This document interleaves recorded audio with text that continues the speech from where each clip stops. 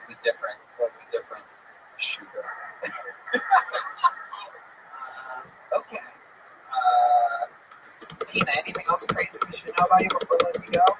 I mean, just yeah, I like having fun. I like having a good time. I love Texas. It really is awesome. Austin is awesome. Comedy here is amazing. Yeah. And yeah, this is a great opportunity. So thank you. You got it. Tina Yukana, everybody. Did you get a jump book last time you were on, Tina? Yeah. You got a big one? No, but people said in the comments I should have. Really? Yeah. Well, they're probably going to say it again. It's Tina Yukana, everybody. We're going to keep it moving along. We're flying through it. Coming around now. Another 60 seconds uninterrupted coming at you from another bucket pool. Anything can happen. Make some noise for Tyler Gallants, everybody. Everybody's Tyler. How we doing? You guys like that TikTok band? Yeah. I don't really care about TikTok. I think it's messing up the new generation. Got all these kids that are getting famous from doing these little dances. Ones I really don't like are getting famous from lip syncing.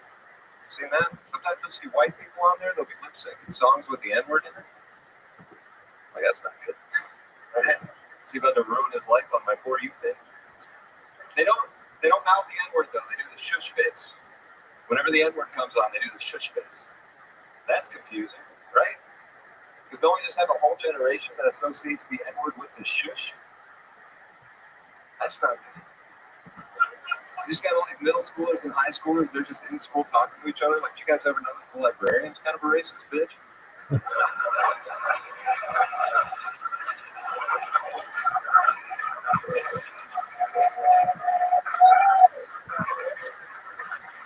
I went to go check out a book. She called me the N-word like 42 times. Asked her where the history section was. She went, please.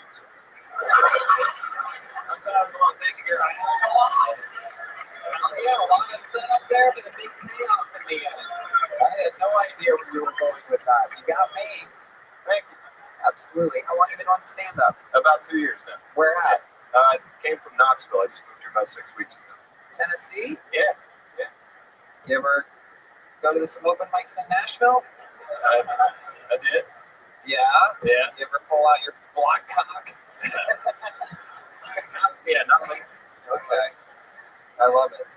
Chip, what'd you think about I thought that the misdirection of not knowing where you're going to go to shush, I was like, wow, this is a great bomb. And yeah, pulled it into a really, really good joke, and you tagged it. Very, very good. Yeah. Didn't see where it was going. And really, you set it up to look like it was about to tank, and you pulled it out beautifully. It really was. Very good. It was a work of art. Yeah. You disguised it so well. The only person that saw it coming was D Madness, actually, which is crazy. Tyler, what do you do for work? I do consulting. On what? IT stuff. Okay. What do you do for fun? I do, I do comedy. Do a lot of Other comedy. than comedy. Hang out with my girlfriend. How long you been with her? About 3 years. What does she do? She does. She works with bodies. What does she do with bodies? She she's an anthropologist, forensic anthropologist. So she helps identify people that did not make it across the border. So it's pretty cool. It's cooler than what I do. So this is like a big business time for her. Yeah. Wow. Yeah. Millions of potential clients. Yes. It's not going to slow down. Yeah. Right. Very, very busy. Yeah. Okay. And she lives in Knoxville with you? She was. Yeah. She moved out here before I did. I moved in with her just about 6 weeks ago. San Marcos. Okay. San Marcos. Lovely. You been around? You get to see some of it yet? Yeah. Float down the river yet? Yeah. It's nice. You love it. Yeah, I do. I love Texas. It is unbelievable here. The river is fucking, it's just incredible. You know, we had a river in LA. You remember the LA River? That sewage pipe? Yeah. It was made of cement. That's what we always thought rivers were. Until we came here. Yeah. Incredible. Can I ask what kind of person she is? A forensic anthropologist. It's such a dark job. Like, does she have a like, you know, cops have like that gallows humor. Does she have that gallows humor?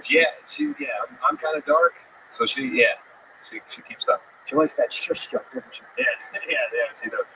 She hates most of my material, but that So she's smart. she's way smarter than me. She's much smarter than me. Yeah. Amazing, Tyler. It's so fun. What do you do other than stand-up comedy? Like any special skills and talents or anything like that? Dude, I'm really good at ping pong. Really? I can't prove that right here. Oh, I'm wow. really good at ping pong. Ping pong and IT consulting. Are you secretly Asian? Yes. That's Yes. absolutely unbelievable. Sounds like a drawing in the Philippines. Yeah. I think ping pong once tried to cancel me for a joke. If I remember correctly. I remember that. I remember his name exactly. Yeah. All right, Tyler. What scares you? What are you afraid of? Man, I don't like. There's cocaine sharks now. I don't like that. Cocaine sharks? Are you Yeah. talking about? No. What do you mean, cocaine sharks?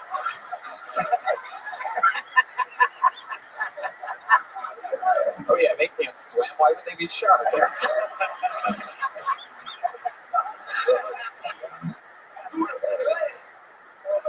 That one might be edited out. Yeah, I'm kidding. It won't be. They love it when I leave stuff in that I say is going to be edited out. What do you mean, cocaine sharks? People smuggling drugs into the country, if they're about to get caught and they're in the sea, they throw it out, and then apparently sharks have been eaten. So that's not cool. That's scary. So people, wait, what? It's a real issue. Traffickers? It's a real thing. Yeah. Sharks are eating cocaine. They are. It's scary. We got to do something about it. Right? They're annoying to hang out with. Wasn't this a movie on FX at some point? Yeah. That's a true story too. I thought this is how Sharknado started or something like that. I'm getting them all confused right now. Yeah. So the sharks eat cocaine. Does that change their behavior? Do you know about this? I haven't run into one yet. I'm waiting. They swing a lot and their dicks get smaller. Yeah. They can't stop talking. Chewing. Those straws are being repurposed, is what I'm saying. Yeah. Well, Tyler, Red Band, what's the longest set you've ever done? I've done 20. I'd love to have you on the Secret Show Thursday. Thank you so much. Thank you so much. Into this stay here in Texas, and he's already getting cooked in the heart of Austin, Texas. There he goes. Oh, in here. Take one of these. It's a big one. Tyler, go on.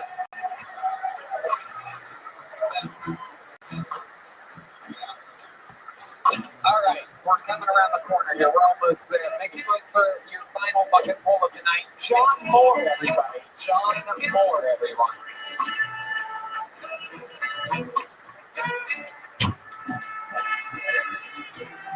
Thank you. Hey guys, how's it going? Good crowd. All right.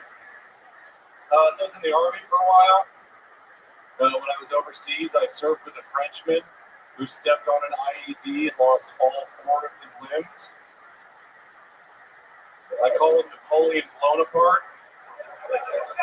It's all right, you can laugh.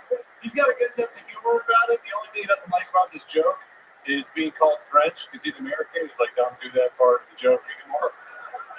So it's very offensive. He's very successful now. He tours the country. He's a motivational speaker. Speaks to large crowds. Probably has more stage time than me and the rest of these comics put together. But at least we're all put together. You know what I'm saying?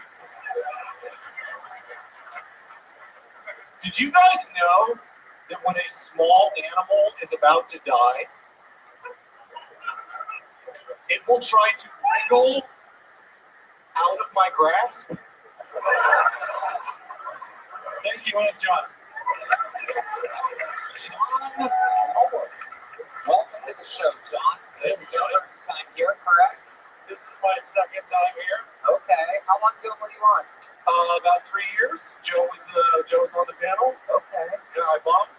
Yeah. This was better, huh? Much better. You've been working hard at it. Yeah, I did the same joke, as a matter of fact. I just kind of revamped it. You made it better? I don't know. Did I make it better? No one remembers from 3 years ago. I don't even It was remember. horrible. It could not have been worse, I'll tell you that. Was it the blown apart car? I didn't have any of the tags. I tried to do one. I tried to do that. Neither did he. Okay. I tried to do that joke, but none of the tags, none of the punch. Right. Okay. And you really do know a guy in the military that happened to? True story. Yeah. He's one of Gary Sinise. He's like working with Gary Sinise. They've got a whole camp up in Maine. I don't know. Do we have any quadruple amputees in here? Gary Sinise runs a foundation where they take care of people because he was Lieutenant Dan. I don't know if that's the connection, but yeah, he's involved with the Heavy Warrior. I can even think, what are the odds of that? Yeah. What if Tom Hanks does that? We have a guy who's 70 who loves ping pong. It'd be great if there was. We don't hear. John, so where did you go when you were in the Army? Afghanistan on a 708. Okay. You mean you working over there? Not really.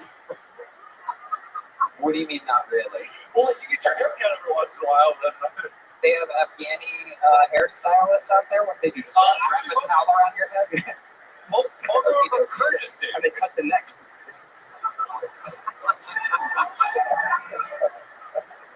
Oh yeah. What do they do? Just fly the scissors into your hair like that? Okay. John, very interesting. What do you do for work now? I'm an analyst. What are you analyzing? I'm a data analyst for DHL, actually. Oh wow. Okay. I wore my work shirt. Hell yeah. Yeah. John. What else do you do? What do you do for fun? Comedy, but I got a son. Okay. So How I'm old's a your dad. son? He's 7. 7. And you are the father? Like, I mean, like you stay, Biologically, yes. but are you in the kid's life? Oh, yeah. I have 50% of the time. He was born premature. Uh-huh. DHL with another fast delivery. Wow. Came early, but honey, the package I've been waiting for came early. Coincidentally, it's the same way he was conceived, actually, but I'm told there's no connection between those things. Right. You came prematurely, and the baby came prematurely. Are you friends with the ex? Do you know all the ex? Yeah. Hell yeah, holding on to that 50% right now. Holding on strong. Yo. So, Oh, you live no. here? I live in Dallas. Okay. And the baby, the 7-year-old lives in Dallas? Oh, yeah. And the ex. I took him to Disneyland this week, actually, for spring break. You told him someplace in Dallas was Disneyland? The state fair, right? Okay. So you went to LA, you went to Disneyland. Went to LA. How did that go? It was great. Yeah. Magical. Have you been to Disneyland before? Yeah, when I was a kid. Okay. What did you notice is different about Disneyland? Well, I just noticed that it's very like artificial, right? Like it's kind of like addiction. Like you get like they call it magical, but it's really more like intoxicating. Because you get like there you go. Turns out you ran out of time there. Unbelievable, John. thank you. Okay. Don't blow the illusion of Disney. What's it? Don't blow the illusion of Disney. Yeah. I mean, what are you going to tell me? They're in costumes? We saw Jack Sparrow. Ah. Did his ex-wife shit on the bed? I did the last time I was here. There you go. All right, John. Well, congratulations. How old are you? 40. 40. And how long ago did you start stand-up? 4 years. 4 years. How does it feel? Have you been getting a lot of spots in? You working in Dallas? I got some spots. Yep, I've done some time at Dallas Comedy Club. I mean, this is kind of hit or miss. Yeah. You're happy you're doing this. It excites you. Yeah, I love it. I came down here to get out of the routine, Yeah. What's the worst set you've ever had in Dallas? How did that go down? Worst set I ever had was absolutely the one that I had here the first time. Oh, okay. Worst set Well, we're going to play that. We're going to play that right now. on the Okay, here we go. podcast. Here we go.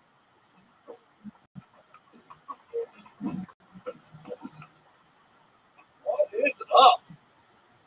I'm actually just looking for the bathroom. Because you guys pointed me. I really was going to go to the bathroom, and I'm glad I did not. So I'm here with some friends from Dallas. I'm going to talk about my buddy that I was in the Army with. This guy is a legend. You guys may have heard of him. I'm not going to use his name, but he's got a foundation with Gary Sinise. He has earned a lot of money.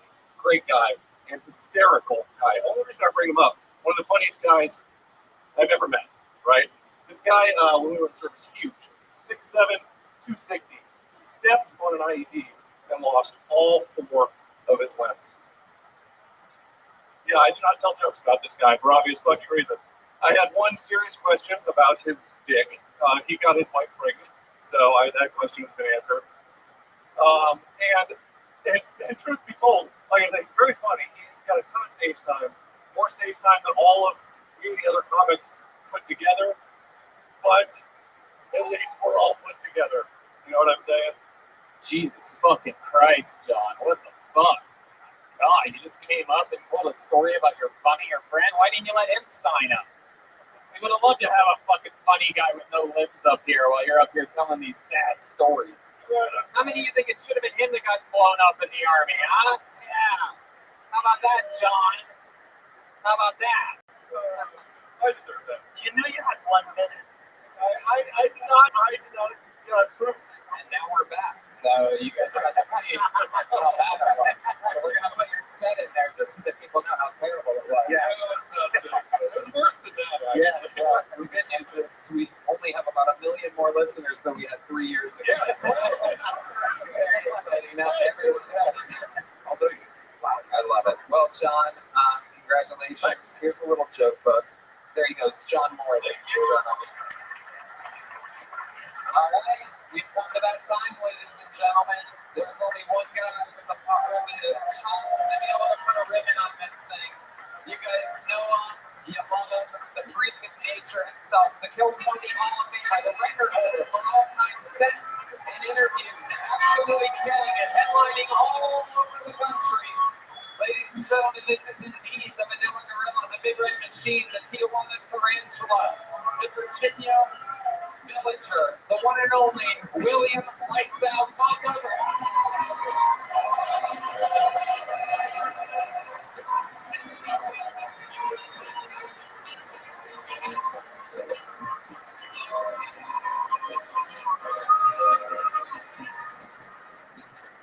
Backstage, Tucker actually asked me if I could tell some jokes in Russian. But seriously, Tucker, my family has always worshipped you. It's awesome that you came down from heaven to do Kilto. Winona Judd is here. Winona Judd once performed during the Super Bowl halftime show. Meanwhile, Red Band was a ringboat for battle bots. Fucking pussy!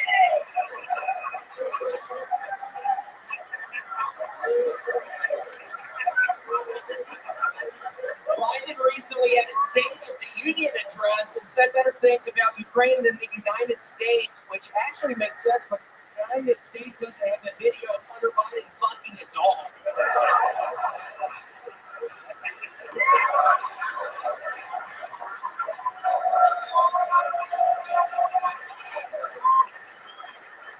I'm going to get in a time machine and meet the first alcohol. At what point were they like, somebody take the keys to his horse?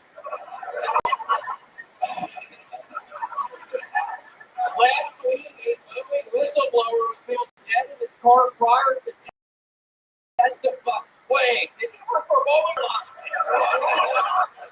Okay, that's about time, Big King. Amazing. My God, he's done it again. He's done it more than anyone else has ever done it, and yet it continues. For the nation. Yeah, never fucking stop it. That's right. We want this to go on forever. It's a match made in heaven. William Montgomery and Kill Tony. What an unstoppable machine we are. Absolutely, like you said, your family, the opposite of Cam Patterson's grandmother. They love Tucker Carlson. How does it feel to be here in front of Tucker, Joe, and Jim? It really is a treat. Tucker, I have to ask you, did that one suck? Obama's did it.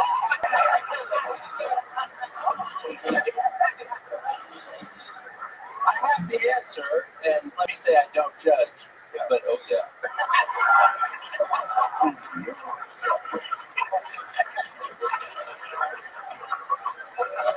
I've been wondering that, honestly. That's been something that I've been wondering. He told me off camera I actually did that. I was like, no, he did. Cool, yeah.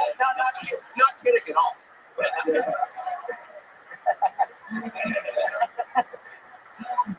Unbelievable. The question everyone wanted to ask Tucker, and it has been answered here on Phil Tony. The look on Joe Rogan's face says it all.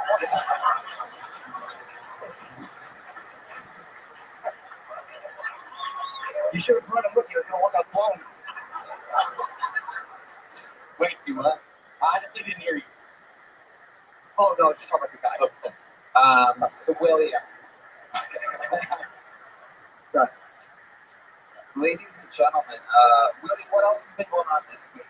Oh man, it has been a lot of the old brand buds. I got into a new video game called Contra, which has been a bunch of fun. It's been taking up a lot of my time, but I have been literally catching people, Tony. I like to look out of my windows of the apartment where I live, and I find people doing wrong stuff out there.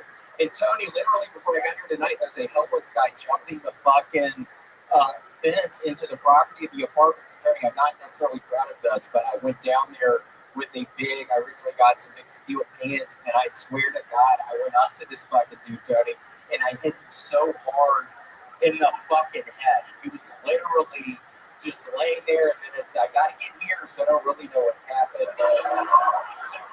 Wow. Yeah, Tucker, I have this really weird problem in Spokane. I got two of these homeless people. There's too many of them, and I've been. How many homeless have you killed? Great question. Well, I have been, at least I would say, around 17 different, theoretically. Oh, that was a good one, Rabbi.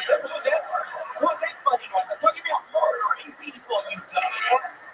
What was that? No, literally, right there. What was that? What is that stupid thing saying in the It's called Comp Bomb. Yeah, Comp Kamal. Yeah, no, it's a lot of fun. And then I'm going to Tacoma this weekend, Tony. We'll see how it goes. We're adding a third show on Saturday. Thank you, wanting tickets to come see me. I greatly appreciate it. Yeah, adding a third show Saturday. So we'll see how it goes. Hey, What else, William? What else is you get very excited here? William, what else do you want to plug? What else is going on? it was just Sweet Gator's birthday last week. Very exciting. We got her a little ice cream cone dog treat, and she will not eat it. And she starts yapping at me when I get close to it. So now that's a big nightmare. So it's a video game. So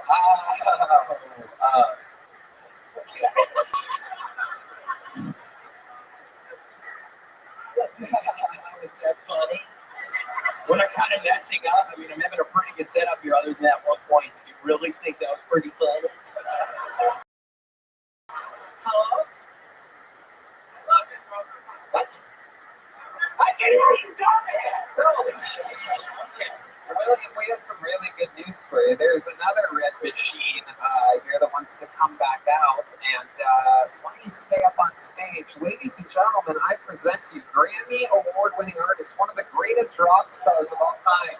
Make some noise for Winona Judd, everybody. Winona Judd.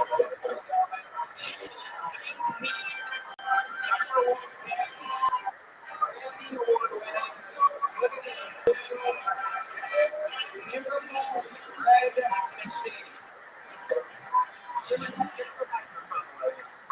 Oh shit, shots are coming out with Winona Judd. This is how you know you're dealing with a fucking country music artist. What happened? What did I do? It's there. Oh, you're trying to get me to drink alcohol? You stupid man!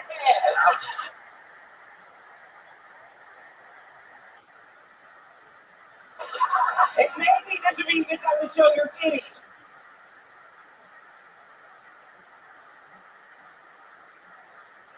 Yeah. I'm gonna have the great Winona Judd, everybody. Coming out here.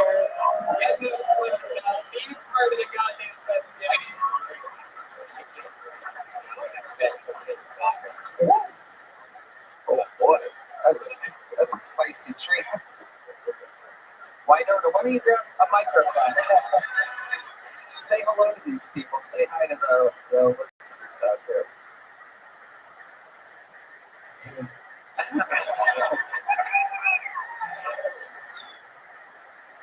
You been having fun? Why not? You've been watching the show from up on the balcony. What was the highlight of the show so far for you tonight? All the cussing. Oh, yeah. You are never could cuss, ever. My mother said no. So when I hear you cuss, I'm like, wow. Yeah, that is true. I cuss a lot. We cuss a lot on And like $4 billion company selling water. Yeah. What is wrong with you? I love it. Just keep going, baby. Joe, do you know who I am? Okay, good. Let's talk. Call me. I love it. Why don't you tell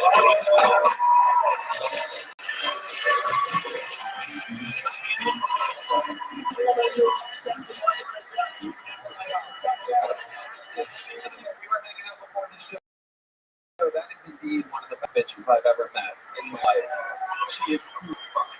Tony, I heard her just fall back there. No, she didn't. Stop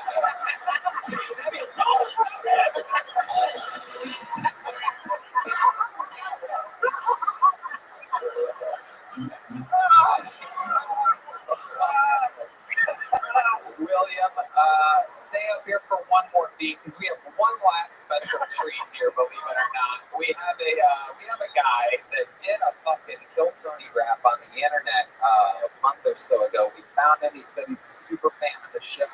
I said, why don't you come on out, and if you make it here, I'll put you on the list, so we'll have you perform this song live. But one of the coolest Kill Tony raps I've ever heard in my life, 11 years doing this show.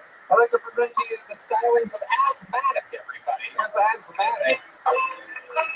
Sometimes we have rappers on this show. This guy actually does it. You guys hear me? Yeah. Yeah. Check. Yo. Yeah. Let me tell you about my favorite show. It comes on Monday night. I don't stay up late, so Tuesday morning brings the light. It's Kill Tony. Never seen it, then you won't be. It's an open mic where every minute feels awfully lonely. Yeah. Tony Hinchcliffe is him, the great Slim Jim. Every show opens with this guy, Hines Kim. I'll admit it, he's a hit or miss. Never quick to dismiss. Sometimes lacks punchlines. Keeps a funny premise, bitch. Drinks like I'm Golden Phillips. I don't get it, he's a favorite. But William Montgomery is the illest. Never missing on the Sunday, never gonna stop. Consuming the way they go the streets pop. That's all day down the hallway, so no look. If you bomb, then you're gonna get a little joke for music. Writing jokes with the sharp pencil. Cam Madison has the most potential. He's elite. As long as his minute don't repeat. Go alarm from the man on the streets. Pull a pick and greatness out my pocket. Casey Rocket never made it as a wise man. So I'll stop it. A prophet in the land is joker. Do a ticket. I wanna see it live, but I can never get a ticket. What the fuck, man? I don't understand. I'm Chuck Screwball to see the best man in the land. Yeah. Ladies and gentlemen, AZMATP. On Instagram, social media, at Matt. It's right for the goddamn Gil William Montgomery. Keep it going. Let's see how loud this place can get for Chip Norton.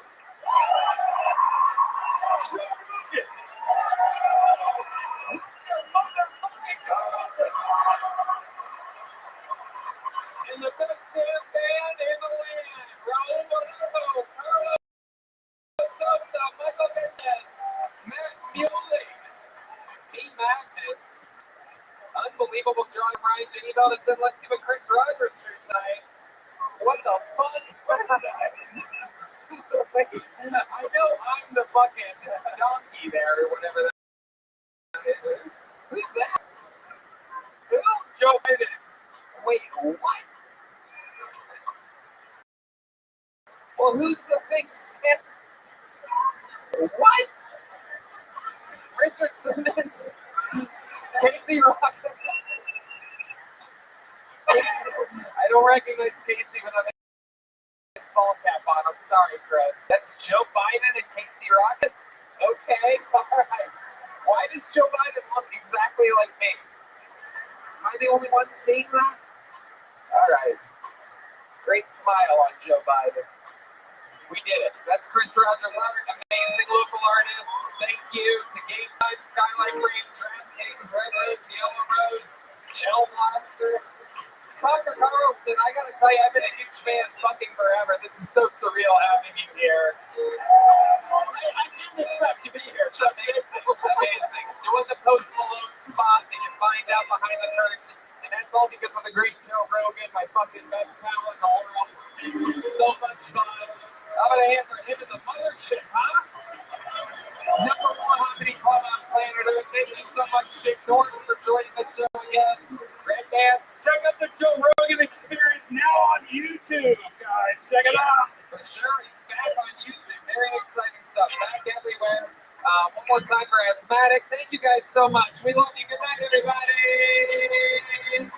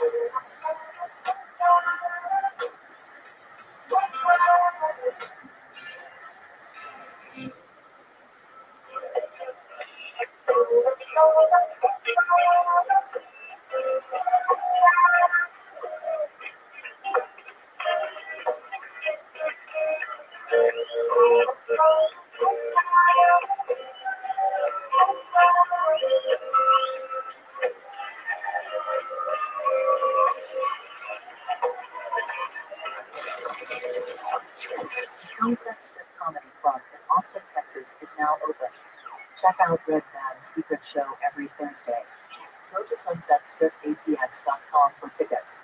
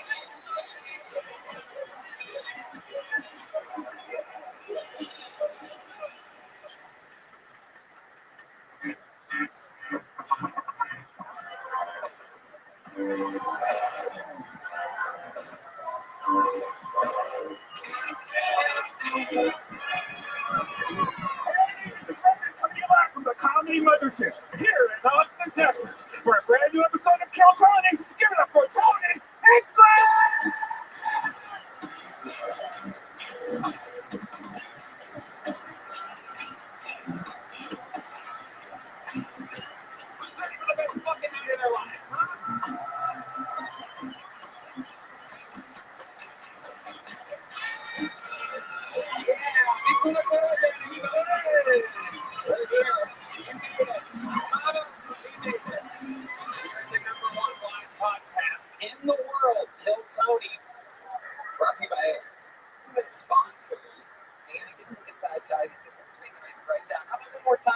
stand band of the land, huh?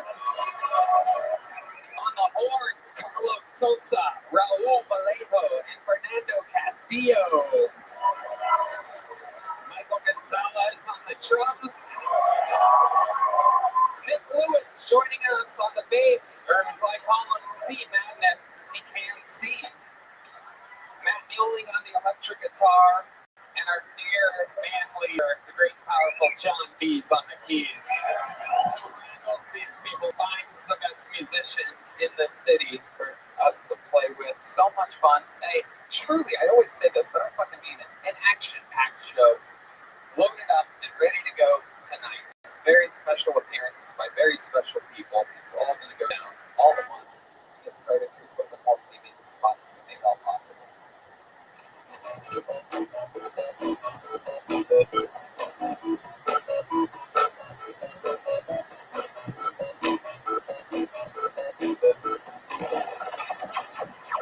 Sunset Strip Comedy Club in Austin, Texas is now open.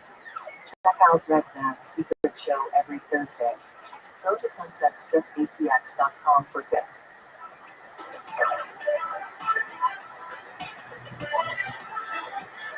Are you guys ready to start tonight's episode? Well. This is one of those nights that will, I believe, live in Kiltony history. Two unbelievable comedians.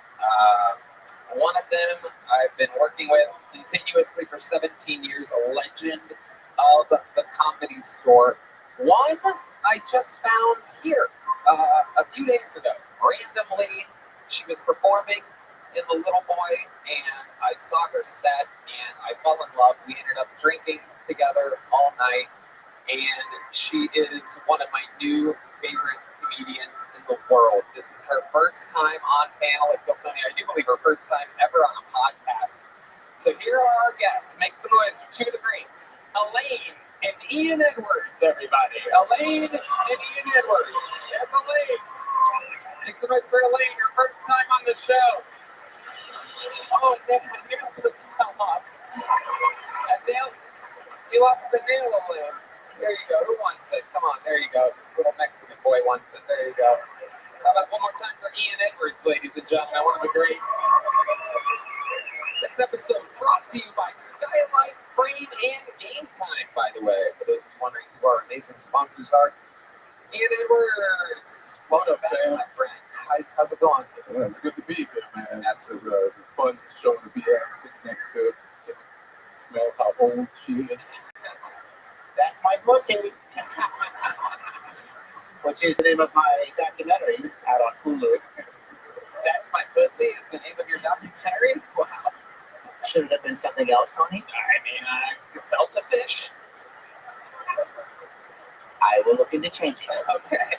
Red Man, nice to see you with your clothes on. I used to work in a massage parlor. Red Man would come in with his dick already out. And let's just say he thinks Small Wolf the G-spot. Hit me. All right, let's get it going.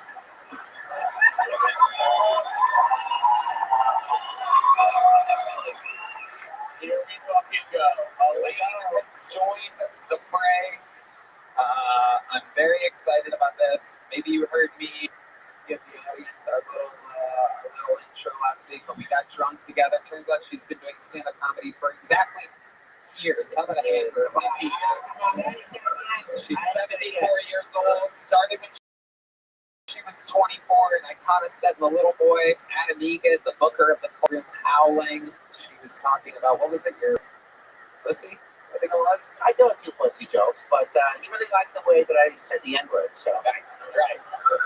I'm just kidding. I said the whole thing. But no, you can say it back in the day. But I love the mothership, greatest club in the world, and this is as close as I'll ever get to superstardom. So here we go. I love it, Elaine. This is your first time on Kiltony, so you might not know that over 200 innocent souls up for tonight's show. Absolutely losers in there. Anything can happen. If I pull their name out, they get 60 seconds of time uninterrupted. You know that was up and hear the sound of a kitten. And they have to wrap it up then, or else they bring out the angry West Hollywood Bear. And that cuts off their time. I would interview them after that. that scare you a little bit? Let's just say some blood came out of. Yeah, it scared me. Oh my goodness. But to get tonight's show started, I'm going to pre-pull that name. I'll grab that one too. I'll take that one. I'll trade you my nail for that. We'll load them up. This looks great. And we'll get both of those people wrangled up with the bar across the street, the 6th Street famous bar, Poor Choices, which is a real scummy bar, by the way. But we love them. We love scummy bars. Vulcan Gas Company, Poor Choices, Sunset Strip Comedy Club. We love shitty 6th Street bars. That's what we take pride. Austin takes pride. More bars per capita than any other city. It's incredible. Get $2 shots over at Poor Choices anytime you want. But while we wrangle those comedians, some of you may know that we have a new regular that starts the show. Oh, the holy Heidi. Listen to the crowd pop for Heidi, everybody. It's happening. Well, Tony Faith affects everybody.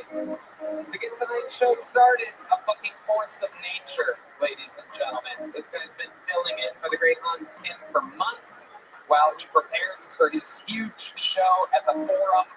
The rematch between Hans Kim and Rick Diaz will be live streamed from the Forum. But filling in for him, the newest regular, absolute sensation. This guy just did theater with me this weekend in San Jose. He crushes, let's see, a brand new minute from the one and only Casey Rothschild.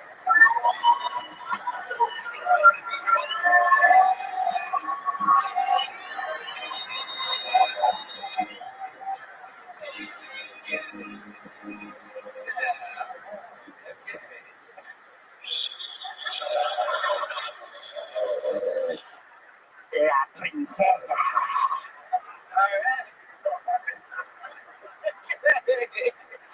I gotta get out of here. I blacked out in Klonopin last night. Apparently, I kept making my girlfriend listen to pro-union coal mining music again, so it's just, which side you on, Lord? You know, she's crying, metal chestnut. When are you gonna get help? You know? I'll tell you who needs help. The coal miners, but that's fucking Biden's America, you know what I mean? Just pop it 1 second, all right? I wish all drugs give you flashbacks. You know, people always say that about LSD, that it gets stored in your bones or whatever, which is such a scary thing to tell someone on LSD, right? You're like, yeah, what bones? And, whose bones? And, I wish you could just be walking through the mall with your friends and just pop your hip, just get a ketamine flashback from Bonnaroo 2012. You know, you're just, oh, so they're called minions. Huh?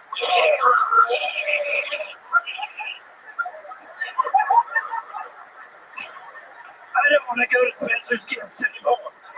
Thank you. Keep rocking. All right. It's again the man, the myth, the crap man, Casey motherfucking Rocket, the stripe against. Squeeze too hard. Squeeze too hard. That's wild. I used to do that when I was a little kid. I used to do that thing where I'd make my face all red. I think I would die if I did it now. Fun. It's at least too hard. And no, another amazing performance, Casey. I love the eyeballs. Very scary. Is anyone scared? Let's get a show of hands. Oh, there's a lot of hands up in here. Shockingly, at a comedy show, you genuinely had people scared. Terrified. Yeah. Terrified. She's gorgeous. Are you tired? Yes. You move around so No, it was just one minute. It's too hard. One time, I used to do the Dust Key, My favorite bit ever. which is where Yeah. I put a lead key in my mouth, and that's it. And Well, that's about it. And one time I had the lead key, so I'm kind of dipping the key, and it's leaking lead in my blood. And I tensed real hard, and I had to sit down on stage for like 5 minutes. Something about the lead. he puts a key in his mouth and with minutes and minutes and minutes of his act before coughing up the key. It's something you really got to see live, I guess, for it to translate how hilarious it is. But in full action and moving around, you realize that he's had a key in his mouth for the performance. The payoff is huge. Again, You remind me of one of my grandson's friends. Since Craig, and he also was missing some teeth. Oh, good. And he also titty fucked me upon meeting him. So I play a cards right, Casey. Take this rocket ship to titty fuck Galaxy, wherever you want to go. You go to Applebee's. Why am I blushing? It doesn't make any sense. Sounds like a personal problem. When did this titty fucking take place? Well, back in, so everything's, well, it's about an hour ago, but it was, no, it's all right, in 1975. People have been titty fucking for years. Right, Ian? Yeah, that's what we do. Thanks, Ian. Ian, Casey Rocket before? Shit, I still didn't see it was moving so fast. Very fast. Very fast. He is a squiggler. Yeah, you're. Are you take any substances? Totally clean. Really? Yeah, I'm sober. I've been sober for many years. Yeah. You feel like you're on an Adderall right now. No. Just me. Motherfucker's the human form of Adderall. That's what everybody thinks. Surprisingly, he's one of the only sober people in this venue right now. Now, is there a drug that you could be coerced into participating in? Well, if Joe Rogan came through here and was like, let's do bumps of coke up the legs tits, what would you do? Good question. Sorry, that's a bad Joe Rogan impression, but what would you say, Casey? What would I say? It was like tonight, Monday night. Let's say I'm going right now. I don't have to. Let's say Tony calls him, and he goes, "Yeah, what's up? What's going on? Is everyone all down there?" And he comes down, and I go, "Yeah, I'm going arrow, but the only way to get it is by doing coke on my tits with the newest puppet." I guess the thing is, would you do coke with somebody that they actually could you be peer pressure? Casey, we're all human beings. Could you be peer pressure? Yeah, if you guys wanted it really bad, I guess, yeah, I could. Does anybody have any? I didn't think you would actually say yes to that. Well, good for you. Straight edge is cool. Yeah, it's punk rock and roll stuff. I got it. Casey is scared to death right now. I've never seen a look in your eyes exactly. An unbelievable weekend on the road. We had so much goddamn fun. Casey is absolutely hilarious at green rooms, at the restaurants, at the coffee shops, at the airport. You're a bundle of positive energy. I love you. Way to get tonight's show started. That's it. Thank you guys. Appreciate it. The newest regular. All right. And so it shall begin. I pre-pulled 2 names. We're going to see. Hopefully they come out in the right order here. Make some noise for your first comedian. Ladies and gentlemen, let's do 60 seconds uninterrupted from Lino Rodriguez. Lino Rodriguez, everybody. Here we go. Straight out of the bucket. Anything can happen. Hello, my name is Lino Rodriguez. I'm a door guy on 6th Street. And right now, my main diet is pizza and cigarettes. I really got to stop eating cigarettes. I'm actually Puerto Rican. I'm a Puerto Rican that can't speak Spanish, so if I had to compare that to anything, I think it'd be like being a Catholic priest that doesn't fuck kids. Everyone expects me to, but I'm just one of the good ones. I wasn't raised that way. The other day I was hanging out watching my new favorite movie, Tyler Perry's Medea Goes to Palestine, and oh my God, she's gonna learn.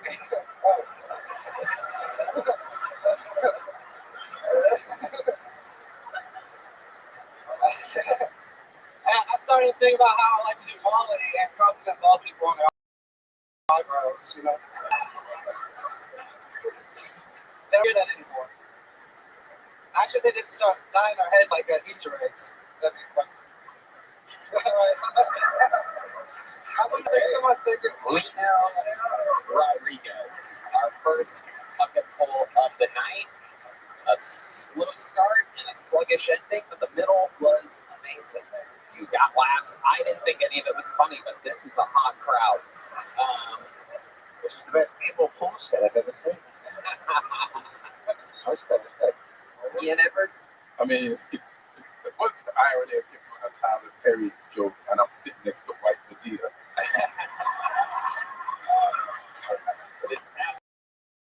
Absolutely a fantastic point. Good point, Ian. Now, there's some stuff about fucking kids in the middle that really piqued my interest. Because that's a real issue facing our country. It is. Thank you so much. Yes. So what is it about that you find humorous? Like, where did that joke come from, I guess? I want to get inside your head for a minute. Gotcha. I can't just, everybody expects it to happen, you know, when you're brown, or if you're a Catholic priest, they're either way. We got it. Okay, over here. Now, how long have you been doing stand-up? About 2-3 years now. Okay, where do you live here in Austin for how long? A year.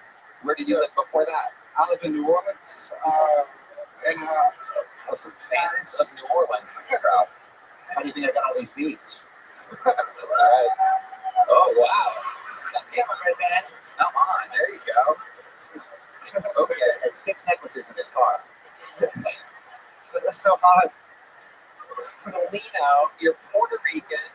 You can't speak Spanish. I've never seen a green Puerto Rican person before. What exactly is your diet? You made a joke about eating cigarettes that literally silenced every part of the city.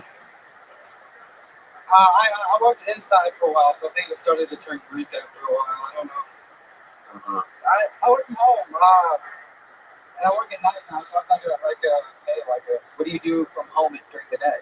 I used to work on AI cars. I used to help program those AI cars? AV cars, like Google cars and things like that, self-driving cars. Okay. Should hook us up, fam. Oh no, they didn't give me shit. But it was cool. Puerto Rican take that shit. So now you Why want don't we steal real cars? I guess we can figure it out together. Hell yeah. Okay. That is the birth of crime, ladies and gentlemen. That's how it happens. A Puerto Rican and a black. That's my favorite Pornhub search. Hey, fellas.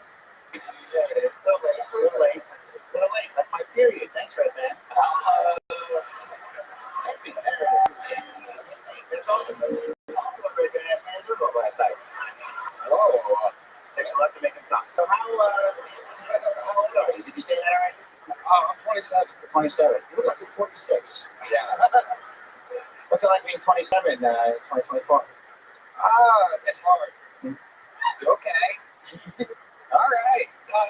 There's a Pornhub sound. A minute and a half after the Pornhub chip. For those of you keeping track of Red Band already. Let me know. Have you been on this show before? Yes, I actually got on a couple of weeks ago, though. How did that go for you? It's good. Not as good. Maybe for me. I wasn't having a good time. So I'll go with that. Okay, do that. Don't do that. Ever again. So, Lino, what did we not find out about you in your last interview that would be interesting? What was the main frame of the interview last time you were on? What was the most interesting thing we found out about you? What did I talk about? I had a real kick about my dad getting murdered. He thought that was Oh, yeah. Oh, yeah.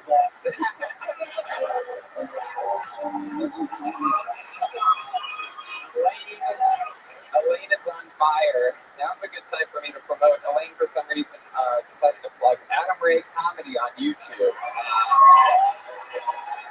A brand new crowdwork special from Adam Ray. I don't know what you and Adam have going on, Elaine, but fucking. Well, the way that Red Band's is into Latinos, I'm into Jews. I love it. Now, do you mind me asking what happened? Is this? I don't want to pour salt on a Band-Aid, but what happened to your father? he got marked with a baseball bat. He got beat up by a couple of guys, but one of them had a bat. Right. And what did he hit him upside the head? Yeah, a couple times. God damn it! You have the video? It's the actual. We have audio from the. There you go. There's a referee there. Why was there a referee there, my dad? It was also in a bowling alley. So not a lot of people know that. Did you know that? Did you know that your father was murdered in a bowling alley? It's news to me. Okay. So what did you probably went home that night thinking, wow, I probably should have brought up something else or talked about something else about my entire life. What do we not know about you, Nino? Oh shit, man. What did you know about me? Maybe you didn't think about it. No, actually, I've been in a car chase once. That was crazy. Okay. With the police? No, with a hillbilly. Okay. What happened? Take us through it. What did you do? Well, my friends and I were out having a good time, and they decided, hey, let's. I don't know the statute of limitation. You're good. All right, cool. This guy insists on the interview being boring. Come on now. And I decided to jump out the car and start hitting mailboxes. And then halfway through that, How old were you during this? I was like 16. Okay. And That's still alive?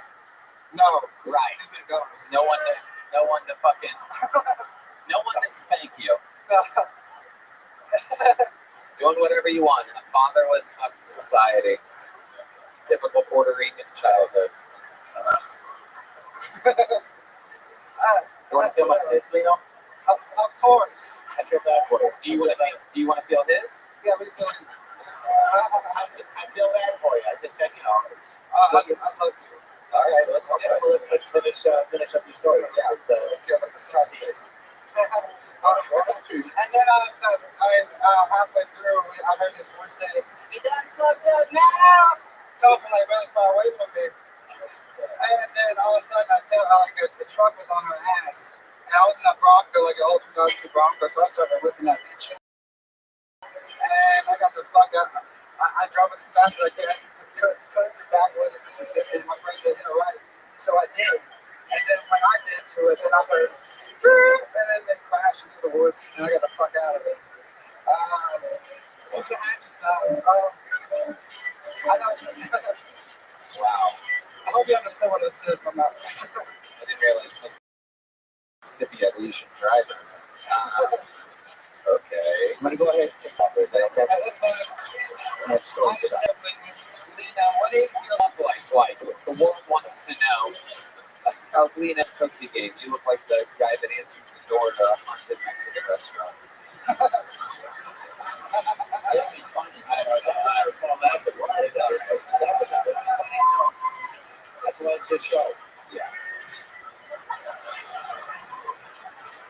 It's been a weird year. I got married and divorced last year. How did that? Okay, there we go. There we go. We're doing something. Now we're cooking with that. We asked you 1 hour ago, has there anything happened that you didn't tell us from the last show? And now you just bring that shit up? Yeah. Thanks for that. I ran a red light with Forrest Gump bullshit story. You got a great divorce story. Just locker loaded in those fucking Abercrombie pockets. We're finding out a lot more. It's like a Puerto Rican Forrest Gump over here. I'm excited about this. So tell us about the marriage and divorce. Oh man, it was How'd you meet her? well, she saw me doing comedy once. Oh, God. Was that when you got divorced? She liked my style. Yeah. Oh boy. And it's style. Yeah, infatuated. Especially fat. So, and then she saw you do comedy. How long were you together before you decided to get married? About a year or so. Okay. Yeah, it's pretty fast. How did you propose to her? That's always something that the ladies care about. We want to be romantic and fresh. I was having a music bar in Gatlinburg. Oh. That's how fast we were at the ring. I thought it was Slavery ended. Yeah. I got What happened at Del Taco? Now, what did she say? You said what? You said, I love you. It's only been a year, but that's what you said. basically. I don't know, we could talk about it. She brought it up, I was into it. So it was all new, dude. I liked it. And, What made you want to get married, though? I don't know. That's a great question. Like, when you're in that shit, it just sort of happens. Okay. Yeah. Did she let you continue for you? Yeah. Okay.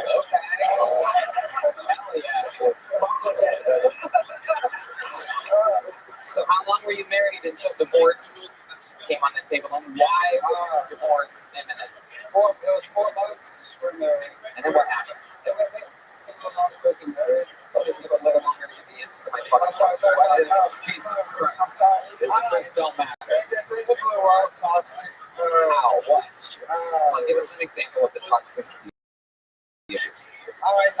Cheating, faithful. Or Was that what happened? yes, cheating and shit. How did you find out that she was cheating on you? She was supposed to be on a trip in Hawaii, and she was in Texas. Okay, how did you find this out? Oh, dude. You get one of your cars. Well, No. Funny is, I might have to take the fifth on this one. Why did you take the fifth? I might have to take the fifth. Why did you take the fifth on this? Because On a podcast right now where interviews happen and everything. because okay. Jesus Christ. All right. He's not gonna save you All here. right. He doesn't have Wi-Fi up there. You're more nervous now than when you did your 1 minute. Oh, Jesus. I was cleaning the house, getting ready for her to come back for the trip. And I tried to finish it because she said she was going to go visit her family. In Hawaii? No, Mississippi is where I'm from. And when I found her location, it said she's 3 minutes down the road in Texas. oh boy, Yeah. So I went there, and she was there with someone I knew. Oh No, who was the someone that you knew? I don't know nothing to do all this. You don't need to name the name, you fucking idiot. Don't name A friend of mine, I thought so. a friend of yours. Right. should we call that friend right now? No.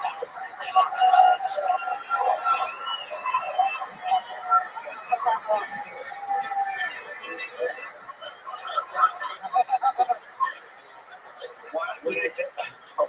No, that's a bad idea. Because I just Thank you, Elaine, so much. I know who's gonna pick up. It's gonna be right back. So I want to report that my one. Sometimes, but guess what? When you get cheated on, it makes you stronger. Oh, yeah. You learn about yourself.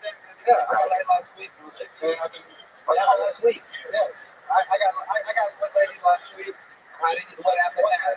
We're gonna go back to this, by the way. Elaine tried to bail you out. I'm sorry. Yeah, we're going back to it. But what happened last week? I met a nice lady. We went out. It was cool. So Okay, fucking good job. Great interview. So for this, we're going back. Here we go. Hey, over here, Leo. Stop making fucking noises with your mouth. Answer the questions that I asked you. Are you ready? yes, I'm ready. So, when you went to the house with your friend and your wife, Yeah. what exactly happened? Oh man. It's this one. Just what happened. Instead of all the prefacing shit. Yeah. I walked up to the door and I looked at the window and they were on the couch together. What were they doing on the couch? They were hanging out on some blankets and shit. Under some blankets or on some blankets? Under. Well, how did you know it was them under the blankets? How did you not know that I it was? could see them. Like it was. You could see their heads. Yeah. They were watching a movie. What were they watching, Lino? Elaine, I don't know if you know this. She's not good at answering questions. Let's just kind of keep on one track at a time here. So then what happened? Did you knock on the door? Yeah. And then what happened? They said. I just said no to get. They said get out of here. They told you to get out of here? Yeah, get out of here. What are you doing here? You're trying to make jokes again. Wait, let's act this out. Keep the music on, okay? Give me the guy out. Okay? Ready? Give me it now. Oh, shit. Fuck. Get out of here. What are you doing here? Lino, what are you doing here? I thought you were supposed to be in Hawaii. No, I thought I was supposed to.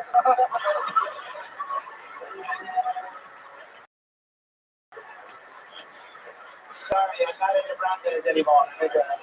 I'm in the black jackets. Damn. Is that what you said? What did you say? I said, what the fuck are you doing here? Why are you here? I thought you were in Hawaii. Well, our flight got. Okay, hold on. Elaine, what did she say when you said you're supposed to be in Hawaii? She ran off. Where did she run off to? The bedroom. Oh. Back there where she's safe. Yeah. Did you chase it? No. No, that was it. But it was. Did everybody almost fight? Oh, not really. I was gonna fight him, but I was more concerned with the other bullshit that was going on. I didn't care about him. He's a fucking piece of shit. Right. Yeah, so I was worried about like what was happening. Right. Never got an answer. But the divorce was quick and easy. You caught her cheating. You didn't have to pay any of your tour guide money or anything like that, right? No. That's ongoing bullshit, you know? But no, I'm still balling. Okay. All right. You got a little joke from last night? Yeah, I got a little joke. Such an interesting things about you. You have such a terrible interview. It's absolutely incredible. But man, we had to do some music real quick. Elaine. Uh-oh.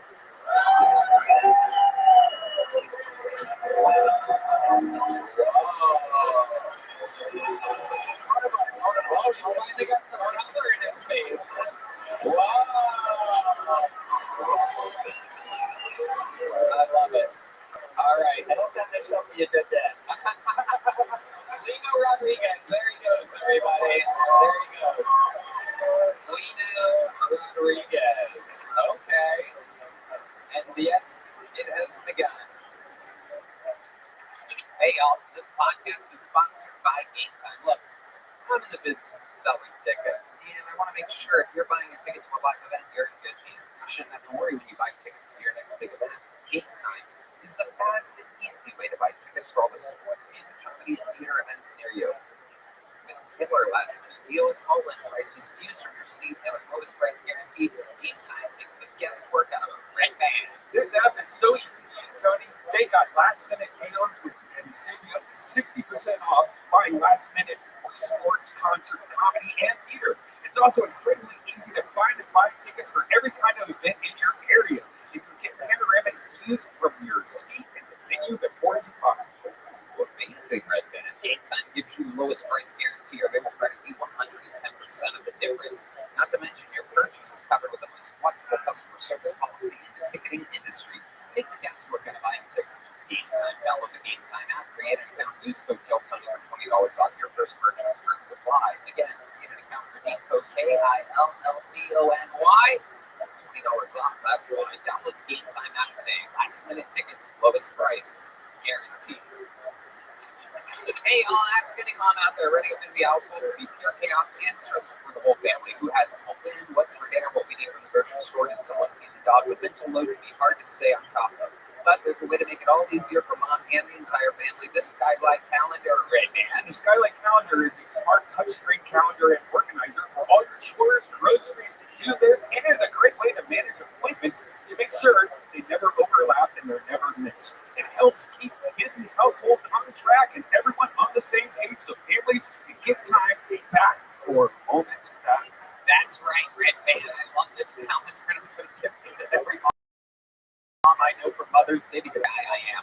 Skylight Calendar is super easy to set up. No more constant reminders, no more buttered paper calendars, no more worrying that someone has forgotten something. When the calendar is not in use, you can turn it into a digital picture frame. That's what I have. 100% satisfaction guaranteed. If you don't love the Skylight Calendar, you'll receive a full refund. They even offer 120-day money-back guarantee for returns. This is a special limited-time offer for our listeners. Get 15% off your calendar right now when you go to skylightcal.com/.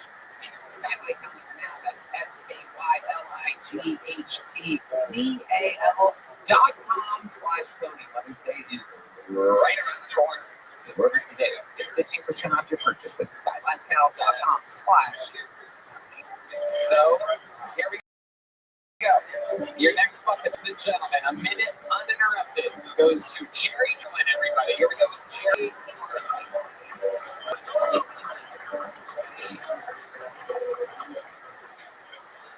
I had a mustache for a while, but I think it looked silly on me, so I started clean shaving my pubes.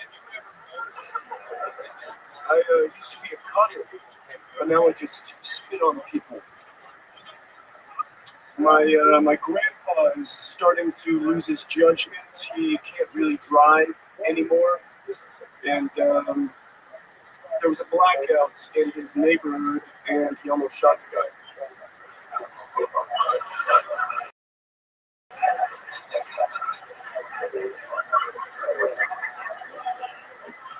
Sometimes I would like to be black, but makeup is expensive.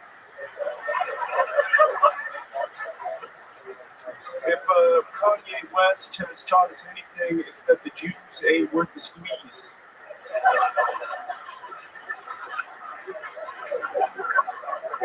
sex worker bit my dick once, so it was half off. Stuff like that. Okay, Jerry Carlin, very good. Well, some good old-fashioned, I love it, smart one-liners. Delivered straight down the barrel. Welcome to the show, Jerry. This is your first time on. I recognize you. I do believe I saw you in that new Nickelodeon documentary. Jerry, welcome to the show. Doing stand-up. This is my second time. Second time ever? How long have you been writing and preparing for this? These jokes, maybe a month or so. And how old are you? I'm 21. 21 years old. Look at this.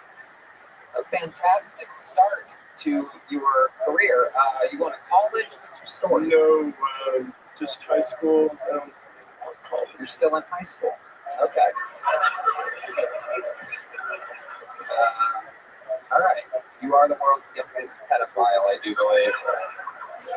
21 out there chasing high schoolers around. You gotta love it. Ian Edwards? I mean, he's so young, he looks like he has a skin routine. And I'm getting strong on sugar vibes at the same time. Yeah, you look like the molester and the molestee at the same time. It's true. It's true. But that's a compliment because that's a tough gig to get. You're very funny. Your jokes are great. The structure's good. There's a lot of misdirection. What's your writing process like?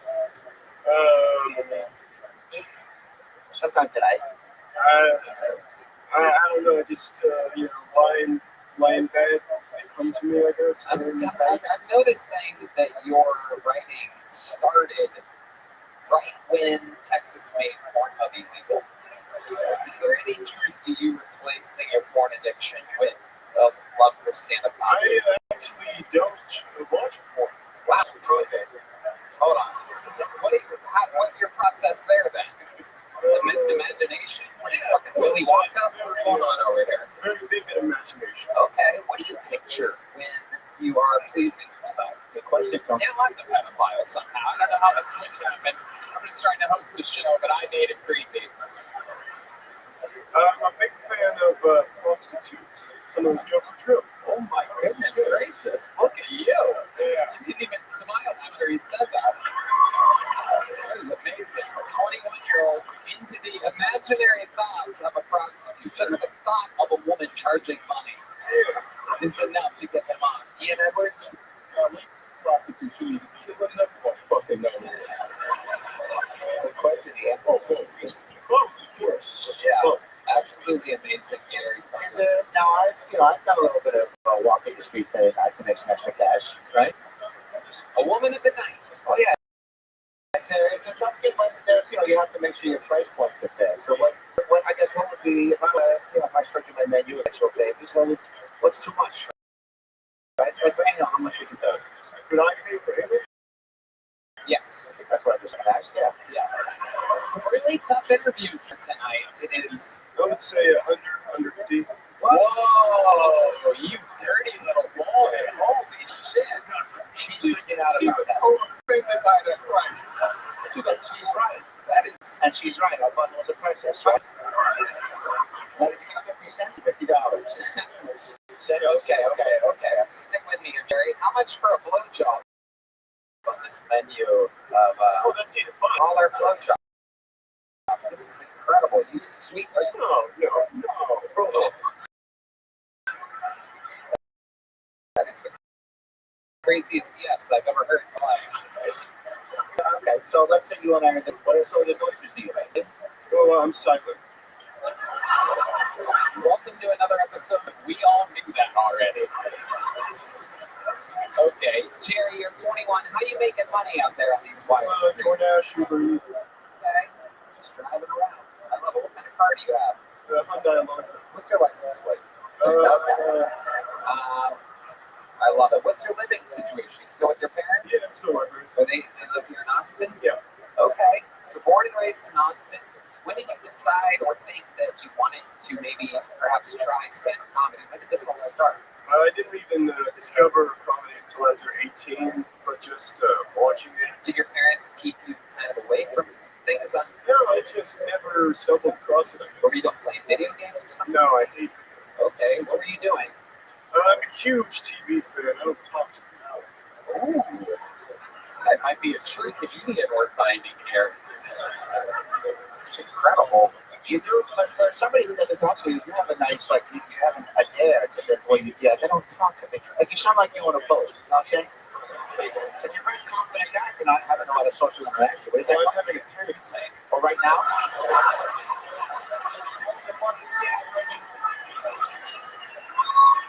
Much more honest and giving than Lino Rodriguez's interview. He's actually being present, talking about how he feels in the moment. This is incredible. I love it. There's a fucking real comedian, Jerry Carlin. What do your parents think about? Did they know they're on here? Yeah, they're pretty supportive of me. Yeah. I don't, we've never really brought it up and talked about it. Right. Interesting. You don't talk to your parents either. I don't talk to anybody. You never. You can't talk to parents who murder.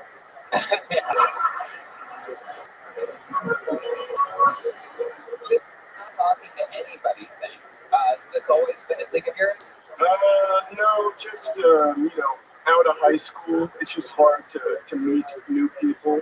After COVID, I kind of drifted apart from a lot of my friends. I only really have two good friends. What do you do with these two friends? We really don't even meet up that much, just talk. Where do you talk? Messages. Wow, so you're a chat with them. Sure. So, Jerry, if you're at the dinner table with your parents, and you don't want to talk, but they're trying to strike a conversation, like, so, Jerry, fuck any cool whores like me?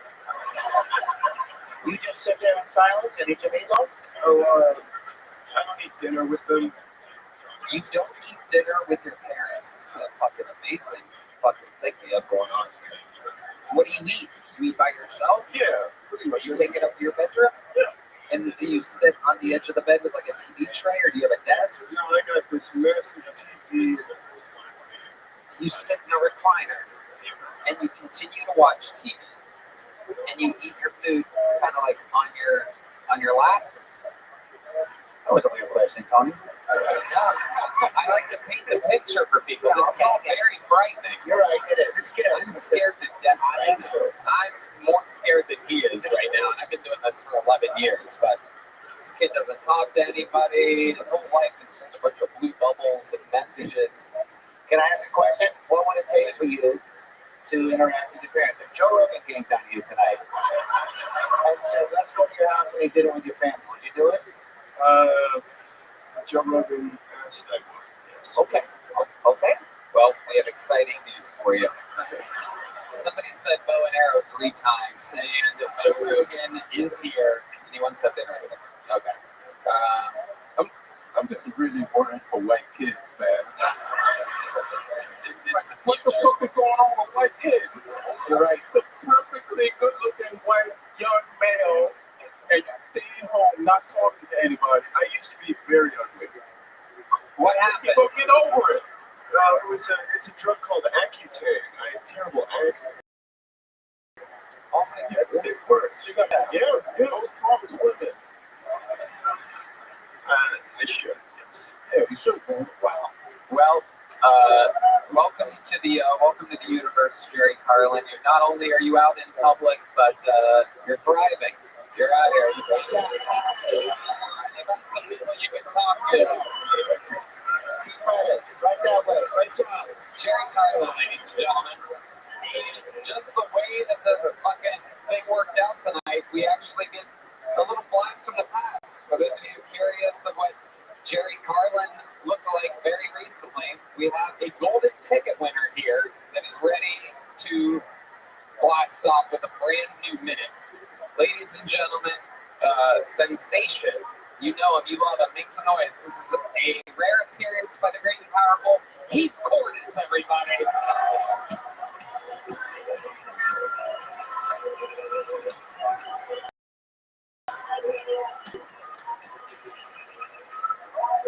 Jerry needs to start doing hard things.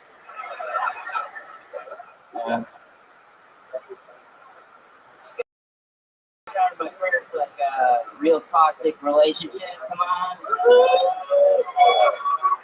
Yeah, but then it just got really needy, and I needed space, so like I couldn't see her anymore. And that's why I said I hate to do this, but if you leave me, I'll kill your family. Burn your house down, shoot my brains out. I don't give a fuck. I'm an emotional wreck right now.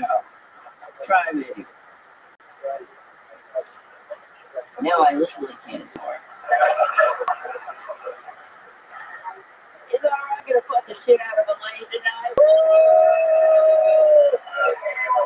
That's the end of my minute. Thank you guys. 50 seconds from Pete Cordes. I love it. 50 seconds. You'll only need 22 with these three guys. Yeah, that's Say right. 30 for a rainy day. You know it. Wait. This show, so far, this show is a pedophile's delight. This is incredible. We had a 21-year-old that said, I just recently got good looking. Just a moment ago. And here you are. Another 21-year-old back to back. Mm-hmm.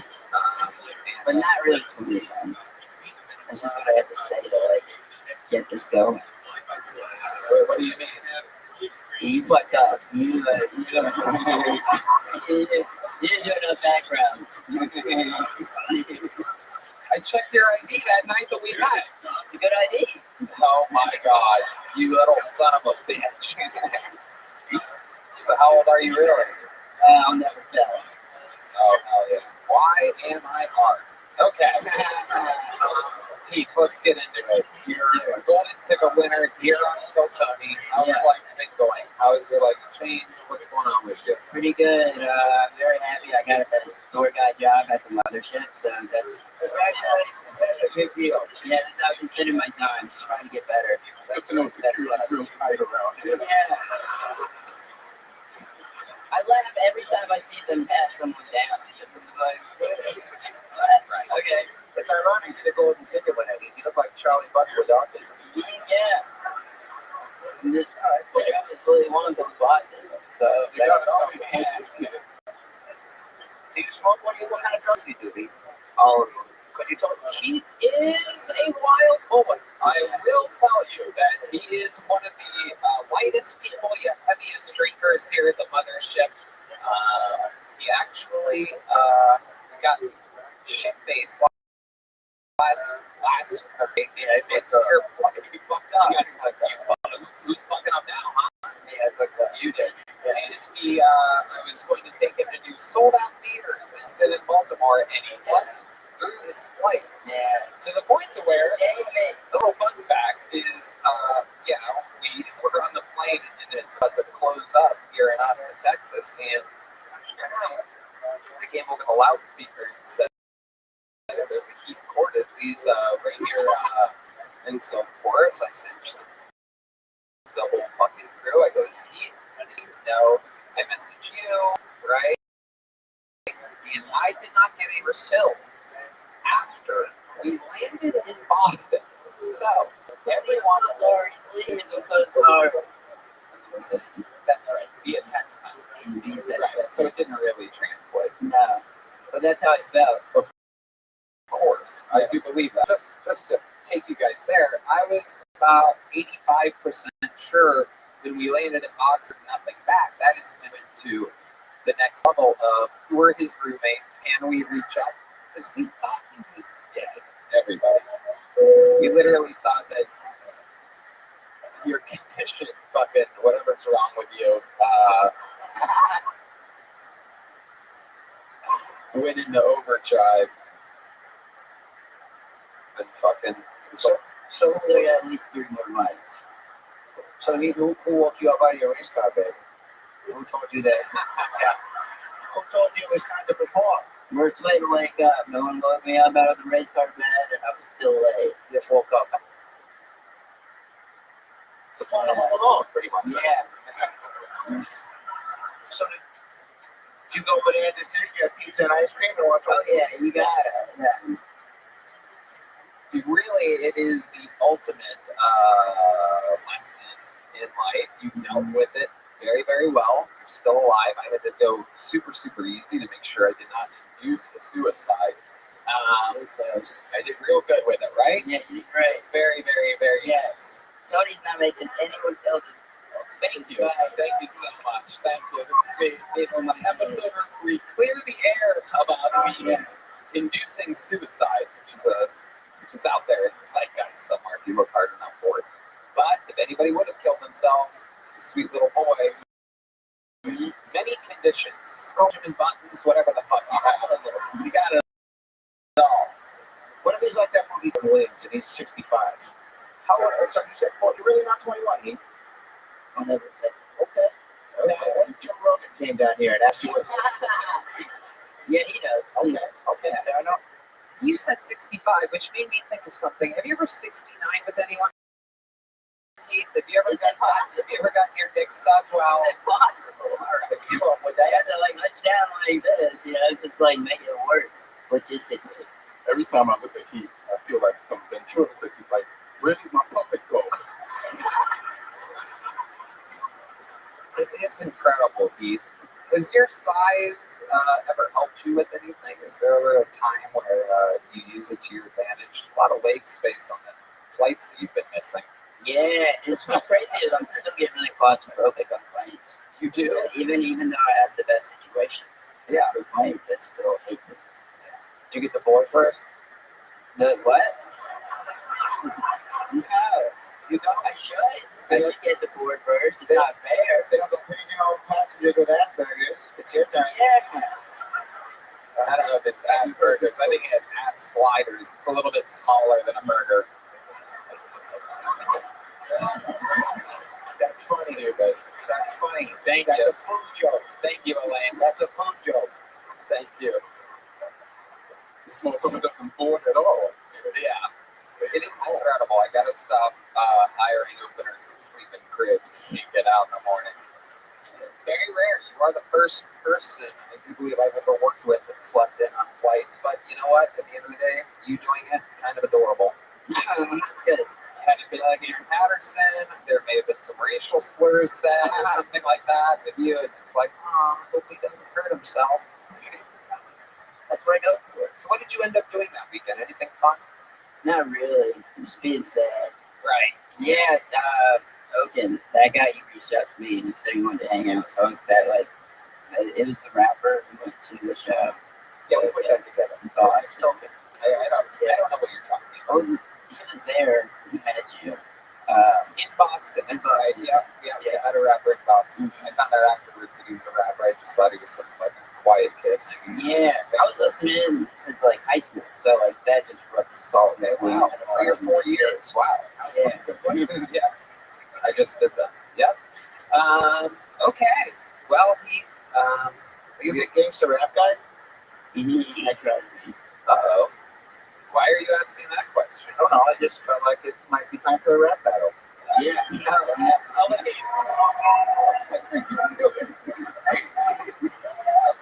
going to have him rap? Newsflash, this ain't Gatorade. I just feel like if you're a fan of rap at some point, if you have No, you missed a fight. I'm such a fan that I'm not going to rap on it right now. Okay, well, Yeah. you could have just. Good move, good move. Thank Great. you. Yeah. Okay, it's coming from the black guy, probably isn't. Yeah, exactly. Great news. Well, Heath, another fun 50 seconds. It's not easy, and you wait. You use your golden ticket wisely and only come in when you're ready for it, and I love it. And you're a pretty promising young. Congratulations, 21-year-old Keith Cordes, ladies and gentlemen. I'll see you tonight. No condoms necessary. Way to fuck up, dude. See ya! Oh my goodness, thank you so much. All right, pull another name out of the bucket. Here we go, 60 seconds uninterrupted from Andrew Ginsberg. Here comes Andrew Ginsberg, everybody. Here he is. Come on, make some notes for Andrew.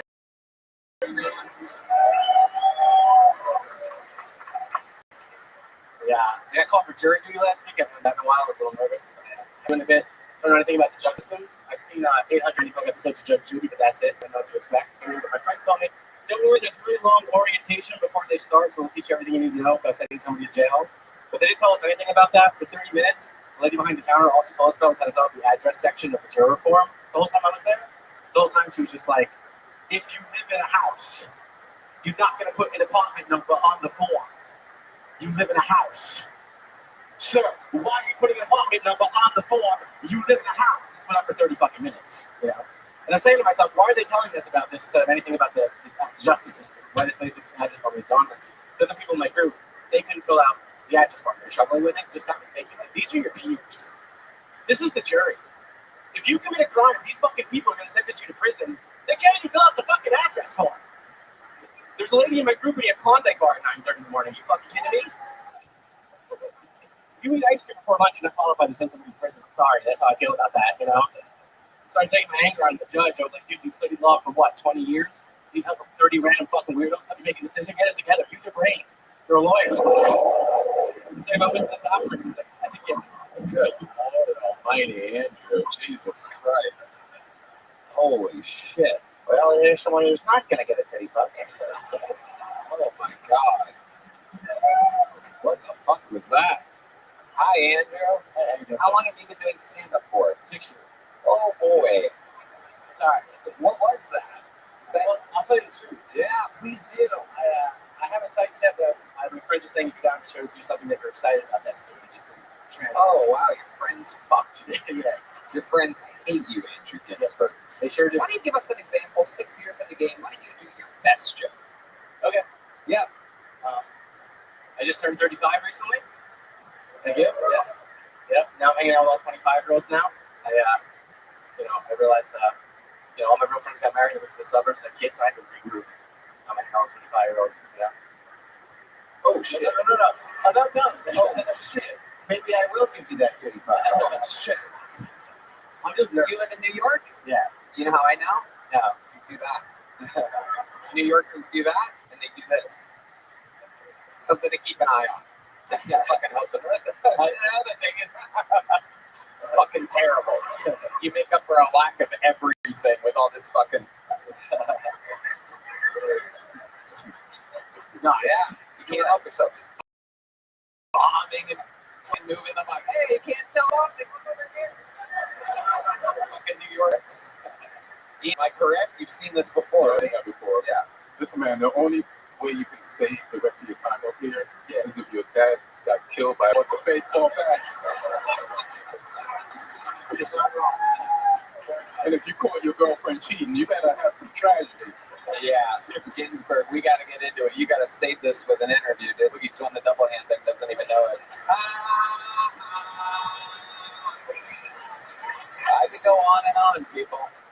I study this art form. I've known it. By the way, Shane and Attell do the double hand thing, but they can get away with it. It's their thing. That's why the rest of them are doing it. Anyway, just got to get that disclaimer out there before everybody fucking loses their minds. You suck. Let's get into it. 6 years, your new minute sucks, your best joke sucks. Well, I tripped on that. I'm sorry. Okay. Apologies don't work here, but it's okay. So tell us what's like good stuff that's happening from you doing stand-up comedy. Why do you continue to do this to yourself? Well, normally I get laughs. I know it seems like people right now. Let me tell you something. As I mentioned this earlier, it's a hot crowd. Yeah. I can't believe the stuff that I heard them laugh at tonight. I know. I'm honestly proud of them and staying solid for your wretched set, because I'm like, wow, normally they laugh on cadence alone, kind of, like where there should be a laugh, but they they kept it real on this one. They realized, like, oh, shit, watch an actual bombing here today. Yeah. I would have rather you queefed into the microphone. Me too. Yeah, Me too. If you could do that, that would be amazing. if you could do that. But you are, like, nerves is a part of it, right? I'm nervous. I don't feel that great, to be honest with you. Okay. Why don't you, hold on. I'm sorry to interrupt the label. Why don't you feel great? Well, to be honest with you, Tony, the pollen in Austin is killing me, and I'm just not. Oh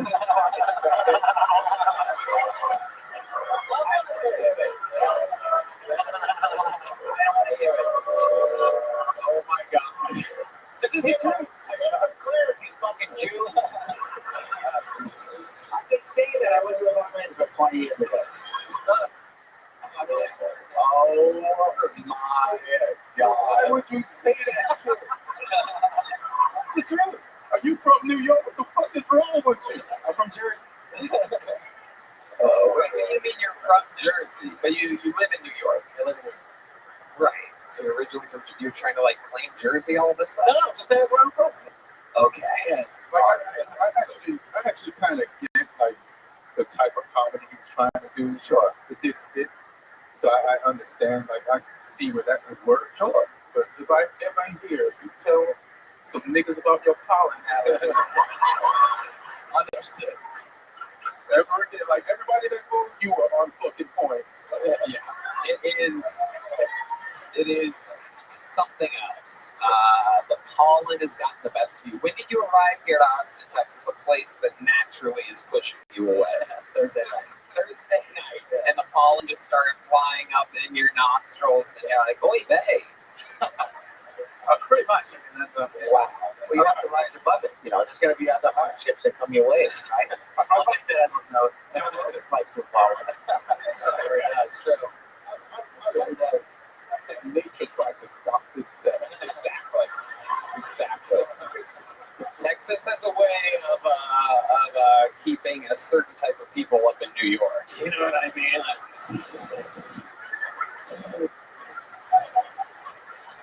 Do your allergies affect you in other places? We do have allergies here. People get them. Yeah. Just Texas. No, they affect me. Right. Tell us some more super Jewy things about you. Well, we have Jewish. My mom's Italian. Oh, wow. You know those Italians and their allergies. Diabetes. So I'm not all the way. All right. Well, then, okay. I want to just tell you the truth about that, too. Oh, you always say, I'm going to be honest. I'm going to tell you the truth. I'm going to be honest here, Tony. I'm going to tell you the truth. You're a little liar, aren't you? No, not about this. Now, riddle me this. Ginsburg's your last name. What's your first name? Andrew. Andrew, if you were to tell a lie that was funnier than the truth, Yeah. like what would it, your excuse was not pollen, but what could you come up with that might be funny to say instead of I'm allergic to fucking flowers? Yeah, I was doing meth till 9:30 in the morning. I'm sorry. You know? It's all right. I'll tell you the truth, Elaine. I'm allergic to pollen. That's funny. That is. Now, well, how do you write? Do you write? Do you write? I do write, yes. Yeah. And I run as much as I can. I mean, you know, I write as much as I can. Give us your second best show. I want to hear your second best show. We only did a 35-25. I think for a reason. We still think they cut it in. So here's in the game. Let's hear your second best joke. Let's see. Take a deep breath first. Yeah, well, that's just going to put more pollen in it. Things will pass it. We're going to give you a fucking, what's that shot? We're going to give you a epinephrine or something. Okay, here we go. His second best joke. 6 years. Oh, I'll tell you the truth. There he goes. I'm going to be. I just found out that my cat has diabetes. Ah. Strange. I never had a cat before. It's kind of like having a girlfriend again. I just follow her in my apartment saying I'm sorry when she hates me so much. You know, it turns into the same thing. But I came over today and she was in the corner of my apartment. She's peeing, she's crying. I'm like, first of all, this is New York, pay rent. That's my corner for peeing and crying, you know. Then I took her to the vet, and the vet said she has diabetes. Like, how does a cat get diabetes? And my friend's like, when you feed your cat, like, my cat can't speak. I don't know, my cat's in pain, you know. My mom has diabetes, and that makes more sense because I call her every Sunday, and I'm like, Mom, what are you making for dinner? And she's like, I'm about to get a nice healthy cake. Can't get what you have diabetes. That makes sense, you know. My cat doesn't want me.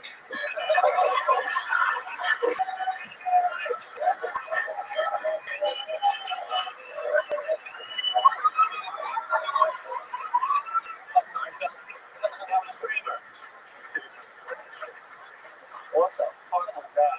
Oh my god. This is an anomaly. I love the commitment, though.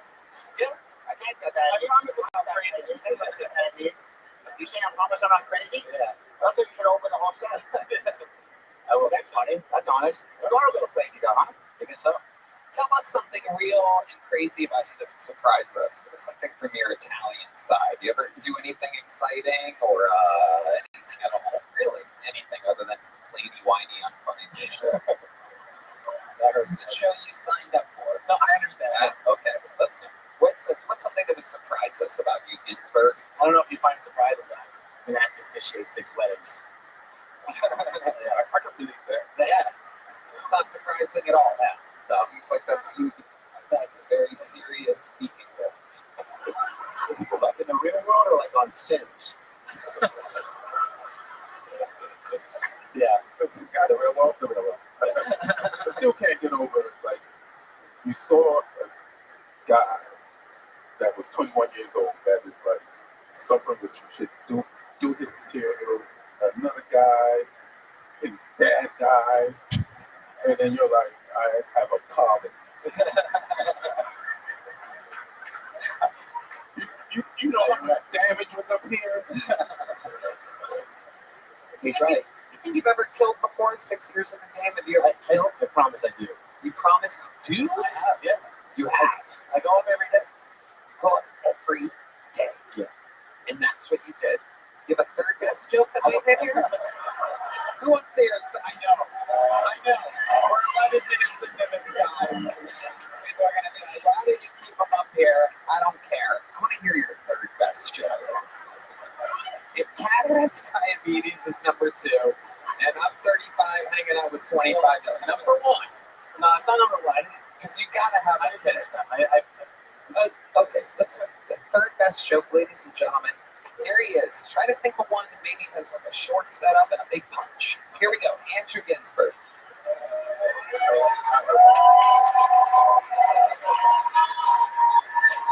6 years of New York comedy. Supposedly the comedy capital of the world. And here is Andrew Ginsberg, 6 years into being a New York comedian. New Jersey. No. No, he's been doing it in New York, originally from New Jersey. But here he is, New York comedian, everybody. Andrew Ginsberg. Yeah, we already did this. Go ahead and do it. Well, I'll be honest. Okay, go ahead. I was saying to my friends, I feel like I'm like a raging alcoholic. You know what I mean? They're like, it makes you say that because we're not partying that hard. I'm like, I don't know. If you wake up every single big night and Google, you might be alcoholic, you're definitely an alcoholic, right? I feel like most people won't do that. They're like, did you have shit in the blender last night? Did people do that? What's the third result say? Most people say shit on that. That's not fair. This is fucking amazing. Oh! This is amazing. Ginsberg, let me ask you something. That it was really happening, but I noticed that you know what you do? This thing where you kind of fucking, you know, you notice that you do that? Yeah. What is that? Jersey shit. Again, no, he's a New York comics to see their own out here. Is fucking, you're on lineups out there, right? Yeah, up there with everybody else. What's going on in New York comedy right now, right? It's not my best night.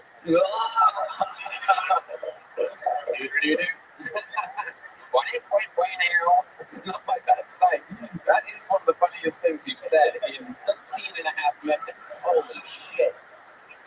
We got to get you out of here, dude. All right, you tried your best job, right? You feel good? No, I don't. Sorry. There you go. There's a little bit of honesty in the moment. A little joke book. There he goes. Andrew Ginsberg, ladies and gentlemen. There he goes.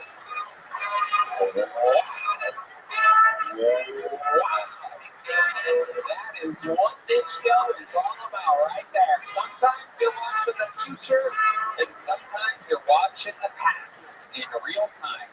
Anything can happen.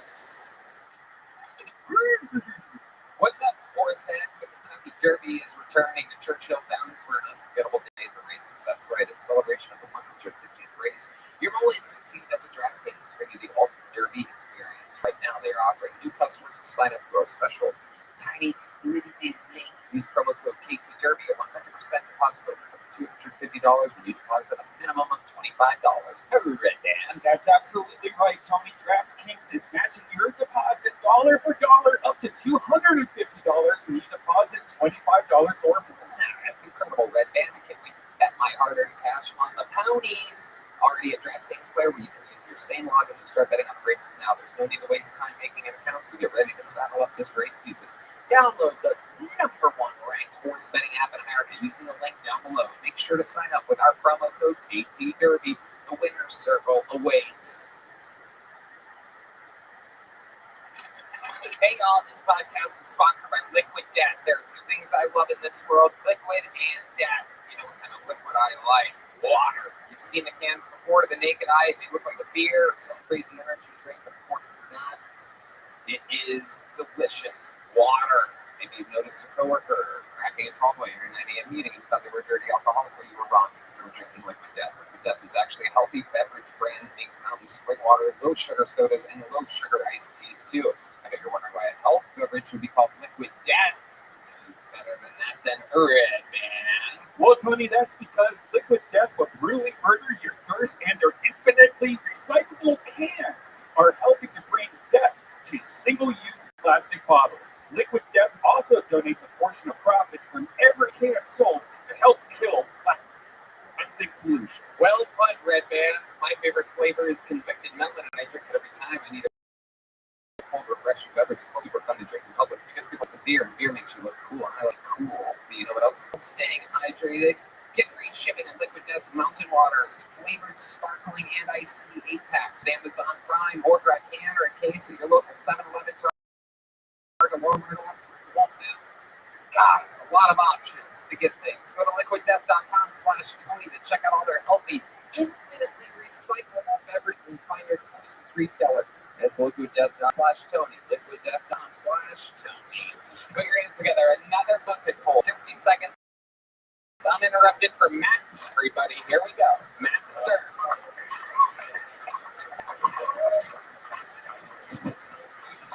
Hey guys, fuck. That's on. I'm getting a little fat. You're not fat, why are you laughing, man? You're a little fat. You are. You piece of... No, you're good. I'm getting a little fat, guys. I was with a girl recently. She tried to titty fuck. Yeah, you ever have that happen? Yeah, she was starting to milk me like a fucking rabbit, chicken beast. She was fucking pulling my tits and shit. I'm mad, by the way. I'm German and Jewish, so I want to kill myself. You know? Yeah, it's not a joke. What else, guys? Fuck, man. Passion of the Christ 2 came out. I can do this fast. Passion of the Christ 2 came out quickly. Mel Gibson announced it's a good time for him to hate Jews, right? Fuck. You can laugh. I just said I'm Jewish. It's okay. How do you guys feel about Hamas? You like Hamas? No. Oh, you don't like it, huh? What? What did you say? Oh, that's it. Wow. All right. looks like Ginsburg cursed the show. Yeah, I know. All right, Matt. Relax. Take a breath for a moment. I'm fat, so I can't fucking breathe, man. Okay, Matt, relax. How long have you been on stand-up? Just about a little longer than Ginsburg. Okay, why don't you tell us how long you've been doing stand-up, Matt? Oh, about 8 years. 8 years. Where at? Well, it's been hard because I'm from Vermont originally. Live in Connecticut, the dreaded Connecticut. So I would have to take a train in New York, do a bunch of New York. Does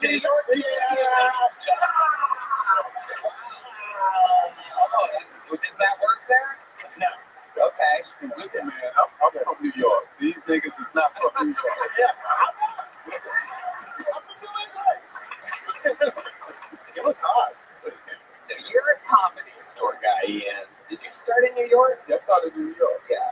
I did like Boston, Selma, Yeah. and then I moved to LA and I'm a store guy. So I'm a True store guy. I mean, I've known you there every week for 17 years, right? Yeah. You live crazy, and I've never seen you ask a random crowd member when you're bombing, hey, you into Hamas? Yeah. Everything, by the way. You got New York would do that shit. It's a good question. It's not a bad question. Now, I don't know the answer, but, well, you look like you drive Uber. Do you drive Uber? Oh, I've been in it. Okay, it's a start. What do you do for work? I'm looking for work. I don't have a job. What was your last job?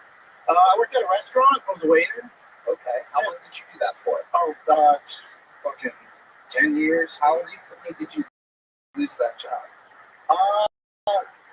About 6 months, man. Okay, so how do you have enough money to survive 6 months? I was in my mom's basement. I wasn't doing shit, man. So How long have you been here? I've been here about, a little more than a month. How's it going?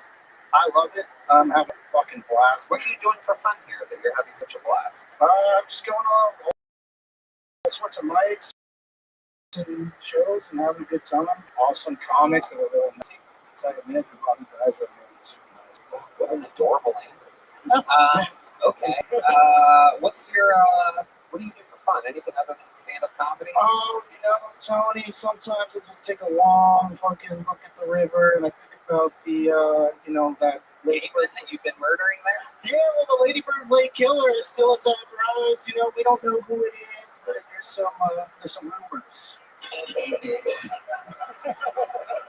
Don't make me do it again, Rabbi. Is Ginsburg staying with you while he's out here? No. I met him tonight, but You sure?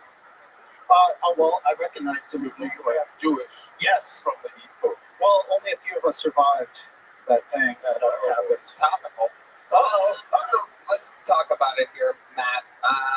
You do recognize Ginsburg from New York's comedy scene. I've seen his face for sure. We saw a fun thing. Yeah. Since we had him try this, why don't we hear your best joke? You didn't do it tonight. You were saying what else in 35 seconds. So let's do a little fun thing. A little New York edition of your best joke. 8 years as a stand-up comedian. Grinding and grueling. Taking a train, am I correct, from Connecticut to New York City? I'm grinding and grueling, slinging my fucking good ass joke. Okay, here you are. Your best joke, ladies and gentlemen. Matt Stern, and go. I'm gay! Oh, crickets. No. Oh, okay. My best joke. I am bad at one-liners, Tony. Do a good one. Okay, hell yeah, man. Fuck. Shut it on the spot. Just do. No. Right one. Matt, don't make more noises in microphone. Sorry. Just listen. Okay, so when you were at the restaurant, and they were like, hey, how's the Caesar salad? When you just go, I'm gay, and pull your shirt up? Yes. That's how I got my tips. Okay, so stick with me here. Yeah. In 8 years of stand-up, I'm not asking you to write a joke now. I'm just going to do the best joke I've ever written. There you go. What's the best joke ever written? There he goes, Matt Stern. There you go.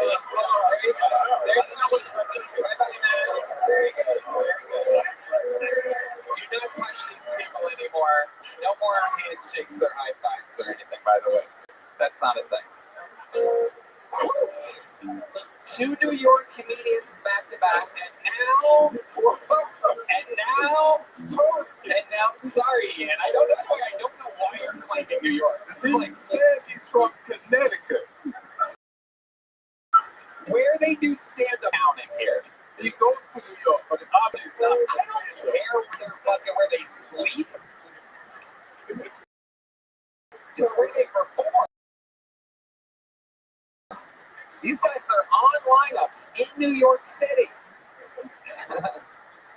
Is a regular on this show. You're going to see 60 seconds uninterrupted from an Austin comedian that works here full time. Let's see, brand new minute. This guy has to do this every single week. He's not reaching for a minute of the best stand-up that he's done in 8 years. This is a brand new minute from the one and only Cam Patterson, everybody.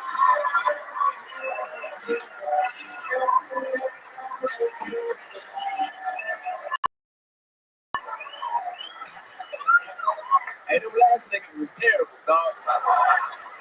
We was recently in Utah, and usually when I go to a state, they usually got most white people. I look up on the internet what side of the Civil War they was on, and because you have to be safe as a black man, right? And Utah wasn't even a state when the Civil War was going on. But whoever the fuck was in Utah sided with the Union. And that's cool. That's great. Good team. I fuck with them. You know what I'm saying? I like that a lot. But I will tell you that the population in Utah of black people is 1.6. So even though they were like, we don't fuck with slavery, they also like, we don't want you niggas over here either. Stay the fuck out of Utah, bitch. I want to tell you, I like Utah because they got mountains, dog. And like, I never thought I was gonna be able to see Mount Everest that close. You feel me? What's so fucking funny, dog? I'm from Florida. Every mountain to me is Mount Everest, bitch. I only know 3 mountains: Mount Everest, Mount Kilimanjaro, big word, and it's Splans Mountain, dumbass. 1 minute, 9 seconds from a man that has So right every minute, every week, in front of 1 million people, Cam Harris. I don't know how this turned into a New York versus. How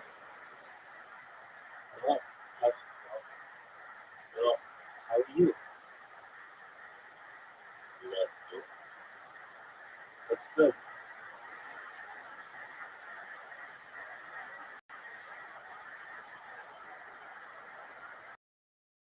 How's your day going?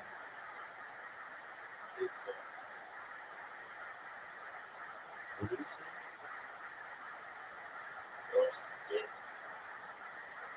What's good, bro?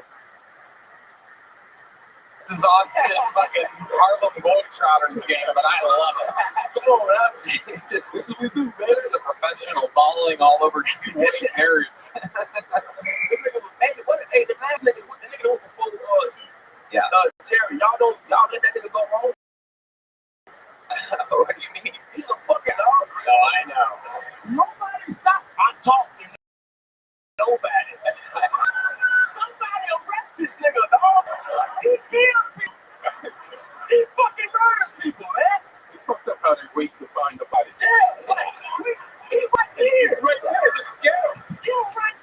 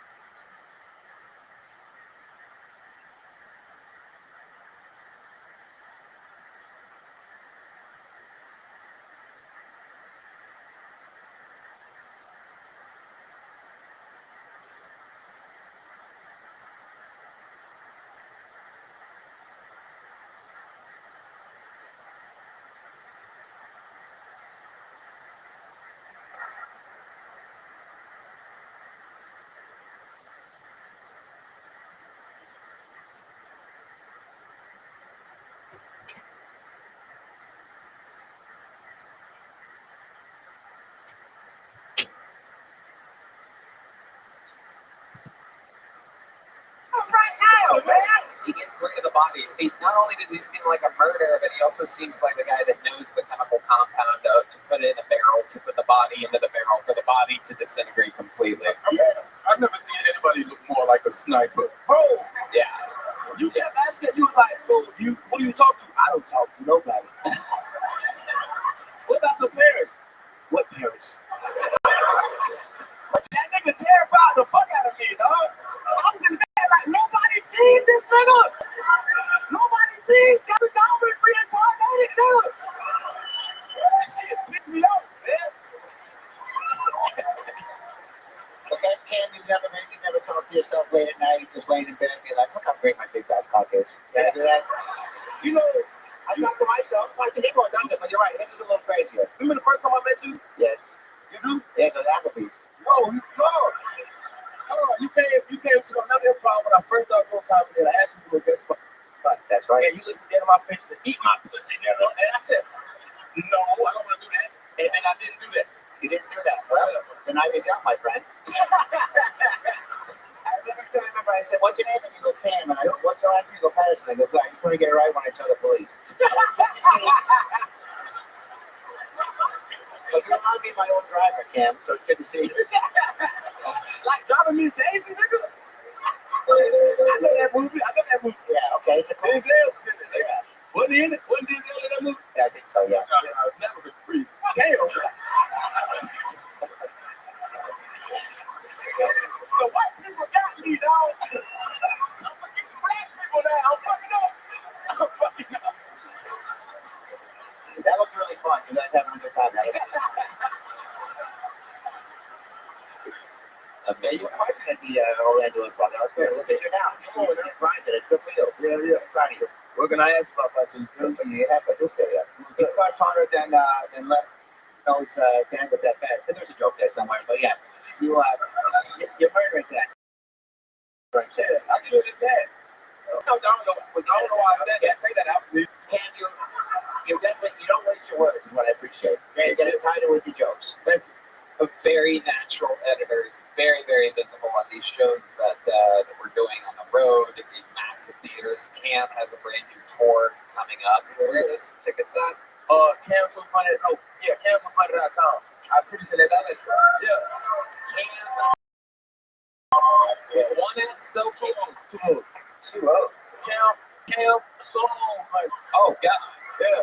Oh, that's terrible. I made it.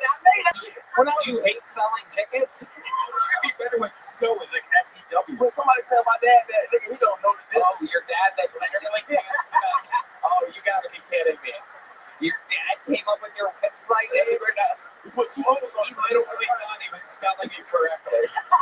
This is where having a father hurts you.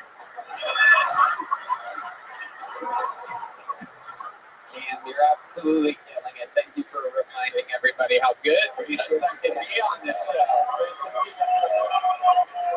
2 years at the game, by the way. Cam Patterson. 2 years. So, you see what's going on. Hey, y'all. This podcast is sponsored by Nude. You know, Red Band, I'm going to celebrate 420 this year by doing a show at the Comedy Mothership and some very special guests we all know. But most importantly, I'm going to vibe out with some nude products. Browse by different nudes and get 20% off your first order and a free THCA pre-roll. Promo code KillTony at hellonude.com. Red Band. Tony, ILOVE, some THC. You sure do. KFC too, by the looks of things. The nude products are fantastic. I love their vapes and gummies the most. They make me feel nice and relaxed when I'm hanging out with all my friends.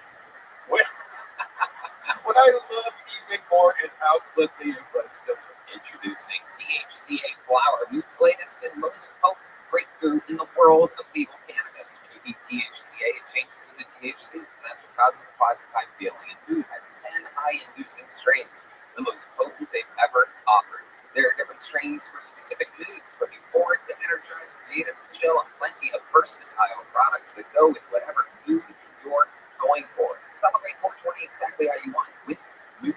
Get 20% off your first order plus a free THCA pre-roll at hellonude.com with promo code Tony. Have an infinitely good time. That's hello, MOOD.com, code Kill Tony. We're back to the bucket, ladies and gentlemen. Let's see what happens here. You've seen how crazy it can get. This is 60 seconds uninterrupted by Davey Jackson. The Kill Tony debut or reappearance of Davey Jackson. So I've been trying out some new jerk-off techniques. Actually invented a couple of new techniques, not to brag, but one of them is very similar to the Stranger. I feel like the Kill Tony universe is pretty familiar with the Stranger. All right. Yeah, for those of you that don't know, it's a jerk-off technique where you sit on your own hand until it goes numb, and then you jerk off, and it feels like a stranger's jerking you off. Yeah, pretty cool technique. I can't take credit for that one. I did not invent it, but the one I invented is actually very similar, though. It's called the reverse stranger. That's right. It's where you sit on your own dick.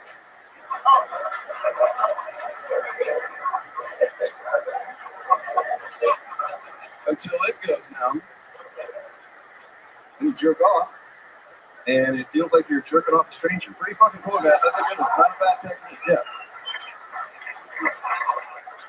That's a good one. This final technique is the one I'm most excited about. We're trying it out a lot. It's where you sit on someone else's dick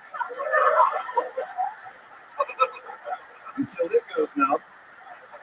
And that is actually just gay. It's very, very gay. I'm going through a lot. I'm pretty confused. I'm Davey Jackson. There you go, Davey Jackson. Welcome back. You've been on this show before? Yes, sir. I remember you well.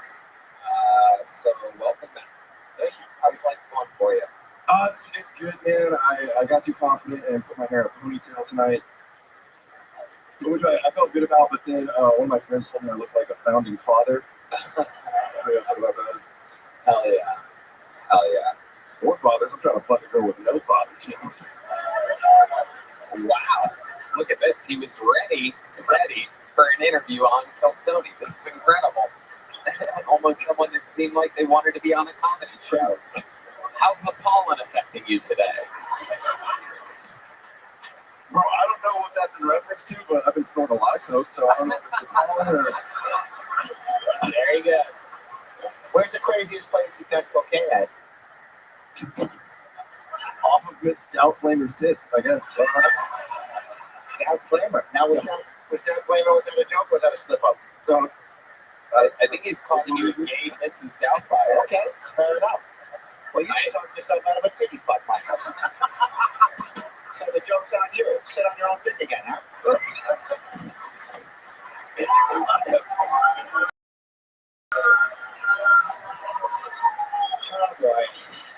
Oh my God. Sipping on the sister over here, the great Elaine. Okay, so Davey Jackson, I don't know what, pain pills or Oxycontin or something like that. What? Any pills. Right, you were selling pills. What are you up to nowadays? Yeah. Okay, how'd you do that? Congratulations. Literally blowing my nose too hard. My guts popped out. Wow, how old are you? What's that? How old are you? 40. Fuck. God, that's scary. Oh my God. Yeah, just wait till you get my age. Who cares?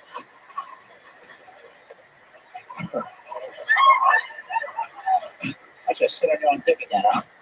No, I'm sorry. Okay, it sucks. Getting along, it sucks. And I'm going to tell you. So the hernia thing, I feel bad for you. Well, how'd you fix it? What'd you do?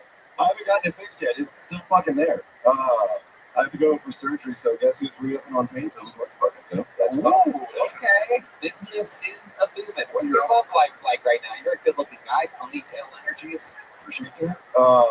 Dude, it's shit right now, actually. How's that possible? Dude, I think I fucked all the Latin girls in San Antonio. I think I just ran through all of them. Okay. So I'm having to go to white girls, and they're boring as fuck. Holy shit, y'all are boring. What's the difference? Between a Latin girl and a white girl? Yes. Literally everything. Yeah. See, there they are. Yeah. Run down the list. One makes you peanut butter and jelly sandwiches. The other one stabs you. There we go. That's a big difference. Yeah. Yeah.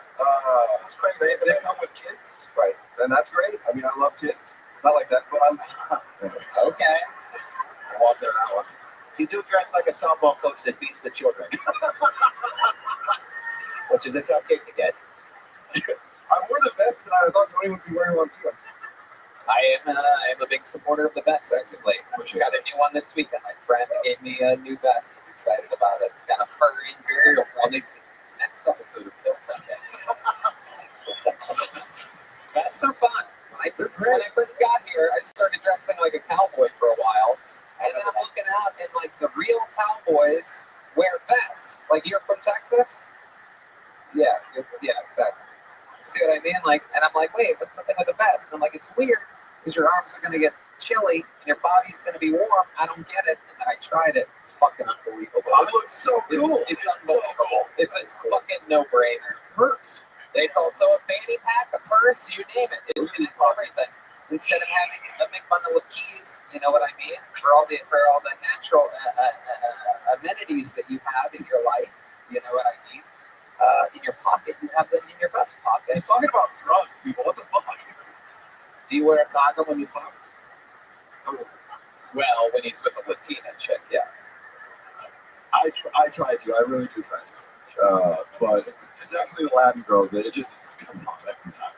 Yeah. Do they take it off, or do you take it off, or is it? It's a joint effort, I think, to just disappear from wishful thinking. They just snatch it up in their pussy.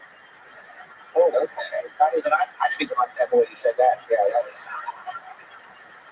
And I've been offering up free kitty fucks, but that was crossing the line. So. Dini, you already have a big joke book, right? I do, yes. Well, we're just gonna Red Band. How about have you on the secret set for the second? Wow. A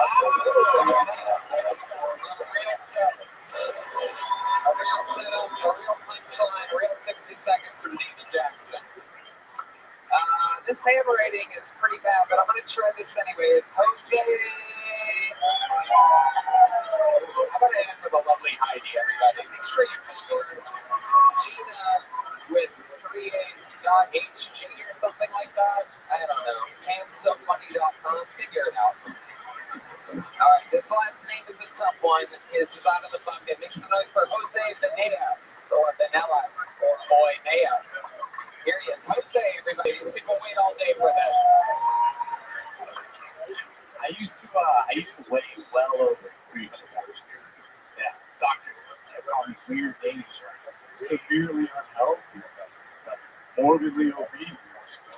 I just thought I was round and lovely. I also suffered from what I believe a lot of people also struggle with in this room. It's called being stupid. I only say I was stupid because I let my mom do my back-to-school shopping at Tractor Supply. And she got me a shirt, had a picture of a barn on it. It said, and I quote, "What happens in the barn stays." That's bestiality 101. I don't know what to tell you. I don't know. All right, before I go, I have a buddy. His name's Nick. Every time I see him, I go, "Hey, Nick, Nickelodeon." You guys get it? It's because he's a pedophile.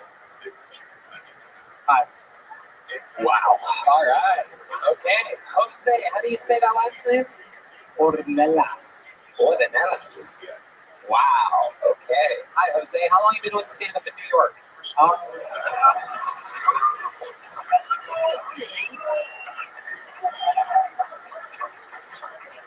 A little over here. You were in New York? No. Oh, Jesus. Where at? Almost at San Marcos. Where? San Antonio. San Antonio. Yes, sir. You were close. You See were how fucking dialed in I am? I can tell you the freeway to get there right now. That's the New York of Texas. It is. It is. San Marcos is the least funny part of Texas. Okay. Jose, god awful appearance. I mean, unbelievably bad. Incredible. Yeah, you made Andrew Ginsberg look like Dave Chappelle. So, you brought the show down to a new low. You've seen the show before, correct? Oh, I mean, of course not, sir. You haven't seen the show? I mean, I've seen clips. I've seen what happens. Do you know what happens in this part? Yeah, this is where I get flamed, dog. Well, not necessarily. Okay. Can you tell us interesting things about your life that maybe would have been more interesting for you to talk about tonight in your minute? Any fun facts about you that you think makes you different than everybody else here? Different than everybody. Well, first of all, I'm me. All right. First of all. What? What? What'd you just say? you say I'm me? I'm me. Oh, fuck you, dude. All right. You want something real? Elementary school, right? I was feeling not too good. I went to use the restroom. I had to take a number 2, and then I threw up in my nose. You know what? I still had to walk to class to tell my teacher, hey, I got to go to the nurse. So did you or did you not shit your pants? No, I shit in the toilet, but I threw up in my pants. Have you ever done that? No. What the fuck are you talking about? Fucking new lows, dude. New lows? Elaine, stop. You're gonna make it funny. Sorry. Jose, I'm gonna save you. I'm gonna get you out of here right now. Don't do that. Yeah, I'm gonna do it. You gotta go, buddy. No joke book. No little joke book. No big joke book. Prepare next time. Do a minute of stand-up comedy. It's okay. There he goes, Jose, ladies and gentlemen. There goes Jose. But you know what? I want to do something really special right now. You know, we've seen some bombs tonight. We've hit some lows, and you saw Cam Patterson bring it back. You saw Casey Rocket come out with energy and silliness, fun punchlines.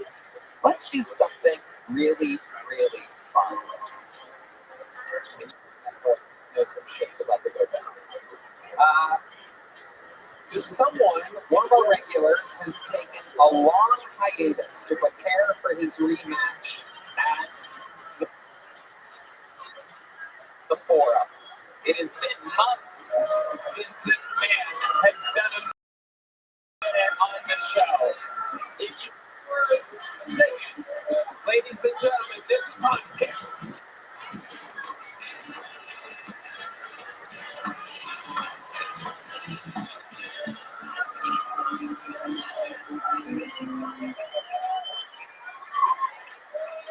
Told you it's not easy.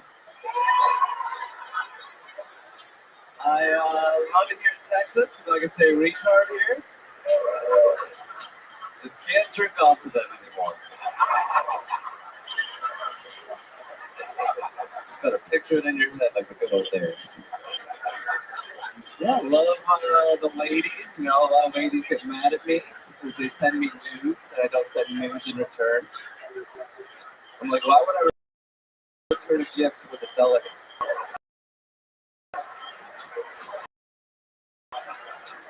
I was just in San Francisco. Mecca of Asians. I love San Francisco. It's the only place Asians can have asses. I was like, holy shit, is that an Asian girl with the ass or a Filipino boy?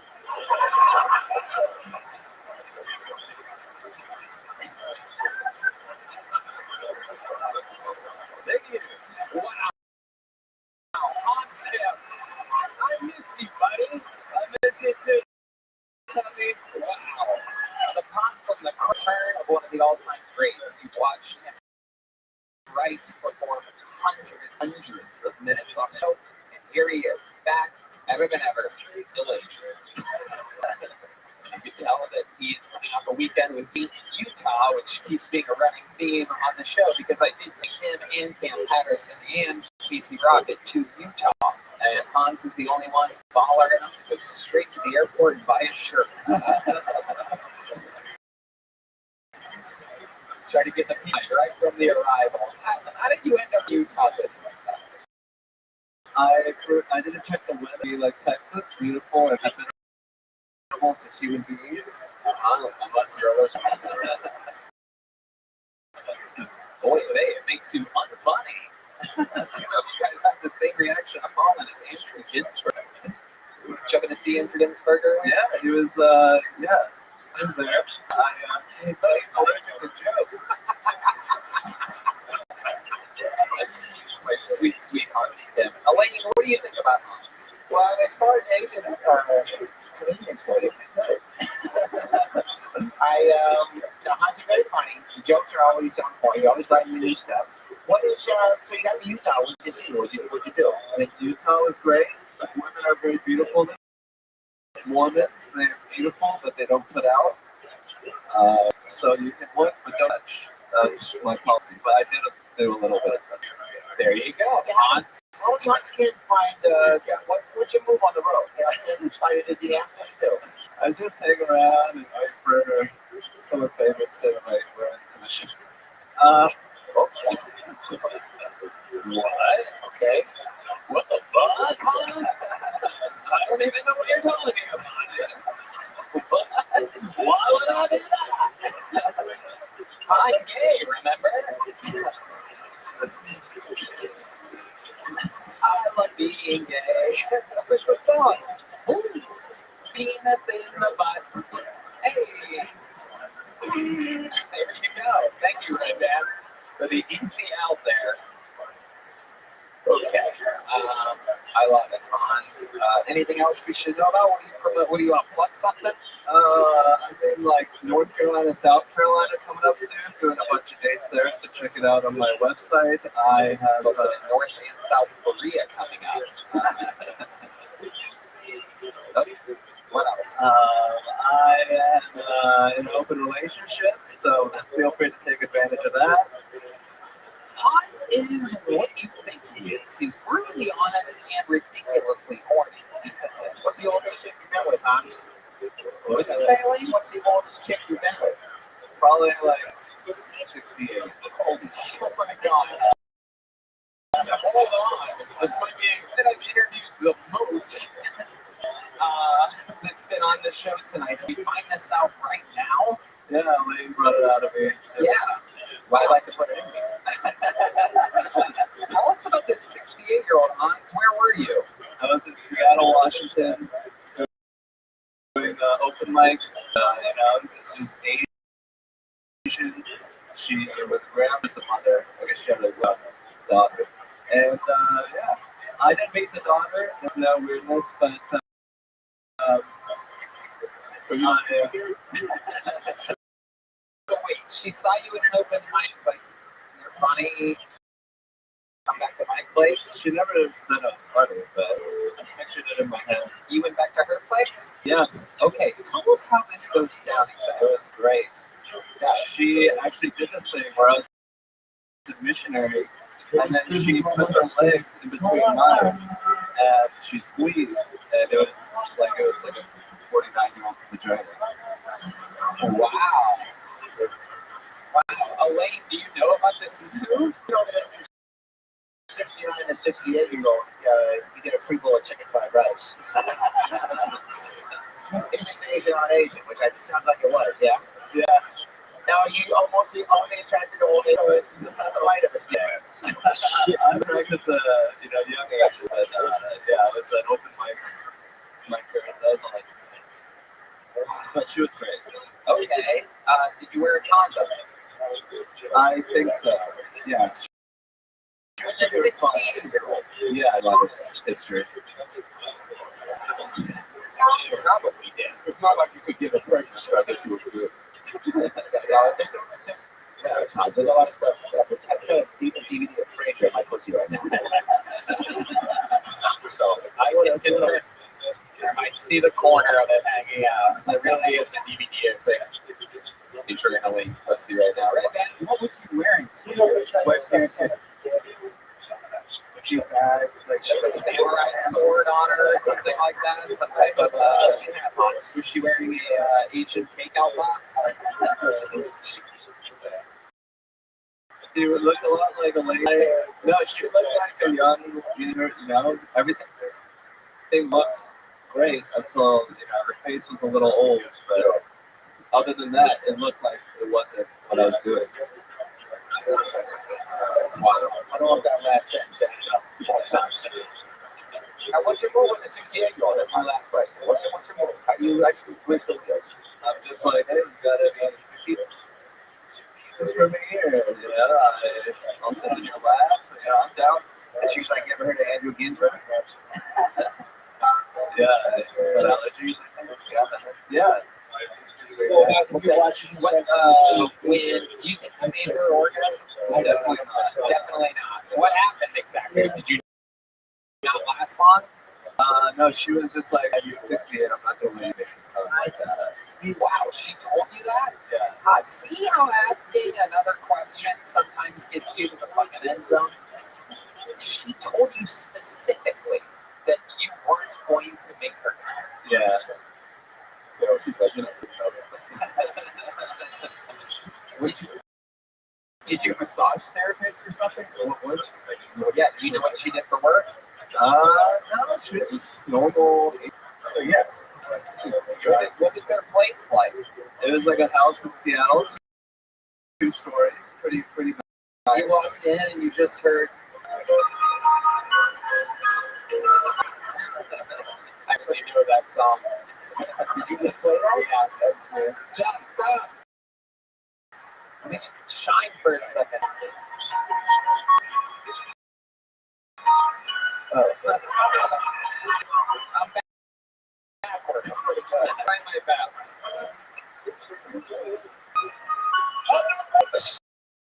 Shut up, Julie! Hamburger during sound check, fucking faggot!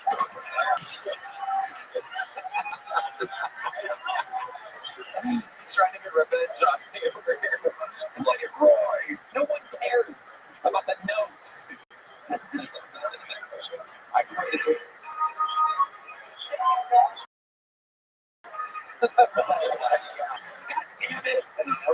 The OCD and the MSG are all mixing right now. Alright, Hans, you're a fucking legend. And his first appearance in Monty.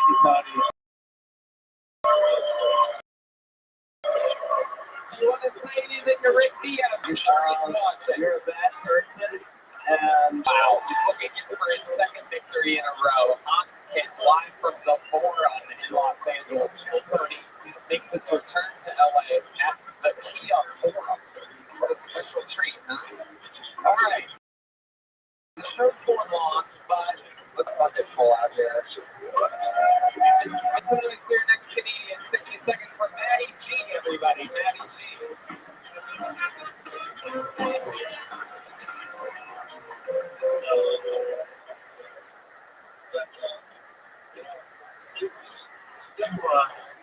Do you guys tweet?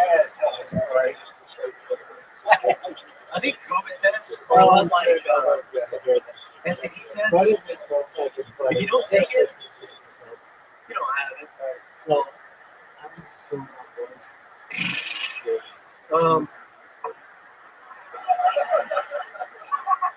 I've been taking biotin to grow out all my facial hair. I didn't know that biotin was a hair supplement for all your hair. And you're a bush down there. So, yeah, now every time I want to take a dick pic, I gotta hire a team of Mexicans just to come over. I've basically been taking Scott's turf builder for my balls. Yeah, I'm just throw a jungle down there. Jose does good work though. He makes my little bonsai tree look like a giant sequoia. Thank you. Let me tell you something. Let me tell you, I'm going to surprise everybody right now. Because you're like, oh shit, Tony's going to go ballistic. But you know what? You know what I liked about that? You brought it eloquently. I think it's beautiful. And with no tricks, no shaky mind, no, and I'll be honest, no selling. You tried and tricked us. You tried your material that you thought would work, you delivered it like it worked, and then you kept going. You did the next thing. Ian Edwards. I agree with you, and he's not from New York. Well, I don't know. I think she visited there recently. Am I correct? Oh, okay, perfect. How long have you been doing stand-up? This is probably by like 10 points. Oh, adorable. You're doing just fine. 8 years, 6 years. You're better than those guys. I fuck those guys. So, how old are you? I am 26. What do you do for a living? I'm a mechanical designer. What does that mean exactly? I make desks for schools and lab equipment too. Okay, very cool. What do you do for fun? Motorcycle? I go on some of the fishing. What else? Stuff like that. I used to sell violins actually. Okay. Illegally? Legally. Legally. Okay. There you go. You ever steal a bicycle from a retard? No, I can't say that. They call it a tricycle. That doesn't make any sense.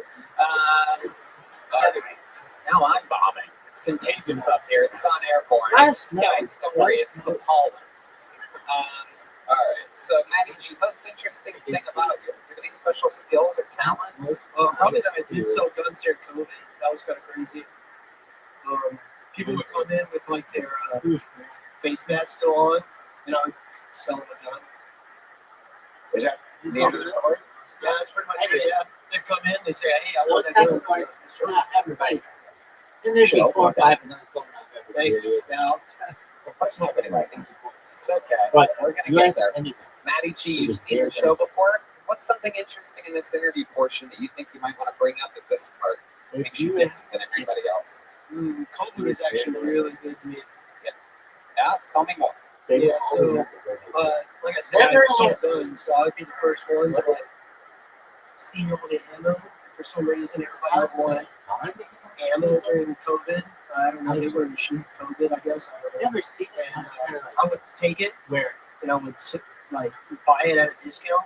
Where was this at? What city is this? Austin, Texas. Okay. COVID also lined up with the BLM movement, didn't it? Yeah, it did. Yeah. So everybody's so crazy. You think it had anything to do with the fact that there were riots in the streets in the many major cities? I think there's one thing. You're blaming it on. No, I didn't want to say it. And even to this day, I've never had this Ian, you're flavor getting before. defensive like I'm a New York It's Canadian. mad. I mean, it was. But I'm living in California, right? So You ask first anybody. day People ask me of about COVID, it. I was So in it Burbank, was like in the morning. and everybody Look, he's so stupid. He thinks you guys will recognize him. Tonight show theme because he'll be perfect. You literally just cut off for that. And it's like, Reference. everybody was buying up. I mean, I remember I didn't even know they were having there was like, shops in oh Burbank. man, I can almost smell it They had again. that one It was across like, from like the it was so Costco or fun. something. It's like more than you like. Yeah. Just drive down the street. It was like- you lying there. I don't know what people thought was going to happen to him. It took like When he says he works in a gun shop, he sold a lot and of the guns. new purpose in I purpose get it. all. Why should no number? What's the most suspicious gun you've ever sold? Did you ever sell one to a guy named Jerry Carlin? It was like that was No, but I did have this one city where this two couple came in, but white from like East Texas, and he was like looking at the gun when it came time to do the paperwork for the gun. He was like, "No, he's gonna get it. He's gonna buy it." And he just like, Oh, Ian Edwards. We're checking. We're going to go to our senior African American correspondent, Ian Edwards, here. Another moment.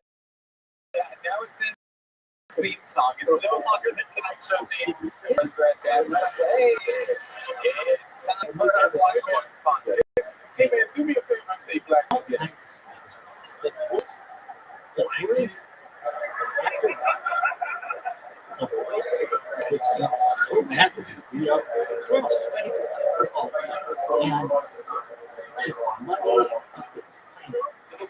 And just money. Great question. Ian Edwards from half court. I love it. Yeah, there he is. That's why he is our senior African American correspondent live on the scene. Now tell us about this one guy you saw on the news. But it wasn't just like arts. It was Oh. And did he perform earlier tonight and have a little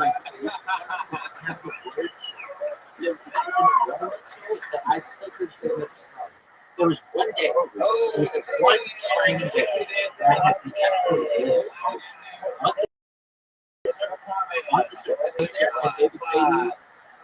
that day. Maddie, here's a little joke, but good stuff, buddy. Get out of here. That's all you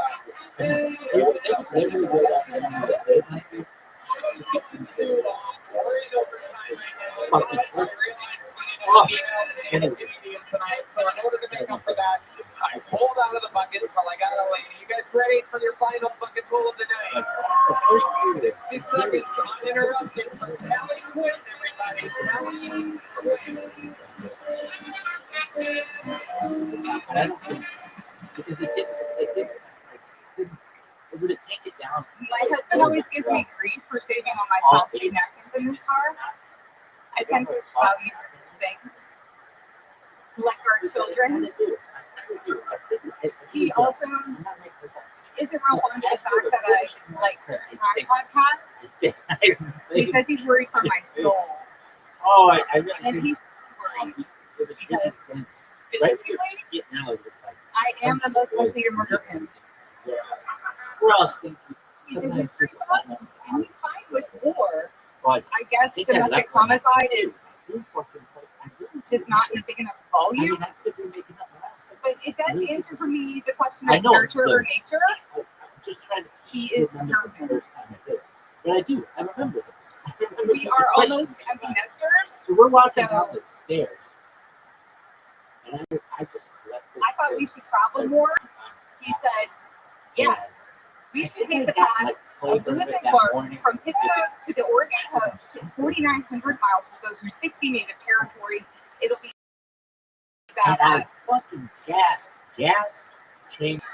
I thought it would be nice to the Dallas. There you go. Kelly Quinn. I see you were prepared there. I knew you were about to do some great stuff, Kelly. Adorable. How long have you been doing stand-up? I just do it. It'll be 2 years in August. 2 years in August. This is one of your high school friends, right, Elaine? Like, go to the same stylist / gynecologist. I just do. She's doing better on you. Well, no, you look good. You look good. No, you're adorable. Very, very interesting. So you started 2 years ago. You seem like a person that would write blogs about hate stand-up comedy and about how it's ruining society. And here you are out here doing it, calling it, smile, having fun, thriving. I love to see it. Normally you're asking for the manager, and here you are. Here, there's a crowd. People are breaking glasses over their heads, so excited for you. It's Kelly, not Karen. Oh. Did I call you Karen? As for a manager? You look like a Karen, though. Absolutely. No doubt about it, manager. I would take a compliment. Whoa! She's like, wow. Yeah. That's not true. What's the nicest thing you said to a waiter at a restaurant? It was like this. Nice ass. Oh, okay. Wow. Amazing. What race was that person? I don't know. She doesn't see color, everybody. Yes, And for that, we're going to check in with our senior African-American correspondent, Ian Edwards. Here we go. Hey. She doesn't see color. To be honest, I checked out when she said my husband. No, but first, it's just like 2 years. You know, there's been some dudes up here who have claimed that allegedly they've been doing comedy for 7 or 8 years, and that they're from fucking New York. So you've done considerably better. Where do you live, Kelly? Wichita Falls, Texas. Wichita Falls. Ooh, a big pop from the crowd. Where is that? It's like 5 hours some which way. I don't know. North? It's like almost Oklahoma. Okay, yeah, that would be north. Yep. They've got a Dairy Queen there, right? Several Dairy Queens. Yeah. Are you a fan of Dairy Queen? I am. I like Brahms better though. Okay, yeah, that's another ice cream place. Yeah. Brahms. It's good. Okay, I love your smile. Your jokes are tight. You're effervescent. You're affable. You look like me after a red band titty fuck. You really. It's true. Oh, no sound effect? You got shy.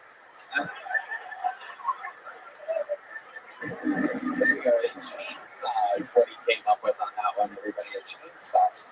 Okay, so Kelly, did you used to have a job? You have a job? I have a job. I'm not. What do you do?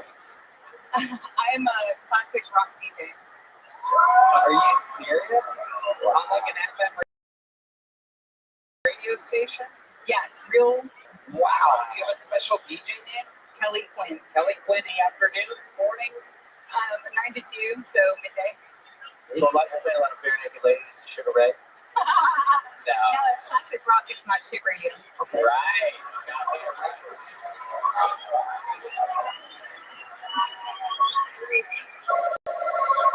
That's amazing. And you love classic rock. I do. Can you give us a little example of you tossing to a song, or like what you did songs? We just hear your true radio voice. Let's close our eyes. The stylings of Kelly Quinn.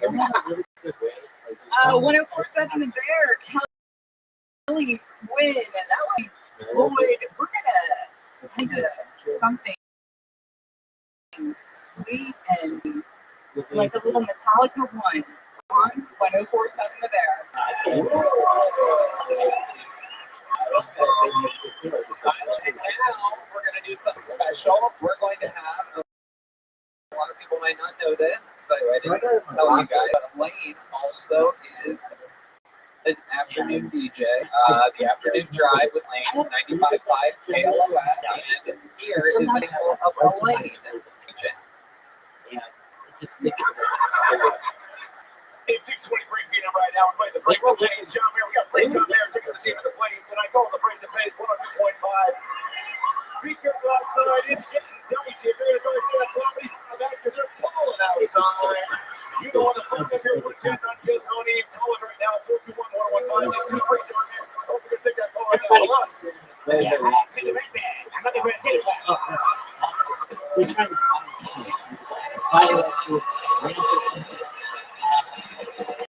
go back there.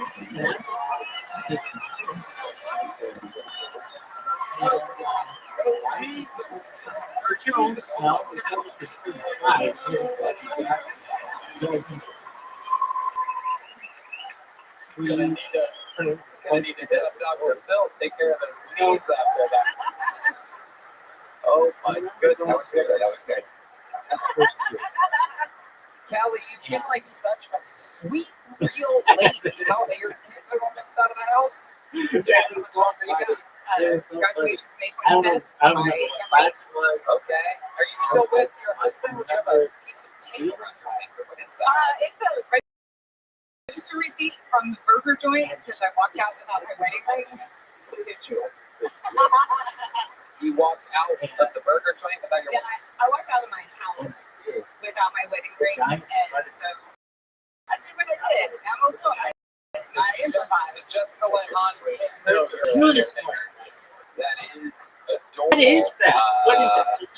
Pittsburgh's the only other comedian Over that keeps all his receipts on him that we've had. I've seen incredible stuff. One last question, though. What is something that would surprise us about your shop this year? What is it? Real good what pleasures or something like that? Is there something naughty that Kelly Quinn does every once in a while? So perhaps in the bedroom or somewhere you go. I'm a big fan of rock concerts and crowd surfing. And you crowd surf? I broke my neck a year ago. There you go. I had a feeling that was coming. Yeah, real broken neck energies. How did you break your neck? Well, I was a college gymnast and I had a low back fall on my head. And it wasn't just after like 25 years, you can grow limbs into your spinal column, and then you can just wake up one morning paralyzed. It was like, it wasn't like it was like rotten eggs. No, rotten eggs smell good compared. They're in Wichita Falls, Texas as well. Anything else for Kelly, everybody? Are you free Thursday? Absolutely. I'm not gonna be on the secret show. Whoa.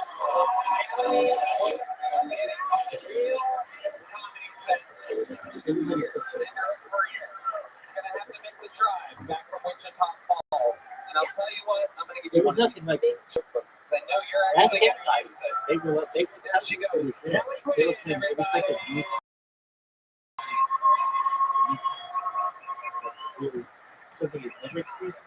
Look at them, two best friends. Look at the shoulders on Elaine.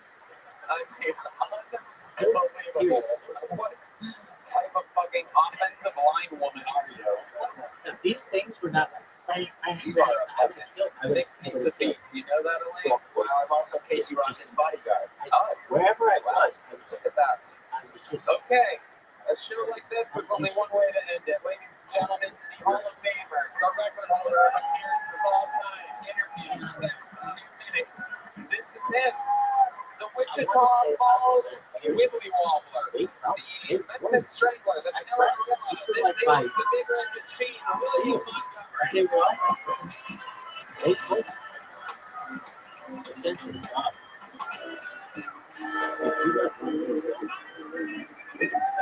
First off, Tony, I'm very excited to announce that Connie Johnson and I are officially dating, and she's actually April Fool's. Okay. Anybody else jealous they didn't get the invite to Puff Daddy's parties?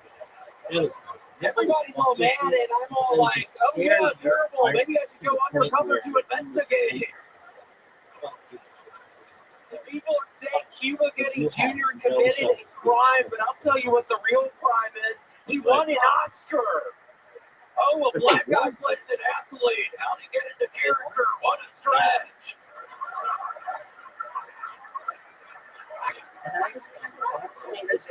Attorney, I must advise that admitting to shooting the sheriff, but then claiming you didn't shoot the deputy is a bad legal offense.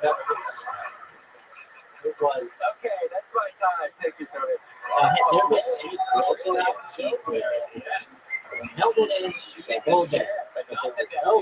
Wow. Amazing, William. You did it again. Another unbelievable set. Very, very.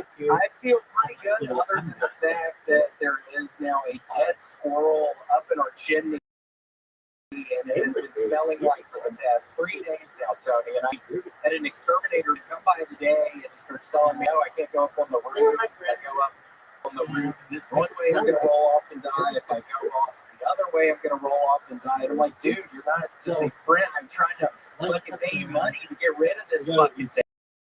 Why are you just giving me an excuse, dumb piece of shit? This is why you're fucking getting dead squirrels at people's fucking chimneys, because you're a dumbass, you motherfucker. He's giving me all these excuses, Tony, and I just want the smell gone, but it's going to be Wednesday, so I have to live with it for another couple days. That's what happens when you exterminate his last name is Ginsburg. Yeah. Actually, I'm allergic to squirrels. I can't get up there. I'm allergic to rooftops as well. I do not perform well under these conditions. God, Tony, I had to stop myself. I was fucking holding the microphone like this dumb New York pieces of shit. Holy shit. Just to spawn off the ocean, it's not good. William, they're not from New York. Exactly right. Well, they perform in New York. That's the defining characteristic. I mean, don't try to get it here from fucking New York, but you have to admit those people are fucking terrible. And I have a dead squirrel. I'm like, yeah, thanks, dumbass. Holy shit. Whoa. The squirrel in your chimney is probably covered with ash and soot. To talk about this more, we're going to go with our senior African American correspondent. What do you think about that squirrel in blackface in the chimney right now? I guess the reason why he's trying to get rid of it. He is racist as shit, though, Ian. I mean, it's a real racist fucking. How am I racist? No, the squirrel's racist. How's the squirrel? How's the kid squirrel racist? He's been saying the N-word a bunch, and I'm like, dude, I can't do this shit. He's trying to get me to say the N-word, Ian, but I haven't been saying it. You could. I haven't been saying it. Listen, even when you say just the N-word, I hear the E-R. Well, that was a long time ago. No, I'm kidding. It is amazing. Elaine, what do you think? William, you're very likable. You don't look like you've bathed in a while, but that's okay. What does the shirt say? It says storage, etc. It's the people, Christina Gonzalez, is the place where I was working right before the pandemic, and I still know Christina Gonzalez is dead in hell. She was, she was the stupid fucking Latino woman, which said the details don't matter all that, but she was a stupid fat bitch. And I would catch her stupid fucking ass. This is when I was drinking and doing blow all the time. So I'd show up fucking hungover as fuck. And she would be in the break room, and I'd take pictures of the security camera, and she would get mad. And there was one time, and I did a good George Floyd joke during the pandemic. And the two black guys that I'm working with, and she has bad intention telling them that I was some racist person. It was bullshit. She's a dumbass. Yeah, what was the George Floyd joke? Yeah, heard George Floyd's last wishes were to make change for equality. Oh boy. And with that, we check in with our senior African American correspondent, Ian Edwards. What do we think about the joke? Just based on that, I feel like he murdered that black squirrel. Yeah. There were red hairs around the corpse. William, you did it again. We fucking love you. It doesn't get much better than that, right, Elaine? Well, you're unbelievable. You can tell you, but you're dressed like all the people in high school that I really that I admire. You know, you dressed. Do you dress yourself? Oh, I can't stop looking at your fucking nasty fucking neck, you old bitch. It looks just like the fucking world extended my kidney, bitch. Okay, you know what? I was waiting for somebody to make fun of my neck, and I think I fucking had it. This neck looks like all the fucking pussies that you fuck with your tiny inch dick. And you know what? That body's God, you're God, let me see the titties, bitch. I can't believe you let your girl walk out like that, dumbass. That is my daughter's friend. You stop that. William, I guess I'm getting angry because I get angry when I get turned on. Reggie, the music? Uh-oh. Here you go. Thank you for being a friend. I guess what I'm trying to say. Well, I've never seen a ginger I like.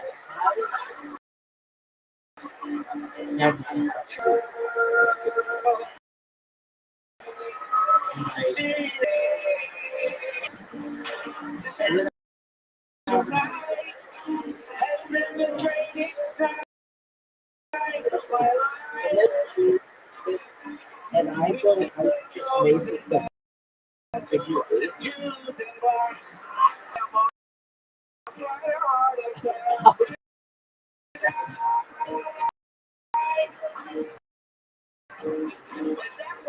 Anyway, I did this like people like.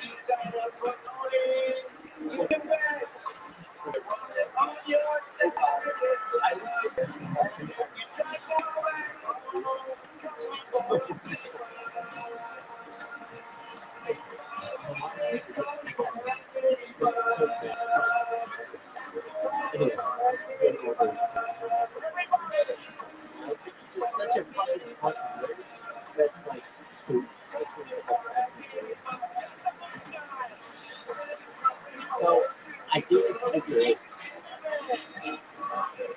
And it was like, when I see it from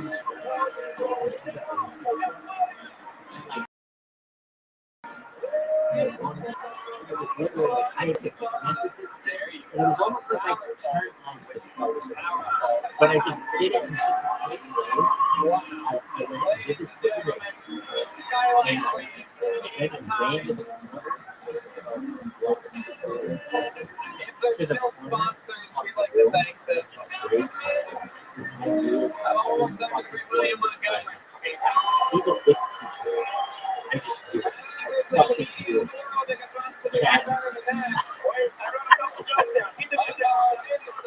These guys' faces. They got a fucking whip. They start screaming. And the professor starts going, what is that? So I met Tony a couple weeks ago, and he said he'd come by the Minus Ship and try it. This is my favorite show in the entire world, so thank you so much. Just ready. We heard a couple of jokes there real quick. Hans doesn't believe in God, but he believes in God. And they were fucking killed. I fucking knew it. Because, and I deserved it. I understood. And I was able to pop up and I don't try to get me. Just like, just take it. Just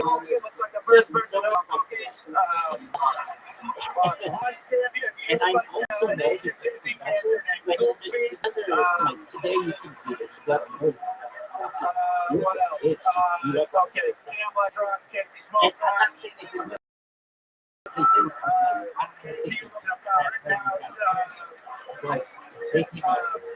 Comedy has become easy to host. It takes a lot of drive, which is hard when you're Asian. Oh boy. And then I just got some pickup lines from Red Band. Like, it was almost like the extent. I was like, where was it bothering me? That it was like the closer they got to me, the closer they got to the episode. What Cam looks like his first special was released on a Ring doorbell camera.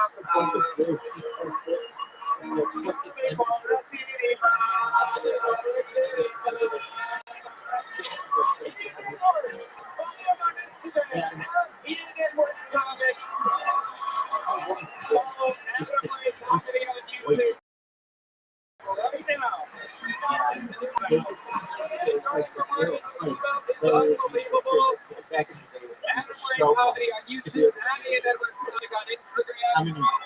How about one more time for the best damn man in the land, Carlos Sosa-Rosa, Michael Gonzalez, the great Nick Lewis on the bass, John Nees on the keys, and Matt Violing on guitar. The driver right name, that's incredible right name on that time. Let's see what local artist Chris Rogers streams over there. Oh! William and Cam or Casey Rocket, William and Casey. You gotta love it. Another very fun episode, Red Band. Check out the secret show every Thursday at the Sunset Street, ATX.com. NinjaBuses.com. Thank you. Their transport this weekend in Dallas and Houston. Very fun stuff. Thank you to everybody, including the audience. God bless you guys. Good night, everyone.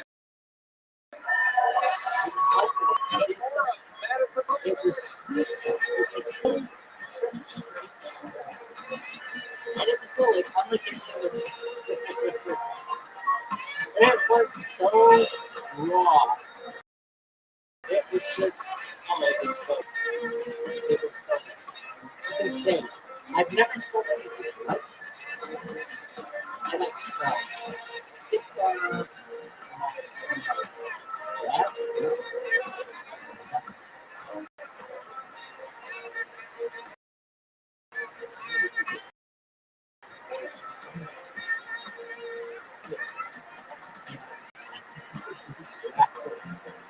I thought it was funny.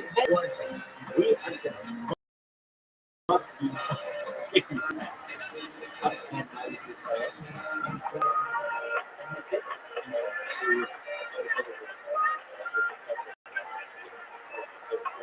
Right?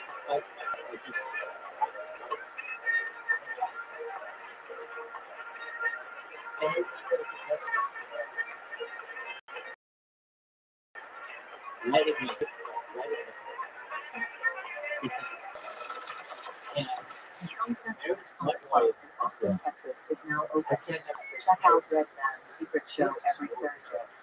Go to sunsetstripatx.com for tickets.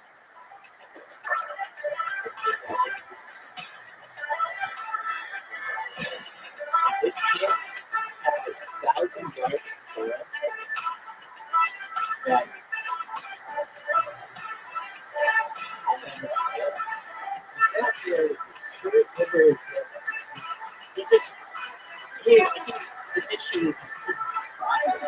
many of these kids could not process it because they were just like stunned. The smell, the stench was like, it was so bad. They used to have teachers like break the door because I had to sit there and do Hollywood. This would work for us. All the fifth grade, they would rub my shoes together. It was not hard. They could find it. So people thought they could fire up command like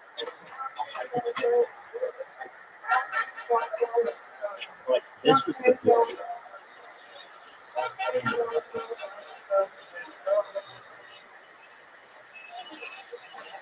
And they'll tell you.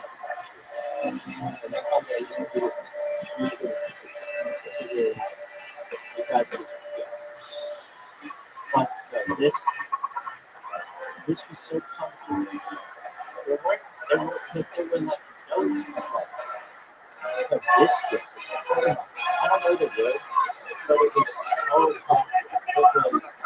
Mothership here in Austin, Texas, for a brand new episode of Kill Tony. Give it up for Tony.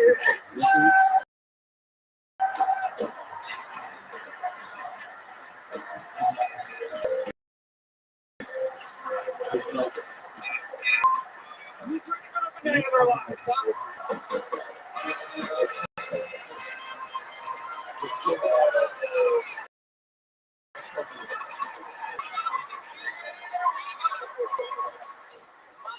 here to kill Tony tonight.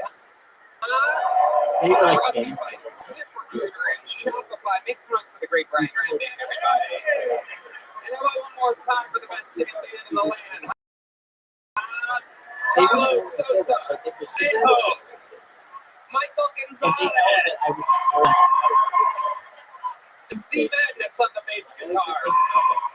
John Dees on the keys and Sean Greenberg joining us on the electric guitar tonight for the first time ever. So much fun stuff planned. Before we get started, here's a little bit more from the amazing sponsors that made it all possible.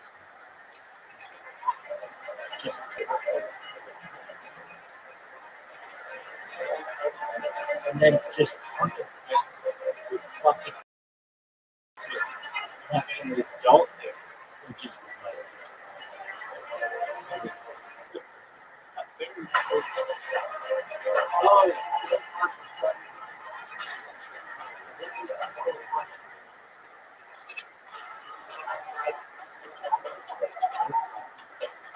the smell, I wish sometimes I still wish it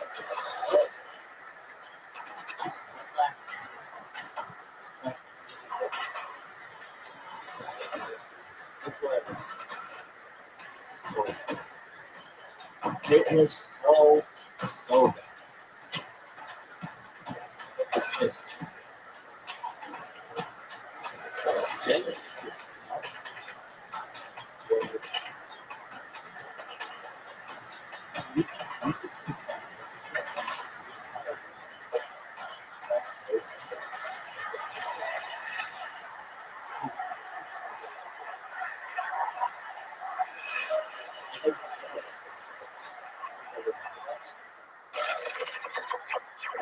Sunsets Comedy Club in Austin, Texas. Check out Red Man's secret show every Thursday. Go to sunsetstripes.com for tickets. You guys ready to start tonight's episode? Oh boy, here we go. Where do I begin?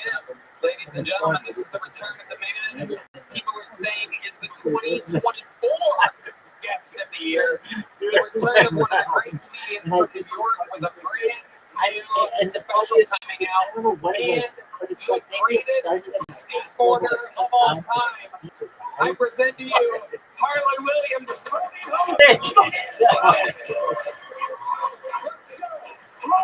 oh my, holy fuck. Oh, it was just like,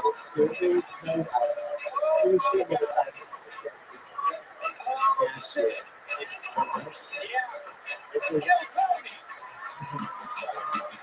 It was so good.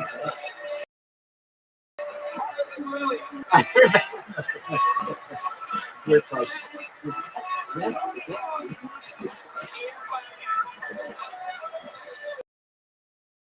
Finance's special free out April 21st at YouTube/BNE.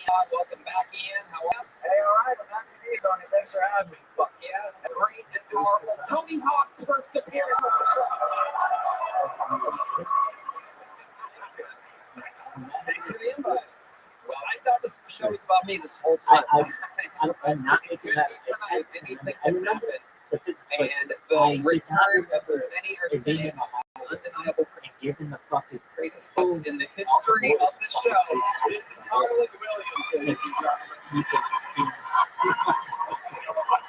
He's gonna throw up. Oh no. Oh no. It was so bad. And I remember Stick Bob, it was nothing like that. I just want to say it's an emotional night for me to be here. I'm very happy to be here. My sister, as many of you know, is at the hospital tonight, and she finally got the brace off her eyes, and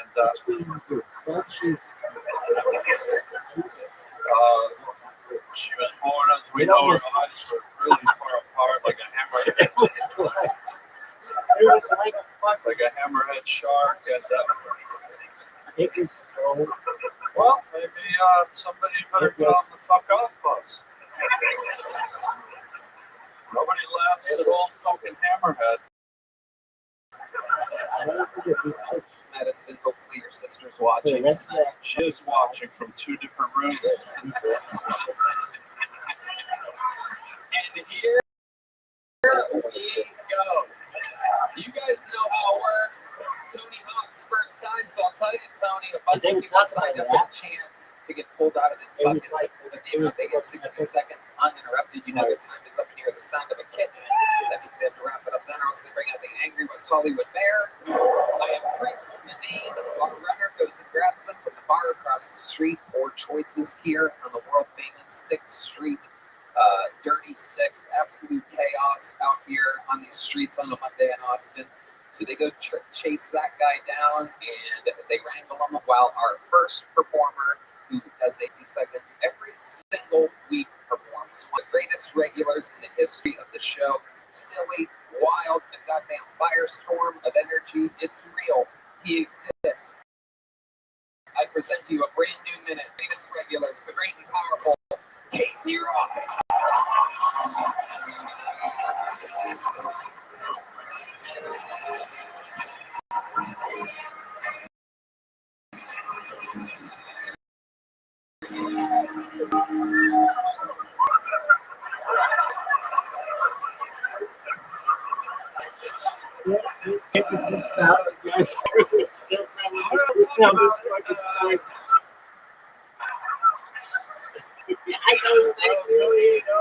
I know exactly. And no matter how hard I try, I keep going into these streets. Next commercials and we're going to finish it. Hey, yo, hey. I think it might be Hey, pay attention here. Every time I start freaking out, what am I thinking? Thanks for getting involved, Austin. I got fucking therapy, man. I'm the editor of the New Yorker, for Christ's sakes. I know who Every was time there. I feel this little slimy hand slipping over. Based on just like there's something Right on the square of my back.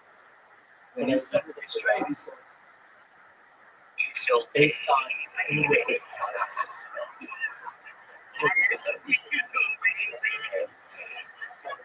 and I just fall to pieces. Thank you, Casey Rocket.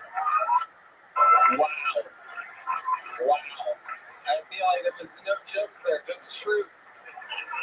Just a real sharing, a glimpse in the life of Casey Rocket.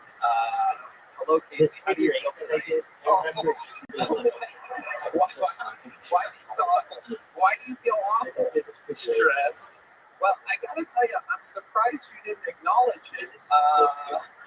Maybe I missed it. Did you acknowledge the fact that your eyelashes are like extremely eyelashes?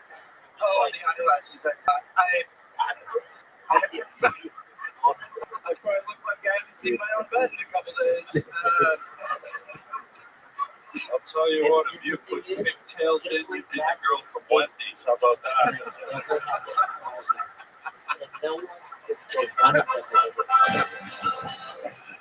We also, it's real. That's for real. I see it. and I'll being a tour guide here.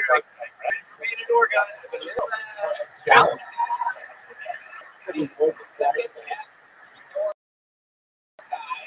Retired, following in the footsteps of the great Cam Patterson, as every other door guy is still waiting, hoping to figure out how to graduate from such a system. No idea. You know what, Tony? The boys As a door guy, and this may be a fault what you said. Door guy, hear one knock up.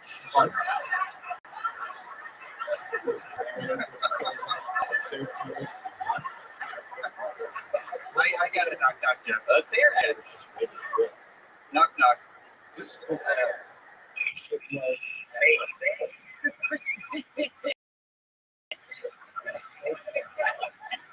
I should have fucking known.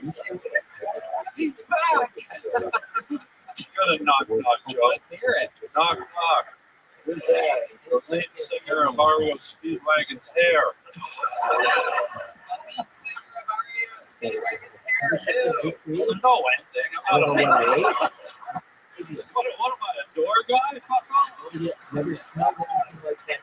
Do you think this crowd actually knows REO Speedway? Maybe a stranger. Well, I did, though. So, yeah, I nailed it. Yeah, you guys were around when Speedwagons was the best way to travel.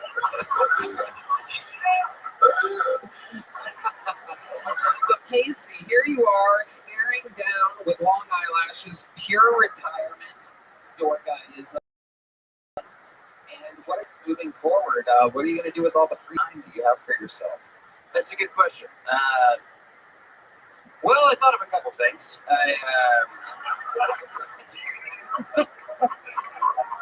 My first plan, now that I'm not a door guy, is throw up in Fat Man and make all my friends clean it up. My second plan, clear Chris Benoit's name by finding the real killer. He's out there. Third plan, find the lead singer of The Chicks, convince them to change their name back to the Dixie Chicks, then assassinate racists. And my final plan, impress Jodie Foster, assassinating the guy who tried to assassinate Ronald Reagan to impress her. A lot of murdering going on. There's a couple more, but I have free time. I've never. The first time I've ever seen a man with scroll with other paper on top of the scroll. That scroll for something down the road, perhaps. Scrolls are that's a legitimate papyrus scroll. I stole it from the Louvre. They're furious. Going on, Casey. Making it big. What the fuck? No, Casey. You go ahead. It's all you, Casey. And here we go. I know we're all gonna get mad.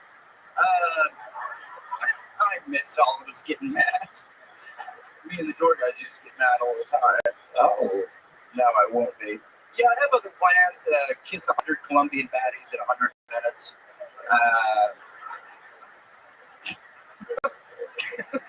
Absolutely incredible. Ian, you've seen Casey Rocket before. You see him again. What do you think about all this? I think he gets prettier every time. It's incredible. It seems like some of the mascara you kind of like hit your cheeks with it a little bit. I was tears. I was sobbing. I couldn't stop thinking about Greg and Greg Mucinex. And I was just back there. Heir to the Mucinex fortune. I was fucking falling apart. Thank God Jesus Johnson came and he literally, quite like Christ, fixed me up. Yeah. I'm not sure that who Christ was. That was good that you put it in context. Did you get? Jesus Christ. That's it. That's where you would hit it. There you go. Oh, there you go. Good stuff with the volume down. But just ready to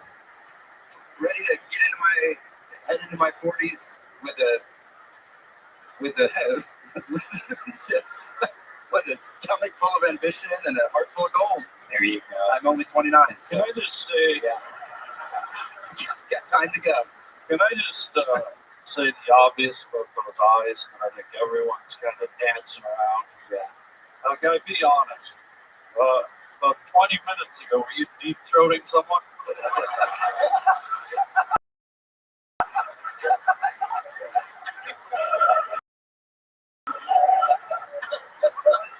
don't have to answer that. You don't even so bad. I didn't even want to be. But you have it in your eyes. Very, very pretty. Maybe perhaps you can help Harlan's sister figure out what to do post-op. Now I am this close to grinding a P.F. Chang lettuce wrap into your clip. Whoa! Someone knows how to get me fucking hot. I love it. P.F. Chang. All right. Casey, you're an unbelievable way to start the show. What a special change every goddamn week. Creative, wild. We love you. There he is. Thank you. Radio. Now,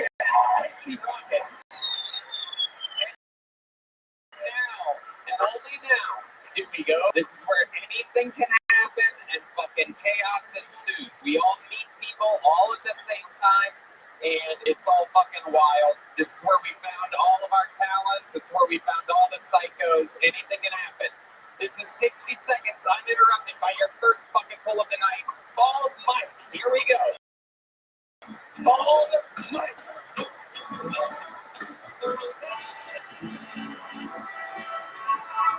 How we doing, mothership? Yeah, we're keeping it right, huh?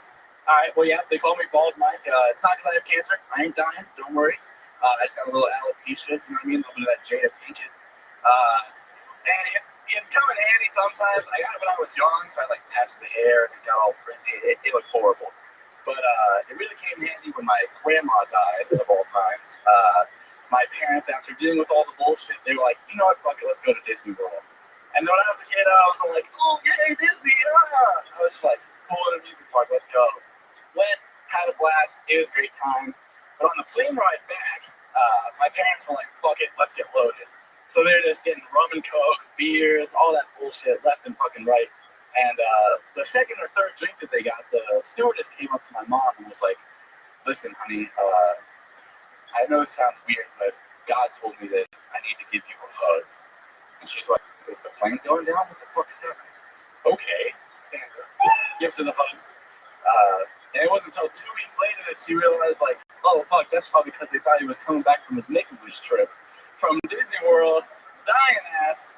Anyway, that's my time. Okay. Well, Mike, this is a very hairy situation we have here. Looks like you could have shaved some of the words out of those setups. Yeah, probably. What do we think about this guy? I would roast him more, but it looks like he's already been roasted. Tell me how. I like the punctuation with dying ass. To remind us. Thank you. It is incredible. I've never seen a full-size sea monkey before. This is absolutely incredible. I'm starstruck. Harlan Williams. Well, look, let me be honest, it didn't go great, okay? That's not a cut. Look, I'm here to mentor these guys, and I wanted to bring this. This is the only comedian on the stage with a degree from DeVry. Wow, is that made from the same scroll Casey Rockets?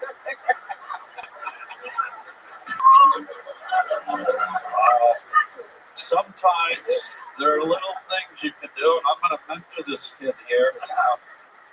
Give me your last punchline of your last joke, and I'm going to show you a little something you can do to kind of pull the laughter from the crowd. This is something Don Reinblatt taught me up at DeVry. Okay. Well, admittedly, I'm not a comic. I don't really have a ton of jokes. I just had that story, and of course I ran along. Just tell me the last sentence. Yeah. He doesn't do comedy. He doesn't do improv. No, I had a punchline that was fat people architecture, but I couldn't figure out how to word it into a joke. What? Just say the last sentence of the story you just Say the last sentence of what you said. We are aware it wasn't funny. Say it again. Gotcha. It wasn't until 2 weeks later that she realized that, oh shit, that might have been because they thought he was on his Make-A-Wish trip back from Disney World. Okay, now watch what I'm going to do for you here. And this is something I learned up at the night school at DeVry. It does say DeVry Night School, August 11, 2014. Don Reinblatt signed it. Here he is, Harlan Williams, fixing Bald Mike's non-existent punchline. So sometimes when things are so silent, you can hear two crickets sniffing a cornbread fart. What you do, and this is what they taught me, you pull a goofy face. So I'm going to do your last line and watch. So my parents said this might be my takeaway trip to Disney.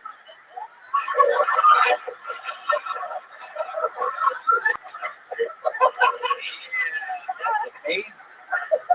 Not fucking finished.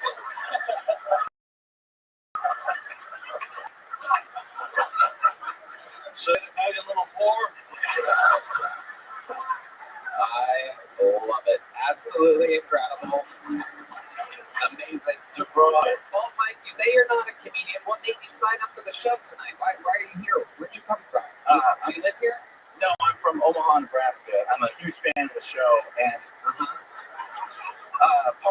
wanted to come up here was I was going to see if you could come up with any new roasts for me. The sea monkey one I haven't heard before, but I've got a couple of favorites I've heard in the past. But what do you do some of the jokes that people have made about you? That sounds fun. And then I'll know what I can eliminate off of my list, because I have a lot here that are head and shoulders of anything you have. But you go ahead. Let's hear some of your best ones, so that you don't call me a hack afterwards. Fair enough.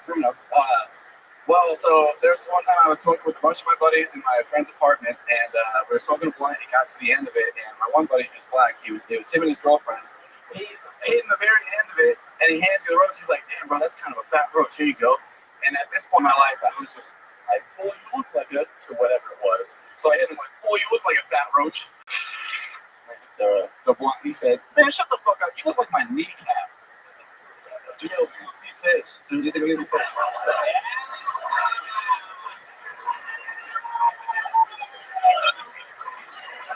That is art, ladies and gentlemen. DeVry.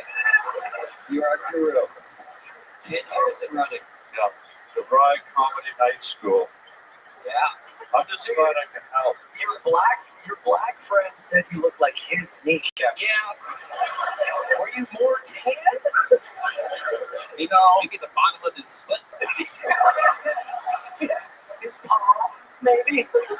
So this is something you've always wanted to do, just come out and bomb on Kill Tony. What do you do for a living? I do screen printing, so I put shit like this on a t-shirt. Okay, you have a face for screen printing, that's for sure. No doubt about it. He looks like a hairless cat you wish would be over his 9 lives. A new one. Has anybody ever Sharpied eyebrows on you? Can I? Do that?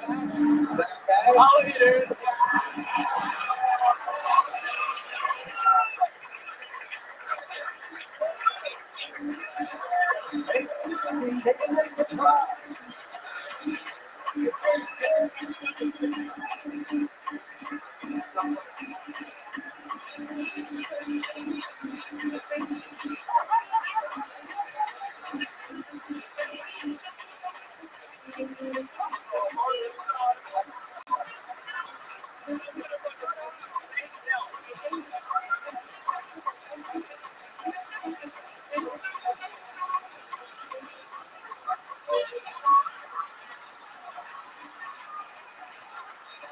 Absolutely incredible. Oh, my pen slipped on your forehead a little bit. That's gay. God damn it. But I did. I gave you the people's eyebrow in honor of the Raw King at WrestleMania this weekend.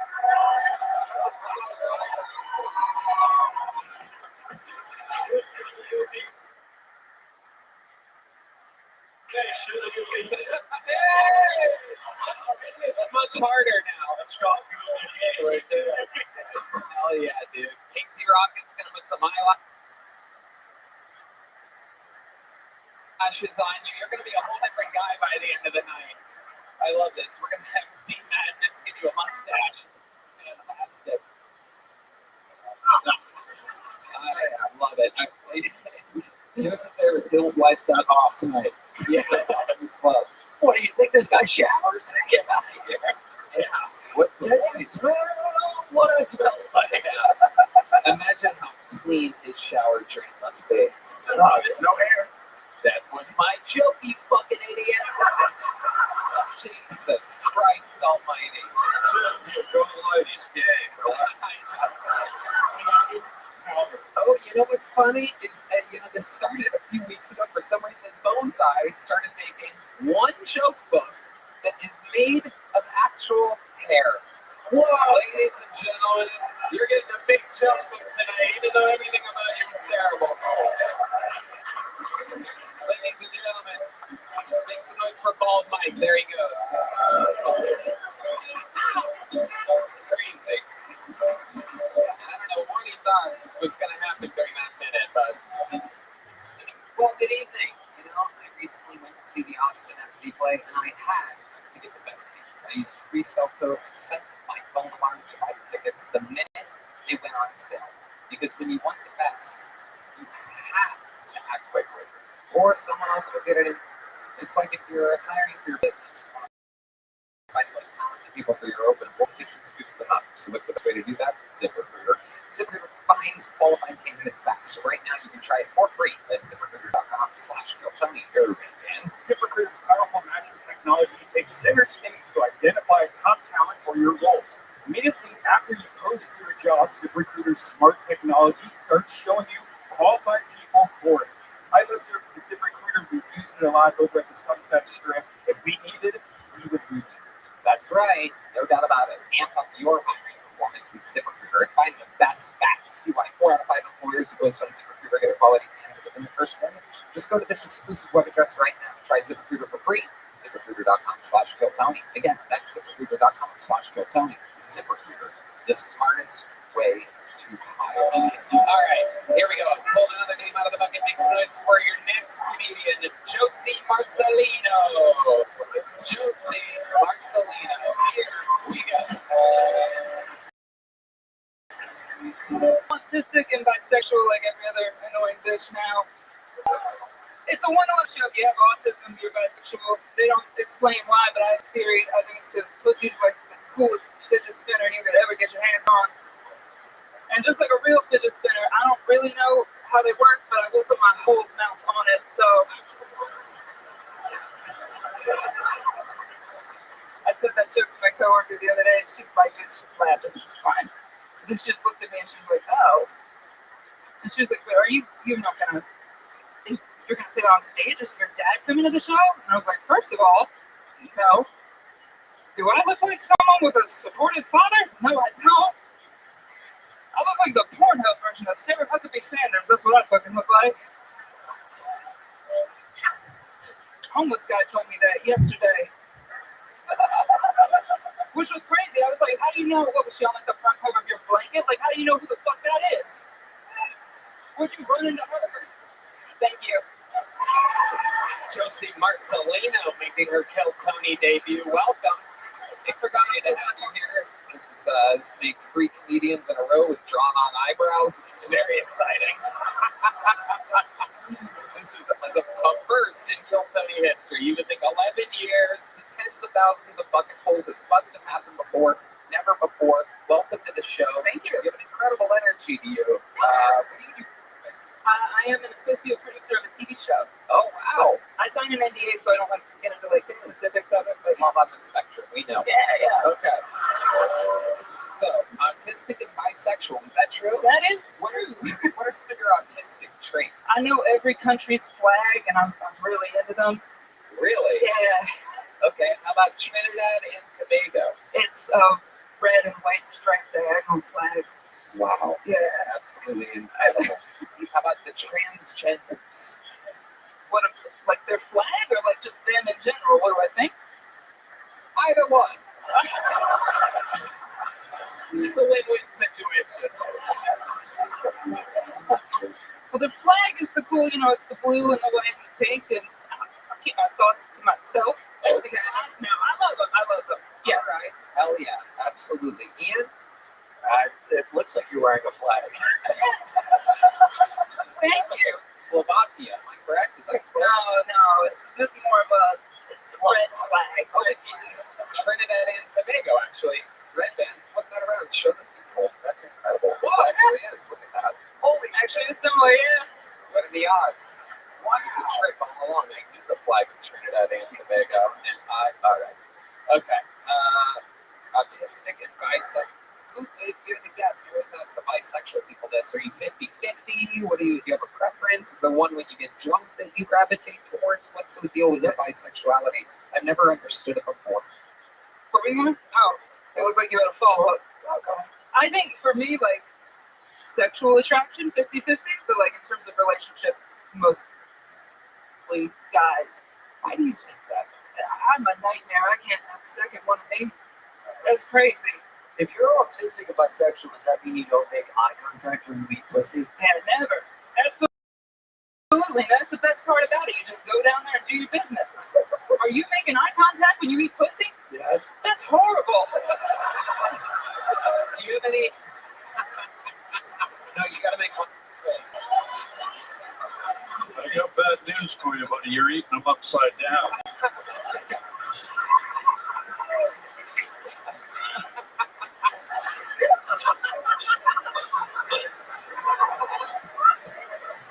What? Well, if you're gonna laugh, as an autistic person, and I hope some of you, have we seen any of your works anywhere? No, that's artistic. Yeah, I want to.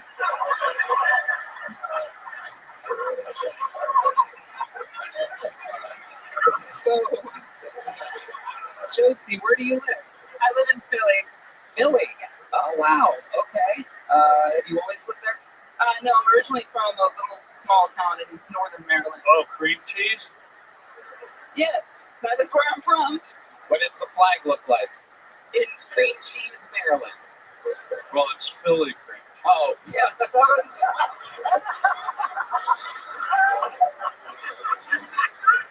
Jordan, I need to go to DeVry night school. He faced dude.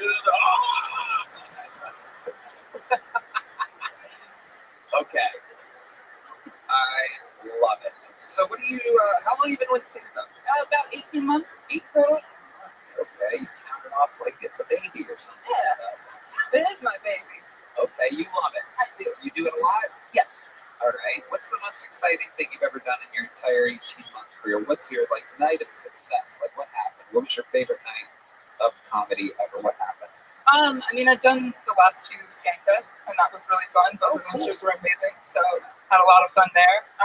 Yeah, I've also, there's just different clubs in like DC, Maryland, and Philly, and those are the places I've been. So I love it. Yeah. I love it. Absolutely. You have any special skills or talents other than stand-up? I make costumes. Oh. Like a lot of them. Like I do like 31 every year for Halloween. Is that fucking Tony Hawk? You are on your phone. Holy shit.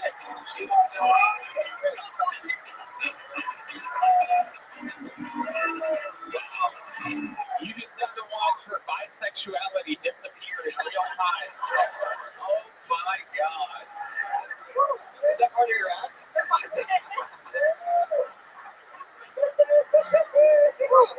What's the flag for slow ed? Ask your mother, I don't know.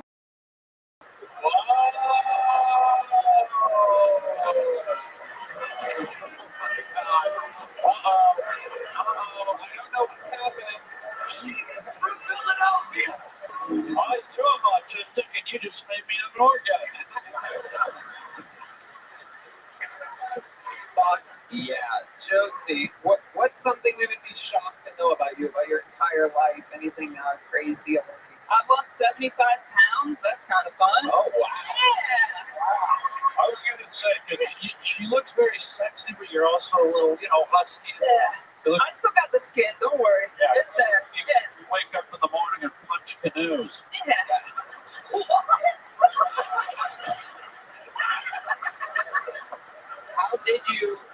How did you lose the weight, Josie? I just put down the fork. Oh, wow. Yeah. This really is what it is. You just count your calories and then eat less than you burn. Counting calories is easy when you're autistic. Yeah, exactly. Okay. Josie, anything else crazy we should know about you before we let you? You and I have the same birthday. Oh, wow. Me, you and Kanye West, then. Yeah, June 8th. Absolutely. Gemini, the twins. There you go. No doubt about it. You look like you were eaten by your twin in the womb. Okay. Oh. All right. Bitch. Wow. For someone that lost a lot of weight, she sure is hungry for more. I love it. Can I ask you a question? Because I'm an ink guy. I love ink, Tony. Do you have tattoos? Well, I didn't ask to see. I fully thought you meant pens when you said ink. I was like, oh, somebody else is autistic too. That's cool. Well, I just told you it was when I had an orgasm 30 seconds ago. Keep talking. There's a second one on the way. Can I change seats? But I noticed you have a little tattoo on there, my love. What I did. is the significance and we're all curious. It's a stand-up tattoo. I got it done at Skankfest. They have like tattoo artists there, and so I got that done this year. What is it though? It's a It's very the stool and the mic. Oh, it's a stool and mic. Isn't that funny when people want to hear shit talk? Oh, stool. My stool and my look, guys. Right. Fuck off. JC Marcelino, very fun stuff. A good enough set for a big joke book. I do believe a fun interview. Congratulations. There you go, JC Marcelino. All right, you get it.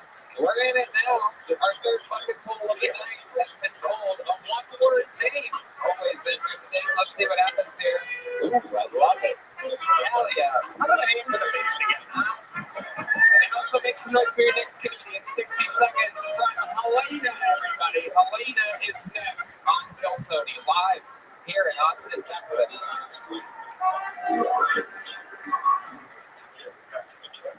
So my older brother is a teacher now. I've never known less in my life.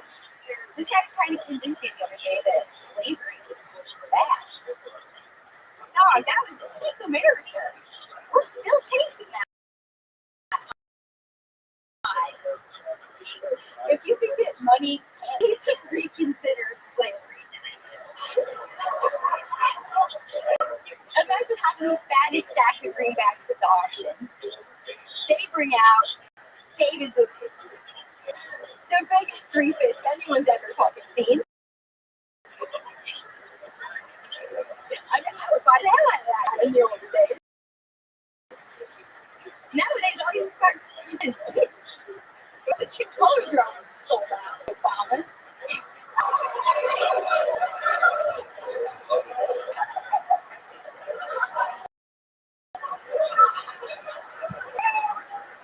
Hey, Helena.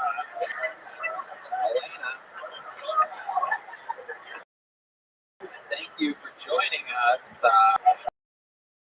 Must have been a long trip from the Civil War. What the fuck? How did you get REO Speedway? Some real highbrow comedy there. As we continue to stream the bomber. This is indeed the fourth comedian in a row with on eyebrows. If you had that on your Kill Tony bingo card, if you bet on DraftKings, the sportsbook app, if you bet $1 on 4 comedians in a row with drawn eyebrows, you just won $3.5 million. It is $1 to win $3.5 billion. That's at the DraftKings Sportsbook app now. Holy shit! Where? Okay, she go ahead. Wow, it's refreshing to see comedy with a KKK. She looks like she got dragged here through the Underground Railroad. It is incredible. Where are you visiting us from, Helena? And a dress made of cotton. Oh, D-Madness is seen enough. Okay, so let's talk about it. Helena, have you ever done stand-up comedy before? Okay, so what made you want to do it here tonight on this show? The crystal meth made you do it. No, I like kind of delusional. This is just what I've decided to do. When did you decide to do this? What made you do it? Yeah, sure, anything, yep. Like a year ago. You said this is your first time signing up? No, I started like early in February. And you didn't get up. And here you are. And this is what you prepared for. This is what I prepared for, yeah. Okay. I'm just curious, why do the questions keep coming after she said she was delusional? That's a good point. Just trying to squeeze a dry orange over here, and it appears. Helena, what do you do for a living? I'm an electrician. What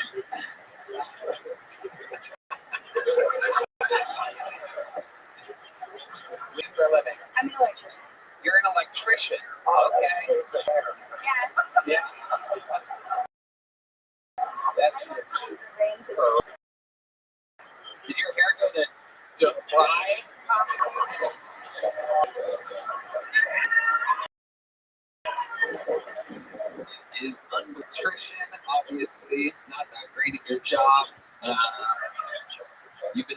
Four, am I correct? I have it. Many times? No. Just twice. Okay. Absolutely. Okay. So what made you write an ultra racist set tonight? That's a good point. You know, I was thinking about it, and I just kind of wanted to go edgy. I don't know. What are you so small? Yes. Yeah. It is a little bit of the ambience, but I also flat as ass feathers. Yeah. So yeah. It's the wicked witch of the what's so you know what I'm saying? Have you ever been with black men? No. Have you ever been on a date with a black man? Yeah. Have you ever even said hello to a black man? While not working? Yes, I have. Do you have any black friends? Yes, I do. Friends, first names only go starting now. Erwin, my brother. Oh, count actual friends, not relatives. Nice and easy on the music so that we can hear it. Go, rattle them off. Here we go. All your Helena's. Welcome to another episode of Black Friends and Go. Maceo, the black friend. That's a really good question. No, black people don't like me. There you go. I wonder why that is. We should ever call Maceo on the phone. How do you know Maceo? Huh? How do you know Maceo? We went to elementary and middle. When's the last time you talked to Maceo? Honestly, like a few years ago. Like 4 or 5 years ago. This is incredible. Yeah, we're not talking. What? I just moved here from Utah. Okay. That's why I'm not, there's just not that many black people. Utah famously light on the black people, 1.6% black people in Utah. I know this, we looked it up. Ian Patterson wrote a joke about it. It's funny. Completely. I don't know anything about funny, so. I know. Very good. Helena, before I let you go, what's the most interesting thing about you or your life that would surprise us or we would find interesting at all? I think probably the most interesting thing about my life is I go back to the same place in my dreams like 80 to 90% of the time. Oh. Is it a Proud Boys meeting?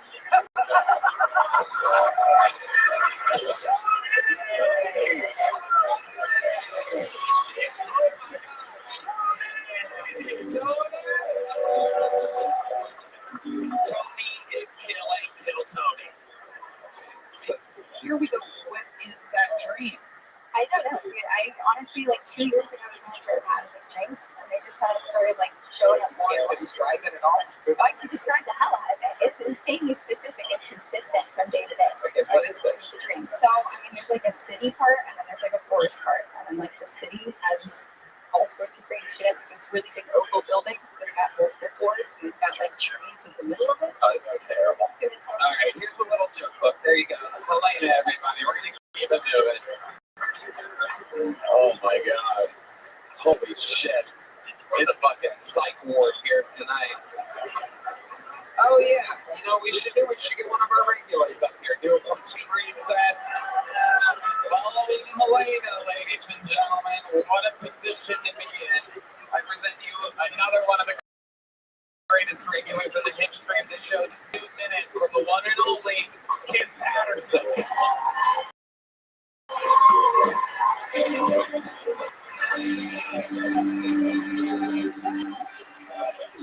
I was taking the shit. I just ran up there. I'm out of breath. I'm tired. We're gonna make it happen. It's gonna be good. I've been around a lot of white people for a year now. I did all this for a whole year. A whole year. Y'all changed how I think about shit. I say how I think about everything. Like, I used to steal shit when I was a kid. I got shit. And now when I see something I can steal like a war, I can buy it and it write off on my taxes. That's how y'all steal. Y'all steal smart. Y'all steal from the government. You know what I'm saying? That's smart as shit. Like, you know, like, I can break the house. Let's break houses. The house money got great. You get what I'm saying, nigga? You got. But you get it, bitch. My home can't leave the state of Florida because he has a cure for a lot of bullshit in my heart. He can't leave. Nigga, I love him. I like that. That's a gay shit. That's my dog, and I love him. But I want to leave. He couldn't leave the state of Florida. So he couldn't leave. And when she told him that, you know, it hurt my heart. Like, that's my dog. But y'all side of me was like, well, if you wasn't doing bad shit, nigga. you could leave the state of Florida. Funny face.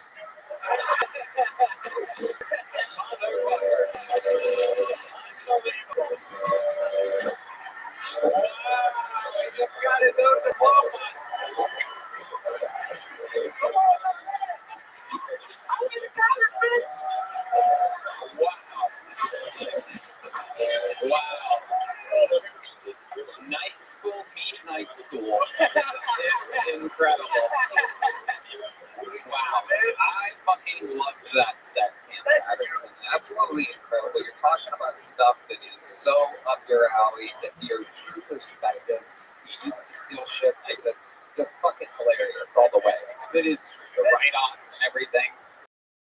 The more you learn about that shit, the more it is incredible. Y'all teach me a lot of shit, man. I really appreciate it. Hell yeah.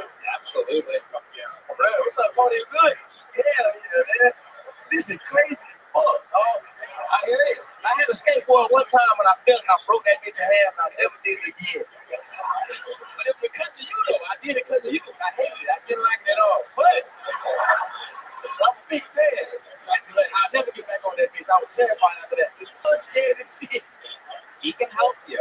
He taught Bobby Lee how to do an ollie in 1 hour. This is true. For real? Yeah, it's true. I'll do it now. I'll get back on. You teach me. Nobody else can. Just you.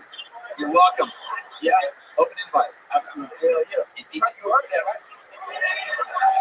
Just sign the waiver. Okay. Yeah. Yeah. It says no stealing anything. That's all it says. Nigga, let it just don't steal shit, nigga. That's it. Amazing stuff, Camp Patterson. That's real, by the way. That works. So what else is going on, Camp? You're killing it. Another amazing shows in Dallas, Houston. Houston was slow for everybody else. I bombed. You bombed? Oh, you know what I saw? I went on stage. You said, how well? I said, I hate that. I'm going to kill myself. That's what I said. Oh, really? I don't ever actually listen to anything that anybody says during that part. It's a little fun fact. If you ever see two comedians like, no, it's just bullshit. Yeah. That's how I want to do it. I'm like, I hate that. I was sad. We both learn this experience. Well, what do you think? What do you think went wrong there? What's the vibe? Not too fast. You know what I'm saying? When in the pocket, of course, and shit like that. Yeah. Timing and pacing. When I got out, I started throwing shit. It was bad. Like I lost more status. It was bad. You were throwing stuff afterwards? Throwing shit. Oh shit. I'm an athlete at heart. So Rothschild hit me in my soul.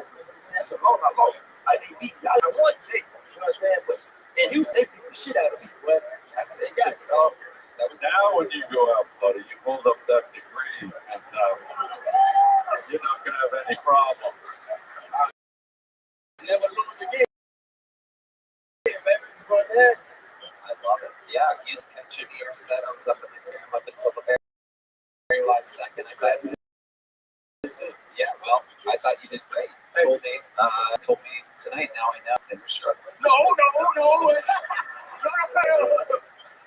I love it. Cam, you're a sensation. What else is going on? Anything else crazy in life?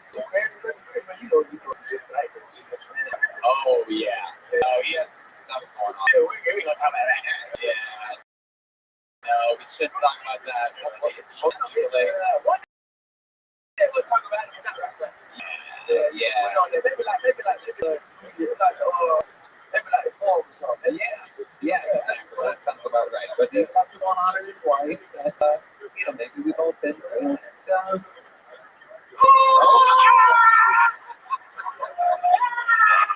no, it's okay. It'll be all gone in a week. Do you have a toilet flush? We have a toilet flush? There you go. No, but I got a ticket to Six Flags.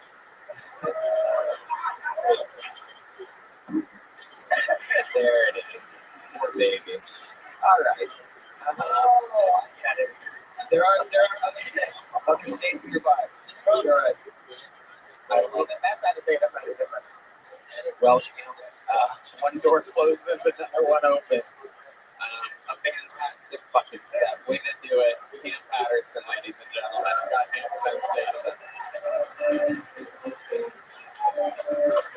Fun. But now we go back to the bucket. Let's meet another poor soul. Ladies and gentlemen, make star of the show. It could be another eyebrowless human being. Make some noise. Oh, it's the lovely Heidi, everybody. Those are real eyebrows, real everything. Heidi is all natural, absolutely stunning. We love her. Gina with 3 A's, .hg, is that right? Something like that? Oh my God, thank you so much. How about a hand for Heidi, everybody?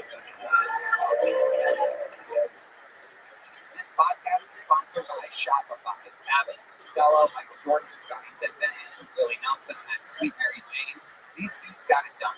But what about the perfect duo when it comes to growing a business? That's you and Shopify. Shopify is a global commerce platform that helps you sell at every stage of your business, from launch your own online shop stage to the first real-life store stage, all the way to the did we just hit 1 million orders stage. Shopify is there to help you grow.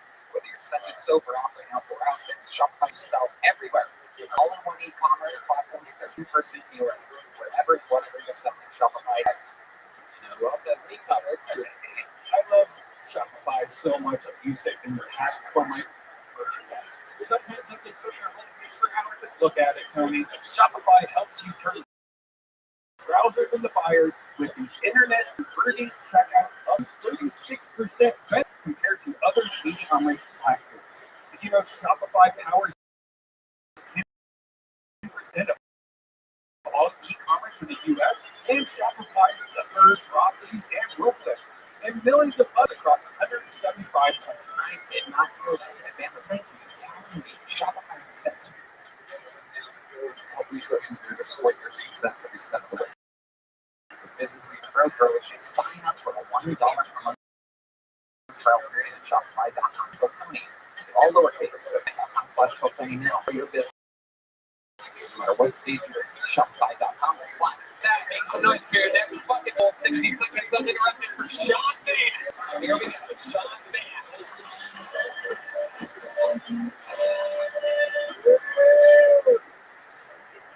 Hey, Sean, I grew up black belt Christian.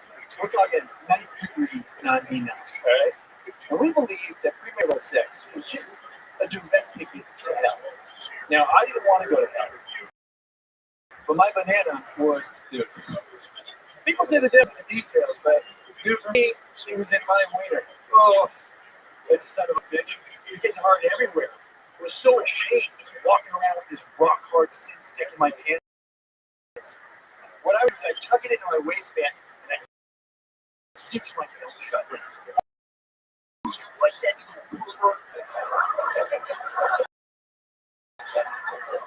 My dick would be like, it's hard,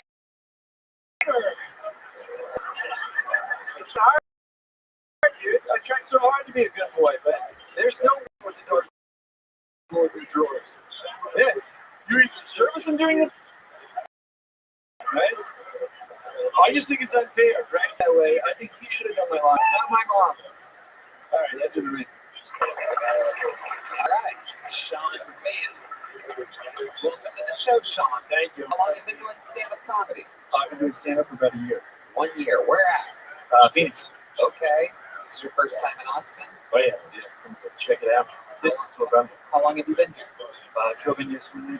Okay. You came here specifically for this? Fuck yeah. Look at that. So this is your first time signing up. You got pulled. Yeah. How does it feel? Absolutely. I mean, I wish I got a little bit better, but I feel okay. Ian, fight us. I liked your act out. You really committed and got into it. I thought that was really cool. Thanks. I think you have a lot of issues with the way you talked about things. Just, there was a lot behind some of the things you said. It's dark. It's dark in there. Yeah. Good boy.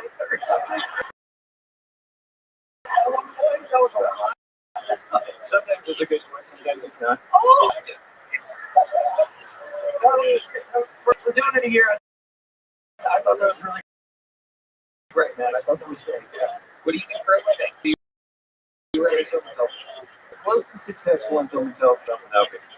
So that means is so my background, I started in special forces. I moved to Los Angeles about 10 years ago. I started doing comedy. I became a personal trainer. I got into this gym called Movement, which was like a quintessential celebrities kind of gym. At the same time, I was pursuing comedy, doing groundlings, and I sold my first show to Netflix. It's called Green Berets Guide to Surviving the Apocalypse with Matt Damon and Peter Berg that I started and wrote and executive produced. And it got canceled because of Me Too. I didn't do anything. No, sure. The goddamn Matt Damon's out there acting up. That's right. That's exactly who it was Matt Damon. Yeah. Was it really? He said that there's a difference between rape and bad behavior, and that got a right? Hold on, wait. He said that there's a difference between rape and bad behavior? Yeah, I believe he was defending McLuhan. Uh-huh. Yeah. Yeah. And then they were upset about it. I had written a joke in the script, right? That was anti-woman, is what they said. And yeah, Mr. My Banana be booking flights? It was. Yeah. Keep blaming the double stick in his ass. That goddamn son of a bitch. Does it all come from a real place? It's hard, you're a hard and horny guy? Well, growing up especially. Yeah. Well, what about nowadays? What's going on nowadays? Well, I'm married, and we bang all the time. Really? Yeah. Fuck yeah, dude, I'm in that pussy. Okay. Okay. How long have you been married for? 15 years. Let me explain to these people and everybody here how you keep it exciting in the bedroom after 15 years. A lot of people think that it goes down, but for me, it is going only up. And the key to marriage is MDMA. I don't know if you have done it. It's not a joke. It's not a joke, dude. If you do MDMA with your buddy, open up, like you share your soul, you let her in, dude, by the end of the night, she'll let you come on the face. That's shut up. I mean, we tried anal, dude. It was like, she did not like it. No. What in the hell is an MDMA? You haven't seen street? What the fuck? That's what I tried to stuff. You get a girl that knows how to spell there. What's a Mitha? Mitha, yeah. Molly, ecstasy. On the street, they call it ecstasy. When you do it therapeutically, it's called MDMA. It's a pure one. Yeah. I did it for trauma, not just for the sex. Okay. That was mostly for the sex. You ever do angel dust? You go to souls and fucking injector? Not yet. You know what they say, one in the ink jet, two in the stink jet. And that's why this is the #1 live comedy podcast. I love it. So you said you were in the Special Forces guy? Yeah, I was a Green Beret. Did you ever? I mean, we gotta ask, and sometimes, you know, like Tony, we got a little touchy, but we gotta keep it real. Did you ever kill a guy? No, I missed out on that. You will. I cannot imagine if you would have killed a guy, how hard your cock would have been. Oh, boy, no waistband could hold that thing. That's right. Let me ask this: were you ever close to killing a guy? Mostly just my drill sergeants. So, what did you do exactly in the Special Forces? He was a secretary. Yeah, I was Sergeant. No, it was an 18 Delta, which is a Special Forces medic. 18 Delta, that's the weed that doesn't really get you high? Yeah, I think so. They have it out here, right? Yeah, we got the real stuff in there. So oh, it's a sponsor. Just kidding. I love it. I don't even smoke actual, delicious, perfectly fine marijuana anymore. Once Joe Rogan started drug testing us here at the Comedy Mothership, I switched to 18 Delta, and I love it. Me too, yeah.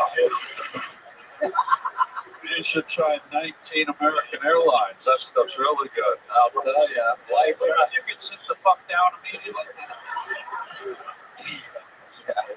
Yeah, sir, sit down. You just fucked up that American Airlines. Good, you know, I teach would have worked, and then this fucking guy. Man, if you could spin your head around like a baby owl.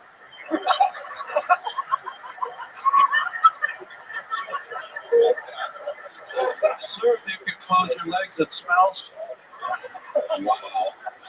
No, I mean, this guy's legs are wider than Sharon Stone at a Spread Eagle concert. Oh my goodness. You are just flexing some of Don Reinblatt's best teachings on us.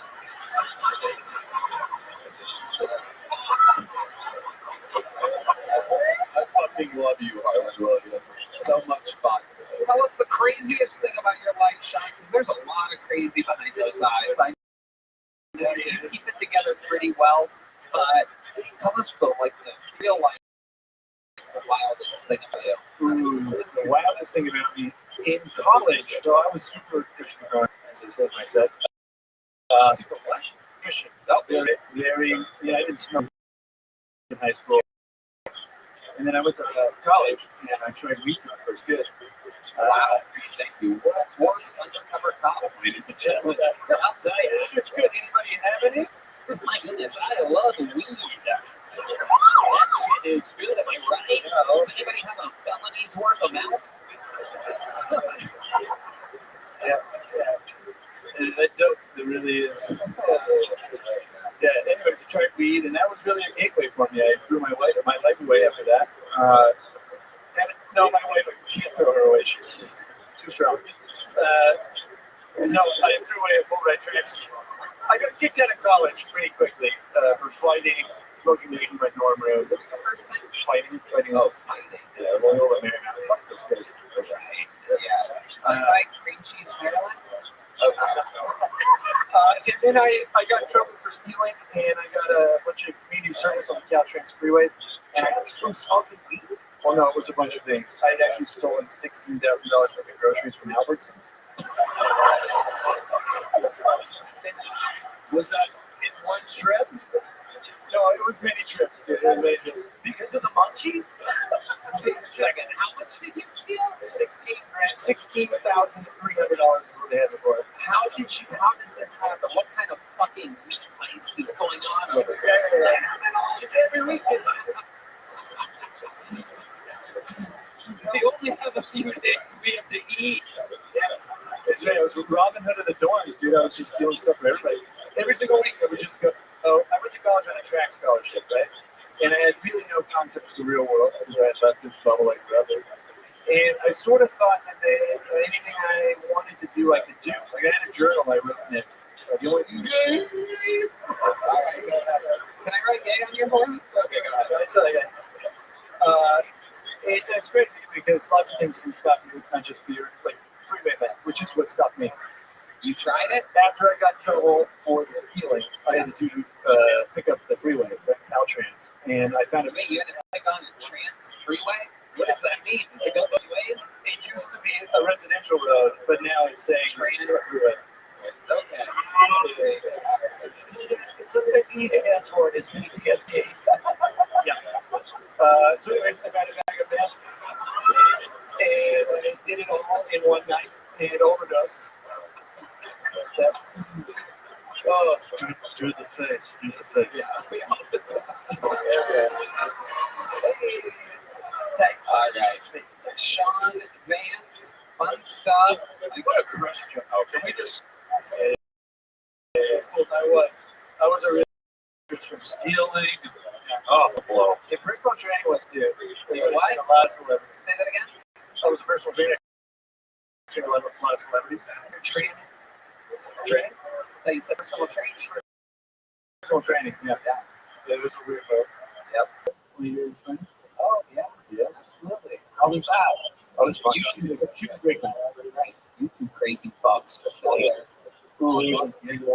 And nonsense. She's strong. Yeah, she's strong. Yeah.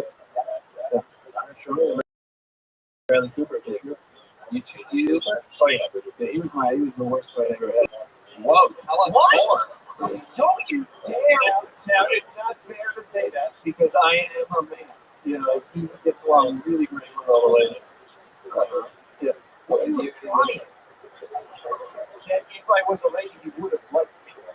I was just a junior trainer, and I think it was like, get this guy with PTSD away from me. It's because every time we re-racked, you were like, it's not a bomb. Wow. so he wasn't nice to you. No, it wasn't nice. It was just a little bit aloof. Like the first 15 minutes of the workout, people just wouldn't say hello. You know? You describe them as shallow. Yes. There's a joke, guys. We're all bombing up here. There he goes. Sean hands, everybody. We're going to keep it moving along. In the shallow. We're far from the shallow. Now, Harley gets me in a silly mood. I don't know what's going on here tonight. Thanks so much for your next comedian, Gordon Nixon, everybody. Gordon Nixon. I don't know, I just feel the debris running through my veins. Thanks so much, everybody. Want to get some more? There you go. Oh yeah, we just moved here from Florida. Hooked up with yeah, moved in the building. Hooked up with an Austin Cougar last night. You know what I'm saying? Sister Elder was an amazing woman, man. She was amazing. She was 88, so it was a definitely past Cougar. She was Triceratops bitch. That's what that was. Just extra old. She had one of them old 1930s bushes that started at the top of the belly button, right? And it went all the way down up the back into a fade. It was a strong bush. I called it Bush Gardens. That's how I think it was. It was roller coasters and shit. It was a great time. She was old. She's like, I want all holes filled, even the one at her neck. She was a smoker, so, you know. But I just put the tip in. I didn't want to kill the bitch. I love her, you know what I'm saying? She got dementia. She forgot about me 5 minutes later. Anyways, I was like, just the tip, sister. Let's go. She died today, so I was fucked up. Yeah. I went to her graveside and just let a pack of dolls and sprinkle some nut on it just to be like, she's just the elder. Right, that's my time. I'm going to Dixon. Gordon Dixon, everybody making his tilt Tony view. Hi, Gordon. How you doing? How's it going? Fun. Is that true? Yes. Not true here. That was in Florida, but yes, it is. She was 68. She wasn't 88, but she was. Okay. She was. Jizz on her grave? No, just the Mentos. I'll leave it. Yeah. No, she's not dead, right? No, okay. So, she might need that. How long have you been doing stand-up? 4.5 years. 4.5 years. What city exactly? Tampa, Florida. Okay, very good. What do you do for a living? Quit my job. Well, I got fired from my job. You got fired from I was selling cable for Time Warner. Yes, exactly. Yeah, Diddy. I was talking for Diddy, and then no, tell the truth. And he was like, just the tip. Okay. This part, during the interview part, we just told the truth. So, what did you really get fired from? No, I was a recycling truck driver for the city of Clearwater, and I failed my drug test. So they were like, what was the drug that got you popped? It was edible. It was a good ass edible. Oh shit. Yeah, but I had a drug test 6 months before that, so it was like I wasn't. Normally, it's like a year later you'll get drug tested, and yeah, they got me. That was an ad black, and they're like, "You're gonna get that." How long ago did you get fired? It's been about 4 months now. So how have you been surviving? I had a pension, I cashed that up, and then I was like, how much was the pension for you? Let's just say the actual honest answer. 15,000. Okay, that is fucking good for a recycling company. Hell yeah. Okay. So, what do you do for fun? Florida people tend to be wild. Tell the truth. Right now, for fun, meth off of homeless people's backs. Let's do it. Again, do you hear the response? The not honest answer. It's comedy. I just moved here, so just comedy. I'm trying to get moved to Austin. I just moved to Austin. Okay, beautiful. How long ago? 2 weeks ago. Oh, sweet. Here you are. You're on the show. Yep. And how's it been going for you here? It's a struggle, man. This is like, tell us more about what you mean by it's a struggle. It's a struggle. When you go to a mic and it's 800 comics, and then you gotta wait in line and get up on that stage, and fuck it, whoever's there, y'all gonna get these jokes however you're gonna get it. That's right. I didn't move out here for nothing, so fuck it. I'm gonna get on stage wherever I can. That's right. I mean, that's how it, was in LA and New York just a few years ago. 800 open micers everywhere. Go ahead. I don't need to steer away from your origins of what you're doing. But I told you I'm an ink guy. I love tattoos, and I know you have some on your inner arm there. What are those? So, all right. Everybody's like, did you Google? I'm like, this is faith and love in Japanese. Wow. I used to be Jehovah's Witness, so I was like, let me get out of that, and I'm gonna get a tattoo, and then that's what I did. Do you read Japanese? Yeah, no, I don't. Okay. Well, I do. That's a dinner number 4. Okay, I'll take it, bro. I'll take it. You better get your ass something.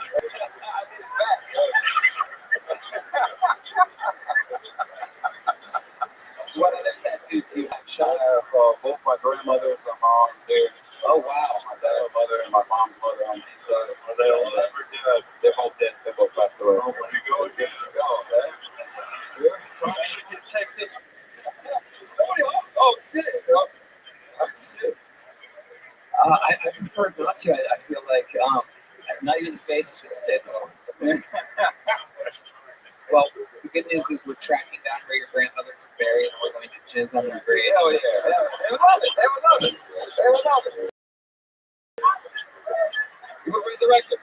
Gordon, do you have any special skill talents other than stand-up comedy? Good at I anything? used to sing a little bit. My Used dad's to band sing? used to sing a little bit. What kind of band were you in? My dad did like, Motown shit, so I was like a backup singer with him. Okay. All right. What was the name of the band? It was JW's. We're Joe's Blues, so yeah. Whoa, really? Yeah.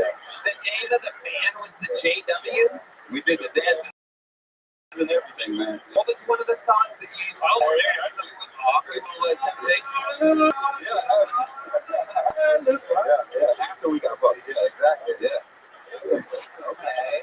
But what was one of the songs the JWs used to do? We did like Motown stuff, Temptations, you know what I mean? Like what? Like what? Any originals? No, they didn't. No, they just did covers. Like what? Can you name one cover? One cover we did, Celebration. Celebration. Yeah, Temptations. Yeah. Okay. You guys know that one? Yeah. Oh, you gonna want Okay, we're gonna celebrate good times tonight. All right, come on, let's get the clap going. Come on. Yeah, You better fucking try. You better do it.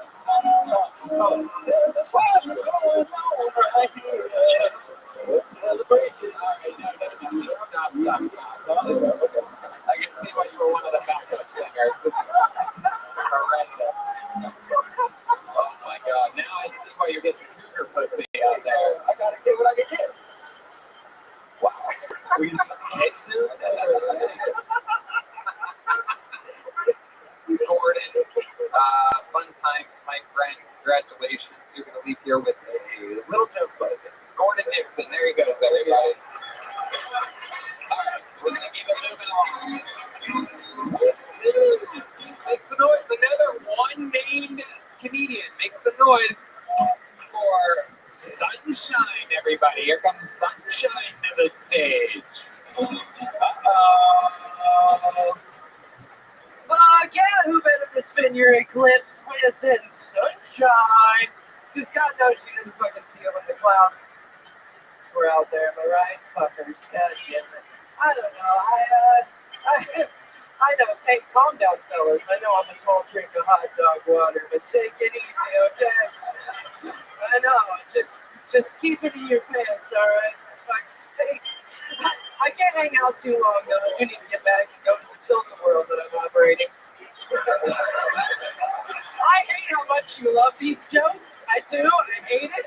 But, I do. I gotta go because those kids are getting sick. They've been on there for a long fucking time. Somebody's got to hit the red button for fuck's sake. God love them. And I know you're thinking, does she really dress like a toddler every day of the week?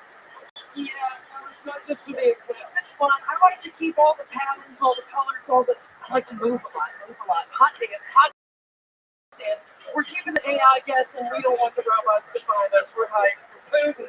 We're having a good time, people. Fuck yeah, dude. I like it. Oh, I am if a pinata was a person. Am I right? You just want to beat me up a little bit, see if I got sanity in me, right? I don't know. What's been Sunshine over here, Sunshine. Relax. Sunshine. I am the fun. You're okay. Sunshine, you're okay. Just take a breath. Oh, unbelievable. Sunshine, can we call you melanoma? Please. Maybe the doctors will, so thank you. Here's what I love, how life is cyclical. When John Wayne Gacy passed away, who knew that his overalls would show up at a Goodwill and you would find them? It is incredible, Sunshine. I feel like I know everything about you, and I've never talked with you before. This is incredible. I mean, so let's just jump right into God it. bless us both. I love it. Tell us what Black Lives Matter government, Jemima. This is what it turned into. it's true. It's just nice to meet the old lady from that guy's last set. This is incredible. Sunshine, welcome to the show. Have you ever done stand-up before? Oh, yeah, I've been doing it about 6 months now. Okay, what made you want to start doing stand-up comedy? I mean, I've loved stand-up since I was like 9, 10. I was watching Insomniac, David Tell. Of course, yeah. But yeah, I mean, fucking legend. I saw him here a couple of months ago. I don't know if any of you saw him. I'm sure you did. So it's okay. Just keep going. It's cool. We're having a good time. We're plugging. How about that hot cross buns? Anyway, okay. Let's go back to the question that I asked you here, Sunshine. Really focus. Over here. Look over here. Show the mask. What? Well, I got turned on to your show maybe 6, 9 months ago, and then also at the same time got really into Marvelous Mrs. Maisel. So I was like, tits up, bitch, let's go. So I just got out there, you know what I'm saying? Right. It's time. Well, he likes it. Looks like you were able to convince your tits to actually go up. I know. They are small but mighty, Tony. They are small but mighty. There is indeed another eclipse happening here. It is incredible. How often do you get sick, Sunshine? You look like you get sick about every week. No, I hard to get strong like cold. Is that true? Oh, yeah. I can haul you up the stairs, no problem. I don't think you can. I'll strap you to my back. I'm positive you cannot. I'm positive you can't. Let me ask you this. You ever put Lego in your overalls and then do some diarrhea and make brown waffles? Fuck yeah. Who doesn't? I thought so. I love to make brown waffles in my Lego overalls. Yes. What do you do for a living, Sunshine? Clean houses. Okay. Thanks. All right. Where do you do that at? Here, there, and everywhere, wherever they'll let me in the door, really. Okay. Let me be more specific with the question. Where do you live, Sunshine? I live here in Austin. I live here. How long have you lived in Austin? About 7, 8 years now. 7, 8 Where's your tent? Oh, over on the Riverside Median, baby. We're keeping it What busy. is your exact living situation? Because I'm not kidding. The smell of patchouli is on. It smells like what she looks like here. That's right, It's guys. frightening. I doused an extra for you. So Sunshine, I knew you. horrible shit. Oh, Taking a point where you're having a little bit too much fun. That's so bad. I do live in a house. It does have a roof. How many other people live in the house? Just me and my boyfriend. I know. I have a boyfriend. It's shocking. I get it. I look like I eat box, but only recreationally. You're adorable. I like your style. What is your bathing routine?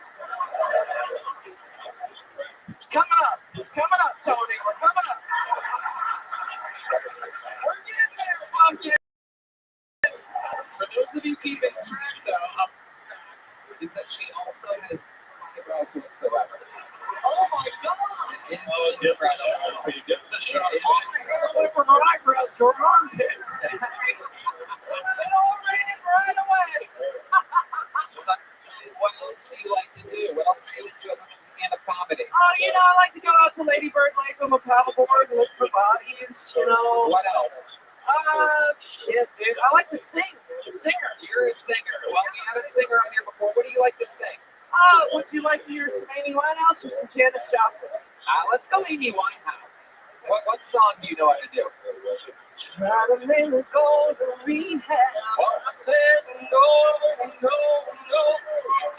Oh yes, I've been back, but when I come back, no. I ain't got the time. If my daddy thinks I'm fine. Alright, I'm gonna save you, Sunshine. Oh, You got it? we're having a good time. I don't know what you're doing. I just hope you and Amy Winehouse have the same ending. I don't like feeling as much. Lyrics were a song. No, I Neither did Amy at the end. It was a very authentic performance. Harlan Williams. Maybe she's working like a Singer sewing machine and you put together another outfit. How about that?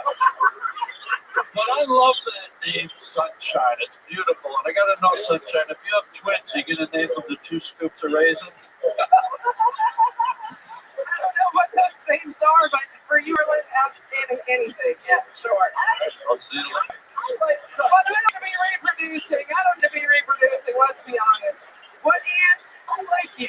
You're authentically yourself. I look like jokes are pretty funny, and if you can do those with like other things, I think you'd be all right. I like your vibe. You're fucking nuts. Sunshine, I like you too. Open up that little pocket there in the front. Pull it out. Pull it out. I'm gonna make this. I'm gonna make this. Don't let me take anything in here. I'm gonna make this joke hook in there. Just pull it out. Oh, Lord. Keep it open. Ready? Oh, good. Close enough. That was bad. Okay, let me try again. I'm OCD. Come on. Let me try again. Let me try one more time. There it is. I'm really good at taking shit into places. You would have fucked with me all night if I didn't get that. There goes Sunshine, everybody. And a special treat from sunshine to darkness. I present to Kill Tony, Hall of Famer, one of the legends of the show, here to grace us with a performance. This is the return of David Lucas.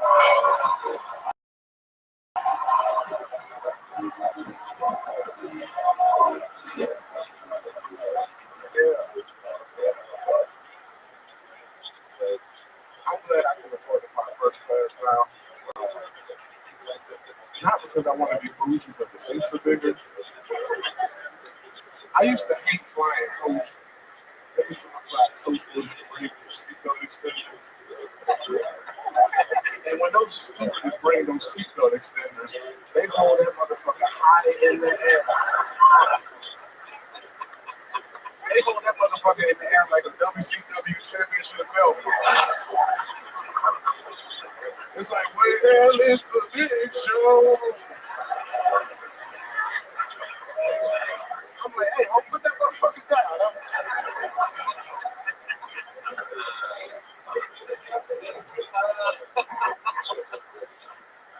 I think America has an anti-trans problem. I think America has an anti-trying problem. Because nobody wants to see a fucking 6'5" nigga in high heels. Like, nobody wants to see a 6'2" man with a fupa. You know what I'm saying? It's like, if I want to see somebody tuck their stomach into their pants, I'll give me a Mexican bitch. You know? Them Mexican hoes tuck the shit out of their stomach. It's like, bitch, you ain't got no belly button? What the fuck going on? All you see is stomach. That's my time. Like, Boom. David Lucas. Again, just like with Cam, the thing you look for in real comedy is like perspective. Right? Something that only you can talk about. And spot on, not to make it too serious, but the seatbelt extender for you, it's both why am I blanking out? Self-deprecating and fucking funny to you, your perspective, and you nailed both. What's your favorite airline? Hills all day. Oh, okay. I go snacks. Oh, I bet. I bet. Charcuterie boards, nigga. That shit. Oh shit. Charcuterie, is that one of your cousins? Okay. Tony, we're so appreciative of you because you gave us that eclipse today. When you put your booty hole in the sky. That was Tony opening and closing his asshole. Oh my god. Harlan Williams, you look like Tyler Perry presents Back to the Future.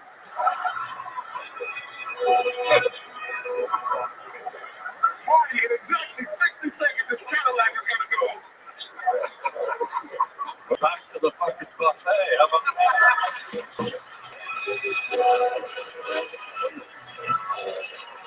The front runner for Guest of the Year 2024, flexing his DeVry Night School certificate. John Reinblatt is thrilled right now. And Judging by your hair, you had an audition for Elvis, the stage play. Well, that didn't go too well. Judging by your hair, the children of the corn have diarrhea.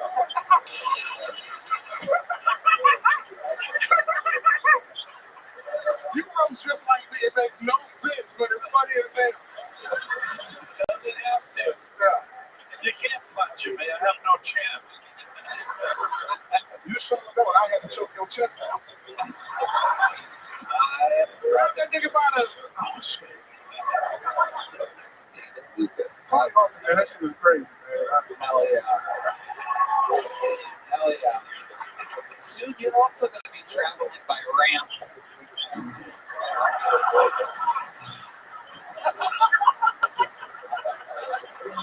When they take your feet from the diabetes. You're in a wheelchair. You was the only nigga to ride a skateboard with his ass. Y'all never seen a booty hole backflip? That's true. Catch me at the sex games. The X games. I love Tony, bro. I used to play that game together. Yeah. So confused about what to do. Y'all heard that song? Yeah, that song follows me everywhere. Yeah. I walk to a cop shop and I starts playing, and Reese is looking at me like, you're tall as shit, bro. Damn. You look like Tom Brady, bro, or some shit. He tall. When I'm talking to him, like, God damn, it's tall as what he do. I grew up very like a bunt, so I got tall about 16, 17, and it was fun for me because all the ramps seemed a lot smaller. And suddenly go higher. That's much you up. There was nothing there. I like your hair, nigga. You look like a... With that brown and gray, you look like a juvenile German Shepherd. Whoa, look at your fucking hair. It looks like Predator sent his kid to Jenny Craig. Oh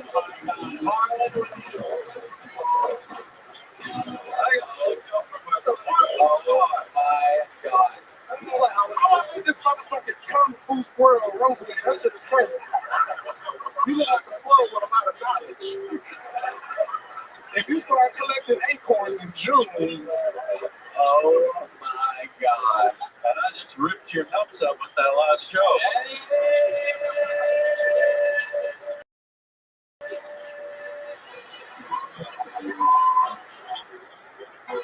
Thank you, Donnie Reinblatt. Oh, Donnie Reinblatt. Education pays. That's right. David Lucas. Have you ever skated? I know you thin ice, but you ever get on a skateboard before? sensitive ass out of here. David's the only guy that tries to ride on a charcuterie board. You can sniff cheese and tell how old it is. With my butthole. I forgot to put the booty in there. That's all the way to make it get. Oh my god. What else is going on? You dress like you just bought $1 million dildo, nigga. That's just the easiest one. This dildo was made out of melted down rubber band.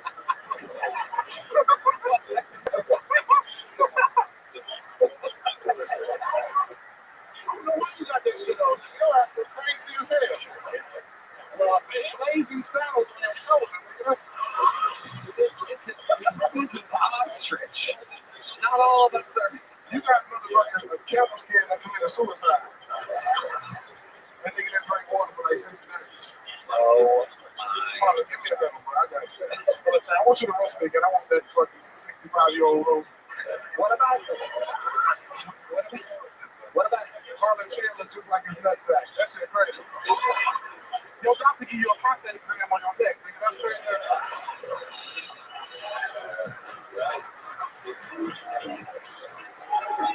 Harlan. Yeah. You the only nigga with truck nuts for a chin. That's crazy. You got truck nuts, boy. Your ass out here, boy.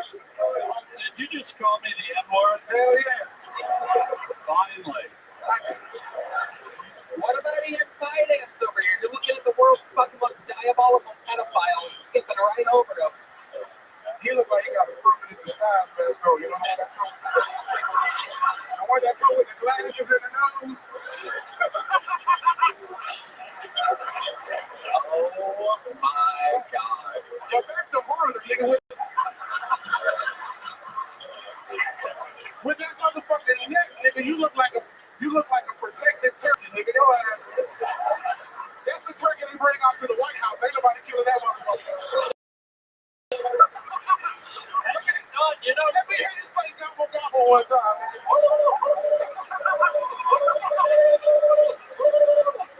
this guy goes to IHOP and looks for girl fucking leg. If I get roasted by another joke from the time when niggas had to go to the back of restaurants, oh my God. And they used to roast my granddad with them same jokes, nigga. Oh, was that wording? David, just right. David Lucas, you are a force of nature. How can you not be wearing girls' jeans? Absolutely. Marlon, stand up, let us see your jeans, nigga. Uh-oh. That's the real deal right there. Hey, Harley, your jeans came with janitor keys, nigga. Your ass. You can hear that nigga walking through the hallway. Carlin can open up any door in Austin, bitch. That shit crazy. What about? Nigga, look, boy, you out here looking like a fucking Mississippi preacher that gets bit by a rattlesnake, nigga. You know them preachers that let the snakes bite him and be like, God's trying to keep me alive. That's that nigga right there, boy. Dude, you look like in living color after the crayons were left out in the sun. How about that? This is amazing. What a showdown. Deep fry versus deep fry.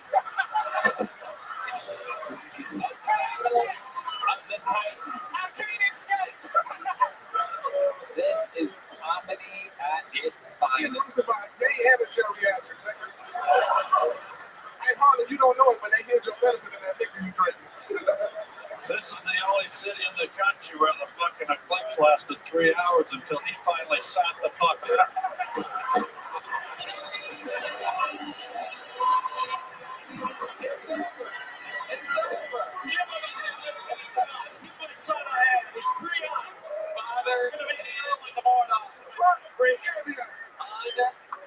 Unbelievable. What a fucking performance. This is the difference between people out of the bucket, golden twos, regular, and then all of a sudden, a Bill Tony Hall of Famer. That is David Lucas. That is what he does. This is who he is. Built strong.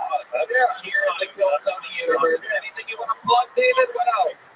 Hey, man, I'm on tour all across the country, man. Just check my website out, davidlucascomedy.com. I love y'all. He's flying first class. You've been wondering why all those Boeing flights have been going down. It's going to be, they're front heavy. You should give himself a plug. You should go fill the black hole in outer space. How about that? All right. Final fucking poll of the night. Ladies and gentlemen, make some noise for Morgan Bounds, everybody. Morgan Bounds. One more time for Morgan Bounds, everybody. Come on.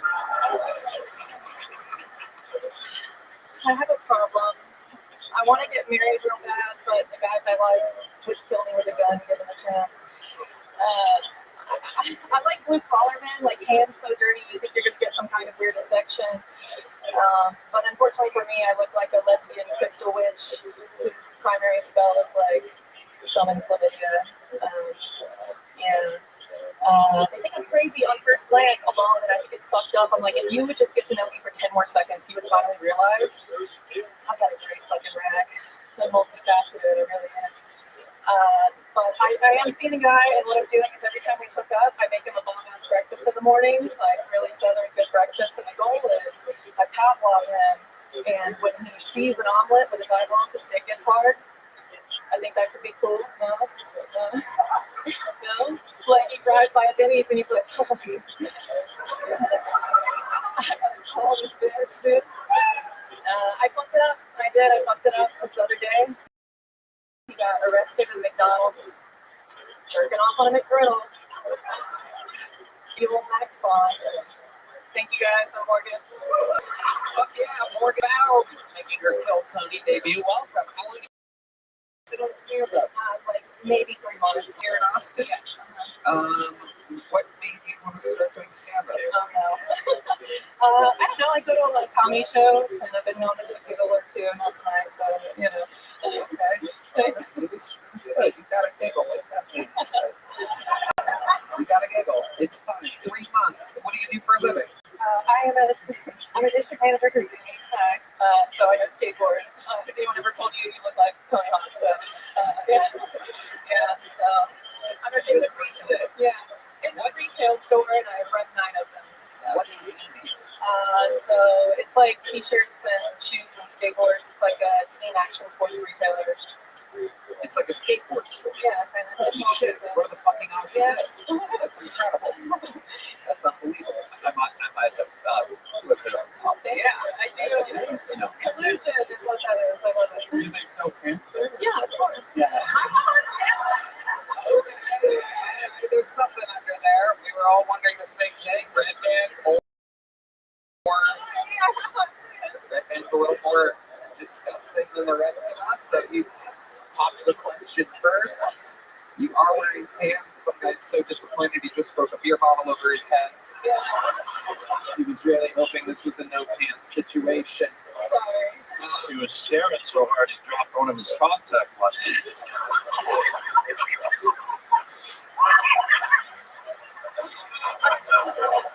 Somebody would need to ride. Can I ask you, I'm a nut about ink. I love tattoos. I see that number on your leg. What is it? It's 2494. By the way, the same year I lost my virginity. Now tell me.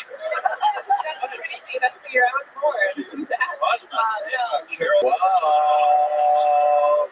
There she is. No wonder she's trembling. I'm anemic and I'm scared. Tell me about that tattoo. That is my father's race car number. We do drag racing, and yeah, it's his 69 Nova. Wow. Incredible. 69 Nova. He's racing a 69 Nova. Yeah. What kind of races are these? It's drag race, so it's 8 mile and quarter mile in a straight track. You can do a burnout and you go fast. It's kind of In a Nova. It's badass. It's a really cool car. He had a roadster too. But it's like been around since before I was born. He's had it forever. Wow. So you're close with your dad? They live far. I don't see them often, but we're cool. We chat. Okay, that's why you're not funny. That's my fucking daughter you're talking to. Watch your mouth. No, I love it. I'm just kidding, Morgan. What do you do for fun? What else? Tell us more about you. You look like you're the mayor of Austin, Texas. You have the tattoos, the bags, the vitamin D deficiency. I look like Velma on ketamine. That's what I was. That's true. That's true. I play Dungeons and Dragons. Who guess? Someone's fucking Hans Kim tonight. I'm kidding. What is your sex life like? I'm not asking enough people that lately, but since you're not wearing pants, I feel like it makes sense. I'm cool. I do okay. Yeah. It's good. What type of guys are you into? She said she pulls. She has a vibrator. Oh. I don't discriminate. I like tall, but I like charisma more, I guess. Okay. Yeah. That is home.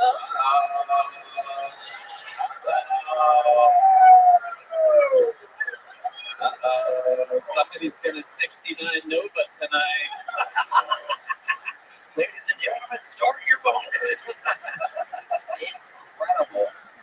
Have you done stuff on stage before? I did like theater in college, which is what did you play during theater? What was your character? I was in a Foley called Messiah on a Frigidaire, which is like a white trash. I don't know, like they think they see the image of Jesus on a refrigerator. It's dumb. But it was really bad. Okay. It's like the Shrouded Turn in Cleveland. Oh, yeah.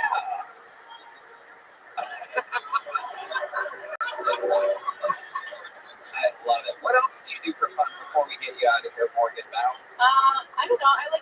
I play video games. I do exactly what I look like I do. Yeah. It's not too much. Dragons, video games. What about the wild side, Morgan? What's like a guilty pleasure? Something. I like to get naked at the Renaissance Festival. You get like completely naked at a Renaissance Festival? It depends on the day. I don't know. I'm a season pass holder, so we'll see. Oh my goodness. Tell us more about what brings you to the, what do you like? The nighttime is really cool. Like it's camping and there's all these clans that do different things. You're not supposed to tell about it, but Red Man's Googling tickets to Renaissance Festival right now. Yeah. Texas. Yeah, Texas Renaissance Festival. Heck yeah.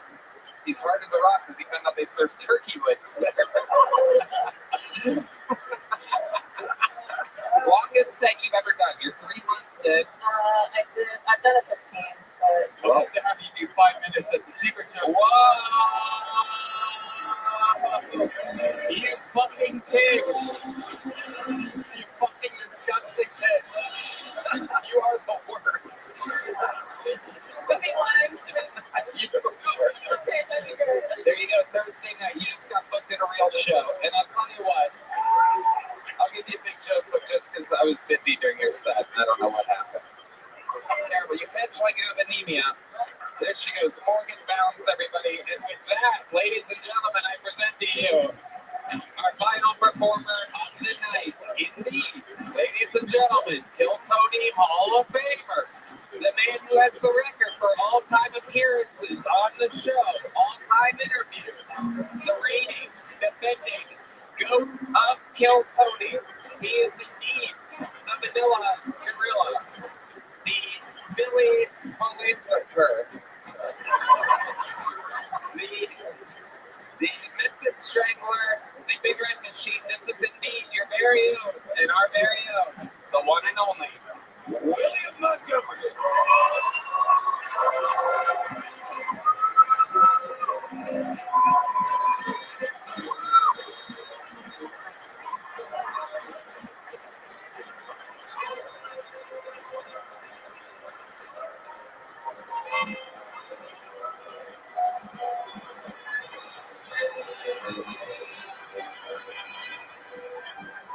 Did y'all see the eclipse today? It was absolutely great, but my fucking eyes have been killing me. I actually didn't know what caused an eclipse, so I looked it up, and apparently it's when Lizzo walks in front of the sun. That bitch. Okay. And by the way, if you don't believe in climate change, then explain why we've had all of these eclipses lately, dumbass. Okay. And this is a serious deal, this next one, Tony. During my last tour of Afghanistan, I came face to face with a jihadi. I had a gun to his head, he had a gun to mine. So I said, well, can I bum a smoke? He shook his head and said in his native tongue, you shouldn't smoke. He handed me a nicotine lozenge. I said, thank you, kind sir. What is your name? And he said, Sin Laden. Okay, that's what it's 59 seconds on the dot. Sin Laden. Yeah, what did you think? Was it too much build-up, or am I onto something with that? I thought it was great. I think it's fine. You do a lot of quick jokes, and sometimes we can be patient. Just stretch it out a little. Why are you laughing, dumbass? You been fucking being mean as shit to people. You know what legs are, man. There's two things about you I want to say. This is for real from the heart. A, you're the only comedian on the whole circuit. By looking at you, we guess probably as a time machine.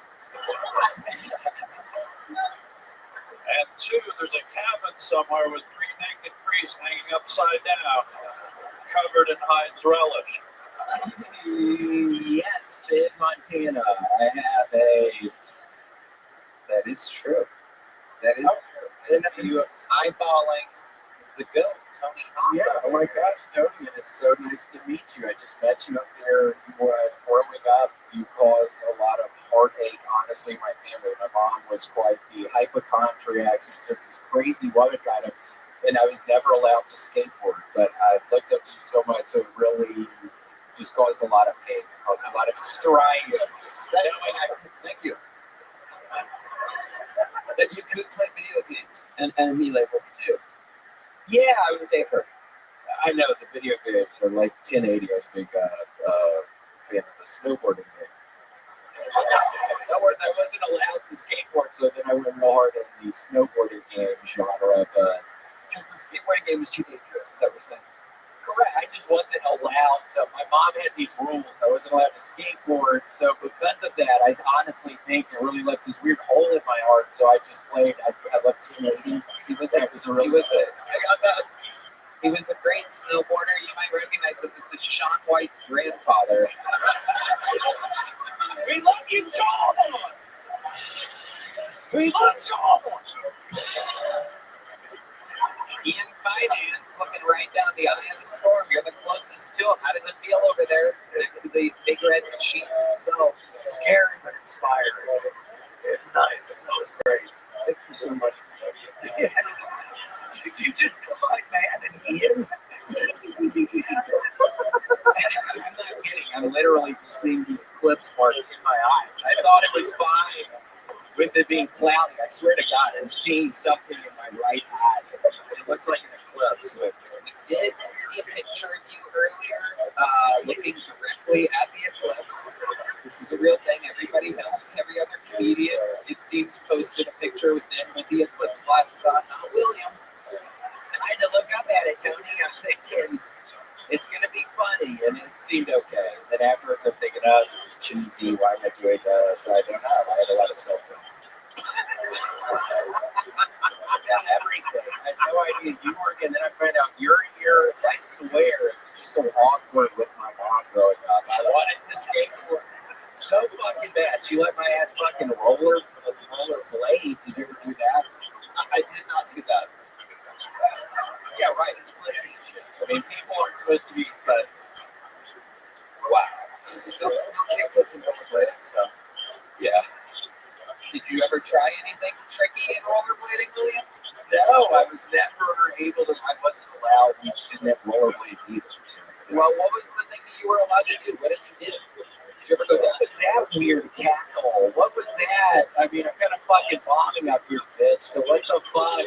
I swear to God, I'm seeing an eclipse in my fucking eyes right now. Was it you?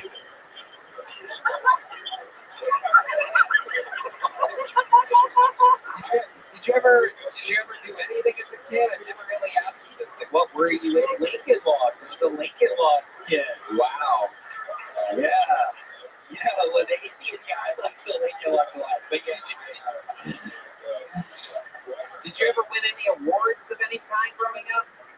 The Daniel Shores Award. I was a big swimmer. Daniel Shores sadly died. He was in the back of a Volvo and a truck slammed into the back of it. So they had a prize for him at the prize. You won his award? I won the Daniel Shores Award. My name's on a fucking plaque somewhere in Memphis. So.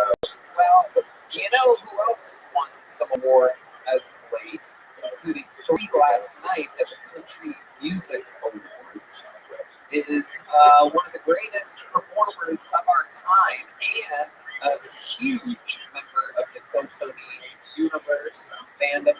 And why don't you stay up here, William, as I introduce one of the greatest Kiltony fans existing in the world.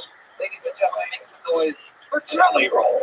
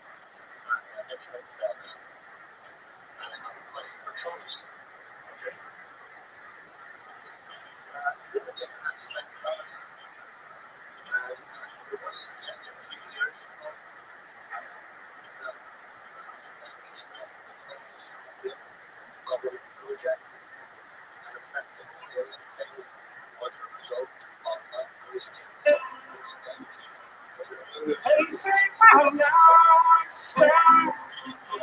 It's bad for my head. It's the only thing that seems to have.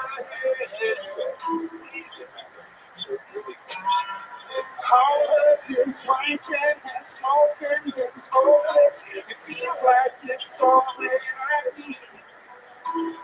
Something inside of me's broken. Last night I won 3 motherfucking shit.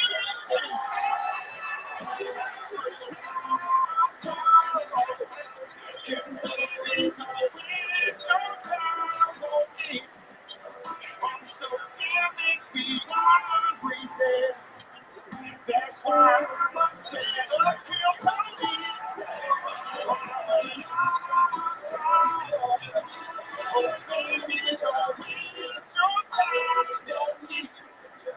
I'm so damaged beyond repair. When they don't hit that they can't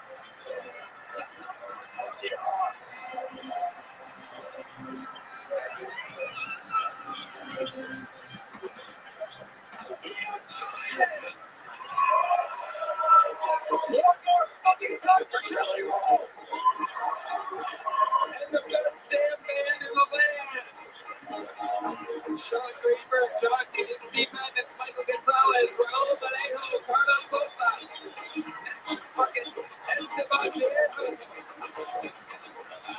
The driver reminder email is in. Thank you to ZipRecruiter and Shopify. Unbelievable stuff happening. The stream for the forum is now on sale right now. So that's a 2-night event. The forum, the YouTube theater. You can catch it absolutely live, or you can wait weeks for it. It's up to you. No pressure. But Constant versus Rick Diaz 2 is on the line at the forum, and a lot of other fun stuff going on. How about one more time for Harlan Williams, Tony Hawk, and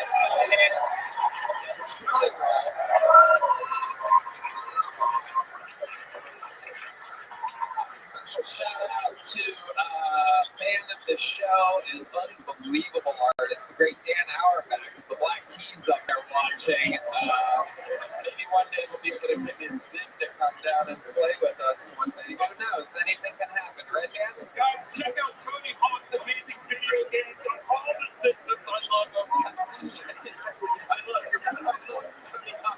Like Tony Hawk before. But seriously, Chad, Hawk versus Wolf with the great Jason Ellis. That's Tony Hawk's podcast. Harlan's podcast, The Hard Highway. And they get pulled out and fired out tonight. And, you know, there's nothing we love more than having some of the top young rising comedians on panel. One more time for Candy Finance. The special is out now. Wild, Happy, and Free. April 21st. It is out. The B&E Pod as well. We love you guys. You guys have fun tonight? We love you. Good night, everybody.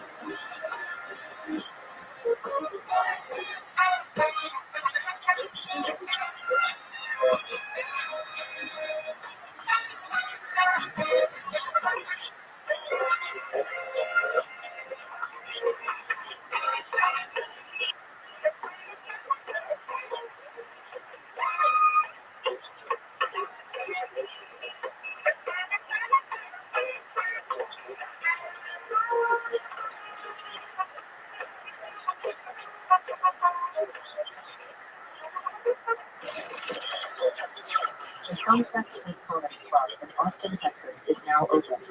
Check out Red Band's secret show every Thursday. Go to Sunset Strip for tickets.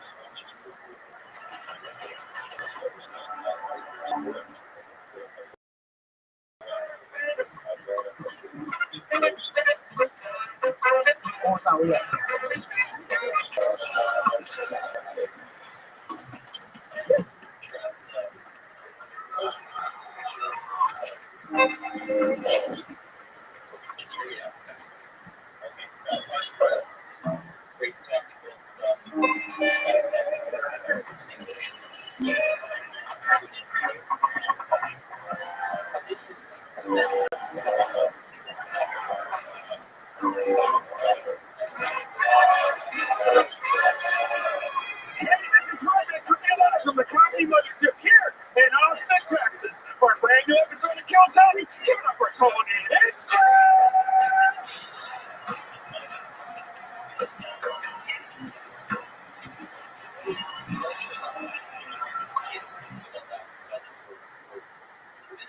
You got who's ready for the best fucking night of their lives, huh?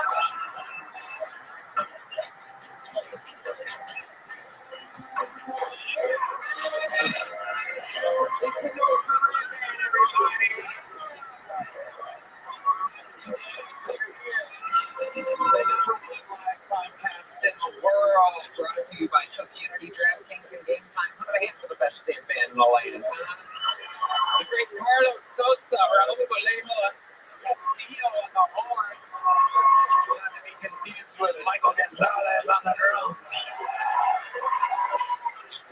The mortician Matt Mueling on the electric guitar. The great John Dees on the keys. And joining us on the bass tonight, make some noise for Nick Lewis, everybody.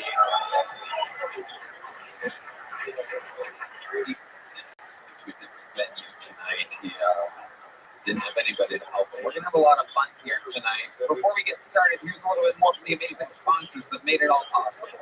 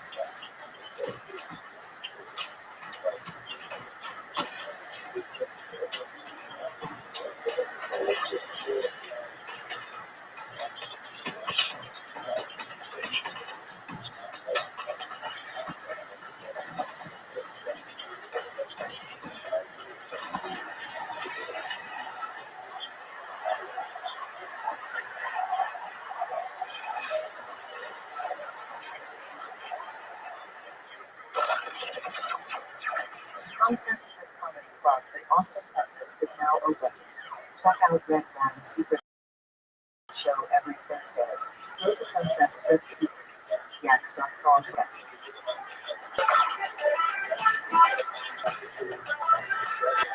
You guys ready to start tonight's show? Ladies and gentlemen, what a fun history of the show. His brand new special is out now. Rose Gold on YouTube. One of the funniest people we've ever had on. We're going to have so much fucking fun tonight. Thanks so much for the great, powerful Daniel Van Kirk. Ladies and gentlemen, here we go. Daniel Van Kirk. One of the rising stars of the world. Works with the Star Brothers. Soul.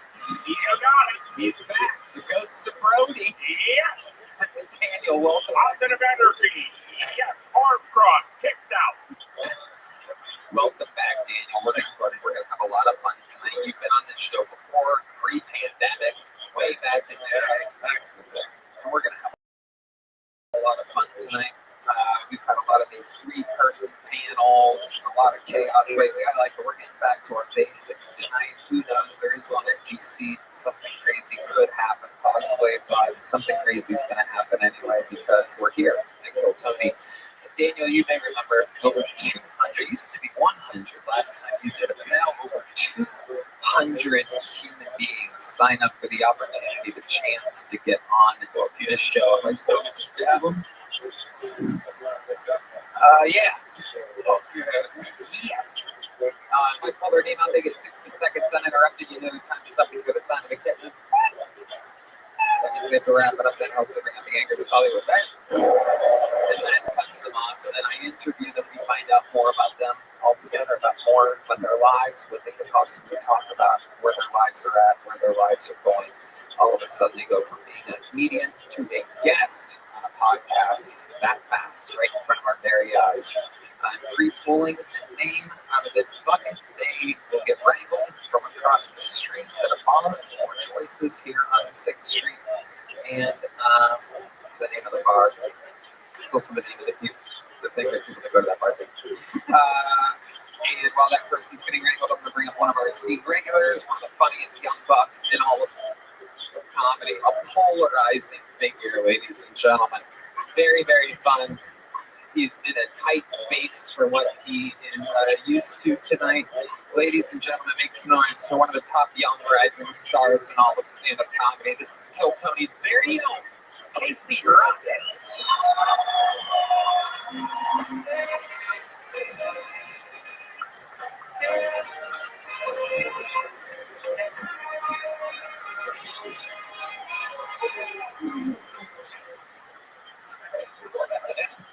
Sorry if I seem a little off tonight. I'm starving. The only thing I've had to eat today is a poached egg and 3 of those little plastic babies they put at the center of Mardi Gras cake. So a lot easier going down there, coming out, right, fellas? You know what I mean? And this might be some stuff for the holidays. Speaking of, it's funny you bring that up.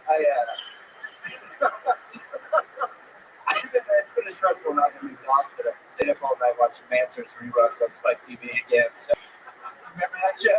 Get boobs, eat that eating off right now. Tragic. Crowds that watch out. It's just tough.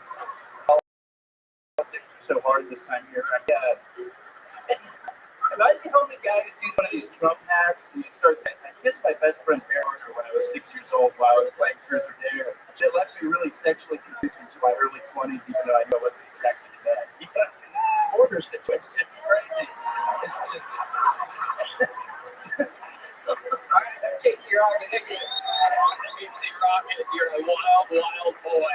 He's done it again. 3 plastic babies in his belly right now. So cool. I don't know if this has ever been said before, but I've never seen Carrot Top without the props. Wow. We got news for you. So he's got a little something up his sleeve or in his pocket. What do we got tonight, Casey? Anything?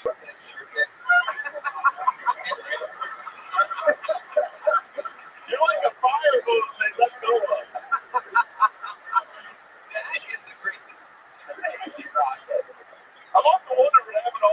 background actors from Friday Night Lights. Now I know. This is one of the Young Bucks series. Yeah. Yeah. That's it. A Mansers reference. I haven't heard the word Mansers in probably, what, a decade and a half or so. Yeah, it struck me right before I came up to answer. What everybody said, yeah, it's all Kabuki. Like, it's like, can you float in Iraq? You're like, why Iraq? Yeah, but I would watch the commercials to find out. Yeah. But I was always curious.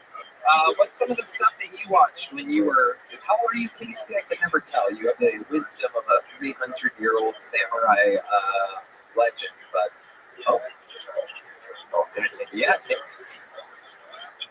Law offices of Target. Uh-huh. Okay. Okay, yeah. Oh, yeah, cool. Well, she deserves it, man. Caitlin Clark just got picked for the #1 pick in the WNBA draft. Wow. Whoa. That's awesome. Oh, yeah, she earned it. She did. She did earn it. Yeah. How long you been with Tyler and Tarla? Oh, I'm such a Tarla. I moonlight as a receptionist. Tarla. I should have told you guys this. Yeah. I was supposed to be working tonight, and I you still are. I kind of am in some ways. Someone called the law offices of Tarler, and they just, then whoever the receptionist may be, that Caitlin Clark got picked #1 in the WNBA draft. Yeah, it's pretty big news. That's kind of exciting. Yeah, I don't get a lot of calls like that. What are the Hello? Oh. Any other Group and Associates? Pick second, babe. Oh, shit. The draft seems to be moving along. Yeah. They didn't say who, they just said somebody got picked second. That's all I know. A lot of people, while they're here, their phones are locked up. It's a tight run ship, and a lot of you might be wondering what's happening with the WNBA draft. And the good news is we're here to update you throughout the evening. This is going to be a continuous thing. Red Band has the board up. He actually has a lot of women's faces circled. I think he's doing a fantasy draft of some kind. Yes, a leopard has something to do with this, believe it or not. Of all things. Casey, what else is going on in your wacky world? That's a big one. It's Tarlo or bust for me. So it's been 50, 60 hours a week, and it's hard to keep up with. God, life's been crazy around all this. So it's been cool to.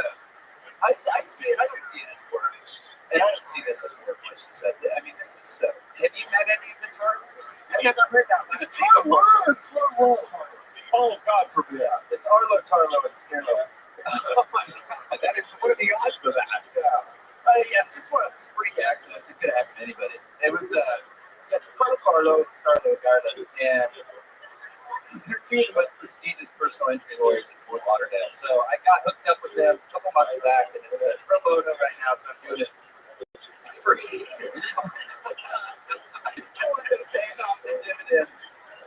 JC, I mean this with sincerity. You would be the greatest first date I've ever had. Play your cards right at this meeting. Oh, yeah. Hey. I'm feeling, partner. I'm feeling. Where would you take them, Daniel? Where would you take Casey on a first date? Obviously, Cheesecake Factory. Oh, yeah. 100%. I want brown bread before I make any decisions about life. Oh, yeah. Where would you want to go? On our first date, where would you want to go? I'm with just a couple of confused former 6-year-olds. Where would you want to go? Oh, God. Can't say I'm very far. Oh, you want to go nuts? Very deep. That'd be fun.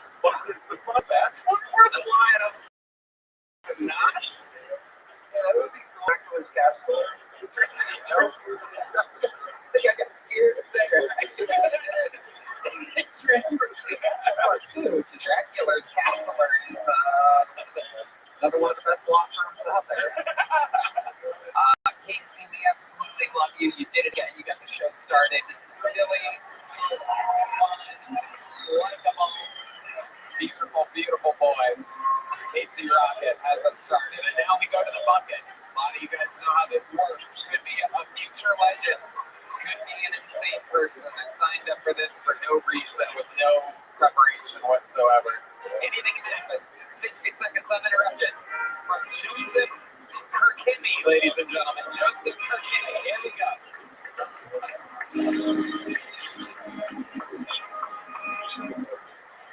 What's up, everyone? I'm half Middle Eastern, half white. Just thought I'd solve the mystery for everyone. I know it's a little bit confusing for a lot of people, a little bit ambiguous. I'm Mexican gulag, which I know in Texas is a scary combination.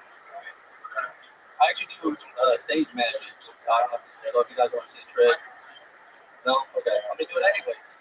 All right. Jewish, Hispanic. I mean, on stage, like, tricks whatever, but at the bait, that trick, it works. Like, your loan's been denied, approved.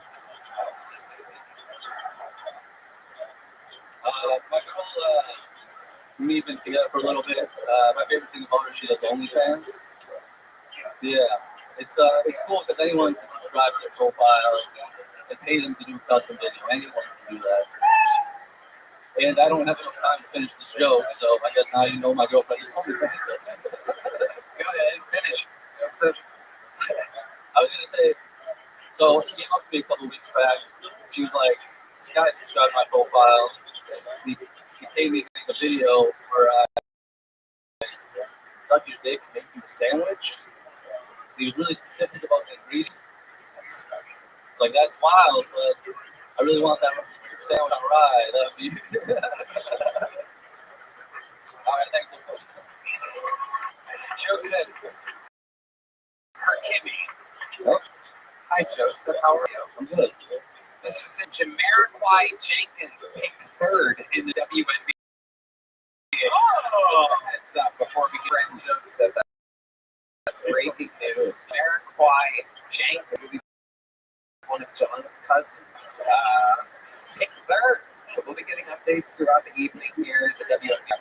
Joseph Kirkimi, welcome to the show. How long have you been doing stand-up comedy? About 3 years. 3 years. Where at? Mostly Tampa. Tampa, Florida. That's where you live. That's right. Used to live. I'm 13 years. Okay. How recent did you move to Austin? Like 2 weeks. Nice. How do you like it? I like it. Yeah, it was cool. A lot of comics. Definitely. It's all going on out here. Do you make a living? Software engineer. Well, right now I'm unemployed. So. All right. I'm sure that'll work out for you. Daniel Van Kirk, what do you think about this young buck? I think they're good. You sort of double track the identity. Like you get a laugh out of it, and then you go for the profile. I'd probably put that up in front just a little bit. Like I would come up and say, like, I know you guys are trying to figure out who I am. Like, if you're looking me straight on, I'm this. If you're looking at me like this, I'm this. Like, boom, like, get to it right away. I agree. And then also, if you set up another plant in your OnlyFans, like, 2 things I love with my girlfriend, she makes great sandwiches and does OnlyFans. And then you go later and say what was requested. That's going to be the callback hit for the audience as to what the joke was. Because otherwise, you have to, like, string that down. Daniel Van Kirk making Joseph Kirkimi 400% funnier in 20 seconds. Absolutely. All because I care. Yeah, no, I appreciate it. I don't know if you're going to snap me or give me a loan. No. Look at that. Loan stab. There's a loan. You never know. Loan stab. What a great steakhouse. You fucking beautiful Jesse. What's the other half of Middle Eastern? Syrian. Oh. Syrian. Like the pasta. Yeah. Just kind of sneak it in. I might use that now. I mean, we're gonna write a whole different set for you. Yeah. Like after you do the profile joke, you're like, yo, I'm John Tutorial's kid. Like, do that joke. Yeah. I mean, it'd be Sandberg after an airbag hits him in the face. Yeah. See that Olympic line? The guy that taught Patrick Swayze to move a penny. Go with that joke. Good reference. Everybody. Who wants to go?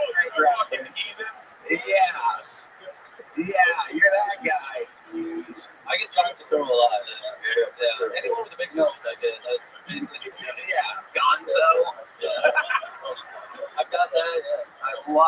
Love it. So what do you do for fun, Joseph? It's a lot of things. Video games, take ADHD medication, play video games, always fun. Okay. Yeah. Talking about Adderall?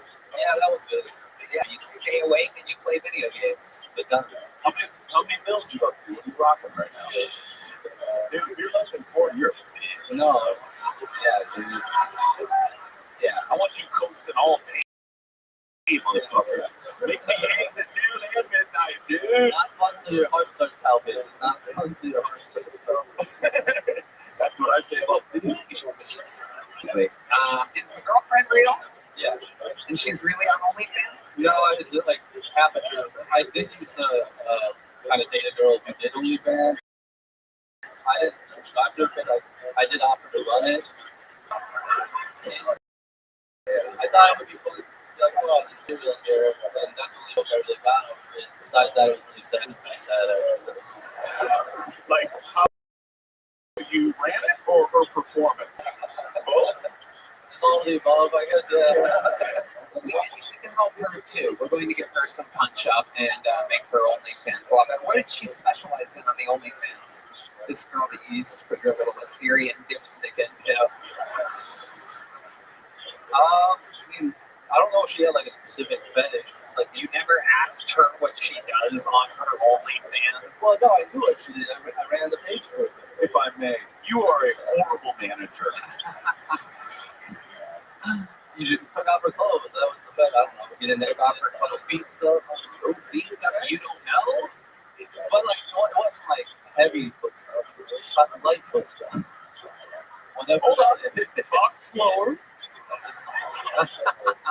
So she took your shoes off. She had little tiny feet. No, like not that tiny. They weren't like deformed, tiny, miniature feet. No, they were pretty average. Okay. Rabbi, What's her name on OnlyFans? that's nice. There you go. All right. Joseph, you are an interesting person. You are half Jewish. Is that correct? No, just a joke about your nose. I'm at the ass just on my nose. I'm a Syrian, so like Christ came along and said, and we were Jews before. Right. Yeah. And then the Christians are like, we're gonna fucking kill you. Yeah. They're like, we can get more. But I'm like, I guess my ancestors. Fuck yeah. Are any of your parents still strict about the religion and everything? No. I mean, like, they go to church every once in a while, but like the holidays and shit. So you do stand-up, you work in software, but you're unemployed. What about the wild side of Joseph? Can you give me something crazy that you do when you're not out or all out playing video games? Jesus fucking Christ. Whoa. Well, go ahead. Wild side of Joseph. Wild side. I don't know if I... The wildest thing you've ever done in your entire fucking life, Joseph. Let me make it easier for you. Wildest thing I ever did in my life. Could be anything at all. Maybe you went snowboarding down a Black Diamond level hill or something like that. Like, maybe fucking anything. You're from Tampa, man. You've never even shot at. Yeah. Yeah. I mean, I don't know if that's the wildest, though. Being shot, well, no one shot at me, but it's been, vicinity. You've been brandished. We're trying to help you here. Yeah. I mean, you had your entire life to I can think of right now, and yes, this is, I don't know why I'm saying this on perfect. That's the correct answer. Whatever that is, go right ahead. And here we go. Who's ready for the answer of the question 2 minutes ago? Here he is live on a podcast with the answer we've all been waiting for, the wildest reference of his life. The lights come down. This is Joseph Kirkimi. all that build up. This is gonna be disappointing. Oh wow, you're still setting it up, ladies and gentlemen, and have no idea how an interview works. All right. Here we are, loading it up. Final answer: Joseph Kirkimi's wildest moment of his entire life. I had a Molly Feud foursome in Las Vegas and 2 Latino women. Okay, there you go. That's not disappointing at all. You're right. How would anyone get comedy out of that? Right. Foursome with 3 Latino women. 2 and a white. 2 and a white. I don't know why I included the Latina. I feel like that was We just got word those two Latina women and the one were the last 3 picks in the WNBA draft. So you're doing something right up there. There goes one right now to accept the new. There you go. Welcome to the team. It's the newest WNBA player right there. There goes Jamiroquai Jenkins to put on the jersey. It's absolutely incredible. This is a star-studded audience. I've never seen a WNBA player with a full goatee, but that was incredible.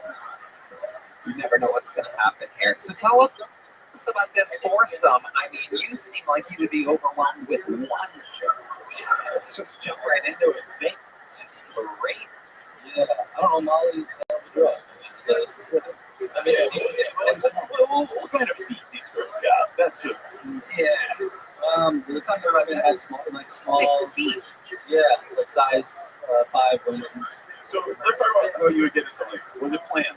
No. Did you know these women beforehand? No. You take us through the evening instead of detective. And Kirk over here doing his work for Tarler and Tarler Law Associates. Just take. Give me a second, I can break them.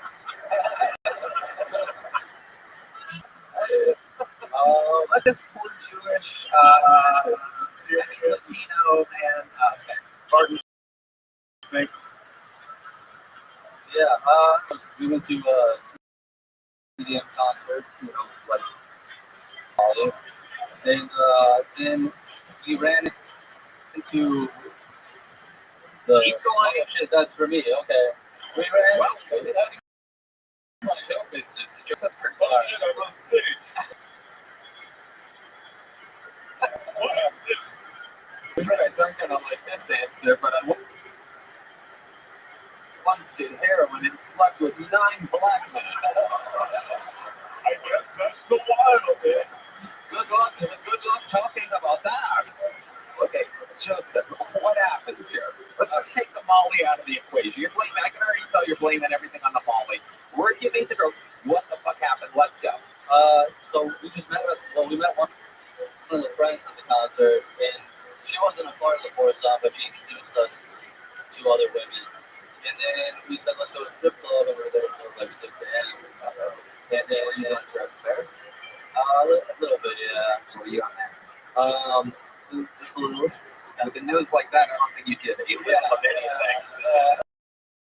I think you did all. So yeah, just those things, and then. Okay, Joseph, I'm gonna let you off easy. Good job, buddy. You did it. You are the first bucket full tonight. There he goes, Joseph Kirkini. Brand new to Austin, Texas. 2 weeks as a Texan. Have fun, Joseph. There he goes. Hey, y'all. This podcast is sponsored by DraftKings Sportsbook. Look, the playoffs are heating up, which is why now is the perfect time to get on all the action with our partners at DraftKings Sportsbook. Right now, only customers who bet just $5 on anything will get $150 in bonus bet instantly. So what are you waiting for? Download the DraftKings app now and sign up using our promo code GOTONY. That is yours, Redman. That's right, Tony. New customers can bet just $5 on anything and receive $150 in bonus bets instantly. DraftKings has got something for the returning customers as well. Scoring no sweat Indian bet. If sports betting isn't yet available in your state, don't worry. You can go play in on the phone with DraftKings Daily Fantasy and shop the big cash prices. Download the DraftKings Sportsbook app right now. New customers use our promo code GOTONY and bet just $5 on any wager. Get $150 in bonus bets instantly. That's promo code GOTONY only at DraftKings Sportsbook.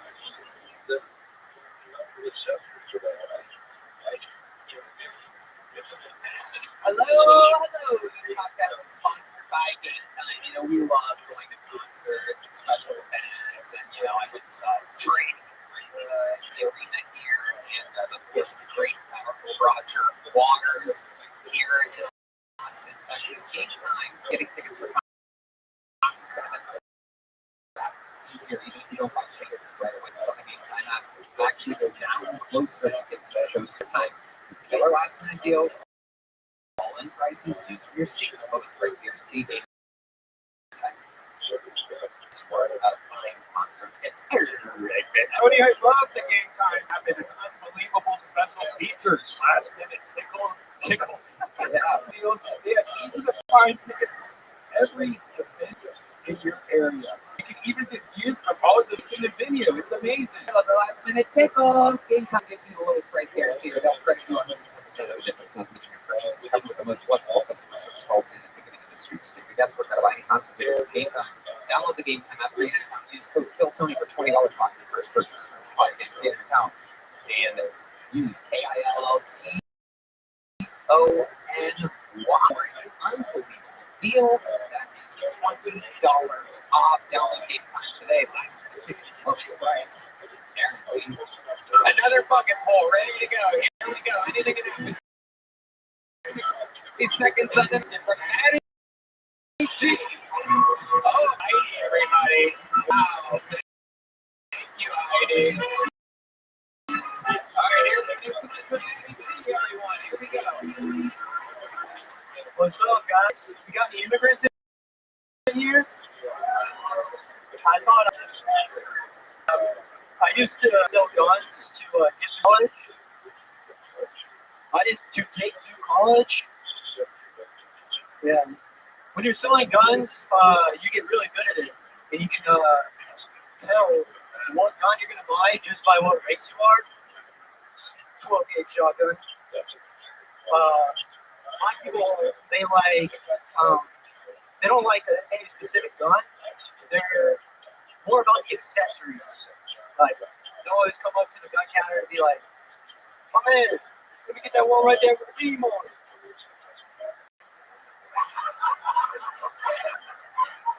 I was like, "Yes, sir. I got you." And then Asian people, they wanted one specific gun. The Glock 19. Thank you, guys. Wow. Look at the slow wave off after rugged racism. Incredible. Maddie G. Opening with an immigrant's joke. What ethnicity are you? I'm American, but yeah, you're Mexican. Do you think it's kind of weird a Mexican guy coming out and I thought I smelled you? Because that's like your people. The immigrants are you. Yeah. Okay. I can say that, yeah. Oh, yeah, I can say it too. Look at that. It's wild. Daniel can say it too, and he looks like fucking Hitler's right-hand man. I look like you know where I was on January 6th. Cheesecake Factory. The speaker's podium. Make way. That's me. I barely recognize you without your bullhorns on.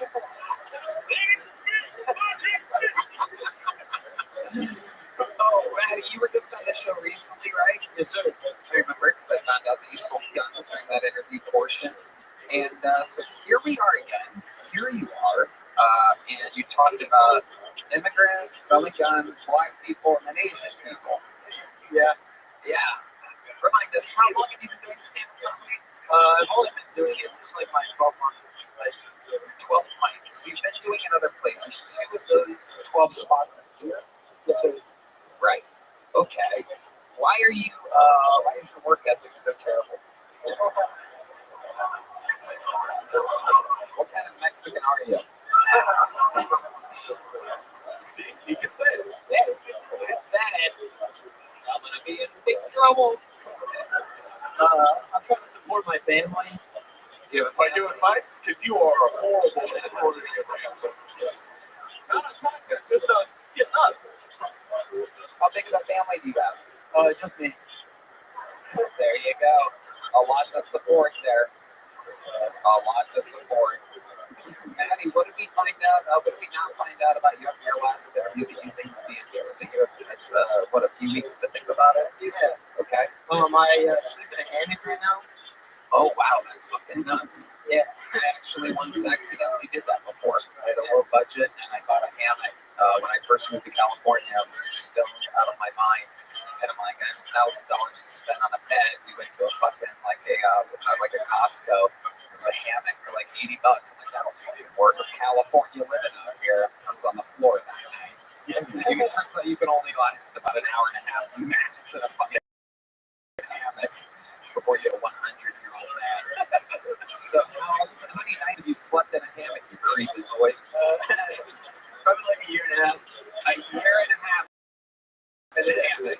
It's nice, you know. I got the sleeping bag. It's not as cold at night anymore. So yeah, you have a sleeping bag that you get into inside of the hammock. Yeah. Wow, there's just layers of stupidity happening there. These are the people that get a good night's sleep before selling guns to whoever asks for one. So if you wake up in a hammock bag and realize there's a fire where you just letting it go, right? It's gonna get me eventually. I mean, it's gonna get you right. Yeah. You're not getting out. Yeah, you're stuck in it. Yeah. Well, can I ask? Sorry if you indoors? Yeah. Upstairs. Yeah. What? Upstairs, yeah. Here? No. Not here. No. What are you, the most generally speaking person in the world? Well, indoors, upstairs. It's an upstairs hammock. Yeah. Upstairs? Not the brag you okay. Get. All right. This is going to be... No, I know. I just want clarity. Upstairs. A penthouse. Wow. Okay, so you're upstairs. Yeah. It's an above ground hammock. Yeah, I'm upstairs. Hammock is mounted to the wall? No, I got a hammock stand. Wow. That actually is a pretty cool brag. Yeah. Again, I've been there. It's not. I was 18 years old. I bought a fucking hammock with a hammock stand. I thought I was a genius. And again, it's unusable. How much pain are you in all the time? A lot. Yeah. This is incredible. To meet someone else that's fucking made this mistake, but you just stuck with it. Yeah, so like I'm trying to buy a house, so it's like, oh, I can stay in hammock. Then comes the full-grown house. 2-level house you're looking to buy, perhaps? 3 if I'm lucky. Wow. 3 stories. Why wouldn't you start with the bed first? Well, because I didn't want to move it in and then have to move it out. Right. It's really easy to like. So you're gonna have to talk about movers money. No. I think you might be putting the cart in front of the horse here, my friend. You might want to get a good night's sleep before making such big decisions. I've never needed movers. Like I have a lot of cousins, so they just come over and then they buy the mattress. A problem. You know, I never thought of that actually. Brilliant. We got Daniel Van Kirk here fixing people's sets and their lives one step at a time. Let me ask this, Maddie. Do you ever get a lay back to that hammock? You ever trap her in the net? No, look, if I get in first, I'm in straddling. You can't get on then straddle. Before we go into my bedroom, I gotta ask you want to be on top or bottom? I've had a great time with you tonight. I just said you and I go upstairs. You fucking wild card. You ever do it? Go fucking slam it on the hammock? Big shot. You ever take a Betty to the netty? Yeah, so you gotta like, there's a special way you gotta do it. Froggy style? Show us the way. Show us how you would fuck Daniel Van Kirk on your hammock. Okay, there he is. There he is. He's ready for you. Where do you begin? Oh, foot fetish. Foot fetish. Look out. Well, wait a second. Wait. Let's take this one step at a time, Matty G. Your intimate, impossible region. No. You just tried to fucking video game us. Yeah, you can't do that. What do you do? No. I'm all roped up with the stand. The stand is there. Oh, he's pointing to his brain, everybody. Look out. Shit's about to get really interesting. He's like, wait till you find out. Okay. You're thinking about it wrong. You think that you're like length of the stand. You lay sideways. You're using like a big old-fashioned sex slave. Yep. Well, get over here. We have full release of show. Make them come, man. Make them come. Wait a second. Wait. Where is fucking hammock during this? Oh, it's sideways. It's like that. Oh, you have him sideways on the hammock. Yeah, he's pretending he's the weirdest guy at the playground. It's like a sex swing almost. Yeah, it's like a sex swing. So you can never be laying down having sex in your hammock. Yeah, that's the downside of it. That's the downside. Hey, but you know what? No, gotta sleep. He's warmer. Yeah, that's true.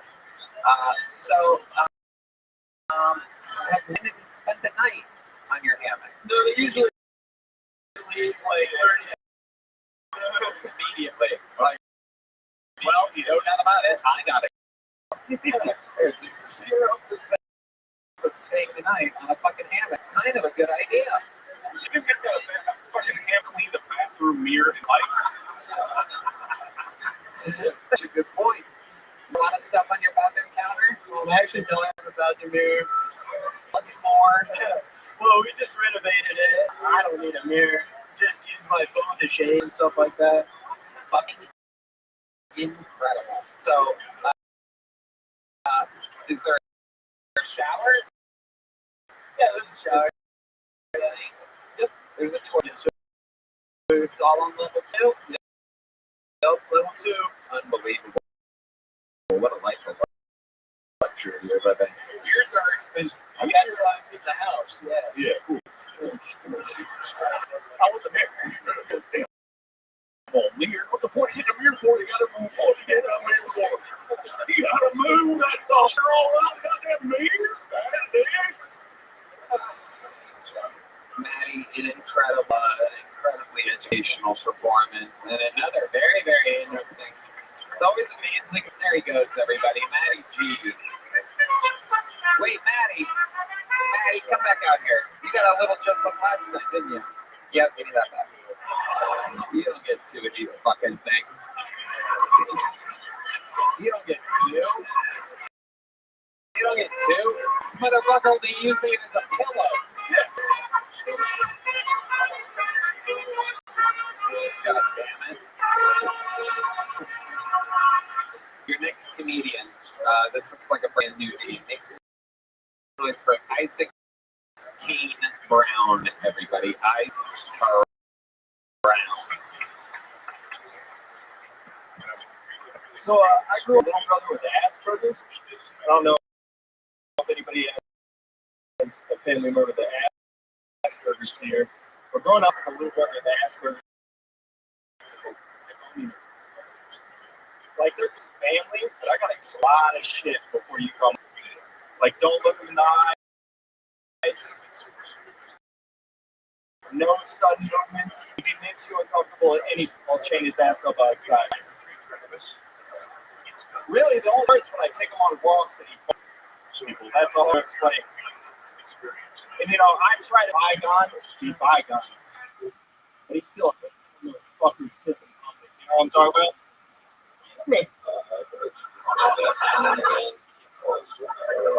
I've been trying this online dating thing out, so I've been working on pickup. I've been telling women I have a black dick.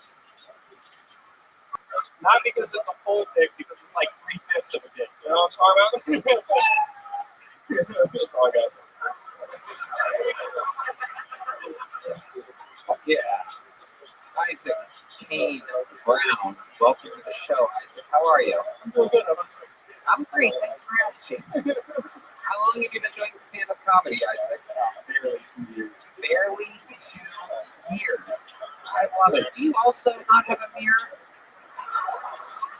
It is incredible. You like iron deficiency John Mayer. It is amazing. It's an incredible look. You look like an opposite version of the show Entourage. It's like a guy that spends all his time by himself. Maybe a second floor hammock at best. So where do you live, Isaac? Here. How long have you lived here? A year now. Where do you move from? Illinois. And what do you? Nothing. How do you survive? Technically, I have a sugar mama. Really? How long have you been with her? 3 months. And what does she do? I think she's in like debt or something. You never asked her. The woman that supports you and that you fuck. Yeah. You never asked her what she does for work. Well, she's married. Oh, this is all very interesting. This interview just took a turn for the good.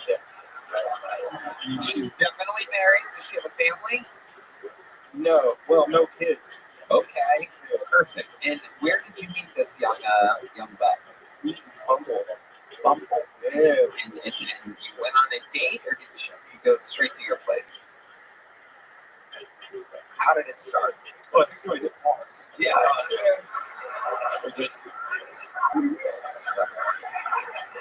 Well, she just invited me over to her place, where the husband was at work. We checked behind the curtains. I bet he was watching. I don't ask questions. Were there like pictures of her and him in the place or anything like that? Oh yeah, it was pretty bad. Like the whole hallway was lined with them. With pictures of them together. Their family all together, the wedding photos, everything. The vacation to Jamaica. Okay, and she took you straight to her bedroom. Yeah. Where he sleeps at night. Yes. And you made love to her. Yes. And what is the first thing that you did exactly when you did that? Like after I come or before? Before you come. As soon as you walk into the bedroom, what do? You take off your shoes, or were your shoes off at the door? Well, first I looked at the picture and went, that's weird. I was like, that's probably just like a fun collage or something. And then I thought that I came, and I was like, well, this is probably pretty bad, and I shouldn't be. And then just like, you want some money? Well, she just kind of sends the money over cash. What's your rate? Great. Tony, I'm genuinely curious. Well, do you mean like overall how much money I've gotten, or how much money I get each time? Yeah, I mean, this. We're not doing real football challenge. We've added up. This isn't Squid Game. We got bank going. I want to know what you're getting like a week or a month. 2 to 300. A week? Yeah, just when I ask it. You should ask for it. Yeah. I do. $200 to $300. You're like, hey, look me up. I was so confused. Also, back to your stand-up real quick. I think it was racist, but it really confused me at the same time. So I don't know. Okay, so. Well, let's stick away from the stand-up. Let's stick with this. I didn't know if I was home or not. Has she ever offered to iron your t-shirts for you? No, not at all. I can, you don't say. Yeah, we can tell. So, yeah, go fuck yourself. Who are you talking to? You're telling me to go fuck myself because you have a wrinkly shirt? Wow, Isaac, you're going to be a wild success in this business. With thick skin like yours. Go fuck yourself. You go fuck yourself. How dare you say my wrinkled shirt is wrinkled? You're killing it, Isaac. I love it. Let's find out more about you before you fuck this up even more. Do you have any special skills or talents or anything like that? You good at anything? No, not at all. No, not at all. No. What do you do for fun? Okay, tell us how you're a piece of shit. Well, I'm fucking married, man. That's probably like. Other than that, we already know that about you. Anything else? Unemployed veteran. Oh, you're a veteran. Yeah. Okay, what branch were you in? Okay, and did you serve overseas? I did. Okay, tell us about that. Anything interesting happened for them? What do you mean interesting? Asking if I killed people or something? That would be interesting. Can I go back to the interrogation? Sure. Yeah. Go ahead. Daniel Banker. How long did you serve? 4 years. Okay. Where were you born? Iraq would be the most notable. Now, when Tony asked you what you did over there, your first thought was killing people. Does that mean this is the same question everybody asks at the same time? They ask you more or Yes. Sure. Do you find that people Yeah. Movies and shit. movies? Not movies. No, there's a lot of anger. You have a lot of anger. I'm really close. I'm really close. Okay. Do you think you'll keep seeing this woman that gives you $200 to $300 occasionally? Yeah, for a little bit. So, do you like her? No. I think what we all want to know is, you plan on doing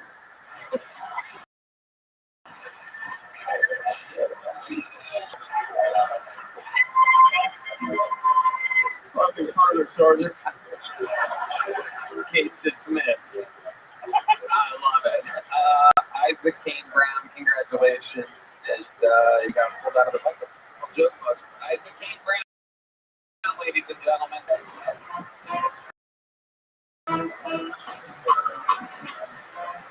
I saw he killed people. I saw it in his eyes. On the wrinkled shirt line. Did you know if anybody noticed? You're a fucking piece of shit. Jokey dokey. Hey, don't make fun of a man's uniform, okay? All right, ladies and gentlemen, we're going to get one of our esteemed regulars up here. One of the greatest to ever do it on this show. This is a brand new minute from Cam Patterson, ladies and gentlemen.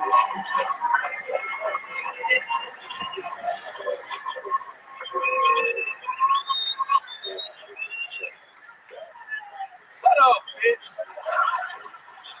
Been talking all night. Shut the fuck up, bitch. No, man, I love you, white lady. Oh. I'm not having a good time. I'm pretty mad life right now. I've been talking to the girl for a couple months, and she's been pretty cool. But a couple days ago, Drake followed her on Instagram. Yeah, you feel me, nigga. And, I don't know what to do now, dog, because it's like I lost. I've already lost the game. Like, bitch, that's Drake. You feel me? Like, even if it do go down to it, she pick me over Drake, that bitch don't make good decisions. My own mama would pick Drake over me. That's crazy. That's my own one trying to tell me, like, you gotta stand something, bro. Like, you get better, like, you get bigger, what you know you win. Now, it's kind of like Drake is like the Avengers, but you like the Guardians of the Galaxy. Let me explain something, y'all. The Avengers have, like, real superheroes on their team, like the Hulk, like Thor, like Spider-Man. Them real superheroes, dog. The Guardians of the Galaxy has a raccoon, a fucking tree, and a regular guy with gumption. Nigga, that's crazy. I gotta go back. Wow. Absolutely incredible. Did it again. Cam Patterson. Very funny. Very funny. Unbelievable. Sleeps not on a hammock. Has a mirror. Yeah. Everything is lined up. Oh, wait a minute. Oh. This is it. Marquisha Davis just went number 11 today. Marquisha Davis, congratulations. I do believe she's in the audience. She's right over there. Hey, real shit. That's a real name, nigga. She really did win number 11, dog. Marquisha? I swear to God. Well, wait. We're getting word. Drake just followed her on Instagram. Oh, I forgot that. And you got drafted. You know who's gonna love this set? Drake. He watches every week. You know who we followed on Instagram? And he messaged the account, and all that he said was Casey Rocket equals, and he did a good one. And a fun fact, Drake watches every week with his entourage. Stop following my bitches, nigga. Oh my goodness gracious. Just when you thought Drake wouldn't have beef with four young, talented black artists, Cam Patterson. Leave my hoes alone. You would think he has enough, but he just can't get enough. He's going for your thoughts. Yeah, why my hoes, bro? He's going for your bitch. That's a compliment. It's a compliment. Sure, James just texted me and said Drake's following her also. Uh-oh. Look at that. Wow. Red Band's drunk. Drake Red Band's drunk.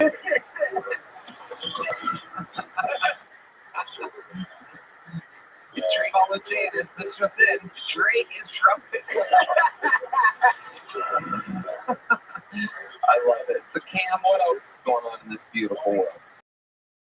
That man, right, go show, same shit. Daniel Van Trick, is this your first saying the Young Buck, Sam? Sam Patterson, everybody. Everybody loves Sam Patterson. Yeah, that was appreciate the energy coming out. I would say to people, you already asked this, but I was people who are starting out, you do this super well. Play to the room that you're in.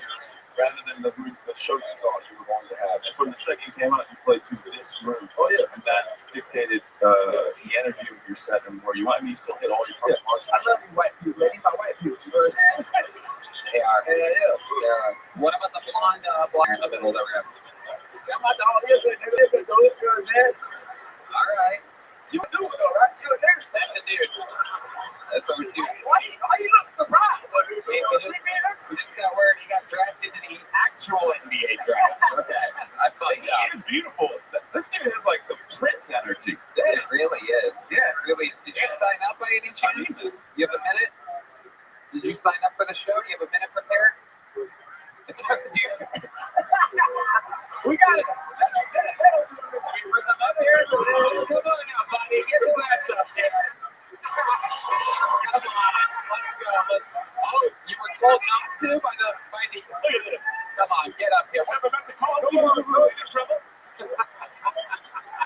Never meant to cause you.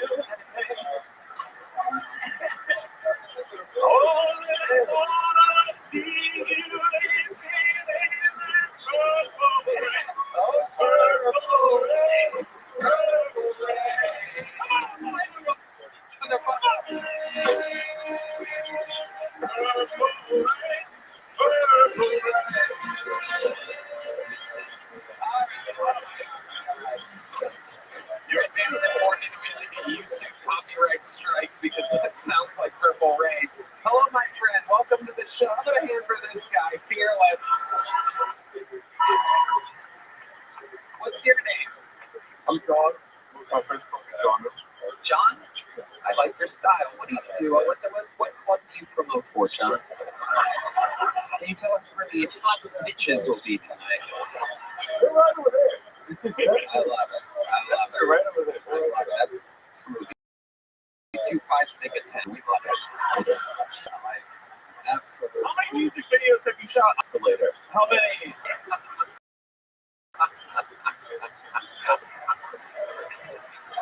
Oh, you're so intimidating. Let's make this more interesting. Yeah. I'm not American, so where are you from? Trinidad and Tobago. That's come up 2 weeks in a white flag. Am I correct? Absolutely. Represent Trinidad and Tobago. Little TNT. TNT. That's Trinidad. As you like to call them, island mugs. Right. No, not at all of us like that at all. Thank you. Some of us meet humans in this world and go, can I hit delete on this? Yes.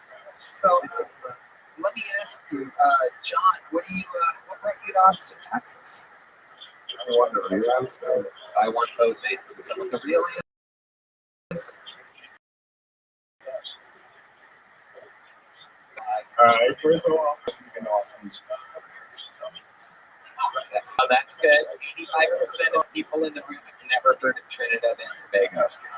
So we are even Stevens there, my friend. Yeah. 95% of the room didn't know black guys could have blonde hair. So this is incredible what's happening here. We're all learning about each other all at the same time. The show is live. Everything is improvised. We had no idea we were going to call you up tonight. That is the treat of being a blonde black man in Austin, Texas. We're like, what's up? Get up here. What the fuck? Come on. We want to learn more about you. It just looks like his life is filled with women saying, you promise you're going to call?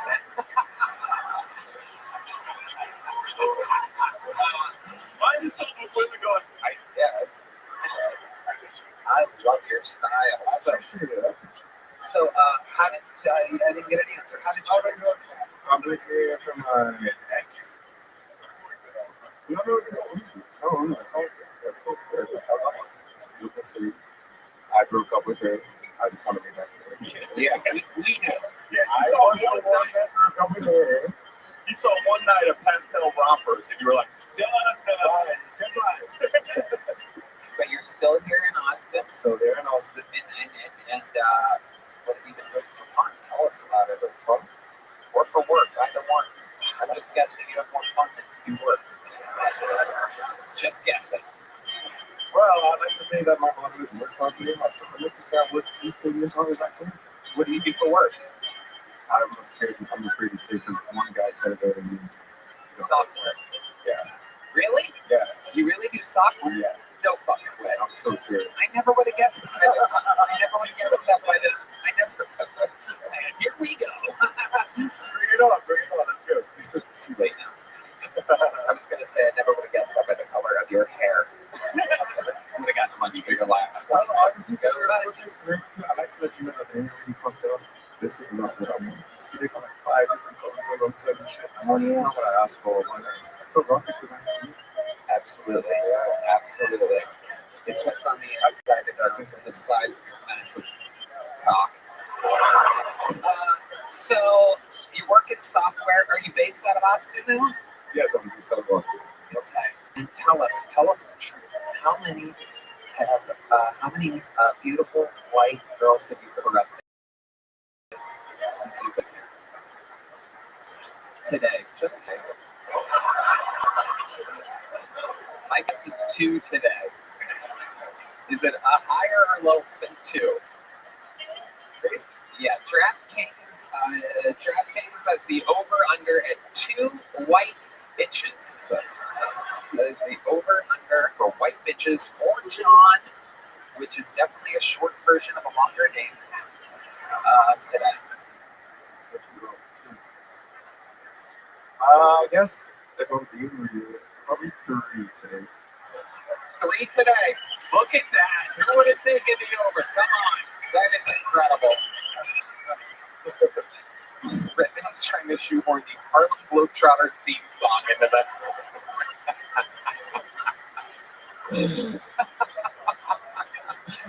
That's what we think you are. We think you're the Globetrotter of white pussy. It's the guy that makes all of these spins it around on your fingertip like that. Not there. Yeah. Not there. Honestly, that's gonna be my Instagram now. I love that. White pussy Globetrotter. White pussy Globetrotter. We just got word Drake just followed you on Instagram. So good. I just still picturing you and your software engineer coworkers out to lunch, and how confusing that must be for every Chipotle employee. These 3 dudes hanging out with this fucking Playgirl model. Honestly, dude, you're so right. Like, honestly, I mute myself at work. You do? I mute myself. How do you tone it down? Well, I go up to them and I'm like, hi, Terry.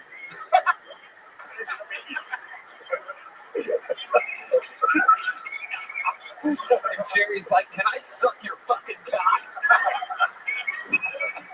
Jerry, how's it going? How's it going? Right now, we're working outside. Come here, John. Let's hear more. Oh, fuck. I'm Florida. We're in business. You want to come back to my 2nd floor hammock? I just like to say there, if you're in the hammock for over a year and a half, you need to do that. Just me. I have no idea what you just said. It's one of the best prayers I've ever heard in my life. Wow. Sorry, I'm not familiar with being on stage. I don't even know No, you're doing great. So far, best fucking interview of the night. So it's incredible what we got to do.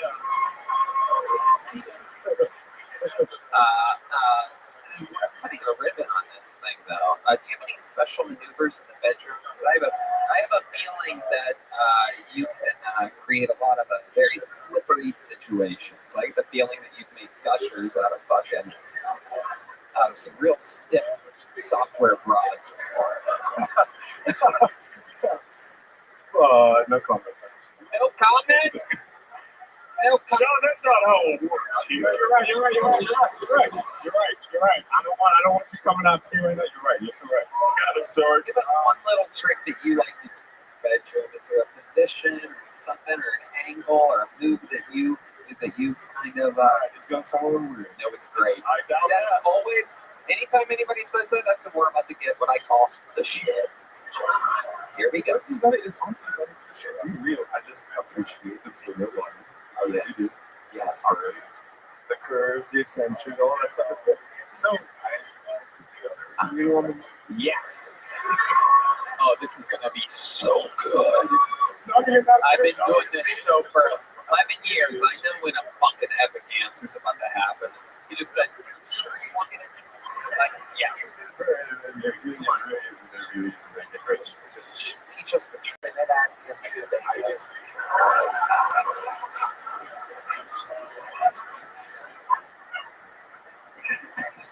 beautiful, voluptuous white bitch on your bed. You're appreciating I mean, like, it's not gonna be crazy, bro. I mean, it's like to put you in a position, multiple positions, probably if you all put you against the wall. Oh yeah. We might go to the kitchen. My what? We might go to the kitchen. Oh my God, they're gonna make you a sandwich. We're gonna make me a sandwich. Rye bread. Rye bread. No, I don't fuck with rye bread. No, pumpernickel. I don't fuck with rye bread. You know? Then we might drink a little wine. We're already up to this point. Might drink a little. Michael's excited. He plays the drums really hard when he gets excited over there. This is the D'Angelo saying that I'm going to shit right now. Go ahead, keep going. And then what do you do? Yeah, what I do, it's different for each person. I'm just saying, like, in general, like, you know. All the things you just named, I would have come 8 times already. By the time I'm in the kitchen, I'd be dead. You'd have to drag me to the kitchen after that. Also, I'd just like to see if the kitchen sinks got to be tall enough to, like, fit the countertop height. Like this. No showbies in the kitchen. No showbies. Wow, that is incredible. What is the longest you think you've ever... Redman's showing me how long this interview's going. He's afraid of what the comments might say. What we do with a random audience member. Okay. What's the longest you've lasted with a woman? Your longest session ever? That horny bitch wants to know. The longest you've ever lasted, or perhaps recharged immediately got again. Okay, good. That's what I was about to say. Okay. Oh, because you have that. Specify that. You have that fucking Tesla battery. You're like ready to go immediately. Supercharger. The longest to go back to back. Back to back. For those about 2 hours. But hold on. Okay. Let's be real here. No one's for 2 hours straight and like. Right? Like, what I mean by this is, like, you know, just for is all the shit you do in the kitchen. You know what I mean? Sandwich in the kitchen. Exactly. You know, sometimes you might take a little intermission, whatever it is you need, but, like, you're still in the mix. Watch House Hunters International. Yeah. Specifically until you're from bargain hunt. What's the fastest you think you've ever recharged? So that means come to reinsertion. What's your fastest turnover rate there? And we will be fact checking this with your friends. Yes. That's cool. Probably about, honestly, like 15 minutes. Okay, that's human. That's something, dog. I'm going special. Okay. I mean, well, you know, we can't judge a book by its cover. You seem like the kind of guy that can just absolutely go nonstop. Well, congratulations on being the most interesting interview of the night. Trinidad and Tobago's own John, ladies and gentlemen. John. Hell yeah, man. Fuck. Amazing. All right. Now back to comedians attempting to do a minute uninterrupted. Oh, how about another hand for Heidi, everybody? Thank you very much. Unbelievable. John's about to fuck the shit out of her. Hello. The show is sponsored by Cook Unity. Guys, I love Terry Black's barbecue here in Austin. I've been craving their brisket like crazy. And I was thinking how great would it be to get that level of culinary satisfaction from home. We've got culinary taste. You know how expensive exploring your local food scene can get, or how hard it is to find time and energy to try somewhere new.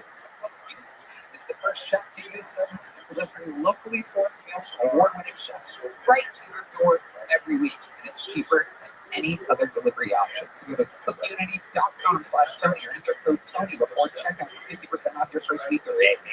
I had to jump an eye of pasta with the creamy Creole sauce. Creole sauce. Oh, there was sausage mixed into it. It was heaven.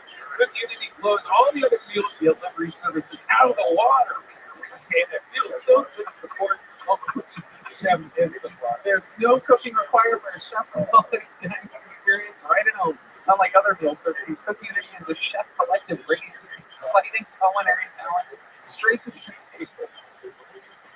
Cook Unity works with Cook Unity works with some of the best chefs in the country, bring creative, delicious meals to you every week. Your food arrives fresh, never frozen, in packaging that keeps meals fresh in the fridge for up to 7 days. There are hundreds of dishes to choose from, and the menu is updated constantly with options for 7 different dietary preferences: vegan, paleo, pescatarian, gluten-free, and more. So experience chef-quality meals every week delivered to your door. Go to cookunity.com/Tony or enter code Tony before checkout for 50% off your first week. It's 50% off your first week by using code Tony. You're going to cookunity.com/Tony. All right, make some notes for your next fucking poll. Jacob Cantor, everybody. Here we go. Here's Jacob Cantor.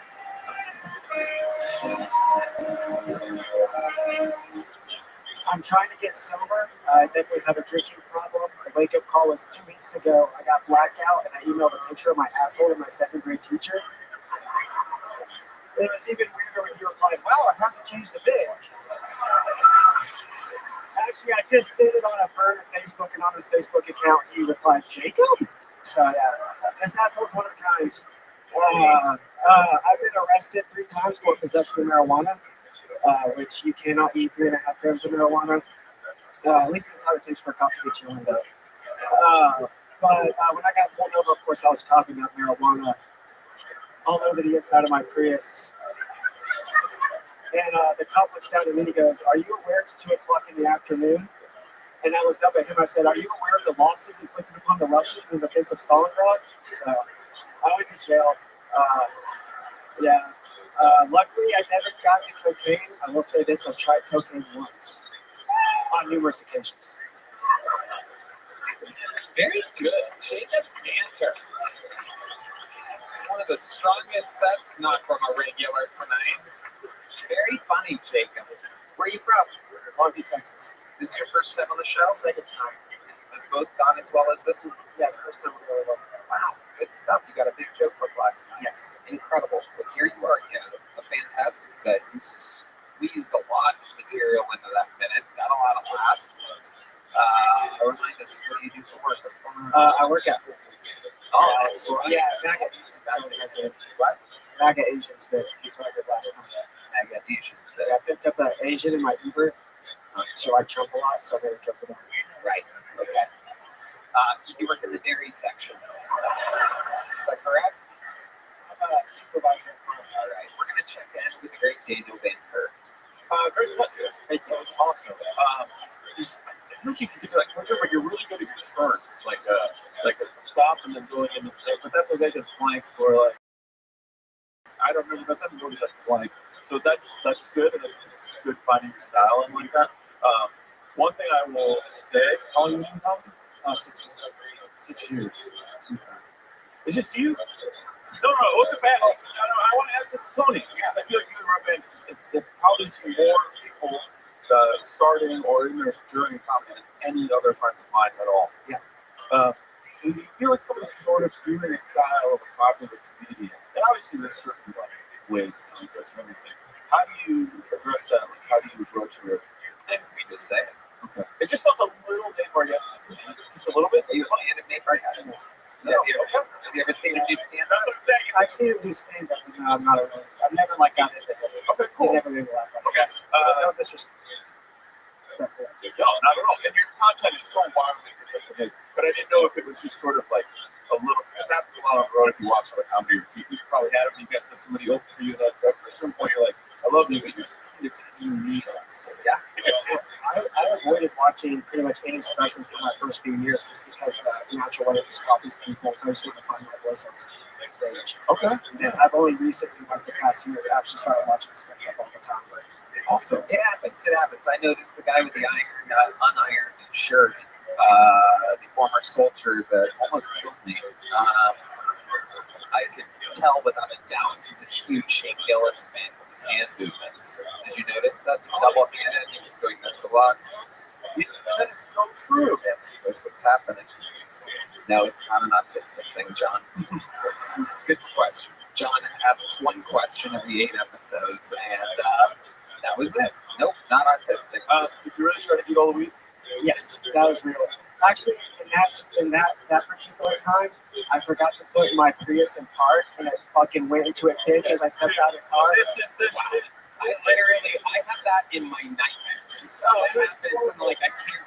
The guy who arrested me, I went to high school with him.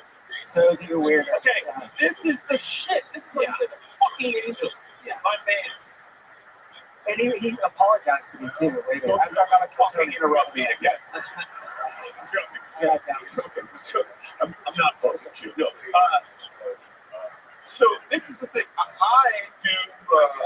a bit of a storyteller. I love telling a good story, but I also love finding observational comedy and going into that. You are doing sort of not so much observational, but not full stories either. It's sort of like there was this, and then this. Like, I hope you really sent your ass to your teacher. But that right there is a moment of like, I got arrested for having 3.5 grams of weed or whatever it was, and then you mind that fuck. Now you only have a minute here, but like mind that shit of like, oh, it's worse than you guys think it was. Like go through all that shit because then the audience gets to go on that ride with you, and it's the asshole thing feels like. But if you're such a like really like, and I laughed at it, right? Because it's a good joke, but then it really happened. And then I don't believe that you really got arrested for weed either. And the more you dig that out, everything you just said through such a way you didn't know the joke. So true. But unbelievable note. Were you and the guy close in high school? Not really, no. Did he bully you? No. Did you bully him? Did you have any interactions? Do you remember? Not really. He was just like that probably. Did he remember Oh you? yeah, he remembered me. He was trying to, because the chick that sold me the weed, he went to high school with her, and he was trying to rap. He was trying to get me like right on. He's like, you go to Jeffy, say who it was, and I just like, oh, she has blue hair, and I'm just like, down the road. Which is not true. Yeah. Well, she does have blue hair. I was really scared. Yeah. Wow. I told you I could break these. That's incredible. We got a rat amongst us. Yeah, so then, now look at that. That is a fucking Curb Your Enthusiasm episode. Have you ever had an officer who's trying to arrest you connect you to another person you went to high school with who happened to sell you the drugs that you were currently being arrested for? That's insane, right? So let how fucked up your life is be funny. It's true. It's true. Jacob, my household food's going good. It's all right. I mean, it's not the job I want to have forever, and I try to get a job with a better schedule so I can hit more mics in Dallas. But, yeah. What else is going on? What else do you do for fun when you're not doing stand-up? I don't know. I like history. I like to work out. What kind of workout do you do? Do you sit down? Yeah. You look. Look at his chest. He is low-key yoked. Yeah. Are you? Yeah. Really? How many do you think you should convert Chrysler right now? Not that yoked. Daniel says you're yoked. The crowd goes wild. You don't want to do it? What are you benching? What? Come on. What do you got to think about being alive? Probably like, I don't know, like 220. Yeah. Wow. Look at that. But I mean, I don't know, like I don't even have to work out that much because I was in the military, so I'm just like already fit. Wow. Our military has never been weaker. This is incredible. A bunch of sickly people like us fighting for our country. This is unbelievable. We do need to start letting trans in the military. This is absolutely incredible. Hey, anybody wants to defend our country, go fucking do it. That's my fucking rule. Yeah. I support you. I love you. Absolutely. What branch? National Guard. Right? Right. Right? Right. Is it a rank or your rank I was a corporal. Stop. Stop it. Stop, boy. Okay, so you're working out, you're going to mics, you like history. Where else do you work? I work up front as a supervisor. So up front, how many stories do you have about people steal food stamps? Oh, all the time. Yeah. They come here looking like the white striped pajamas like you have to kick them out. Satisfied. Let's work on our references. We don't want to lose the crowd. What kind of pajamas? Right, striped pajamas. That is very. I mean, that is on the movie. Oh, yeah. It's like, hey, I'm gonna die in a concentration camp. That's his first ball. Striped pajamas. What else? How else would you describe these? I also got in trouble at work because sometimes whenever people do self-checkout, you have to enter in the date. Whenever you look at their ID, and I used to just want to check IDs, I was like, you want 9/11 or JFK assassination? So I got in trouble. Okay. Someone ratted you out for a change. Yeah. some dumb bitch in Uptown. Wow. Yeah. Look at that. John's fucking her right now. So revenge is yours. You got a big joke with last time? All right, well, there he goes. Jacob Cantor. Anything? What? You don't live in Austin, do you? No, but I can come down here. Uh-oh. I'll be on the Secret Show Thursday. Whoa, look at that. Dreams are coming true. Live on Tell Tony, Jacob Cantor, Canter. All right. You guys having fun out there? We have another bucket full. And they go by the name of Lee Hudson, everybody. 60 seconds uninterrupted for Lee Hudson. Here's Lee. I'm an out of shape man. I have a bad diet. My diet's bad to the point where if I decided to buy vegetables on my debit card, my bank would flag it as suspicious activity. I'm a depressed man as well. It's weird when your friends know you have depression because it really takes the impact out of the phrase, I'd rather kill myself. Friends are like, do you want to come to the cinema? And I'm like, I'd rather kill myself. And they're like, we know, do you want to come to the cinema?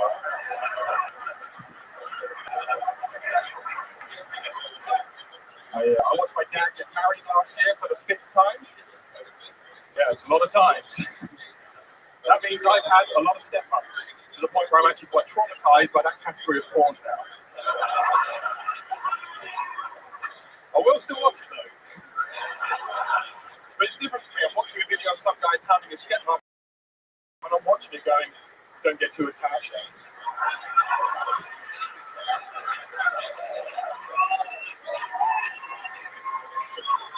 Wow. What a performance. Lee Hudson. Absolutely incredible. Welcome to the show, Lee.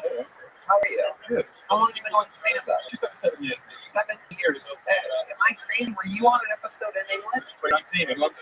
Wow. I can't believe I remember that. I can believe it. You give a shit and you like doing it. It's incredible. 2019 in London, England, at a big, giant, sold-out theater. Yeah, and you did great there. I remember you very clearly, and this is a brand new minute. Very, very fun stuff happening. How long are you in Texas for? I leave on Tuesday. When did you get here? Yesterday. Why is such a trip to the new comedy capital of the world? It's the only amount of time I can get off work. What do you do for work? I'm a data analyst. Data analyst. Okay. What kind of data are you analyzing? Finance, interest rates, shit like that. Wow. You might be one of the funniest data analysts I've ever heard of. This is absolutely incredible. Tell us what else is going on over there in London? Okay. It's pretty cool scene at the moment. Yeah, it's fun. I get up pretty much every night. Yeah, it's fun time. Yeah. Queen's dead. She is. How did that make you feel? Yeah. Party time. How did that make you feel when the Queen died? I was, pretty nonchalant about it. I did a show that night, like half an hour after she died. She died. You monster. The host went up and he went, does anyone give a fuck? And one guy went, I do. And he went, no, you can go. Amazing. All right. Queen dies, the show must go on. So Lee Hudson, tell us more. What else have we missed about your life since the last time we've seen you? Last time we spoke, I was with someone for a very long time. You guys made fun of me because married. That went to shit. That's gone now. Yeah. You think we helped with that? Oh no, it was like another 4 years later. Oh, okay. I drew it. And that was your stepmom? Done to that. So, how long ago was the breakup? Pandemic. Okay. So have you been dating since then? Yeah. Okay. Have you been with an American woman? No, Canadian was close to that. Canadian as opposed to, have you ever kissed an American woman? No. Is there any chance, we have some audience members, is there just a famous segment of the show where it's called Kiss Me, and sometimes we have a female audience and Kiss, wow, look at this young lady right here. Oh shit. That's a real American. Come on up here.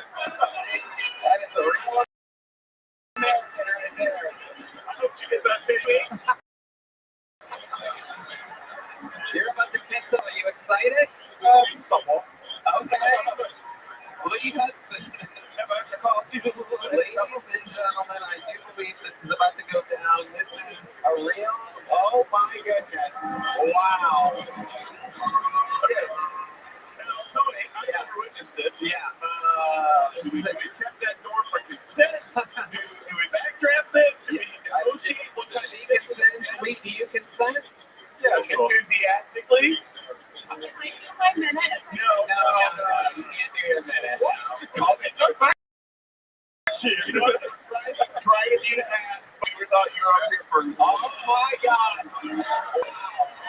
Look at that! Wow! It's a real fucking. Oh my God! Okay. Oh, look at that! Look at that! From Buckingham to Buckingham.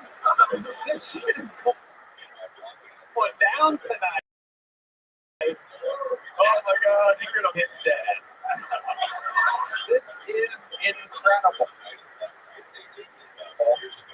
Look at happiness on Lee Hudson's face.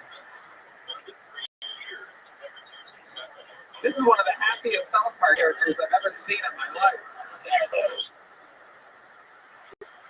Absolutely incredible. I know his mind is like, keep calm and get hard. Keep calm and get hard.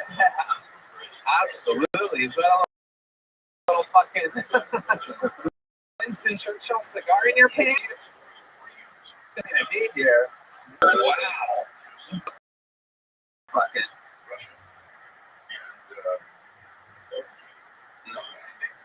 A whole new revolutionary world. What's your name, sweetheart? Crystal.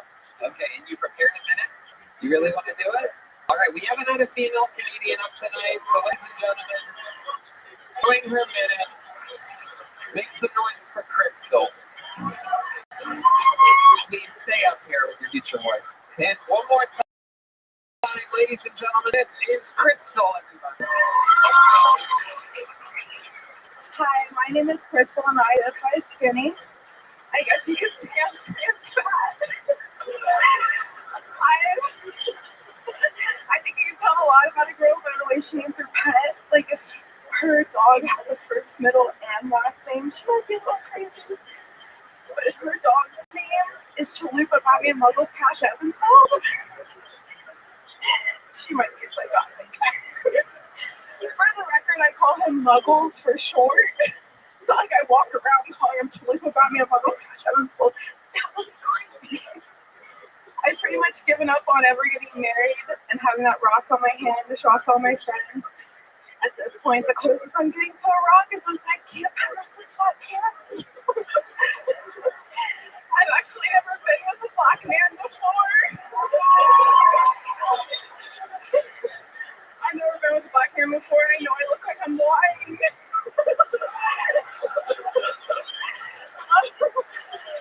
I've been told I look like Jelly Roll and Amy Schumer's love child. I don't know if that's a compliment. That's all. There you go. That's it. Incredible performance. Got better as it went on. Started strong. Incredible stuff, Crystal. Wow. Wow. Are you about to cry?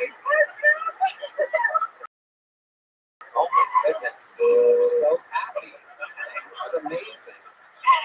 What do you do? I didn't even shower today. I was like, Take a shower. It's all right. It's a match made in heaven. It's a match made in heaven. He's British, so he didn't brush his teeth today. This is absolutely incredible. He didn't shower today. Wow. I brushed my teeth. Very good. Very good. Crystal. My good. How long have you been doing stand-up, Crystal? No shit. Look at amazing. A stunning stage presence. I love it. Your fishnets caught a whale. It's absolutely amazing. I've never seen anybody wear a skirt over their shirt before. It's amazing. So what's your last name? I know a Crystal Light. Holy.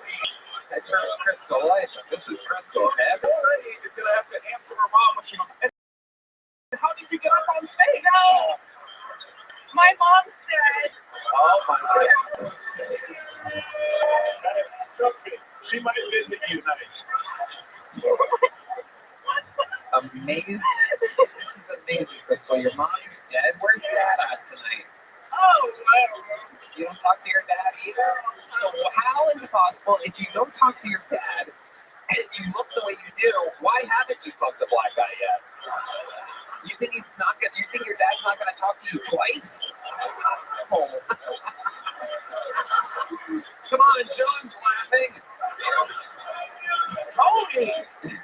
My biological dad actually had a bet with my uncle if I'd be pregnant by a black dude by the time I was 16. So I was like, no. Wow. So like, Wow. I don't know who won that bet. Looks like everybody loses that one. You're not pregnant, but you could be. All right. Crystal has a great sense. I have a secret move in the bedroom. Oh, you do have a secret move in the bedroom? What is it? The surprise? I didn't. You fuck me while I plug your nose? Crystal, I apologize in advance, but is your secret move sandwiches? No. She makes the sandwiches before they fuck. She's got the order of events backwards here. Crystal, what is your secret move in the bedroom? Can I guess? Can I get a couple guesses? The bed breaker. No. Close. The officiatory position. You're closer. Okay, what is the... It's the dolphin. Okay. Uh-oh. It's when a guy touches my ass and I go, Oh, wow. Incredible. Incredible.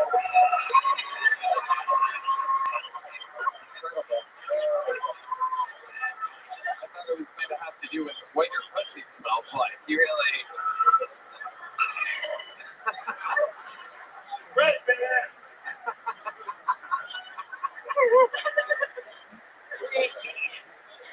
Wow. I have a second move. Oh, wow. No. What's the second move? I roll a perfect blunt, and if you smoke a blunt while you're in doggy style, it's so perfect. And I have a shelf seam like the ashtray there. Oh my. And you just pass it back and forth while you're fucking doggy style. My God. It works. Wow. So the person can smoke a blunt and put the ashtray on your back and an ash on your back. And then if they hand it to you sometimes and you get it while you're getting, wow, I can't imagine what your bedroom smells like. This is incredible. Is it possible for me to get canceled by listening to someone else talk?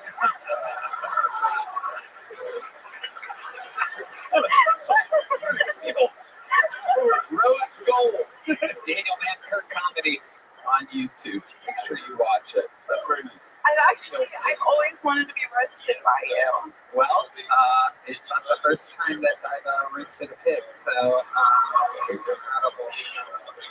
Absolutely amazing. Should I put an apple in your mouth before I continue? That's actually my third move.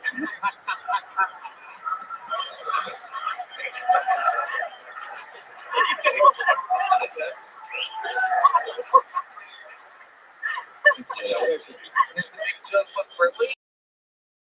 Here's a big joke book.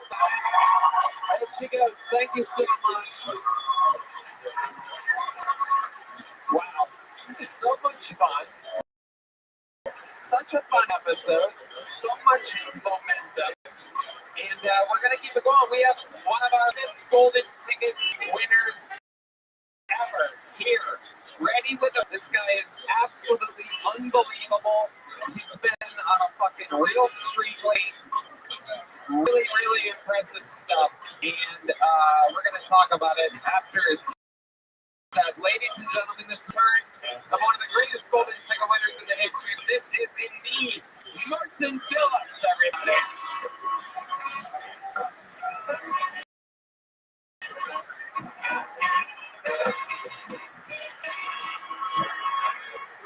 Okay.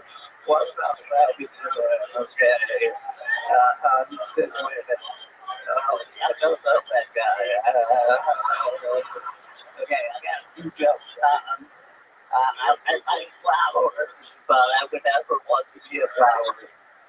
and he died. I ejaculated, I would sneeze. That's a smart conjo. This morning for breakfast, I had soup, or as other people call it, a Bloody Mary. Remember that had to be an alcoholic, you know, it's like, well, if you get the soup, vodka, I don't have a problem.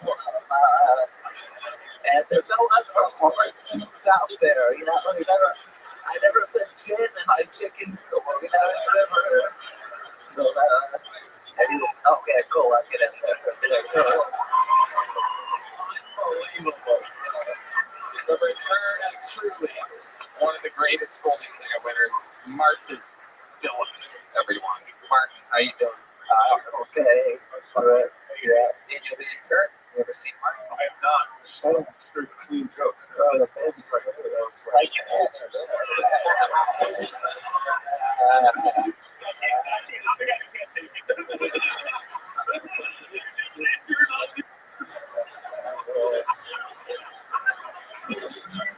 Martin, another unbelievable brand new minute. I'll tell you guys a short story, which is on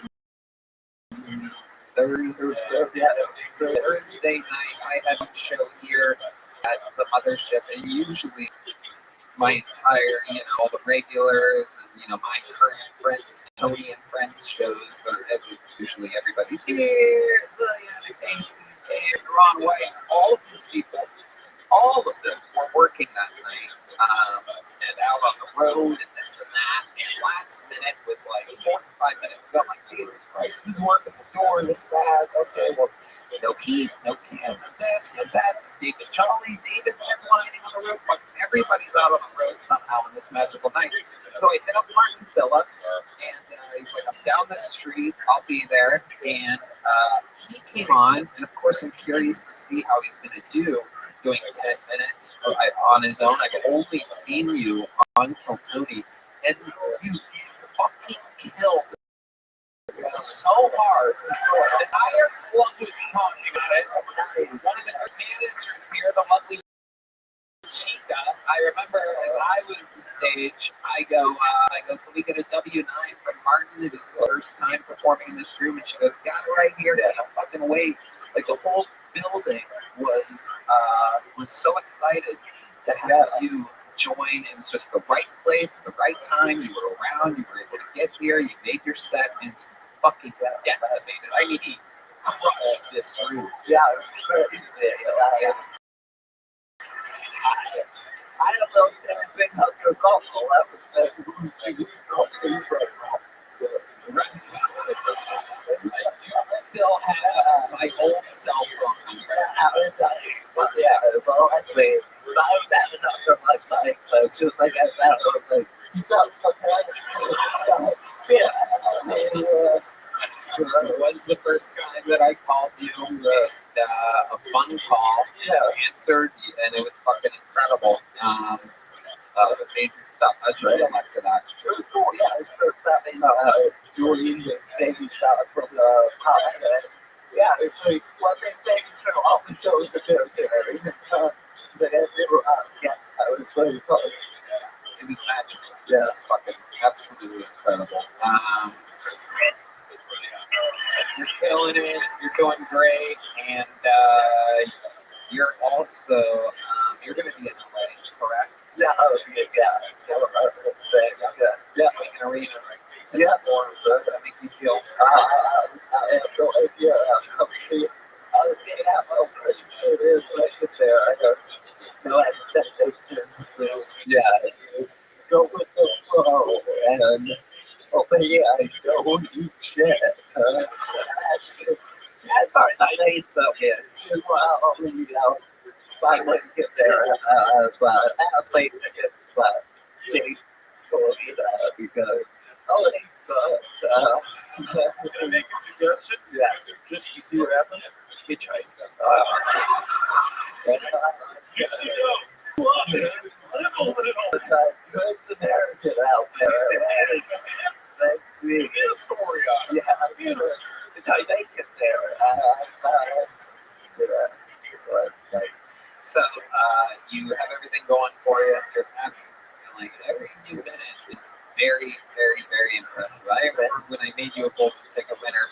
DC 5 or 6 years ago, however long ago it was, I remember thinking, God damn, this guy's good. But I'm actually literally watching you constantly get better. You're one of the winners that hits me up very regularly to call in for your spot. A lot of them, you know, a little fun fact behind the scenes of the show is that any Golden Ticket winner can hit me up anytime. Keith's writing process, you know, he's very new, very green, even though he's a Golden Ticket winner, he's a different level. He's 21 years old, looks like he's 9.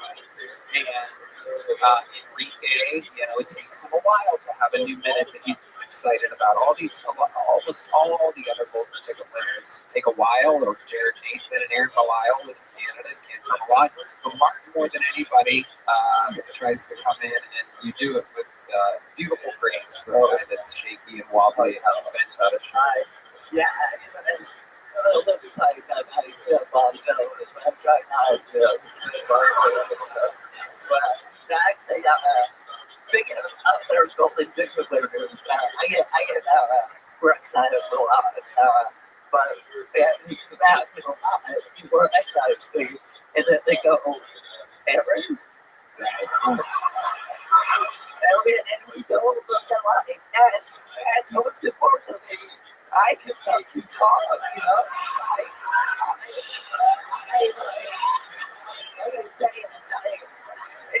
It's clear. It's, you know, and yes, I can call. I don't have my hands in my pocket. I don't do that. This is handicap on handicap crime happening right here. And these guys, I haven't seen a fight like this. It's a parking spot up for grabs. I had no beef with them. It's just the listeners are like the dumb ones. They can't tell any motherfucker, you know? If you get a second black guy,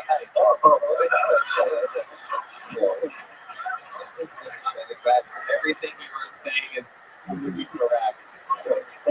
The views expressed by all the comics of here are not exemplary of the data of the occurrence. Rose Gold at Van Comedy on YouTube. Leave Kill Danny in the comments when you know, I've mentioned this before, but a lot of people say, oh, you know, Tony's at the show with all the handicapped people and this and that. Like, it's like, it really cracks me up because, again, if we were to make a compilation of all your minutes, I mean, other than the regulars, there would be you, Aaron Belial, Jared Nathan, which all of you are a little fucking in your own ways, like, you know, a little fucking wobbly and shit.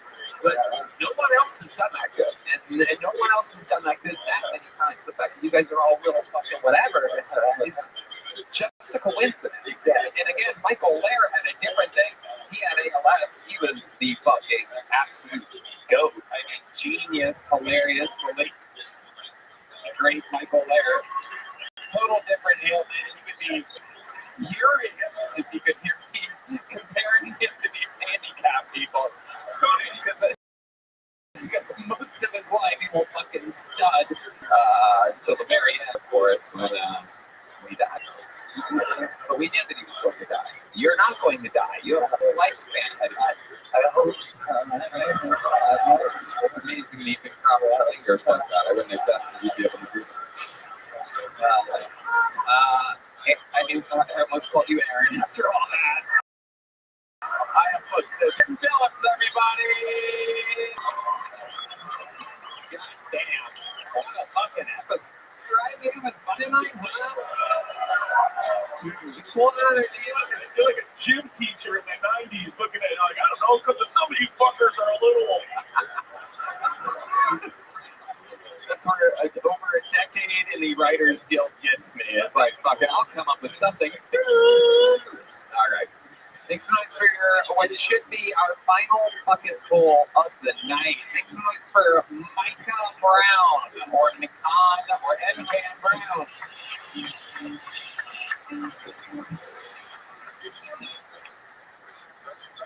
Yoga pants, let's talk about it, boys. I feel like the same people that wear yoga pants are not on their way to do yoga, or on their way from doing yoga. Like the same people that wear camouflage when they're not actively hunting or actively being hunted. The thing that blows my mind is there's camouflage yoga pants out there. What are those Trying to stretch a secret. Are you part of the Indian Special Forces? Are you trying to live, laugh, reload, dude? Are you trying to eat, pray, eliminate? What's going on?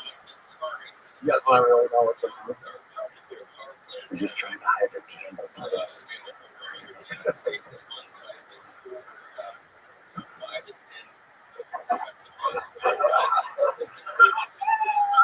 Okay, really thought there was going to be more laughter there at the end. Help for laughter. One more time for Michael Brown, ladies and gentlemen. Here criticizing fashion while dressed like the final boss of the video game. An incredible getup for a guy making fun of what guys wear. How do you feel? I feel great. How long have you been on stand-up? 5 years. You've been on the show before, right? Yes. And how did it go other times? Better or worse? About the same. I've had fun both times. Okay. Now remind us, what do you do for work? Right now. Hold on. Here we go. I meant to say this earlier when we heard, right now I'm sleeping in a hammock. Nothing good follows this. Nothing just no good sentence ends with this. It's over and where I'd rather not be. Take it away. Now. I serve pizza on 6th Street. You nailed it. Wow. Absolutely incredible. You serve it, you don't make it? No. You don't No, know? I make it. No, we don't want you making it. I fill up the water. You fill up water. Okay. Found one of those dolphins. Is it? Yes. Okay. Anything interesting happened since the last time you were on? We could talk about it during the interview. Honestly, yeah. Saturday, I called me crying. And Are you writing this as you go right now? no, this really happened. How really happened? 3. But the guy she was dating, she broke up with had a motorcycle accident. So I'm trying to console her, but I'm like kind of happy this dude's dead. You know, like, but I don't know how I feel about that. That's weird, right? Yeah. Yeah. No doubt about it. So what did you say? Well, I just watched my kid at the park for 3 hours. Had time and space. Wait, hold on. So, she's like, oh my god, my boyfriend's dead. I'm gonna drop off the baby, right? So, yeah, we arranged plans for me to watch the kid kids. So right. And you say kids? Kid. Right. So you got the kid and you took the kid straight to the park. Yeah, that's the place to go. Is this a dog? Dude, kids and dogs, very similar. Right. You just take him to the park and you let him shit outside. No. He would like to, but you have to treat him better than a dog. Right. Yeah. So he's 3 years old. Okay. What does he think you do for a living? Pizza. He came to my job. It's the best job to have if you have a 3-year-old. Because they think you're killing it. You know what I'm saying? Do you do this as a joke on stage? This is the first time I said that. That's incredible. This is exactly what Daniel Van Kirk was talking about earlier. It's like people can feel it when it's real. I make pizza for a living. I have a 3-year-old son. Yeah, don't feel bad for me because my kid thinks I have the coolest fucking job in the world. And then when you get to that, it's fun. Like, stay away from the when your ex's boyfriend does, like, leave that out. You gotta dig through the mud, man. You gotta dig through the mud. Or walk around the mud. Thank you guys for going on. Or drive right over the mud like your ex's boyfriend did. Did you notice in your set that you got your better jokes on the camel stuff was later on, right? Like eat, pray, eliminate, all that stuff. Just get to it. Like you said, you're right. People walking around trying to go to Nancy Taylor. What are they doing? Boom, joke, eat, pray, eliminate. Boom. Just fucking what it is. And no disrespect to you at all. That take isn't hot, like commenting on your dances like that. But coming up with some funny phrases that nobody has applied to that's funny. To get to the joke, and then listen to this fucking legend and talk about that. Because you're gonna be seeing crazy shit filling up waters on 6th Street every night. Oh yeah, that's fun. I wonder what it would be. And then what they like have that. It's funny that you might be watching two people fight over a crust of pizza while trying to answer the phone to your baby mom and getting yelled at that you weren't pouring enough water. You know what I'm saying? Like, it's all. Oh, there's a movie, right? Ridiculous movie, Sleep Off with Me, where Marin tells him in the movie, I think he's just talking about that while he's like bitching about his life. Yeah, it's fucking right in front of you. Yeah. You get messy at the pizza joint? No, I wash my hands a lot. Oh, very self-conscious. Clean hands. I might be autistic, but I'm not. Okay. You think autism is washing your hands at work? At a food and beverage establishment? That's what you think autism is being a decent human being? Well, I think I'm just gross. Yeah. Well, I'm not autistic, I'm disgusting. Fuck yeah, dude. All right. Congratulations, you already have. What size joke books do you have? I have one little joke book. Well, guess what, my friend? You know what we're gonna do? We're gonna upgrade you to a big one here tonight. There he goes. Micah Brown, everybody. All right. I decided when he was up there, we're gonna do one more bucket full. Ladies and gentlemen, your final bucket full of the night. Number What Happens? Make some noise for Gamble, everybody. Gamble.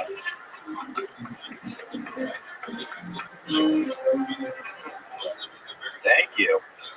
Met a nice lady the other day, taught me what the missionary position actually is. Turns out I had a twist my whole life. I thought the missionary position was where you take a person, you don't give them food or water until they agree to worship your God.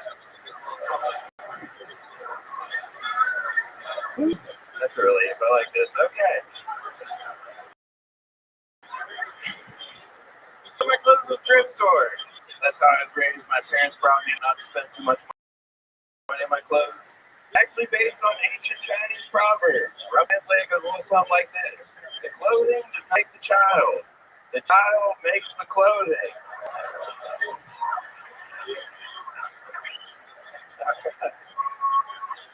Fuck it, I'll try this one. So, word stillborn's kind of an oxymoron, huh? It's not like they're stillborn, no. God damn it, that's still. I still have time. What should I do with it? All right. What up? That's it. All right. Okay. Very funny. Gamble. Yes, sir. Absolutely adorable. How long have you been doing stand-up, David? 11 years, mostly. 11 years. Where at? Colorado Springs, Columbus, Ohio, a bunch of places. That's where you live now? Colorado Springs. You live in Colorado Springs now. And how long did you live in Ohio? Most of my life, so I was about 28. I actually did this once in 2014. Kill Tony? In Columbus, Ohio. Columbus. Yep. 2014. I was brand new. Holy shit. Fucking 10 years. Jesus fucking Christ. I had no idea what it was. Well, we didn't either at the time. That is amazing. So you were just a year in back then, basically, just starting out.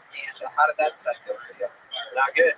Amazing. And look at you now. And you stuck with it. Why Colorado Springs? Airbnb. I started Airbnb. It was a pandemic thing. You wanted to get out of Columbus. You went to Colorado Springs. And you bought real estate. And you started Airbnb. Get out. Is that what that means by Airbnb? Yep. Okay. There's a couple steps removed, but I moved to Vegas first, and I didn't like it. There's a bunch of Denver, too. I didn't really like Denver. Okay. You flipped a lot of places. How many dead hookers are in your path? At least 3. Okay. Yeah. Very good. What do you do for work, David? Freelance marketing. All right. And are you making good money off your Airbnb in Colorado Springs? Used to. What happened? The economy went down. It did. Yeah, it did. I think it. Okay. Speak for yourself.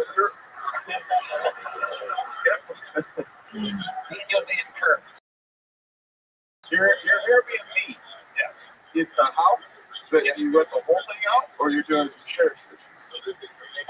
I made it into apartments, but I lived in the basement one. Do you leave the premises? I'm not there now. We got ourselves a goddamn. Teleporter. I'm saying when people rent, they rent the whole place and you leave. That's a great question. A lot of these Airbnbs, there's always a fucking creepazoid coming in and out the door. That's you? That's exactly it. Oh, that would be. You're like permanently the people under the stairs. Yeah, is there anything worse? Can you imagine renting out the whole Airbnb and then you're like, oh wait, there's somebody coming up the driveway. Oh my god, it's the world's tallest midget. David Gamble. Never told you look like the world's tallest midget? Yes, now. Yes, that's it. There's the first time for everything. Thanks to the popularity of the show, you're going to get it a lot. Yeah. I imagine so. Yep. So, you're more of a joke writer than telling stories from your personal life? Yeah. I'm sure you've had some crazy aftermath or people in your place that drove you nuts and all that shit. People selling, I say dope, heroin. People selling heroin. Airbnb? Yeah. In Colorado Springs. Mm-hmm. Wow. So he's on the porch waiting for him, and I was just like oh, this is going on. This is what's going on here. I got to go out there and meet the Shaquille O'Neal of little people and lay down the law. Lay down the law. I'm about to kick you people out, Ernie. You're about to get kicked out of this house, Ernie. It is So absolutely. you stay on property to avoid squatters then? I don't know what I do about squatters. Well, you'll avoid, as long as you're on the property, they have no legal squatting rights. They might be in there now. I've been gone a couple weeks. Dude, you just got squatted. Welcome back to squatting. My goodness. So, what's your love life like being the big dog in Oz? Pretty lonely. Pretty lonely. You are lonely? Now, so Really? You're surrounded by all these people. There he goes, ladies and Because he tried to tell me he was here. It's fine. You'll get it later on, guys. You've been pretty lonely, but let me ask you something. What if you were to get, why do you think you can't lock down a girl? Why do you think that? it's like, just right now it's lonely, and fighting with the guests upstairs is bad a little bit. Nobody else is going to go lock them down. It's keeping them there. That's the problem. That's pretty good. No, don't say that. What if I had someone, a world famous stud, to give you some advice on how to improve your love life? Ladies and gentlemen, I'd like to introduce a huge fan of Kill Tony. Ladies and gentlemen, make some noise for Mark Wahlberg, everybody.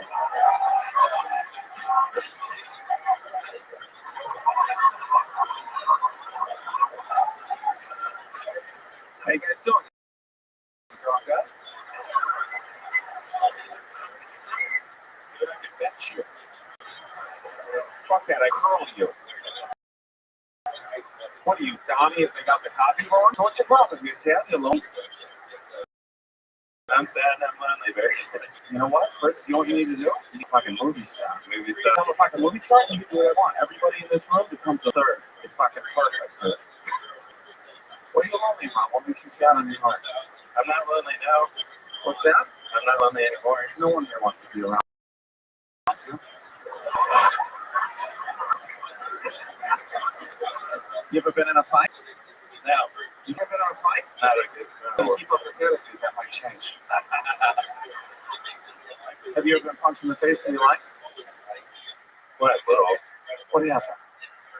I was trying to break up some kids' fight. And you were also a little kid? Yep. And you said, hey, little kids, let's not I was trying to pull it apart. You walked in and you were like, hey, let's not do this to each other. Somebody hit you in the mouth? Probably, yeah. All right. You care if I make a movie out of that? Can I be in it? What's that? Can I be in it? God damn it. What are you, Donnie Wahlberg? You can't be in it. You can't be in it, but What else have you dated someone? I mean more than 3 times. Early last year. Okay, so that's not too long ago. It's kind of long ago. Well, it'd be long for me. For you, not that long ago. I got a hand job when I was walking out here, okay? Hell yeah. Wait, you got who ended it? You were not. Why? Tell me about the girl who's not good enough for you. I don't like giving her press. What's that? I don't like giving her press. You don't like giving her press? That's what I was saying, yeah. Well, oh, okay. She's a fame like me? Or she's a normal like you? She's a normal like me, yeah. Okay, so what happened? Her Airbnb rental was up and you said I can't do this anymore? Yeah. Are you for real? You don't find your guests. Don't ever fucking lie to me.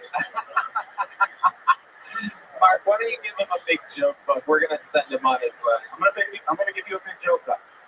And here I want you to write on the very first page, I promise, say it, I promise, to do cardio.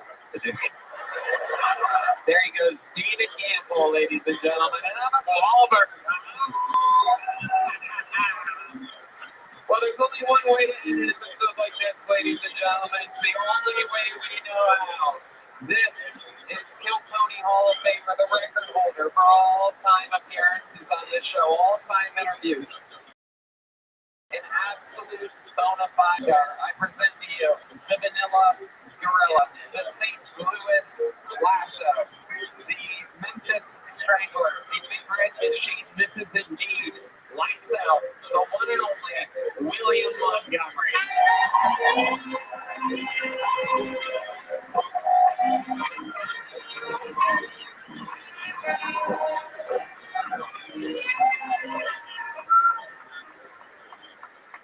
Well, the guy from the Naked Gun movies last week. Yeah, that's right. O.J. Simpson last week went to heaven. It was pretty obvious for O.J. because the first person he bumped into was Nicole Brown Simpson. When asked about Iran's attack on Israel, Joe Biden responded, "Chocolate chip, especially on a cone."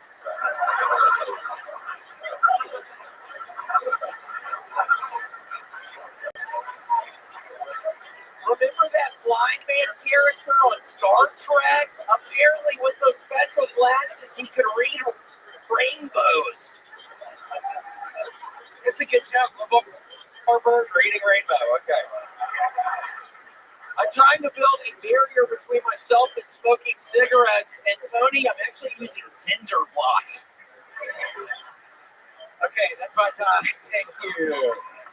59 seconds on the dot for the man who's done it more than anyone else. Another brand new minute from William Montgomery. And I really do just want to say, Daniel, it is so sweet of you to actually stick around for this one. I was just watching the episode where I played David Lucas. It was literally one of my best fucking sets. And you fucking walk out at the very beginning of it. So this is hard. Right when I started the minute, you fucking walked out.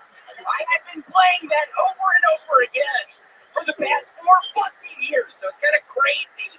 You're actually here right now. It is crazy. Why'd you walk out? I've been wanting to ask you that from the beginning. Well, there he is. Oh, he's back. I don't remember. It probably seemed like a good bit at the time. Probably had somewhere to go. Okay. Cool. I was just wondering. I'm sure it was a good bit. Wasn't the joke that I was like, I'm going to get canceled for this? So that thing in the beginning was, I'm tired of being big and black. Or something. I was trying to play David Lucas. And then you bailed right after that. So did I leave the stage? Yeah, right after that. I literally watch it all the fucking time. I'm not even kidding. I watched it 10 times up in the fucking green room. The matter is, I thought I was doing a stupid bit. You know, you say the comments are like, because you need them to not fucking fit what you're trying to do or tell them. And I was probably doing a bit. I think you're fucking great. If in any way me leaving made you feel the opposite, opposite. I'm sorry, buddy. Wait, hold on. I am so sorry. I did not hear a word you said. There you go. There you go. He smells weird. Only a Donnell Rawlings, ladies and gentlemen. Daniel Van Donnell once walked off the show. It was a big deal. Why?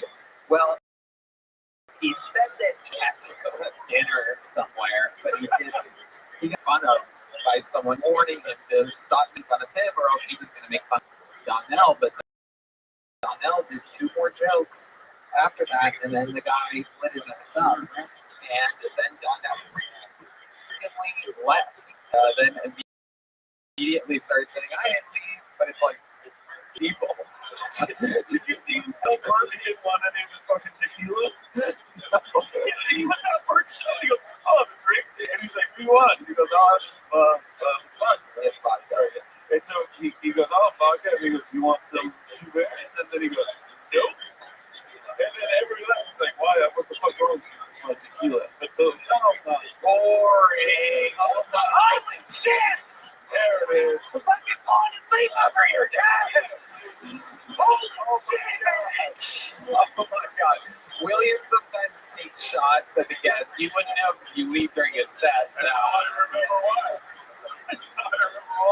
William, you had some very William Montgomery references. Naked Gun reference to lead into your OJ material. A LeVar Burton joke, which is both a old Star Trek and a Reading Rainbow joke. At the same time, all of these references from the late 80s, early 90s. I have gone on a big kick. I was actually really excited at first. I really didn't think Mark Wahlberg was here. I swear to God, and I just watched Fear for the first time. I think I watched 10 different movies. You're fucking right. Dude, I figured it 4 times off camera. Okay. I know that movie was so hot when they were just sit over. I've never seen it. What's it for? You've never fucking seen Fear? Oh my God, dude. I drive around in a Corvair and I make fun of the guy from CSI New York or whatever. And then I take his daughter up on a roller coaster and she's from Sweet Home, Alabama, and I finger her. On the roller coaster? Yeah, dude. We didn't even know they were filming.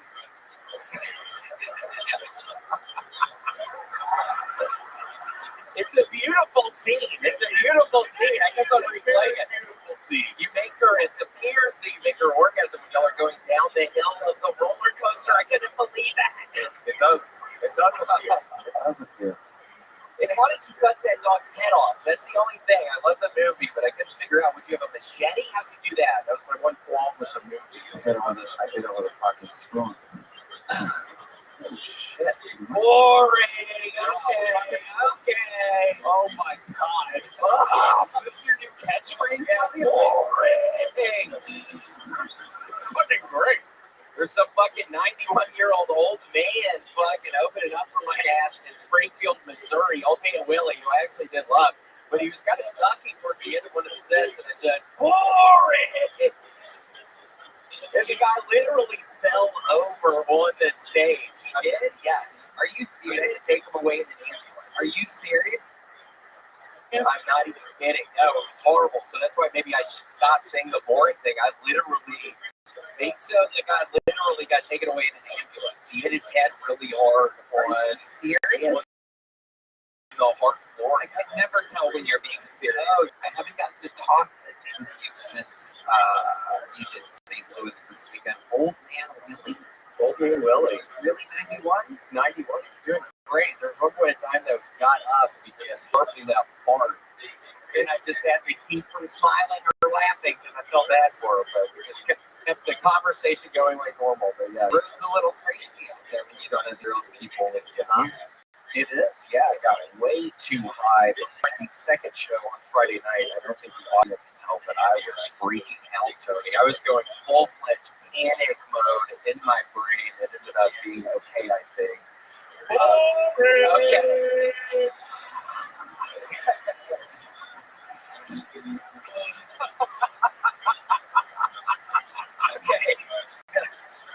I don't disagree.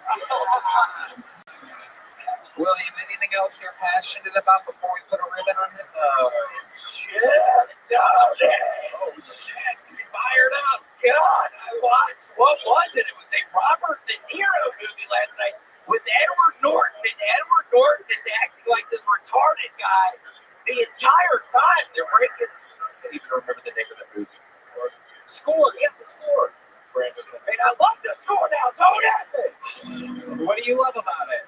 Edward Norton plays a really great retarded guy with it. He really does. He's playing the long con. I mean, he's doing it for 3 months, and they end up bringing it in the thing. Can you do an impression of Edward Norton's performance as that character? I am going to go.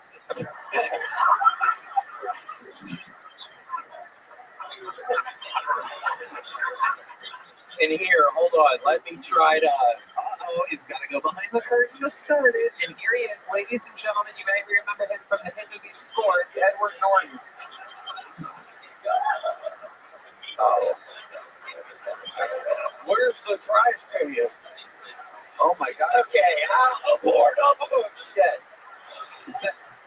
Fucking nailed it, dude. You fucking crushed that. Professional actor. I couldn't tell whether that was Edward Norton or Old Man Willie, the feature from St. Louis. What else, Willie, before we let you go? Oh my God, I did finish 2 puzzles. I finished 2 500-piece puzzles for about 5 days. What were in the puzzle? The real hard one.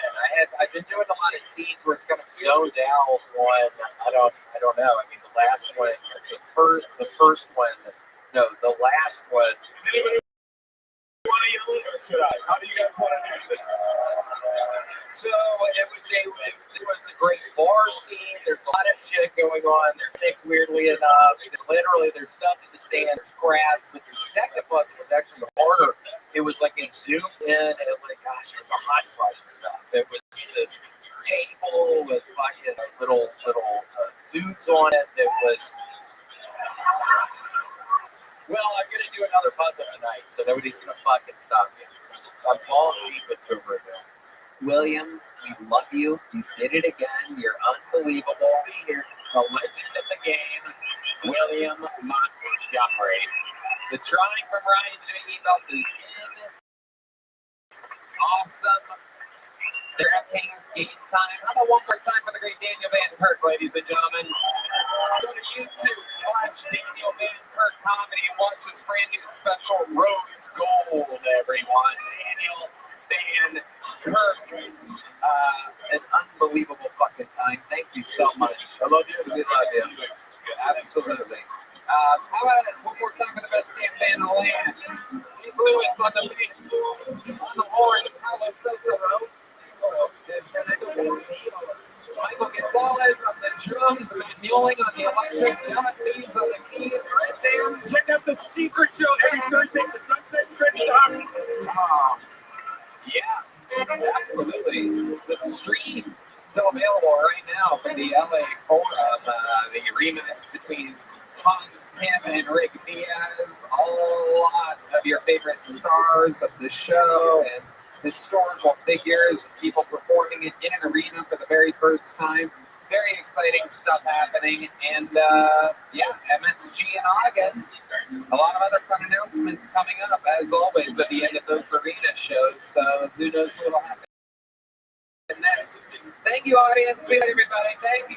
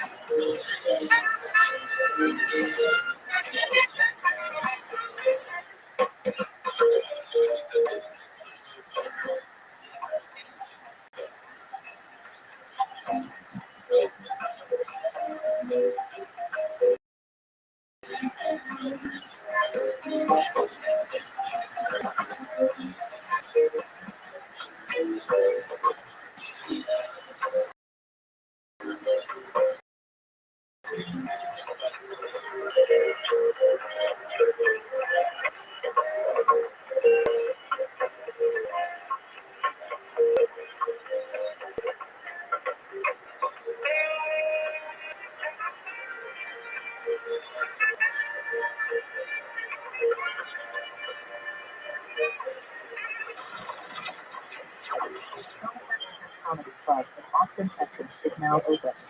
Check out Red Man's Secret Show every Thursday. Go to sunsetstripatx.com. Yes.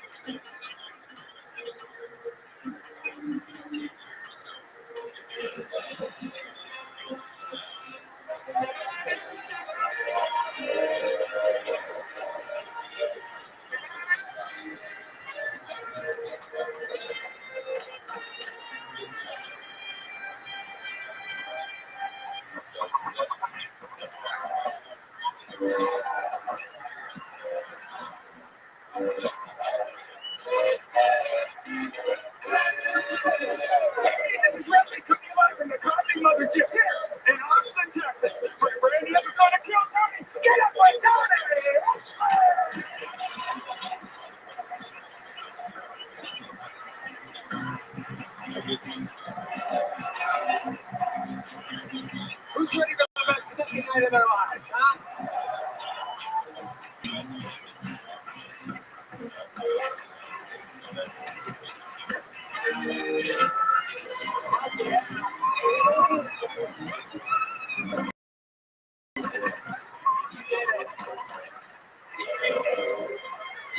You're the #1 live podcast in the world. Kill Tony, brought to you by Talkspace and Squarespace.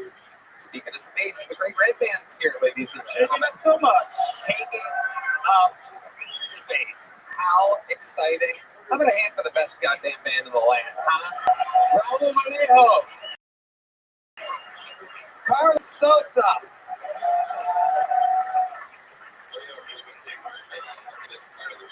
Fernando Castillo. Nachos Valgrande. Michael Gonzalez on the drums. Eli Menendez. This is a fucking sounds like a migrant bus. Matt Ewing on the electric. And the great and powerful D Madness on the bass guitar. You guys are here on a really special night. Before we get started, here's a little bit more from the amazing sponsors that made it all possible for you.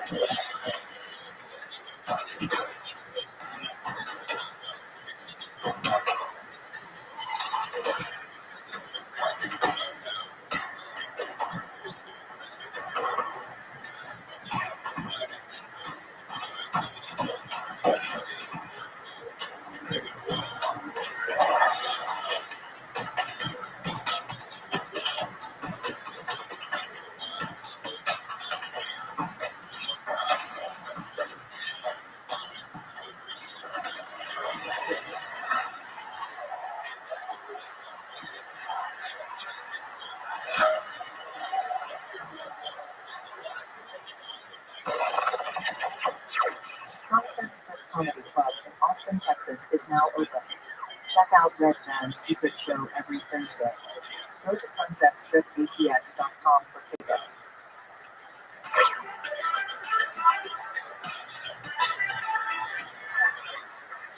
You guys ready to start tonight's episode or what? Well.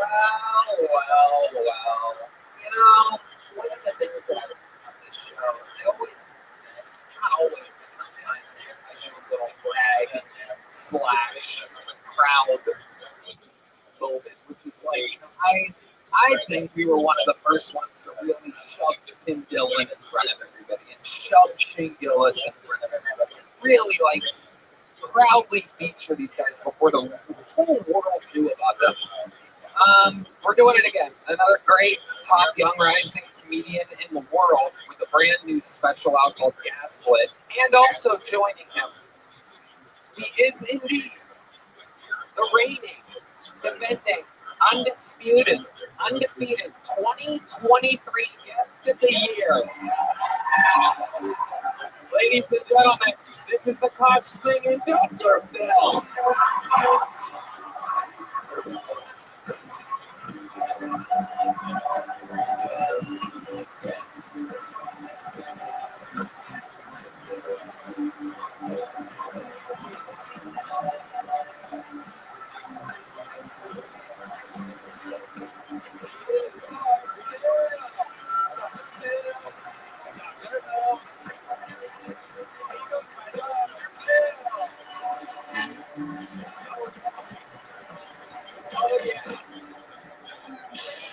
He's back in the flesh for the first time since New Year's Eve.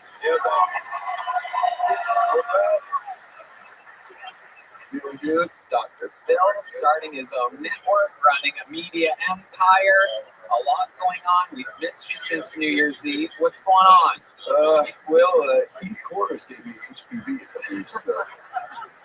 Just by hugging him, so we figured that out. It was a magical 2 nights in an arena. You got Guest of the Year, awarded by another imposter, Dr. Phil, who sent in a video gifting you Guest of the Year. That was weird. It's a great time. I've been fired up since Cool Runnings came out on DVD. Raise your hand if you've seen Cool Runnings. Raise your hand if you've never seen a black person.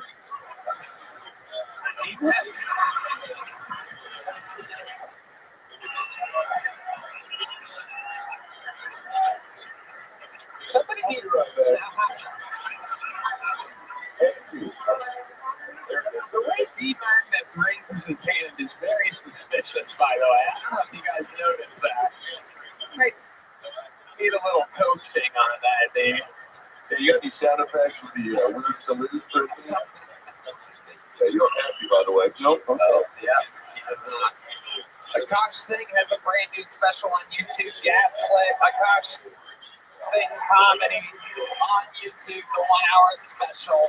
Akash and I have been doing stand-up together for 17 years. We used to, and Adam, we used to all do fucking coffee shops, juicy places, or sleepy places, not juicy places. Juicy. We used to do juicy places too. We're talking about Juicy Couture. Hell yeah. We basically have done all of the worst gigs you can imagine. Here we are now. Sold out MSG twice. Give it up for this man right here. Fuck yeah. Let's go. Fuck yeah. One of the kings of New York landed there, 9/11, 2000. We're going to have a lot of fun tonight. You guys have both done the show multiple times. I have another special announcement tonight. 259 people. 259. It could be a record. I'm not exactly sure. I don't think we've ever actually kept count, but 259 and crowded in a bar across the street right now. Hoping that one of the young producers runs over there and yells their name.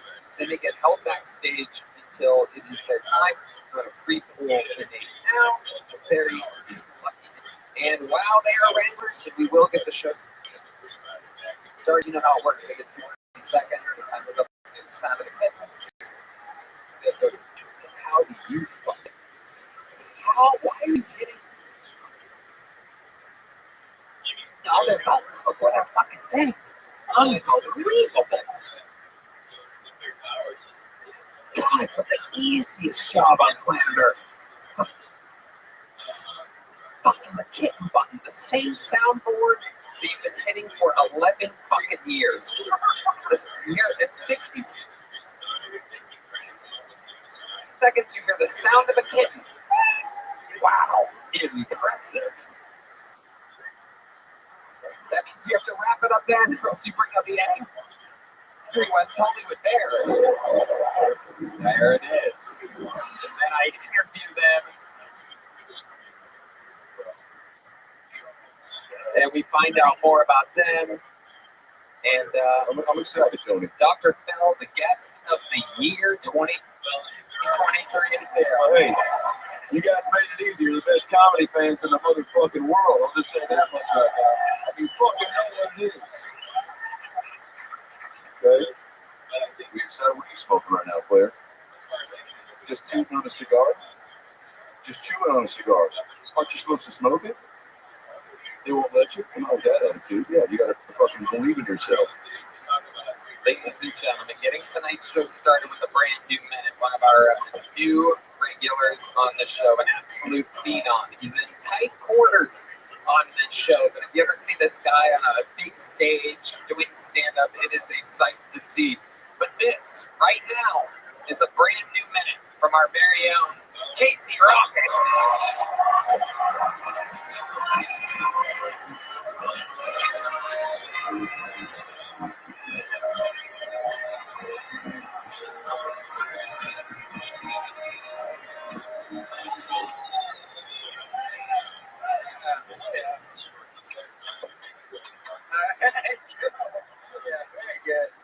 Sorry I'm late, guys.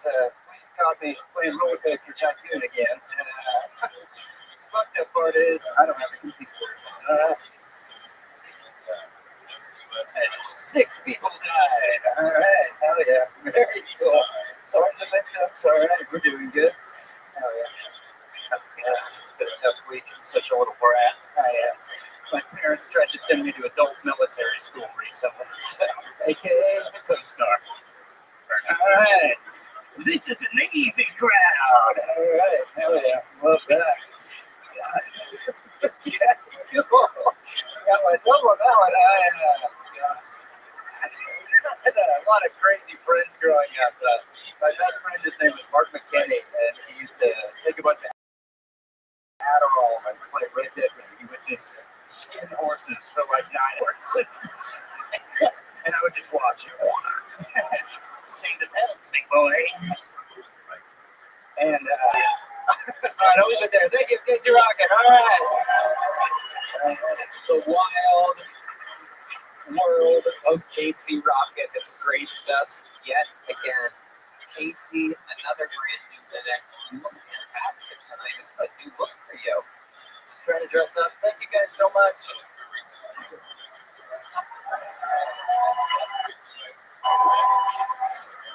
Absolutely adorable bundle of charisma you are. Ultra likable Casey Rocket. Dr. Phil, you ever seen anything quite like Casey Rocket? No, this is my first time seeing it live. You're dressed like Spock, but I love your energy is palpable. I don't know, are you on anything, or is this just all Zest for life? Zest for life. I was in a small claims court for the roller coaster thing. Yeah. Well, I don't think anybody here doesn't believe that. Are you a big roller coaster guy, Casey? I built a whole park in it. Yeah, just trying to save money. I used aluminum.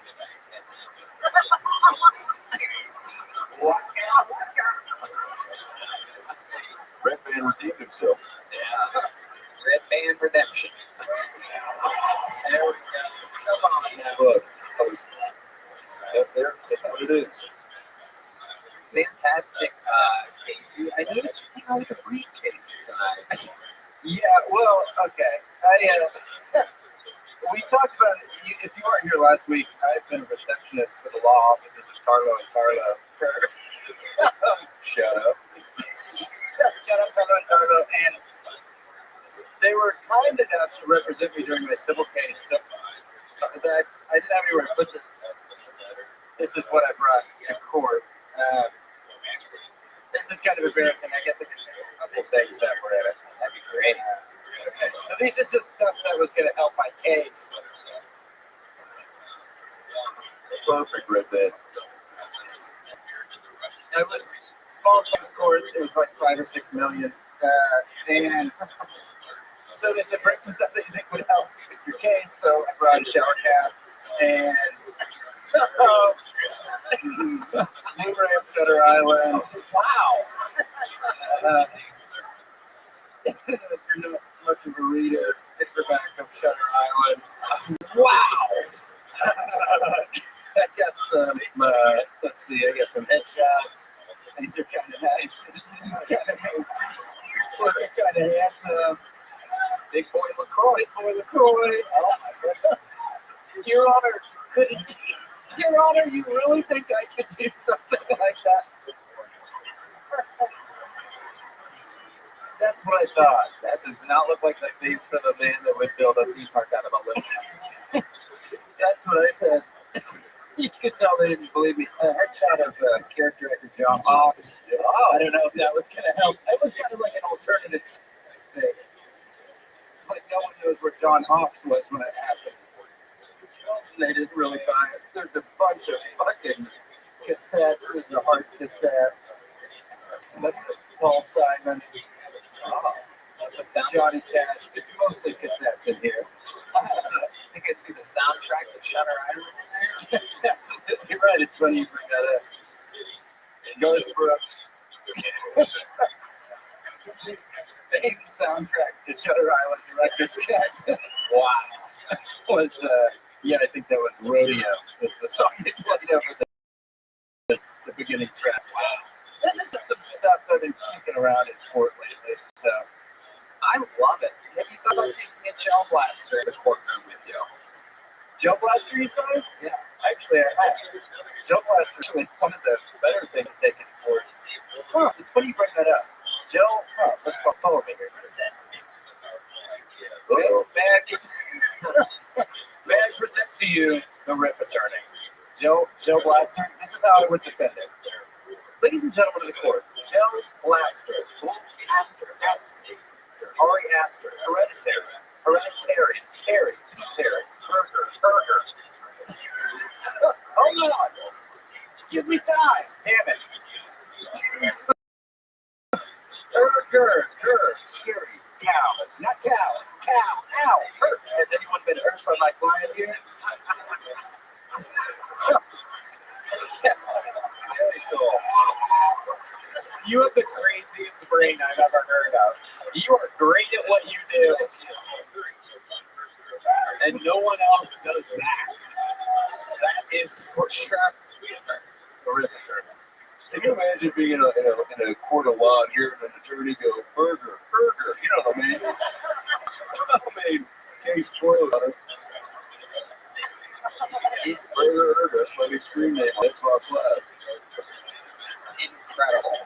Always putting on a big show, always with some fun things. I cannot wait to see what you do at the LA Forum and, of course, Madison Square Garden. Wow.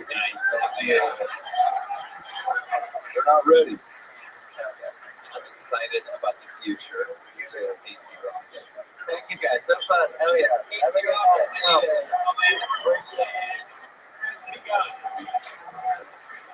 Casey showing us what a wild minute looks like.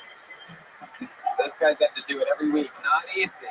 Oh, wow. Look at so lovely Heidi, everybody. Make some noise for Heidi, everyone.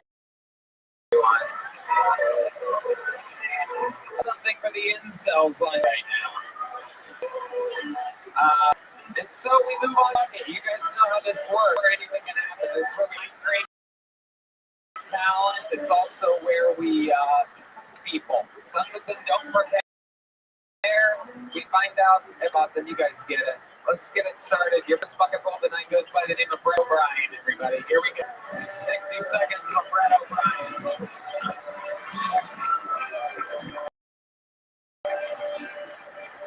I was watching that show, My 600 Pound Life, And before the lady got on the scale to weigh herself, she took off her shoes.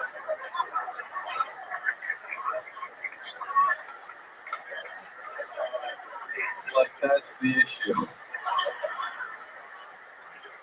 Your Crocs. I'm pretty sure it's your moose heart. Then her dog started chewing on her shoes. She was like, damn it, biscuit. I was going to eat that. No, actually, I weighed myself after sex the other day. You know, it's heavier. Which I thought was strange. Like, there's no way there's half a pound of cum in my ass right now.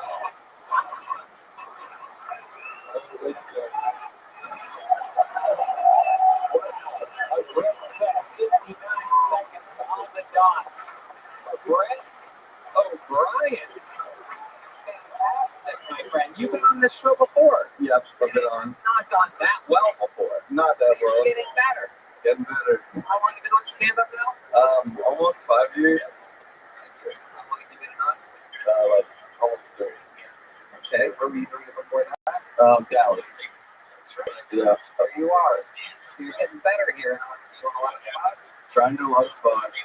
Trying to, you know. Yeah. What do you do for a living again? I'm in software sales. Okay. Yeah. Ladies. Yeah, that checks out. Dr. Phil, what do you think about this guy? Your name's Brett? Brett. Fucking Christ. I'm trying to get to know you, Brett. Brett? Brett, you hit the comedy trifecta top this week, okay? Fat jokes, chick. Cum jokes, got them. Dog joke, you nailed it. Which one did you write first? Because you came out swinging. Really funny, great timing, misdirection. Did you write, are you like a cum joke guy first, or is it like, did you have the cum in your butt and then the joke came? Yeah. Yeah, I've always wanted to ask. Yeah, cum has always been at the heart of my act. For real, Jim, a plethora of cum jokes. Not as much as I would like, but. Have you ever come inside of a fat dog? Good question, Tony. How's that for a trifecta, Dr. Phil? Save it for the road.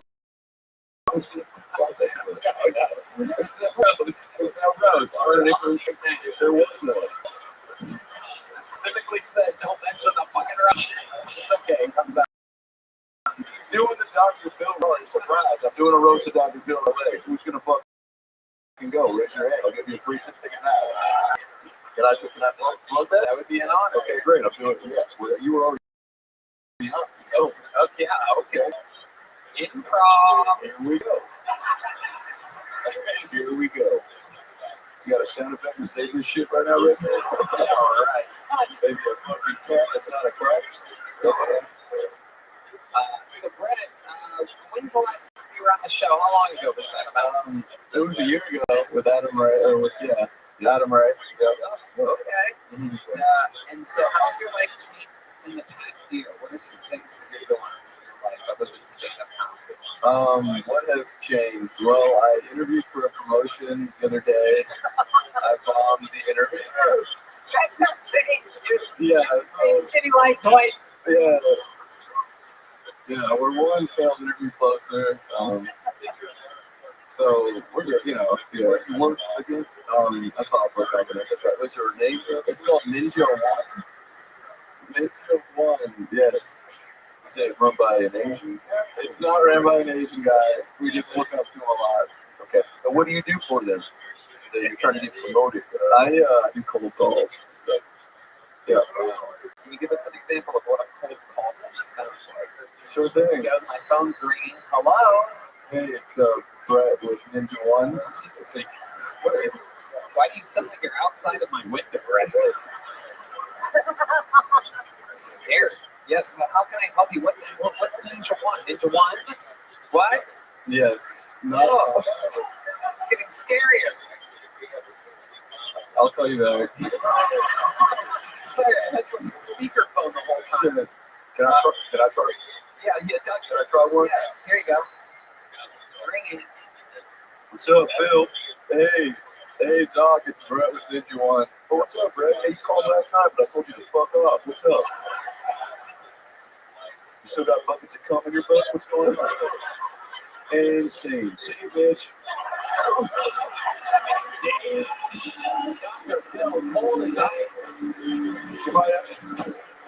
You might have to put that promotion on hold, Playboy. It's a hot lead for me. So you're trying to get a promotion. What else? What do you do for fun, Brad? Very, very, very dark Dahmer energies to you. You're holding onto that microphone like you're strangling a wolf. I frequent rainy at night, looking for. No. Oh no. I'm just kidding. No, what I do for fun, I play golf. I go out and drink at bars and normal stuff. You normally go for these. That kind of guy to close it up. Close it up. Yeah, I lock doors. Funny. No, it ends with me getting drunk, and usually that's about it. You get home, you end it, man. No luck with the ladies. My girlfriend told me like a month ago. What did you say she did? How did she text? In person. How did she do that? Did she come to your place? You go to hers? She came over. She say exactly. Let's replay that phone call. Hand me the phone. Yeah. Hit me with the jingle. It was in person. Yeah. Oh, hey baby. Why'd you call me in the living room? Yeah. Sorry. What's up? Yeah. Fun. Wait, she broke up with him. So how do you? Yeah. Dr. Phil, it really was. I'm not great at improv. Burger, yeah. Burger. There's me a lot of material for the upcoming roast with Dr. Phil. I can't wait for you to do it. It's a real thing. Stop laughing. Brett trying to pour his heart out. So she broke up with you. Yes. Yeah. She broke up with you. So are you guys sitting in the living room? Front door. This basically she's on a mission. So you cracked the door. What did she say exactly? I think we were gonna just hang out. She was like, she came over with like a lot of my stuff, so I figured like that's. How long have you two been together? Like 2 years. Okay. Yeah. Stuff. What did she say exactly? I need space. I wanna be on my own. That type of thing. Right. There's something about another guy. Okay. And what did you say? Like, what? Yeah. I just said, why? What did I? Is it something I did? You know what I mean? She was like, no. The bullshit. Like, I just want to be by myself. She, I graduated in 21. She graduated like 2 years later, so she's still with her family. And like, I was trying to talk about moving together, and she was like, I don't know for that. What sort of stuff are yours that you bring back? Like jackets, shoes, artifacts, clothing. Artifacts? Yeah. Artifacts? The fuck describes clothes like that? Yeah, I don't know. That's how you say that. And articles of clothing. Articles. Yeah. That's a whole different one. An art clothing would be your mummy hat. Yeah. She brought my old chalice. I knew it was over. Yeah.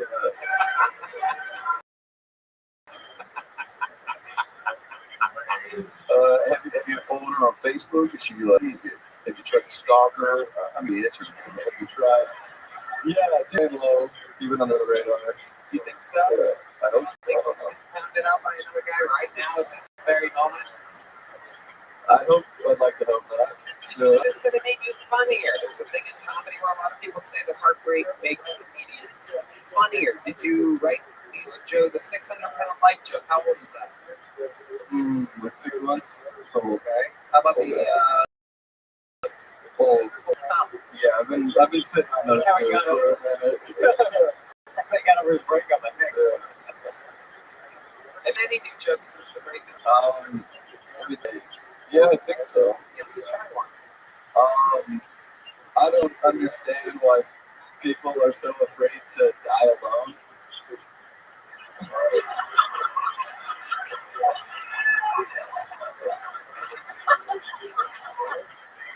you're not dying alone, you're dying with like a group of people in a mass tragedy. I think I'd much rather die alone.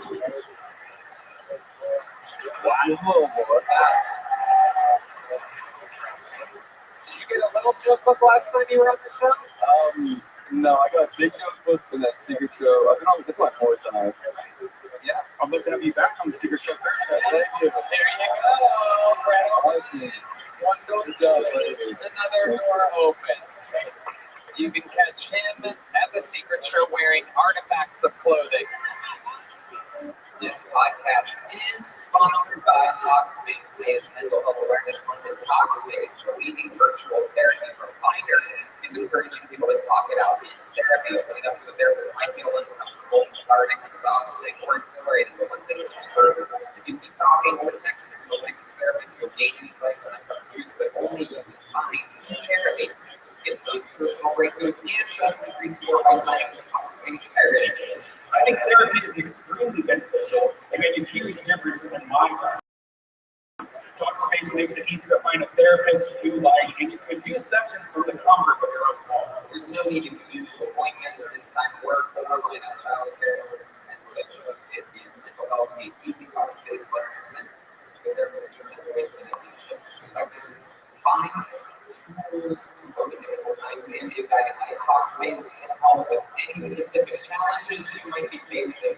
It's the #1 online therapy partner with licensed therapists and therapy specialists, including anxiety, depression, substance abuse, relationship issues, and more. Yes! To celebrate May Mental Health Awareness Month and the power of talking about it, there are Talkspace is offering a new this podcast $80 on personal program Space 80. You go to Talkspace.com. Licensed therapist today. Talkspace.com/Tony. We get $80 off Space 80. You show your small show at Talkspace.com/Tony. Go Space 80. Hello, indeed. Hi, everybody. This podcast is sponsored by Squarespace, all-in-one website platform for entrepreneurs to stand out and succeed online. Whether you're just a growing brand, Squarespace makes it easy to create a beautiful website, engage with your audience, and sell anything from products to content to time, all in one place, all on your terms. Squarespace is by far the easiest way to create a professional-looking website with minimal effort. It's amazing. Start a completely personalized website with a new guided design system. Squarespace Blueprint. Choose from professionally curated layout and styling options to build a unique online presence from the ground up. Tailored to your brand or business and optimized for every device. Easily launch your website and get discovered fast with integrated, optimized SEO tools. So you show up more often to more people and grow the way you are.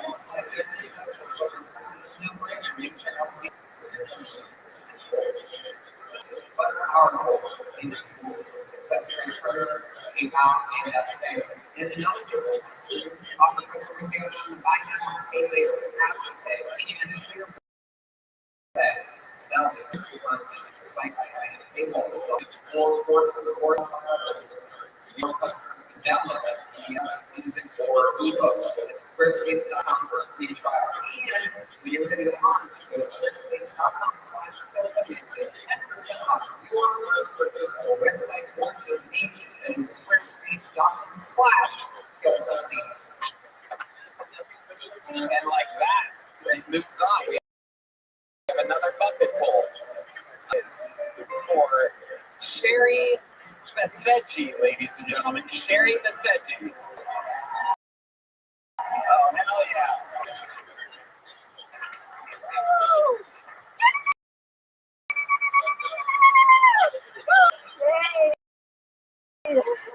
I am originally. I'm kidding. Stop. Because there are no terrorist women. Come on, did you forget 2 seconds ago? That means let me celebrate. Just don't do it in the airport. Yeah. This idea of covering yourself up in the Middle East is called hijab. Instead, it's called yeah, let's be awesome here. Yeah, so my pronouns to them are which translates to shut the fuck, bitch.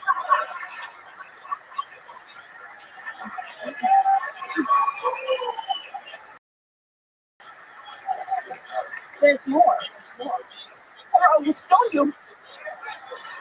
I need some rocks. Where is Camp Patterson?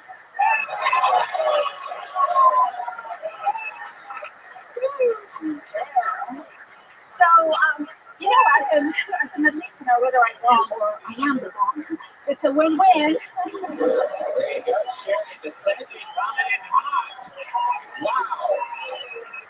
That was so much better than I expected it to be when I first saw you walk out. I'm like, oh shit, this is gonna be wacky and weird, but I didn't think it would be fantastic. That was a good set. I love it. The bomb part at the end, a little bit easy compared to the rest of your set, but it was fantastic, Sherry. How long have you been on stand-up? This last time since last May, but I used to stand up years ago. Gosh, how does it feel to have your grandmother up here? I swear to God, I feel like my mom was up there. I'm so happy. You see me smile. I have one question. When you came out and you said "Jew" to the audience, you screamed at one guy. Did you mean to say Jew? That's what I've been trying to figure out. I think you misspoke. I think you missed the punch. I don't take sides. You are something else. How long have you been in America? Since 78, before you were born. That is true. How old were you in 78? 13. Okay. And where did you guys move to? Northern California. I went to high there and then went to school in Fresno State. And how long did you do it for a year? I used to do stand-up from 97 to 2003, and then it was a little bit too messed up here, so I needed to step back and kind of clean up. What do you mean by that? Dr. Phil, he can help you. Perhaps you heard of Dr. Phil. Because we're all real messed up upstairs. And I talked about that in my book, We've Got Issues. We've all cut down and we're trying to get up again. Who said that? Jumbo Wumbo, you got it. You're never going to keep him down. So Sherry, Sesame Street characters. Yeah, Bobby, how do you keep those negative thoughts? I have therapy. What kind of classes? Spiritual classes. Like what? Regression, past life regression. Okay. So it was all in the past. You got some childhood trauma. Yeah. It's all before you moved to America? Probably. But when I was in my mom's home. Yeah. Oh, okay. How long have you been doing stand-up? Since last May. You just started. Kind of, but I used to do stand-up years ago. You're not wrong. No. You start stand-up? In LA. In LA, right. Yeah. Well, you're very funny. What's your writing process like? I talk to myself during the day, and that stuff downloads, and I write it. Because her husband doesn't allow her to read or write, so she has to talk to herself. That was funny. So all your material comes from. Wow. You might get a spot on the secret show for that joke. We're the roof. Oh wait, we can't any higher because the ceilings are so high. It's high enough for Sherry to fly a Boeing 747 into.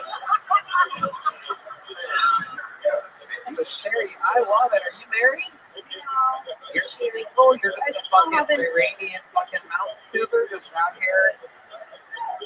Love it. Trying to get to the younger guys. Oh yeah, is that what you write? How young we talking? Like Keith Mortis or like Gene Wilder? I think you stole that jacket from him. That is true. I'm deflecting. I'm envious. With me, and you'll be in a world of your imagination. Take a look, and you'll see Iranian Sherry.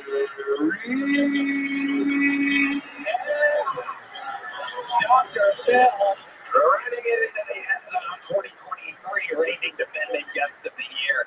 I think there's a lot of good stuff coming your way. You're you know, because it's a nerve-wracking thing to come up here. No part of you shaking. Poised. You fucking grabbed that mic. You wooed. Everybody was rooting for you right out of the gate. So I don't know. I'm excited to see. Natural stage presence is incredible. For only a year, it's unbelievable. Have you done other things on a stage before, performance-wise? I did a little bit of acting. Were you in anything we recognize? Perhaps Al Qaeda terrorist video? Maybe the mother of an Al You could play that. Yeah. Hard movie waiting to happen. I love your style. It is absolutely incredible. So, what else do you do for fun? What does a lady like Sherry do? I try to walk in the morning. You'd like to have a boyfriend. Such a sweet little thing. You'd like to boyfriend. Are you on any of the apps or anything like that? No, I don't like dating. I just think that's a problem. So, like your last hangout or hookup, how long ago? What is the situation? Only, it's been a while. You're a Kosh type? Yeah, it's been a while. And maybe brown guys only? For me to recognize what the jungle is like. Oh shit! Oh hell yeah! Well, I'm not going to take my penis out, but I think you know, it's one of those things like riding a bike. I think once you got back in, dude, you'd be like, I remember that there were two balls, you know? Saggy. Oh yeah. Now, what is your ideal guy? Like you said younger, but do you need like a physically fit guy? Because some girls are into dad bods, right? I like tall, skinny, white, Ooh. vegan. Vegan. Yeah. Vegan? Why is that part of the fucking? Because I'm a vegan. Oh my goodness. I know. You think you're going to find a full-grown vegan boy? Tall, muscular. I want someone better than me. You want someone like? Better than me. My standards are better. So let me ask you something, because you have it all together here, but it seems like you have to do a lot, and you know, a lot of different things to your mental health problem, which is a very common thing on certain people. Have you ever? When's the last time you ate meat? This last round, 2 years ago. Did that do anything to your brain? Did you feel better for a second there? Eating what you're supposed to eat as a human being on planet Earth? Wait, somebody listens to Joe Rogan, huh? Listen. He's right though. Meat is better. It helps your body. Okay, and I talk about that in chapter 11. Meat helps your body. Suck a cock from time to time and see what your brain comes up with. That's chapter 12 and 13. I'm not completely off meat. Oh, so you'll eat some meat? When I have a boyfriend. Oh, so okay. Look out. Okay, now that we're here, how do you start? You're in the bedroom. What's your first move? For real, because there might be a guy out there listening right now that's like, I need to know if Sherry means business. I need to know if heavy petting is involved, if anal is first base or third base. Where do you like to start, Sherry? Take me through it. You got time. A nice dinner. Yeah, I'm already out. So I think that's, yeah, you lost me at food and taking you for shit that I got to pay for. No, I'm joking. Oh, Sherry, we have a guy on the line right now that wants to say perhaps an eligible bachelor. Let's see what he has to say. Protein. That's one of my favorite proteins. We sell it. I want to sell protein. How about that guy? He never calls it either. That was special. It's the owner of the club, Joe Rogan, talking about how he loves his protein. Okay. Not impressed. I guess is he not tall enough for Sherry? Small order. Well, Sherry, I just came out with these Dr. Phil hoodies. You guys can get wherever. So, which is only much love. They say we'll be right back on the back. And I only give it to people that I connect with. So I want you to put that on and just live your best life. Because you know, and once you find that special someone, you use it to clean up the mess, you know. But I like your mojo, and I'm truly fired up to see where your comedy career goes because you're fearless. That's what you need, player. I always say I love the different shapes and sizes and ages and the that we get up here. And I love that you signed up for the show and came out with your explosive energy tonight. That was fantastic. That was a big joke about you. Whoa!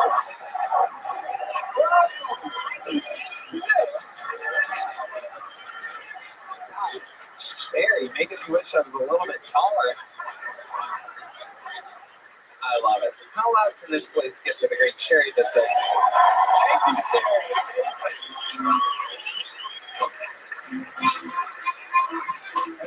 Wow. Ladies and gentlemen, we have a special treat for you right now. A very, very special treat.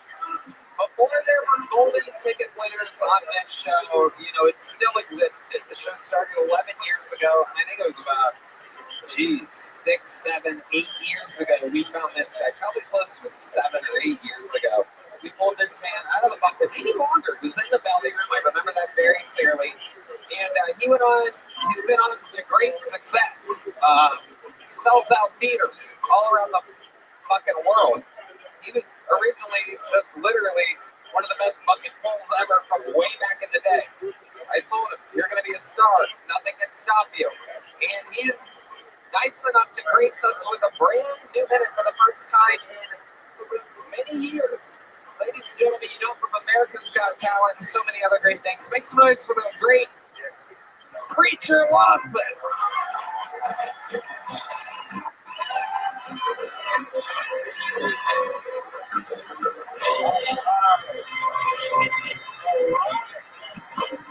All right. Thank you. I think that women avoid eye contact with dudes because for like 2 seconds we just assume they like us.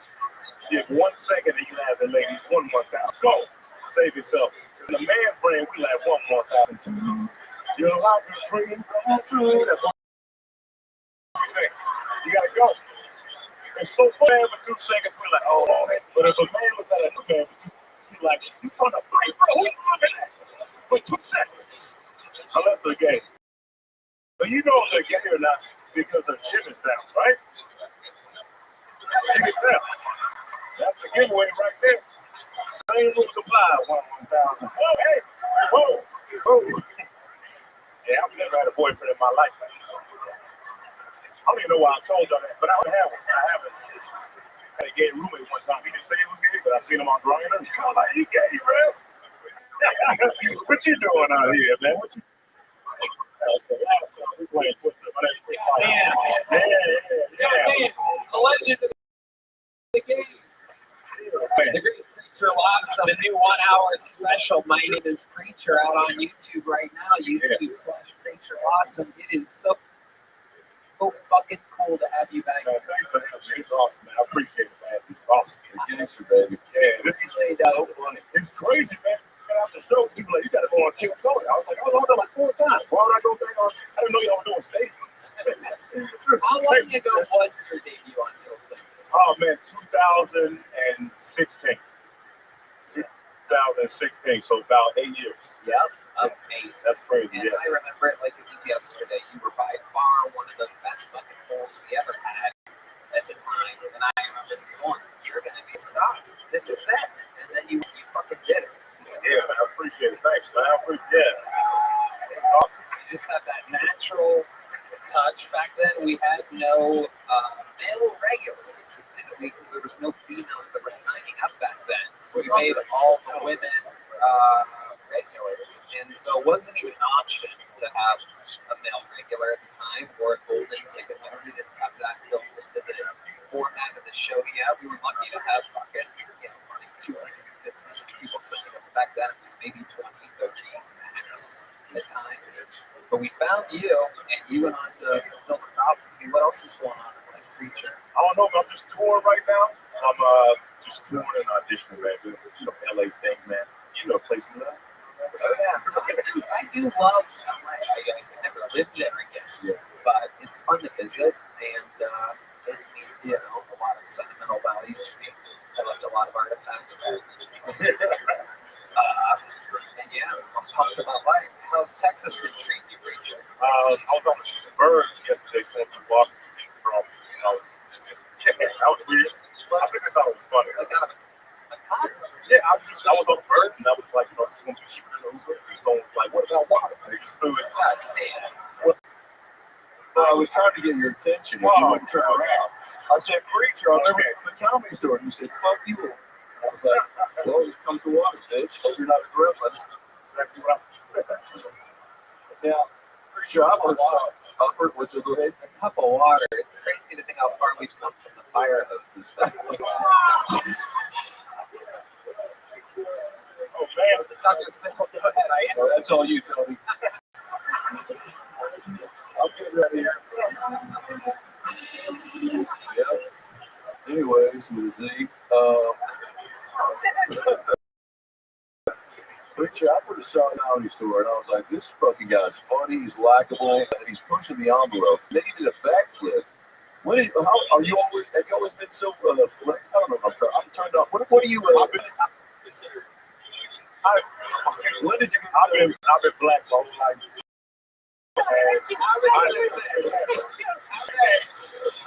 That was crazy. Dr. Phil right there.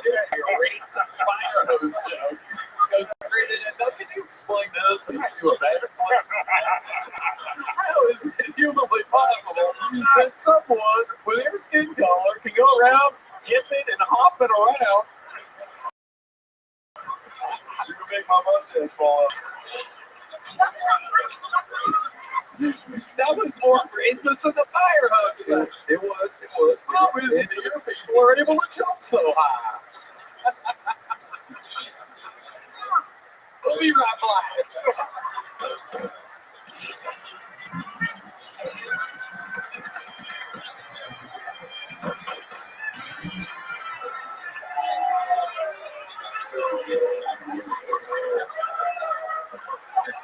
Woo! I mean, you could just end the show. Yo, but for real, when did you know you could jump that high? But for real, because I'm not athletic, so I'm jealous. Like when to even. Can you teach me how to shoot a basketball?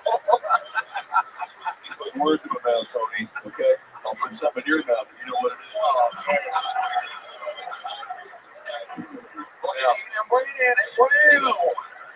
Okay, well, let's change topics then.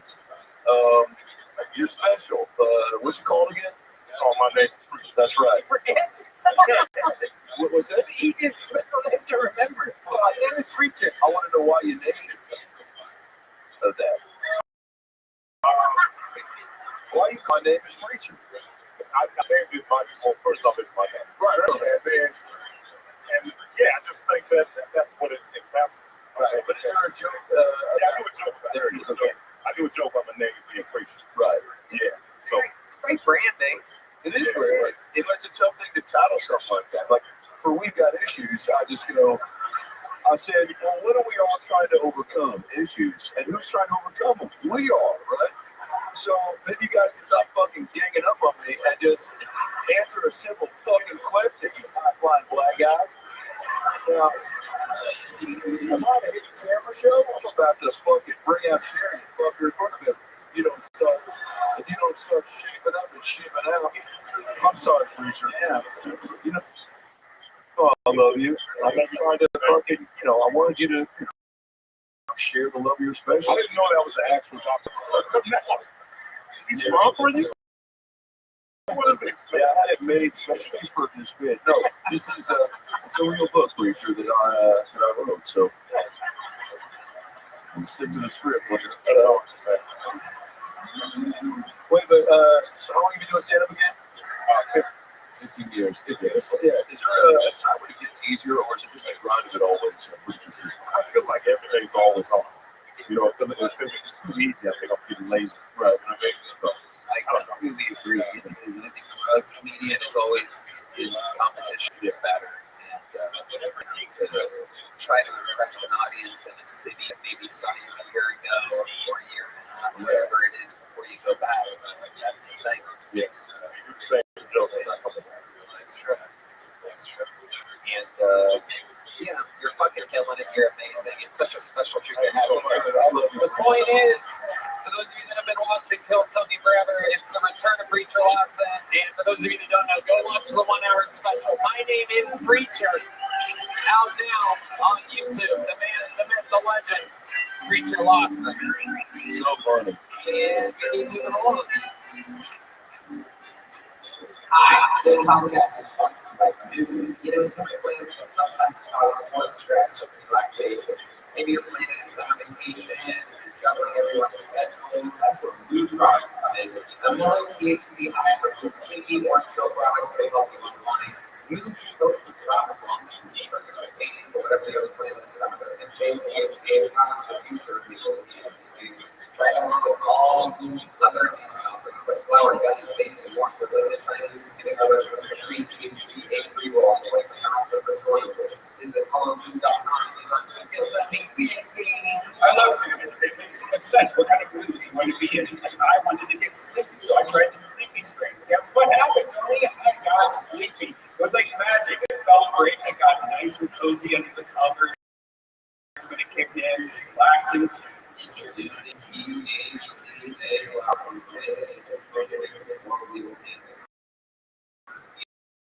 THC words in the industry repeated and I would use it straight to listen to both of it better often. New was ending estimations better than people want to THC strain. Plants, all their products are regularly tested with third-party labs.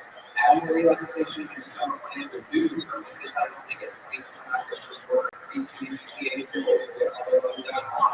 Use promo code hello and hello.com for the coach and order in free THC free. Back to the bucket we go. It's a really good bucket tonight so far. Let's see what happens here. A new minute from Pedro Franco. Pedro Franco.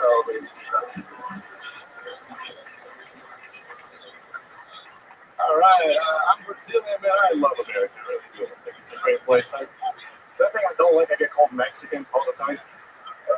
I'll be the tallest Mexican in the world. Dude, I got called Mexican by a cop. I was like, officer, how many Mexicans do you like to see over the wall? Are you serious? It's no sense to me. I'm trying to be a better person. I'm a quick born. It's huge for me. See, porn is just sad. You know, everything about porn is sad. Even the fucking ads are sad. Like, click on a porn video, the ad comes on. Are you horny and alone? Yeah. Why are you attacking me on your website, dude? It's the only business that does that. Like, imagine went to McDonald's and told you to make chicken fat fuck. Is that right?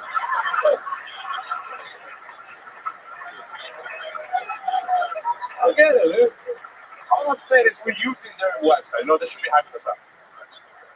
Click on the video, it's like, ready to jerk off again like a winner. As a matter of fact, I am. Thank you. Appreciate it, man. Amazing. What a fantastic minute. Pedro Franco, welcome to the show. Thank you. This is your first time on the show, correct? Yeah, first time. I remember you. You have a whole thing to you. Yeah, the couple weeks ago, right? 2 weeks. I think Shane was drinking and he ran into him on the street. Remember that? No. You don't remember that? I didn't think I thought that's what you're talking about. A friend of mine. Hold on. Sorry. You're saying that you ran into Shane on the street? Yeah, it was super random. Yeah, no, it's not random. Sometimes we walked on the street. How would I remember you from the street? Did you say you did comedy or something? No, he was like, he was going to drink, and then my friend went with him because we're hanging out with him. That's what we're always doing. Yeah. Okay, let's just talk about it. That's what he meant. No, I was just saying the show. How long have you stand comedy? 6. 6 months. Funny.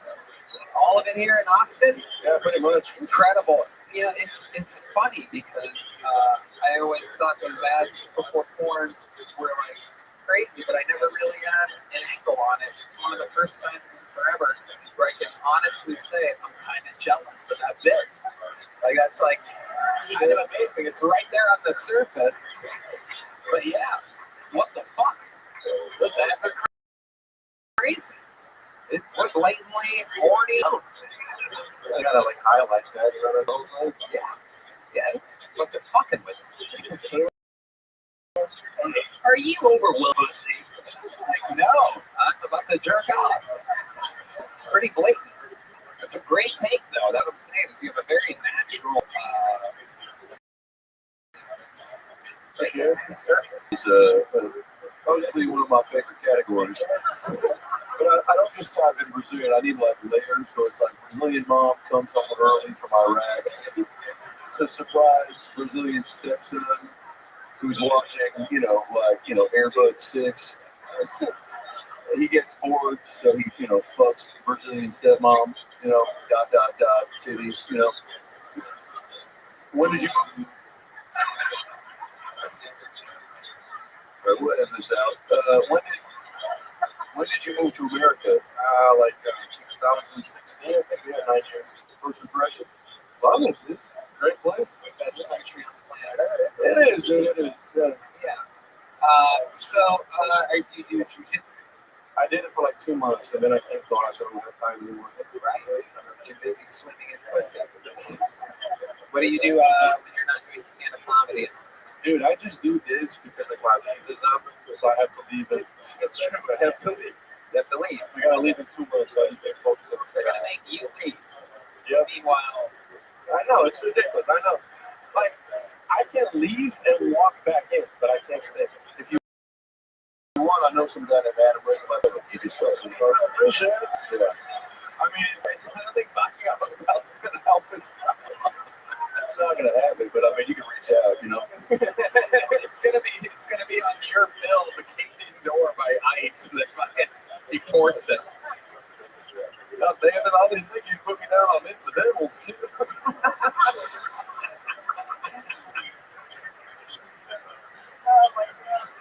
Is there other Brazilian stand-up comics? Like, how do you figure out that this is something you can do?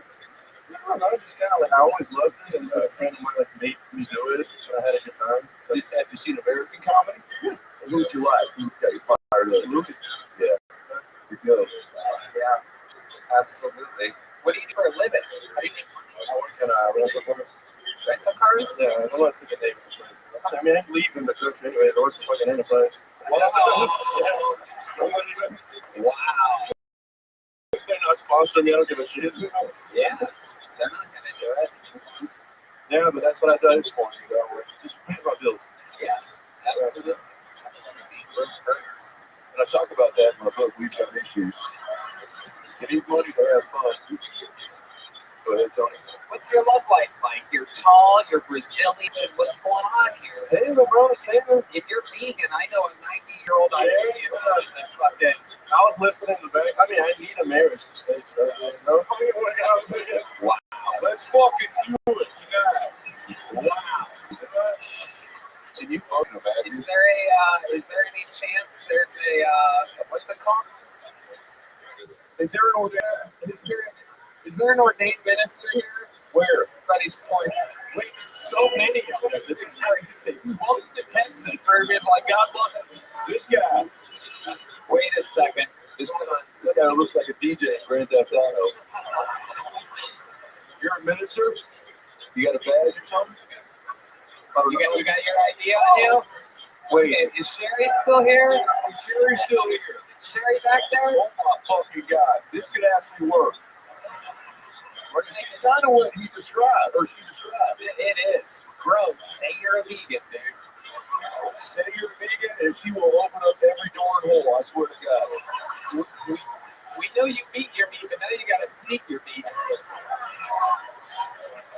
If your wife finds out. It's not the first time an Iranian woman's been in an arranged marriage, by the way. This is absolutely right on schedule. We're gonna tell her you're a Brazilian heir, and she might be down for this.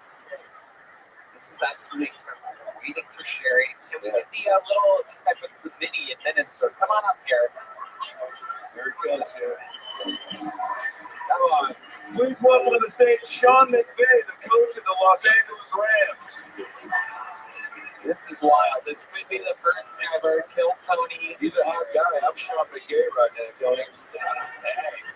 Is this legal? What's that? Is that legal? I don't fucking know. We're trying to have some fun. Whoa. Nice to meet you, buddy. Pleasure. Wow. We found the rainy streets serial killer, everybody. That's amazing. Absolutely incredible. What's your name, sir? What is it? Tall? Wow, that's ironic. That's like the guy's next to you's name being short. My name's Hair. Hit me, Rabbi. And my name's Straight. All right. Here you go. Your name is Tall. That is incredible. What do you do for work, Tall? You work on a what? Credit card. You work on a credit card? Holy shit. We charge to get people to sign up for it. Oh, okay. All right. What you probably can't say the company, right? Wow. Incredible. Well, you're going to probably get somebody a visa here in a second. It's incredible. D. Madness has seen enough. D. Madness's middle name is 20 Vision, by the way. Guess if I'm good at cleaning houses because I'm Latino and doing that. Like we're that's like your own podcast over there? What's going on? With me. Ladies and gentlemen, you know her, you love her. Make some noise again for Sherry Vicente, ladies and gentlemen. Now, Sherry, you have such a fucking impact on us that this is the very extremely rare occasion in which we have somebody back on the show. Now, this young man, Pedro Franco, right here, this tall, brown vegan,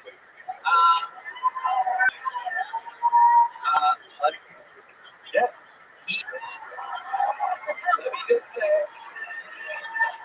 How many of you guys, we don't have instant replay, but I'm going to show you what Sherry did when she found out that he was vegan. Ready? Tell me you're vegan. Vegan. Oh. Yeah. That was hot. Keep going, Sherry. Yeah. Wow. Amazing. So, Sherry, we're in a little bit of a situation because Pedro is from Brazil. He's been here since 2016. And he married an American woman in order to get to stay in America. Now, the man next to you, believe it or not, his name is Tall. That might be a red flag. And Sherry, the man next to you, Tall, is an ordained minister. So, with that said, Pedro, I do believe now's the time to pop the question. Ask Sherry. Get down on one knee. Get down on one knee. Yeah.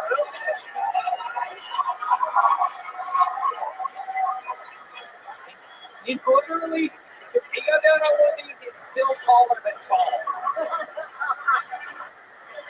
It's incredible. Okay, ladies and gentlemen, here he is, Pedro Franco. Sherry, will you help me stay in the greatest nation? I believe I'm.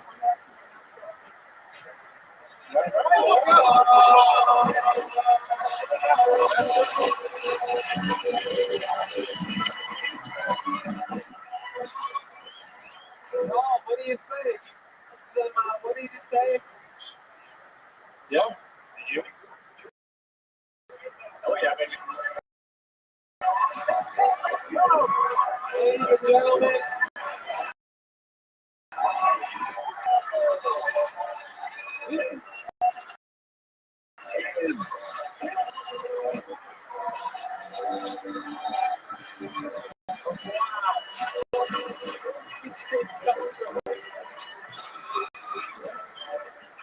Dreams have come true. Sherry, you are an instant Kill Tony legend. Pedro, you got a congratulations. Before your wedding. You get to do the secret show for this show? Literally trying to like something that we could do for us. So you throw some Dr. Phil? I'll fly to LA to see the roast of Dr. You gotta have someone to do. Sherry, what's the longest that you've ever done? How do you let her slip in the shit? Go on Thursday. After fucking a chow, watch it come over to the secret show on Thursday. You're gonna open it up. Sunset Strip Comedy Club. What is it, 8 p.m.? Oh my goodness gracious. Streams are coming true here. Saul, did you sign up for the show? Okay, yeah, there you go. Thank you, Saul. Thank you, Pedro, ladies and gentlemen. Pedro, take one of these. Yeah, he catches like cherry. Woo! Goddamn. What an episode. What an episode so far. Now, ladies and gentlemen, the bucket pulls have been so good. This is fucking crazy. It's time for another one of our regulars, everybody. One of the best to ever be a regular in the history of the show. This young man is on fucking fire. Here with a brand new minute. This is the one and only Cam Patterson.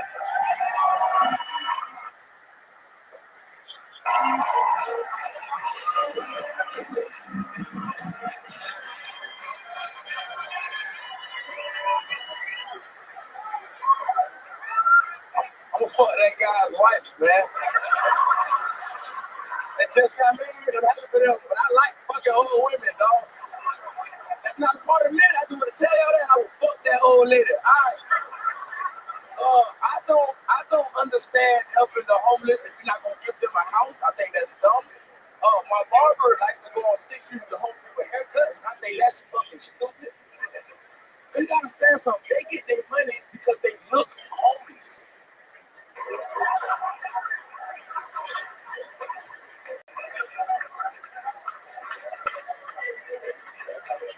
If you give them a haircut, you just fucking up their uniform, dog. If I see a nigga with a better haircut than me, I might ask, really? You piece of shit? Like, I'm not no money to the homeless nigga with no clean that drop fade. That's not for the happen. Susan, a drop fade when you gotta cut the size a little bit and then keep the rest. Holy shit. This is what we do. My goodness gracious. What we doing, man? God damn. Come on, man. You done it again. Yeah, it was fun. Good. I like that. That might be my favorite one so far. Thanks, man. I like that. Patterson is absolutely unstoppable right now. He is on fire. We did an episode of a Dr. Phil show yesterday. Oh, yeah, baby. Yeah. Ready, Tony, Cam, and Williams had the same motherfucking time, baby, last night. Yeah. Murdered that shit. It was fun. They had on thong. That was disturbing. Oh, yeah. Yeah. Disturbing. So they came out in a thong, and then, Cam said the N-word or something.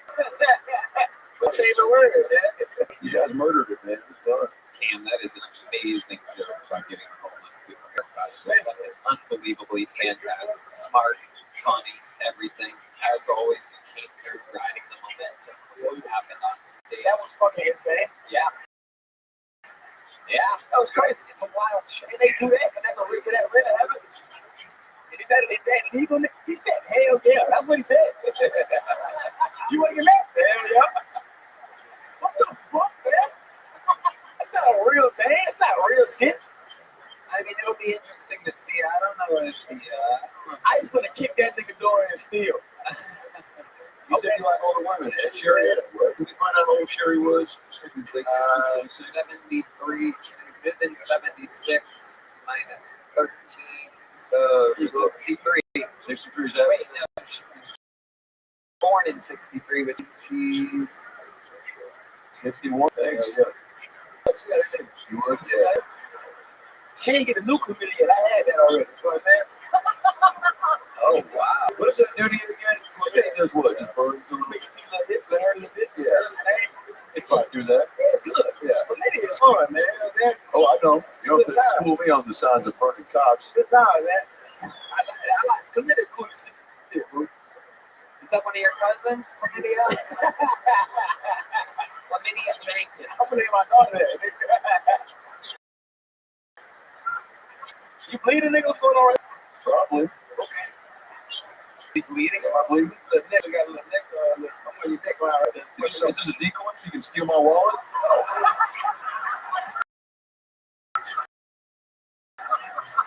Why would I steal one? If you're here, who's outside Target selling their baseball team?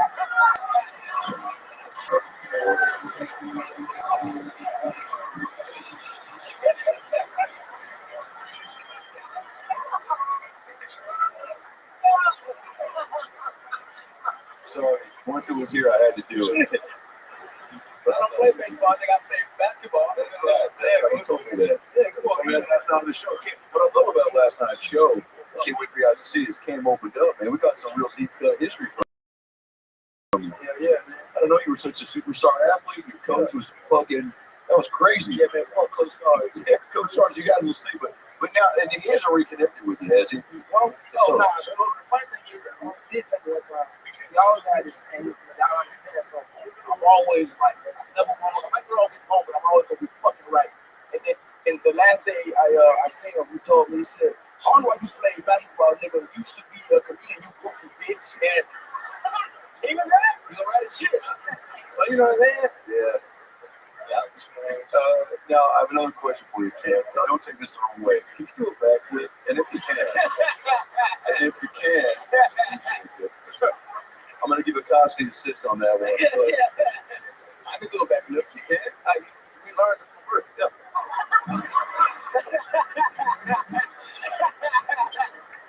Out the womb, we just started flipping, dog. Come out flipping. I got dolphins come out swimming. We just, let's hit it. It's very easy. You can't flip, nigga. I mean, I can flip a girl over if I'm fucking on her period. Come on now. Talk to me. That was weird, but I like it. Wait a second. It's strange. Well, I talk about it more in my book. And she's about issues. Don't let a period stop a Tuesday from being the best ever. An audio version of that? I'll sign it for you. Okay. What's up? I got you. You flip for me. What? If you flip for me? What kind of fucking weird scenario is this, Dr. Phil? Flip for me, nigga. Flip for me. Just Do a flip, nigga, man. I didn't say the N-word or the man thing. I sincerely trying to make plans for the weekend, all right? I love you, Cam. Hey, too, man. I need to see Tony tour. See Cam out there. Is it just bananas when he comes out? Unbelievable. I don't know why you would use the word banana.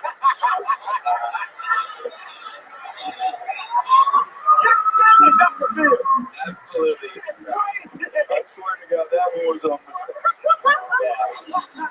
It must be blessed out there. I bet it's just a good old bowl of watermelon out there, huh? I bet it's just like a rotisserie chicken.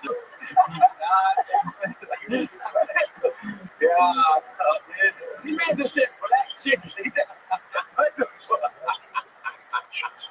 This is big, oh, goodness. I bet it's just a goddamn Medea goes to the funhouse. Wow. Dr. Phil, you are accidentally out of control tonight. You've got issues. When I talk about that, chapter 16, about my own personal struggles, and then when I'm doing to overcome them. Yeah. Thanks for the plug, Tony. Plugs feel like, don't you?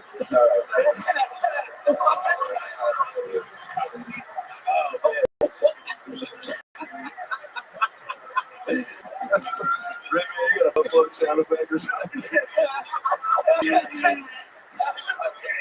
Wait, what did he do? I didn't hear it. It's like a fart noise. Oh, okay. Brilliant red band. Right on. Okay.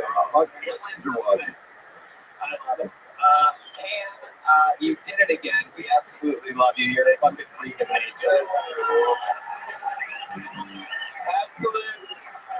Absolute bananas. The best. Cam Patterson, ladies and gentlemen. And back to the bucket we go. Not easy to follow that. And so, on a mission, 60 seconds from Christian Alexander. Here we go. What's up? How we doing? We can all agree there's a homeless lady. The other day I saw a homeless lady with a flask. She came up to me. I don't know, flask like that. You need a home. Portly and Brady spoke a lick of English. I'm like, what's your name? She goes, "Roo." What a beautiful name. Took her home, hosed her down. Mom, this is rural. She'll be staying here a while. I'm starting to eat and got. I busted a nut inside of her already. I was like, God, if you real, please don't let her be pregnant. Exactly a week later, her ass got hit by a car. Won't you do it? Nah, fuck that. My car did get totaled. I'm not gonna get a homeless bitch pregnant. What the fuck? Thank you. Wow. Yet another good set. Christian Alexander, welcome. What's up? First time on the show. Yes, sir. What's up? How old are you? 23. 23 years old. How long you been doing stand-up? 2 years consistently, but 4 years for the first time. You from Texas? Austin, Houston. And that's where you live now? With your mom? Oh, 100%. Hell yeah. The fuck? Free rent? Absolutely. What do you do for work? I work at Adidas, and it's great because I got a foot fetish. So I see a lot of hoes' toes. Oh shit! Look at that. What's your what size do you like? Size 7. Yeah. Wow. You know exactly what he's into there.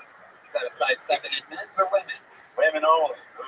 Yeah. Men's is disgusting. What do you do for your feet? Is there something about the foot like what you love about it? Stank. Wow. Dirty little boy.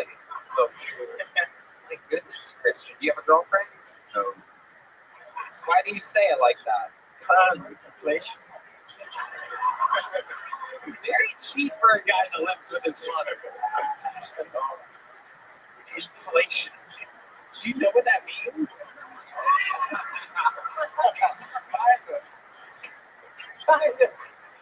What do you do for fun? What does a 23-year-old like Christian Alexander do for fun? Drink and drive. Really? Practice it. Practice. Wow, the Houston pastime of drinking and driving. What else? What do you like to drink, Christian?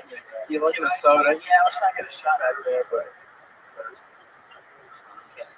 Have you been drinking today? Oh, yeah.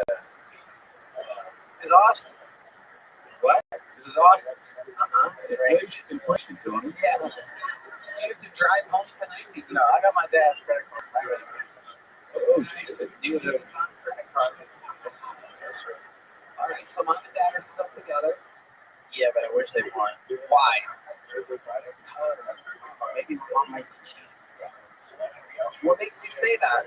She's a Walmart couponer. But she never has coupons.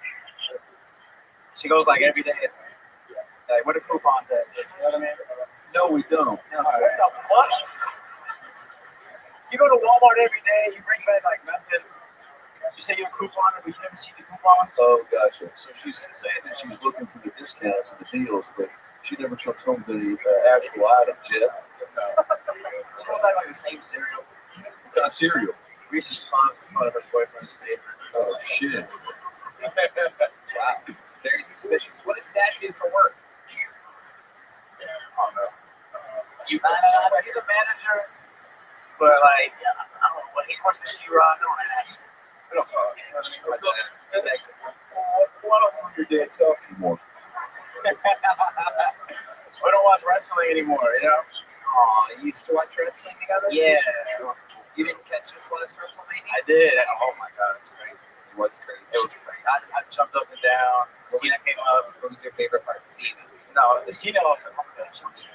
Yeah. Then Undertaker came out, and my heart sank to my ass. It's true.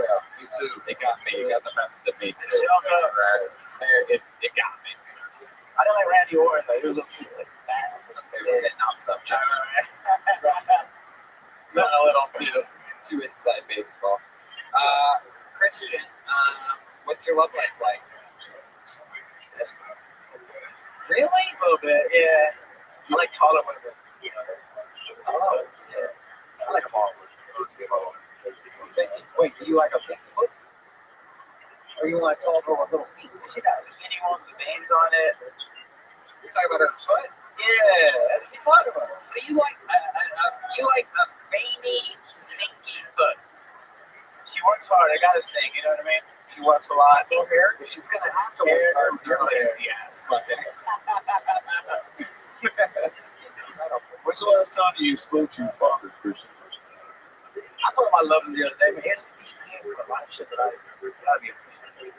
Yeah.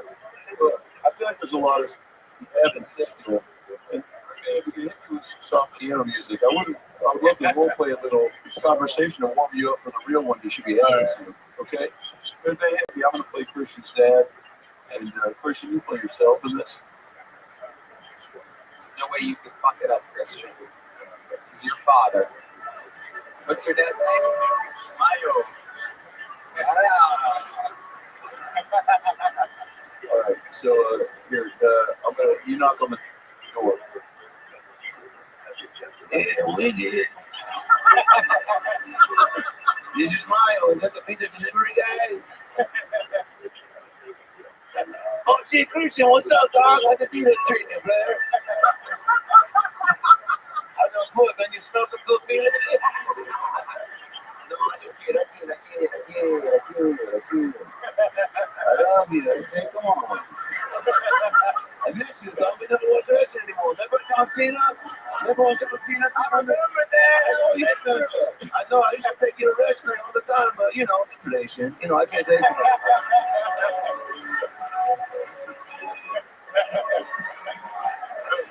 You've never talked to me this much.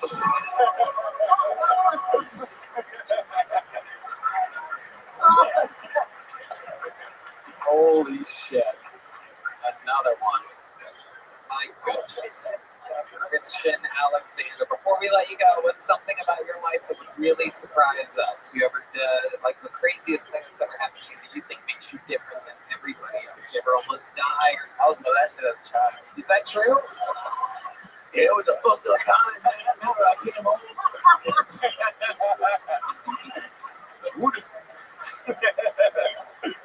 Were you really? Kind of. It's about a woman. It don't really count. You know what I mean? Who was the woman? Yeah. We're still friends on Facebook, too. Like Tyler Perry? Bigger. Wait, what? You said Medea, not Medea. Oh, I thought you said Medea. Medea. It's a classic Medea IKEA couple.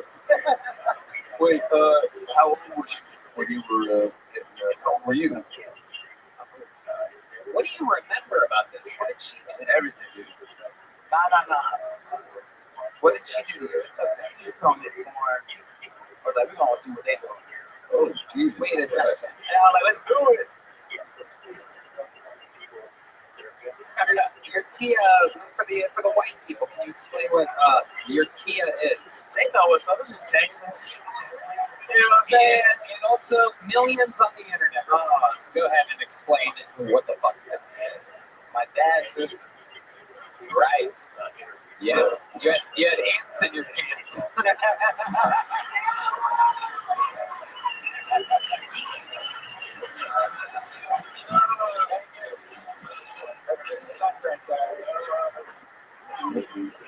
Top 5 molestation joke you will ever hear in your life. That is true. You're on fire today. That was unbelievable. Oh my God. Hey, keep talking about your troubles. We'll think about You can read all about it in my book. We've got tissues.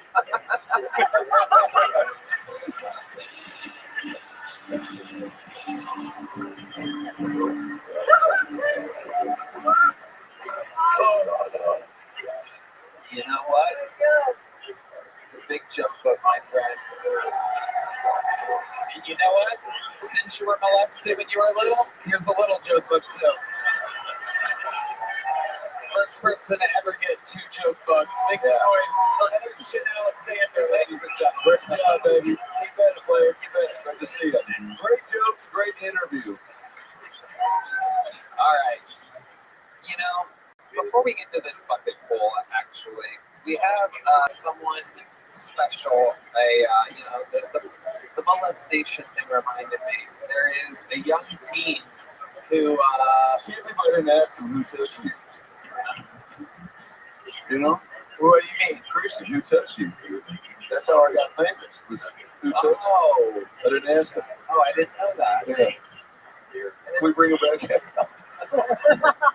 I'm sorry, go ahead. It was his teeth. Right, what's that? It was his teeth. I know, but I don't know what that is. He just explained it. It's No, I don't know. I should have asked before he said it. It was his band. Right, but I should have asked before he said it. Can the music get louder somehow? I can't hear you, Tony. I can't hear you. Hold on. Jesus fucking Christ. All right, so look forward, not backward. See, who, wanted to talk with you, Dr. Phil. He's trying to solve some issues in his life. And he just so happens to be on a hit podcast with a new friend of the show, Tony Hawk. Ladies and gentlemen, for the podcast Hawk versus Wolf, here to talk it out with Dr. Phil. Make some noise for the great Jason Ellis, ladies and gentlemen.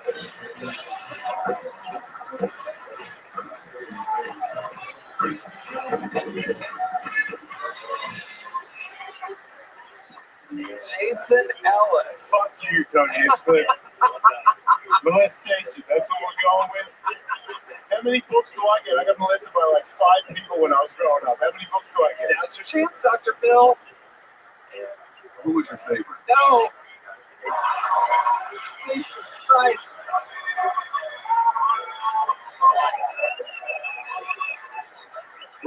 Wait. Who touched you?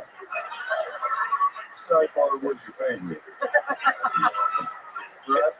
I think the older ones, the women were my favorite. Not as gay as I used to be. How old are we talking? How old were you when it was transpiring? First ones were real little, like 4 to like 6. And then, oh, fuck, you kids, I'm fine. And what do they do to you when you're that young? Because you can't get hard that young, right? I mean, you seem like the kind of guy that actually probably could get hard at 4 years old, Jason. I don't know if that's a compliment. It's not. It's not. You're like a tough guy. Like a tough guy, like you could get hard. Tough guys get hot when they're 4. That's right. That's right. Yeah. Well, okay, so now, I love your shirt, by the way. It's just one of the girls that did it. Oh, that's just fine. I'm trying to show you that I'm into women. Hell yes. The women sharing, if that wedding, that thing doesn't hurt back then. Oh, shit. Oh, shit. Jason Ellis ready to pound out a little sand rabbit pussy, you know what I'm saying? That was my nickname in middle school. Yeah. Trying to find out some fun, right.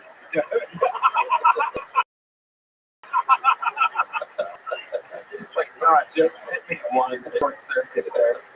I love it. So, you said you're not gay anymore. What are you talking about? I wasn't gay. I don't know who's gay or you or me. Seriously. Like, just because I admit it, that might be the only difference. You're gay. Yeah, that's right. Shit. I think the only difference between you not being gay and people make fun of us is I back it up. Goddamn right. That's why I didn't do a minute, everybody. But an interesting thing happened. You told me about it earlier. You were kind of gay. Fine. You were bi. Or pan if you want to be like super gay about it.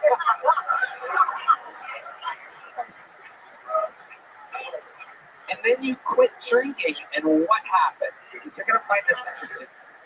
I don't really like it anymore. The taste or what it does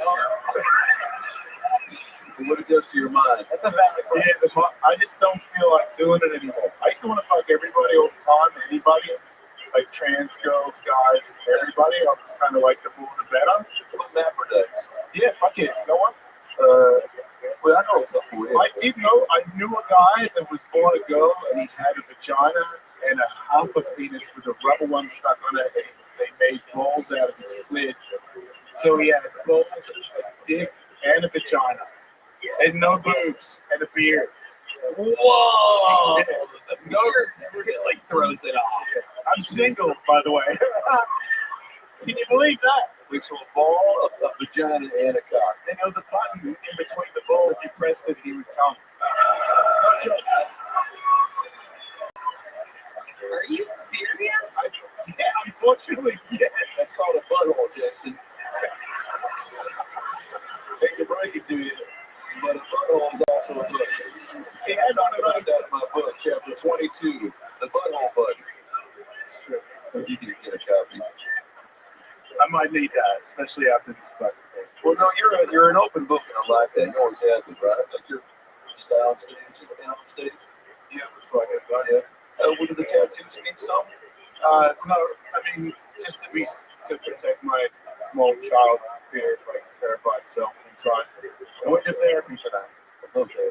Yeah. Are any of the tattoos pre or post gay? They're all gay, actually. Okay. What's on your head? A wolf. I love that. And then an eagle on the back. It's a snake. Yeah, like I like animals. Me too. Small world. The JasonEllis.com. You're going on tour. What are you doing on this tour, Jason? Comedy. I love it. Yeah, accidentally. Like I got fired from Sirius. That was a really cool moment. I used to think that was what I was going to be as a radio person for the rest of my life. And Sam Tripoli was like, "You should do comedy," and I was like, "I could work. Like, how would that work?" And then they fired me, and I was like, "Now would be a good time to try comedy." And then because I got fired, it was like really depressing, and I felt like I hated myself, which made me fit right into comedy. Yeah, that's exactly. Yeah, I got a lot of good friends. We all hate each other and ourselves. It's great. How long have you been trying comedy now? Like 4 years now. And you love it. The best thing about it is I get nervous, I get scared like I do with skateboarding and fighting. And when I fuck up, I don't have to go to hospital. Right. I just get like really depressed and go home and like, get sad like, "Oh, you guys used to before you were good." It's true. Yeah, it's fun. It's a shame there's not a button that makes things all better. Oh, there is. It's just I don't want to press it anymore. Jason, thank you for swinging by. Versus Wolf, available everywhere. He's on tour at thejasonellis.com. One more time for Jason Ellis, ladies and gentlemen. Come on, make some noise for Jason Ellis, everybody.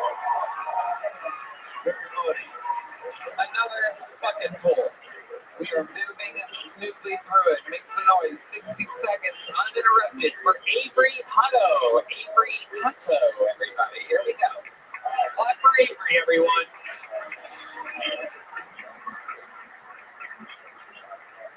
So I actually used to date a girl who's bisexual. It's kind of like a medium gay. You want to know something embarrassing? When her and I first started dating, she had actually slept with more women than I had. But here's the deal. I grew up like a super strict Catholic, so I fucked way more dudes. Yeah, she broke up with me because I used to beat her all the time in board games. Yeah, we'd be playing Monopoly. She'd start to win. I'd get super amped up, and then I'd punch her in the face. Yeah. I'm trying not to do cocaine anymore. Just making me too. Yeah, my favorite thing to do on cocaine is try to stand completely still. It makes you feel like you're hitting the grind on Tony Hawk's Pro Skater. Got any ketamine fans in the audience? Dude, fucking losers, dude. Fucking losers, dude. There's nothing worse than anybody who likes ketamine. Ketamine's for people who got punched in the face and they're like, "Oh yeah, that was awesome." Thank you. Okay, Avery Hutto. Is this your first time on the show? Yes. I love it. Welcome, welcome. How long have you been on stand-up? About 6 years. 6 years. Where at? I started in Detroit, then Chicago. How long have you been here? About 2 years now. Love it. I love it. It's so much fun. What made you pick Austin, Texas? I was in Chicago, broke up with a girl. I had some friends who moved down here, and I'm like, "Fuck it, let's go." Nice. I love it. What do you do for work? I work in a cowboy boot company. Oh, nice. Chisos. Oh, Chisos cowboy boots. Where's that at? South Burns. Okay. You should come in and get some cowboy boots. I think I might. Okay, I would love that. I'm there at the store. So. I love it. Absolutely. She's at the dream with some cowboy boots. What's a real dream? Cowboy. Honestly, once you get into cowboy boots, it's hard to see. It really is pretty cool. Look at Dr. Phil. Check these bad boys out. Yeah, Those are fucking sweet. Those are some badass cowboys. what sort of, you got all different types? Are they made from animals, or where do you get it from? This is going to be a genuine cowhide leather. That's a retired dairy cow. We also make AAA grade ostrich. I'm not. Okay. Dr. Phil, are you from Houston? Yeah. Where it is? Oh, yeah. Why are you interested in this guy's boots? I don't know, because sometimes I go in and out of being interested. What's happening? You're going to make my mustache fall off. After Cam tried to steal my wallet, I got frazzled, all right? Wait, now Avery, you said you had a girlfriend or no? Not anymore, no. Is Robbie, did you get into it for the gal factor, or did you're not trying to focus on that part? I do not get girls in my comedy. How about the cowboy boot store? Or girls, some Latina baddies. Some Latina baddies. What do they say to you? Hola.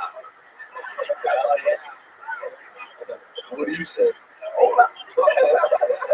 Pretty hot. The rest is history. That's how it goes. I love it. What do you do for fun, Avery? I like to read and write. I'm a big book guy. I like to hang out at the library with the homeless. Sounds suspiciously like what a guy that can't read would say. The words are good. I love it. What else? What about the wild side of Avery? Yeah, so I've had problems with cocaine my whole life. I grew up in Detroit, and I may have been a wayward child smoking crack on the east side. Wow, you have a alright. Damn, Detroit got white crackheads? What the fuck? Wow, that's crazy. That city's falling apart. You don't even meth or anything, just straight to crack, just straight to crack. They don't call it crack, so it sounds like more fun. They're like, hey, you want some girl? And you're like, oh, we're having a party. They call it girl? Yeah, boy and girl, crack and heroin. Wow, that is amazing. I can't believe you're on such hard stuff. You look like you played weight or something like that. The stress, because I was so stress-free from all the drugs. So Austin isn't the best place to stay off of cocaine at. When's the last time you did something? So I've been in and out, but it's been a couple months now. Okay. The last time you did it, where was that? How does that happen? How did you give it the temptation? Oh, I don't like to do cocaine with other people. I don't think that's fun. I get it, and then I go back to my house, and then I do lines, and then I just write for hours. And where you go, I'm a crazy person. Like suicide notes, or what do you write? So, just journal. Is the stuff that you write, do you ever read it back? It's not bad. You gotta be looking. I don't have any on there. I can bring it. If I can get some. Phil did a line of blow right now, I would absolutely do it. I mean, I've never done it. I was just kidding. But I think that there's. What do you do in your pants? Just readjusting. Okay. Like in a pool. Avery, what do you write? What is like you said you write when you're. You ever do something stupid on coke? I mean, I got into a relationship, and you think you love the other person, but really you love the cocaine. Right. She do it too? Yes. Okay, she knows that's great. What the fuck? Yeah. Did you guys have sex on coke? We did. We would write love letters to each other on cocaine, and then we would have sex. What was the sex? Was it great? It was really good. I've never heard anyone make more comments, folks. I'm gayer.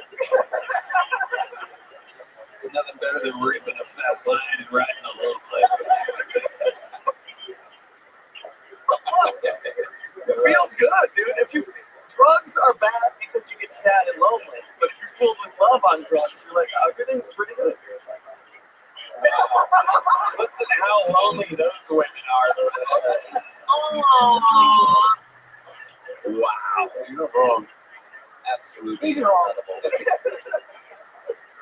Alex, fun times. You made your Kill Tony debut. Here's a joke book. There you go. Dude, to keep it moving along. All right. Make some noise for your next bucket full, ladies and gentlemen. It's Angela K. Angela K, everyone. How about a hand for Heidi, everybody? The lovely Heidi. Follow her at Gina with 3 A's, .HG. And how about one more time for Angela K, everyone? So, I had a colonoscopy recently. And, there's really not a whole lot that's pleasant about being molested by Wally. And what's even worse than that is like the whole process to get ready for it. Like you gotta fast with a liquid diet for 24 hours and drink a whole gallon of this crap that I can only describe as Satan's jizz. Like, holy Jesus balls, bad man. That stuff is so bad that they even tell you to mix it with like some sweet tea or some Crystal Light or something. So I did. I mixed it with some Crystal Light. You know what it tasted like? It tasted like Satan jizz inside some raspberry lemonade.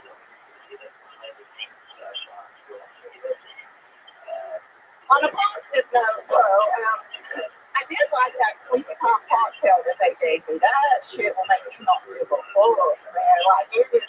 I didn't even care when I woke up in the middle of the procedure, man. Like, I saw them messing with this nasty, fat, nasty, juicy polyp, and I was like, that's gross. And then I woke up, it was the next day. But now I get to have surgery. It's awesome. Like, they're going to turn my colon into a semicolon. Okay, thank you. I'm Angela K. Okay, Angela K. Finally, a bucket full that wasn't good. All night it took us to get there. Fucking incredible.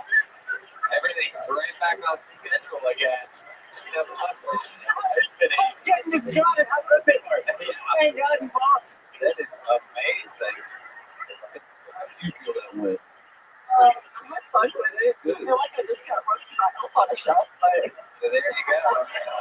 Yeah. I wore a red vest tonight. You got me. I love you, Tony. You're awesome. Thank you. Thank you so much. That was one shitty colonoscopy set. Thank you. It was a shitty time. There you go. Yeah. That's the joke I just made. How long have you been doing stand-up? 5 years. Where at? Just here and there. I'm not. What do you do for work? What convenience store are you a cashier? I shop for Instacart. Oh, I was very close. Yeah, very close. Customer service. I'm all about it. Okay.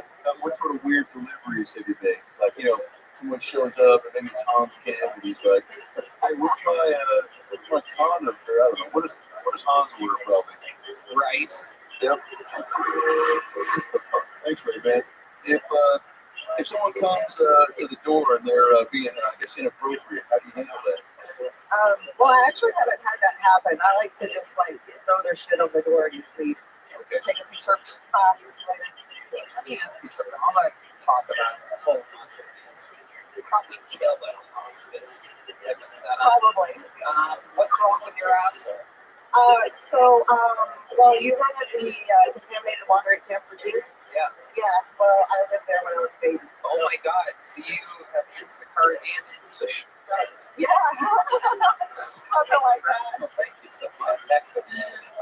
So what's going on with your butt? You got a little bump now?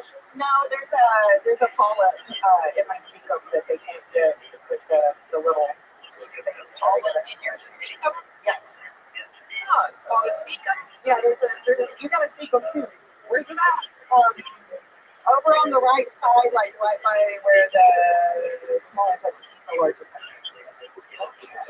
It's an interesting name for something like that. It's called the cecum. I'm gonna have to seek it out. Okay. Cecum jokes. Can you just leave the polyp? Like, do you have to do anything with it? Good question, Ray. Wait, you got what? Since it's just a polyp, do you have to get it removed, or can you just keep it? I mean, no, because if I keep it, it'll turn to cancer. Oh, so they got to pull up on your collar. Yeah. All right. And what are they going to do? They're going to suck it out, cut it out. These people are all have to go vomit right now. little poll. What's wrong with you? No, they're gonna cut it out, and I gotta like sit around. So Camp June, we always hear about this, right? The infomercial. There's some fans. Yeah.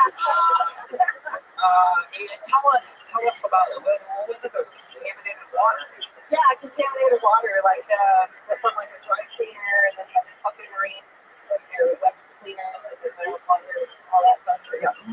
Yeah, they're very proud. Yeah, I'm a huge fan of Camp June and ruining people's assholes. Yeah, people's assholes, people's cookies, all that fun shit. How about the people's elbow? I mean, I couldn't answer that. Finishing maneuver from the top. Another thing that happened at this past WrestleMania, all within 10 minutes of John Cena and The Undertaker coming out. It's absolutely incredible. Back to the insides of your dark asshole. So when are you planning on having this procedure done? Well, I have the consult next Monday. So we have a special surprise for you. We had the first wedding here on Kiltony. We're about to have the first doctor. I got some gloves. Done it before, I'll do it again. Now, are you nervous to get the procedure? Do you like going on like that? Or is that simply on good drugs, right? Well, I mean, yeah, the drugs are fine, but I'm ready to get it over with. You know, writing jokes about it is actually helping. You got to turn something like that around for your benefit. Are you going to put on some jam so that you can use it? Yeah. Put the fist inside. What do they put inside you to grab it? Asshole jokes. There you go. Dark side of the moon, perhaps. Maybe come back. Okay, I'm bombing. Is Camp June contagious? This is an airborne disease. All right. We have a little joke book, but you know what? I'll be honest with you, Angela. Alongside me, extra tiny joke books. Can you catch this? There you go. We're gonna keep it moving. There goes Angela Kay, ladies and gentlemen. An action-packed episode this has been. There's only one way to put a ribbon on something like this. Ladies and gentlemen, some people call him the Memphis Strangler. Some people call him the Yankee from Udinky. Some people call him the Grand Rapids Wrangler. The Big Red Machine, the Vanilla Gorilla. This is indeed Lights Out with your Montgomery.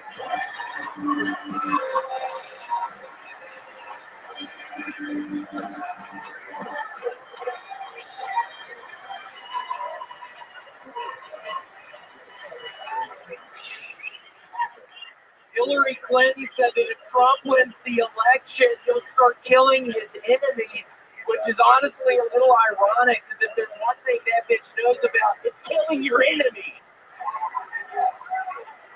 Oh. I don't know if y'all have been following the Trump trial up in New York, but Trump's case went up in flames last week. Wait, no, it wasn't Trump's case, but the dumbass protester who set himself on fire in front of the courthouse. But seriously, that gallon of gas cost the guy $8.50. So if he would have just waited until Trump got reelected, he could have burned himself up for half that much. Okay, that's my time. Thank you. Huge blows, all four people at the table clapping with their hands up at the same time. Almost seems like this next election is a no-brainer. William, an unbelievable set. You did it yet again. How do you feel? I feel pretty good, other than finding out I got to go to the dermatologist again. I had skin cancer again right on my nose. So, Tony, I'm really not in a very good spot right now. Oh, my goodness. Is it in your cecum? Yeah, it's in my cecum. It's right now. It's behind my cecum. The doctor said, let me see your cecum. And I let him see the cecum, and it's behind. Did you guys play hide and go cecum? Oh, good cecum joke. 5 minutes after I needed it. Okay. Billy boy, you have skin cancer. Yeah, I have to get it. Where's it at? It's right on my nose, from the left side of my nostril. Can you point to it? Yeah, it's kind of right. Can you pick it off or? No, it starts to bleed. I accidentally scratched it last night and started bleeding. So, yeah, it's real down over there. Just all these people, I honestly have been looking. A lot of people moving out, coming in. It's a lot of people watching fucking the gate. The front gate has been working for like fucking 2 weeks. And it's been a free for all these freaks coming in, fucking stealing shit from the trash can. It's sad. I mean, when I can't be looking out, just dealing with blood coming out of my nose, it's sad. I mean, that's what I live for, it costs.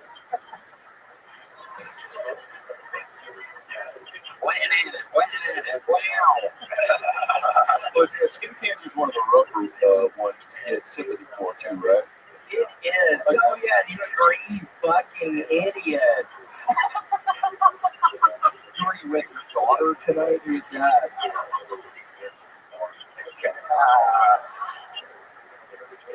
William, so much going on. They shocked the world on Friday night to go back to your home state of Tennessee to perform at literally the greatest venue on planet Earth, the Ryman Auditorium, aka the Grand Ole Opry, aka the Mother Church. And how did it make you feel up there? Dude, it was wonderful. It was a wonderful feeling to go back to Tennessee, which sadly, best friend Stu died. He was from Nashville. It was sad. We visited his house that I went to, but we found his body died on the couch. Yeah, it was really bad. He came next to cocaine and seeing it. So yeah, I went back to the house, went back to the scene. It was really hard. I mean, a very special, sad interview with William Montgomery. Yeah, I'm sorry. He got cancer. My fellow performing in the best venue in the world. Yes, my friend died miles from there. Incredible. You could have said anything in the world just then. Partying with Jelly Roll, the Black Keys, Wynonna Judd, but you're still thinking about Swoon. It seems. Swoon, yeah. Also, Hans Kim threw me a vape with shit on it, so that was horrible. He was like, "No, there's shit on it. Drop it." I was like, "What you just fucking do, you idiot?" And I go wash my hands. There's doo-doo all over my right hand. So I'm gonna get Hans back for that. I don't know why he did that. What are you gonna do? I don't know. I might fucking break into his place. I know where he lives, and just wait in his closet. He has a gun that I know I can get from his fucking ass. So we'll see. Yeah, I guess we will. Shit. Yeah, we'll see. I'm not in the mood for it tonight, Dr. Fum, and a real nasty mood tonight. No, I can tell. Real nasty tonight. Whoa. I swear to God, I wish I was feeling better, but I got cancer again. I'm feeling real nasty tonight. Swoon is dead. You know what, William? He's never coming back. William, you seen the new Barbie movie? Yeah, I saw the fucking Civil War movie, and I thought it was about the 1800s. It was not about that. What was it about? War photographers. I thought it was going to be like the fucking Civil War, but and you're a big fan, obviously, of the Confederacy, so. William, let's keep this moving. Lord. William, it was an unbelievable set, but it seems like the interview portion this evening is a little bit serious, a little bit dramatic. So, you know what maybe we should do? I think maybe you should have a seat at the table, and maybe we put a ribbon on this episode with a brand new minute from, I don't know, maybe, just maybe, the 2023 Guest of the Year. And I don't know, I don't want to make any bold predictions, but I would say off of this episode alone, a guy who appears to be winner for 2024 Guest of the Year. Why don't we pull a little switcheroo, joining the panel, William Montgomery, closing out the show. This is Dr. Phil.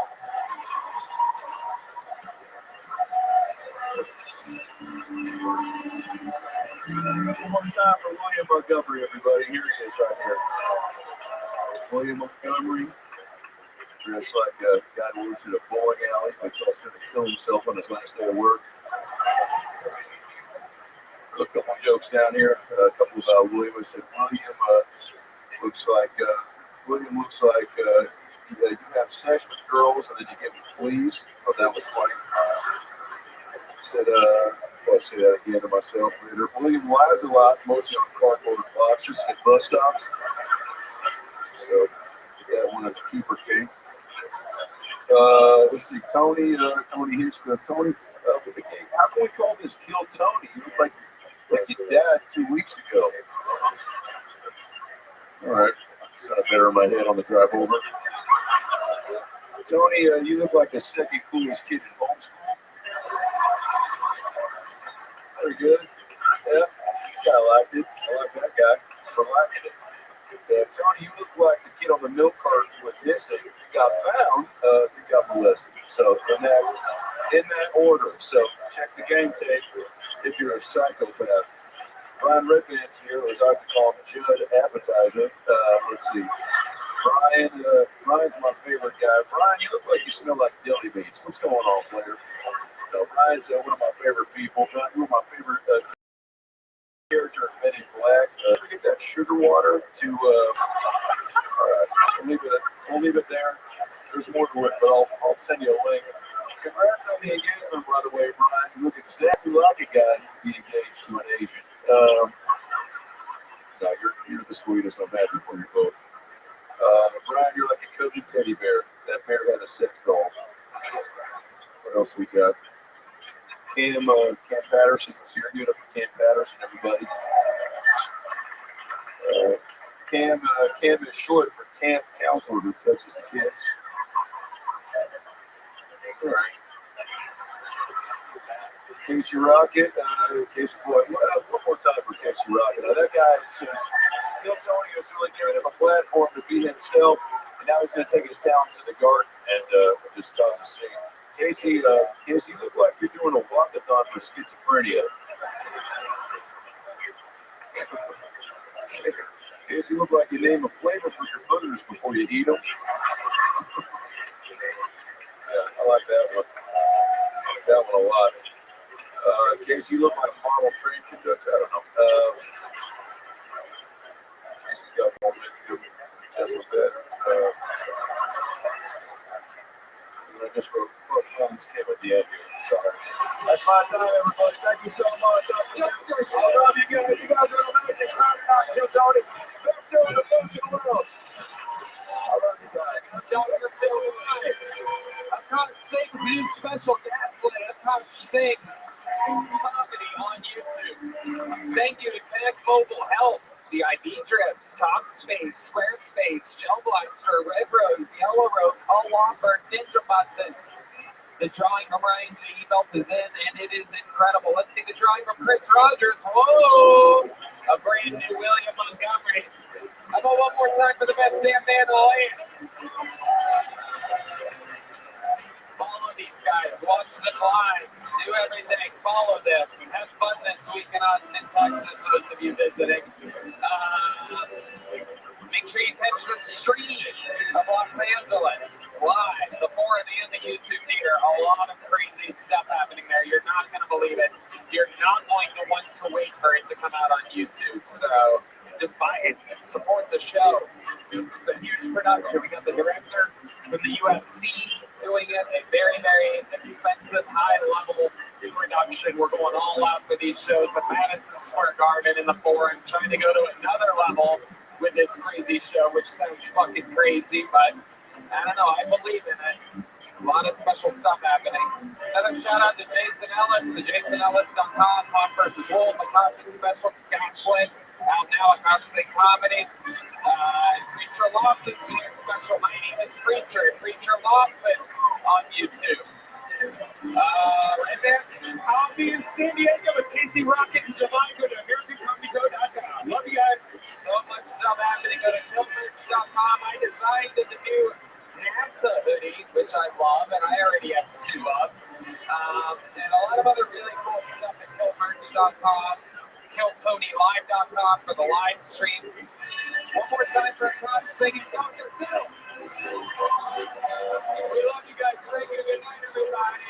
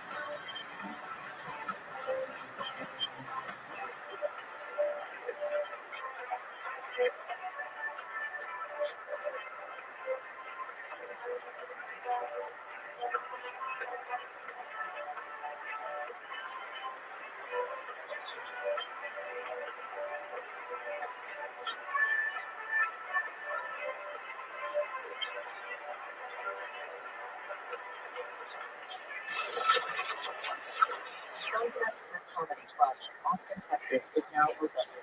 Check out Red Man's secret show every Thursday. Go to sunsetstripatx.com for tickets.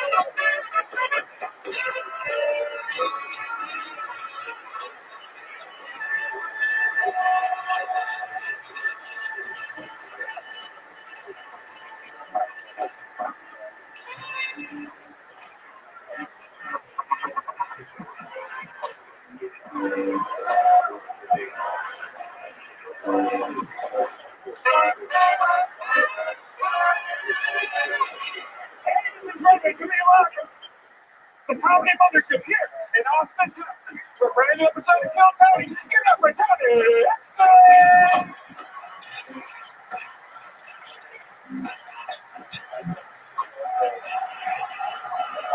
The best fucking evening in their lives, huh?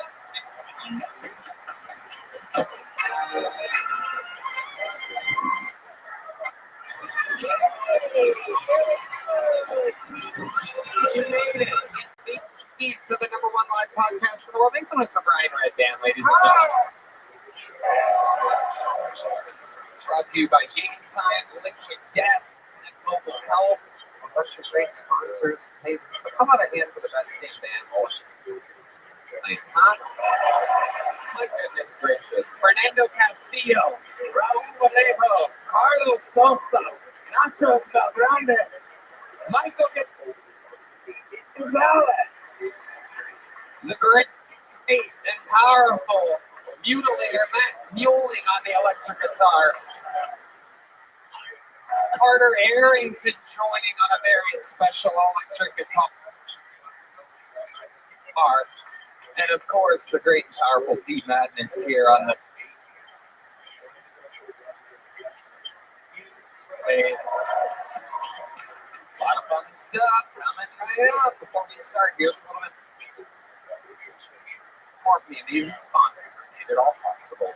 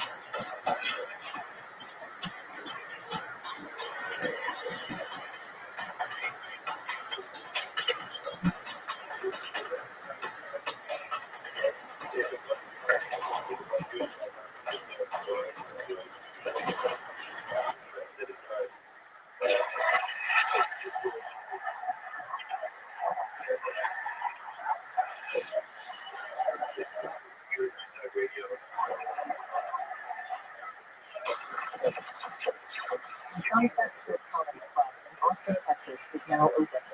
Check out Red Band's secret show every Thursday. Go to sunsetstripatx.com for tickets.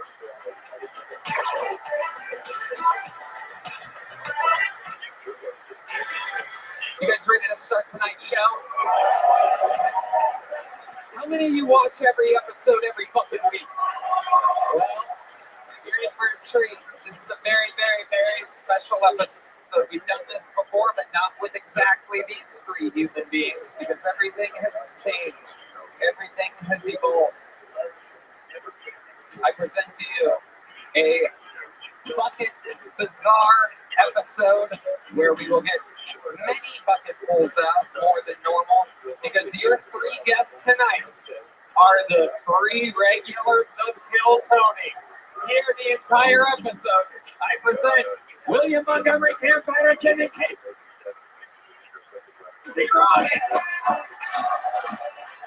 Oh, shit.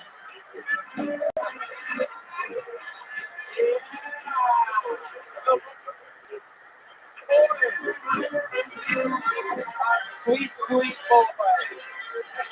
William Montgomery, Cam Patterson, and the one and only Casey motherfucking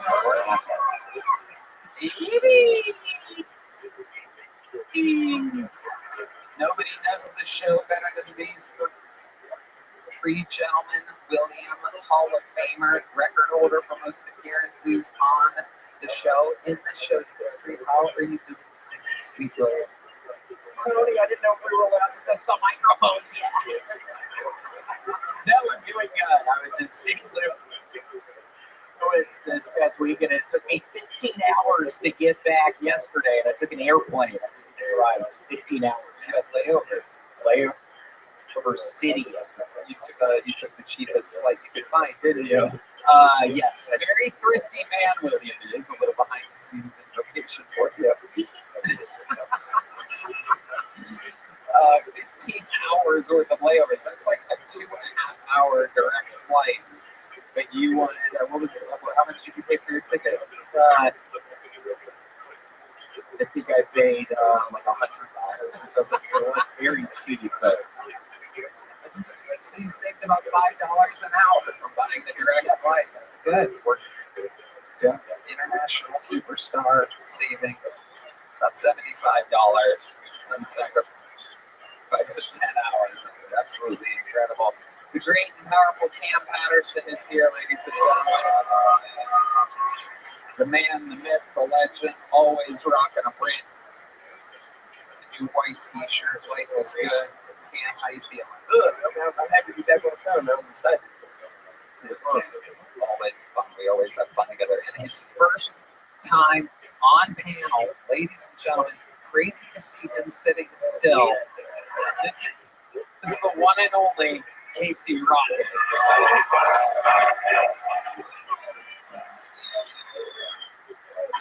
There he is, live in the footage. There he is. There he is. That's the guy I know. He's very, very uncomfortable. It'll be fun.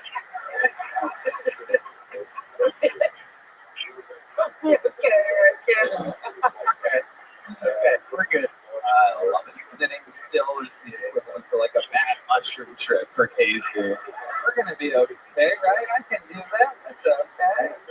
We're gonna have fun tonight. You guys know how the show works. An entire giant bucket of comedians signed up for tonight's festivities. I pre-pull one of these names, and they go wrangle them from the bar across the street. And that's that. The rest is history. You guys ready to start tonight's show? Oh, yeah. How could I forget? I've been doing this 11 and a half years. Jesus Christ. They get 60 seconds into the time is up and you're the sound of a kid. They have to wrap it up now so they got the anger to Hollywood Bear. Who's ready to start tonight's show? Getting tonight's show started. America's favorite uncle. You know him. You love him. Make some noise for David Jolly, ladies and gentlemen.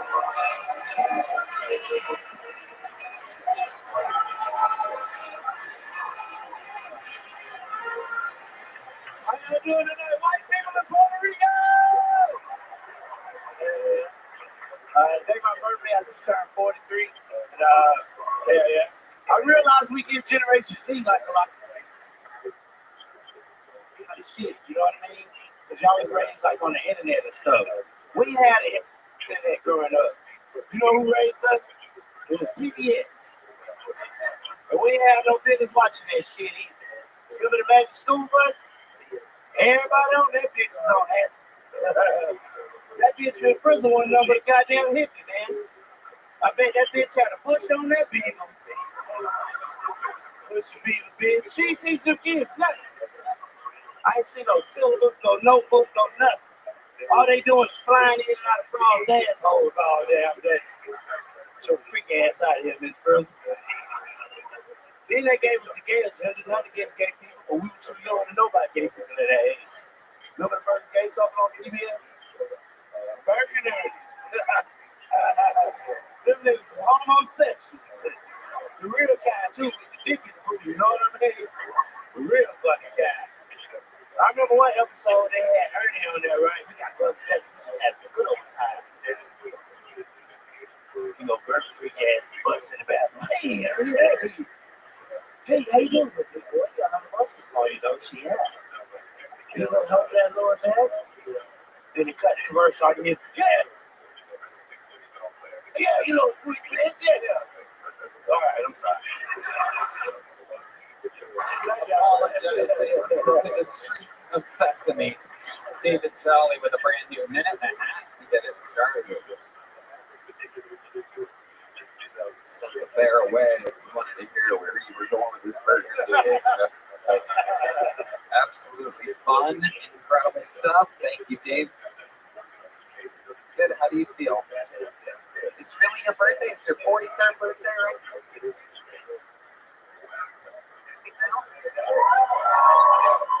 Oh, yeah, my bad. I forgot about the mic. Yeah, you're on the show.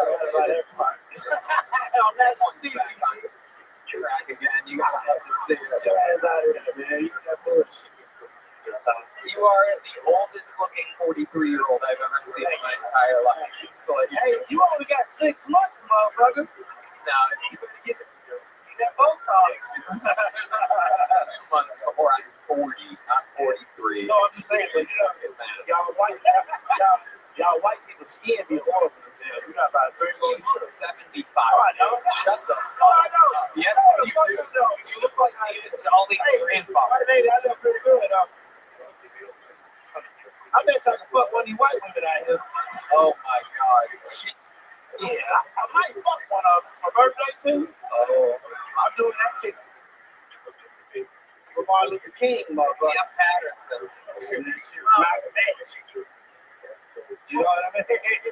What? It's a fine one for him to fuck. Nah, man, no, I don't think he'll find his own. Yeah, Find his own. I might have to rig one. Shit get real out here, bitch. It's my birthday. Okay, thank you, Red. The old demented birthday song. Where did you find that? The creepiest soundboard I've ever. What is that?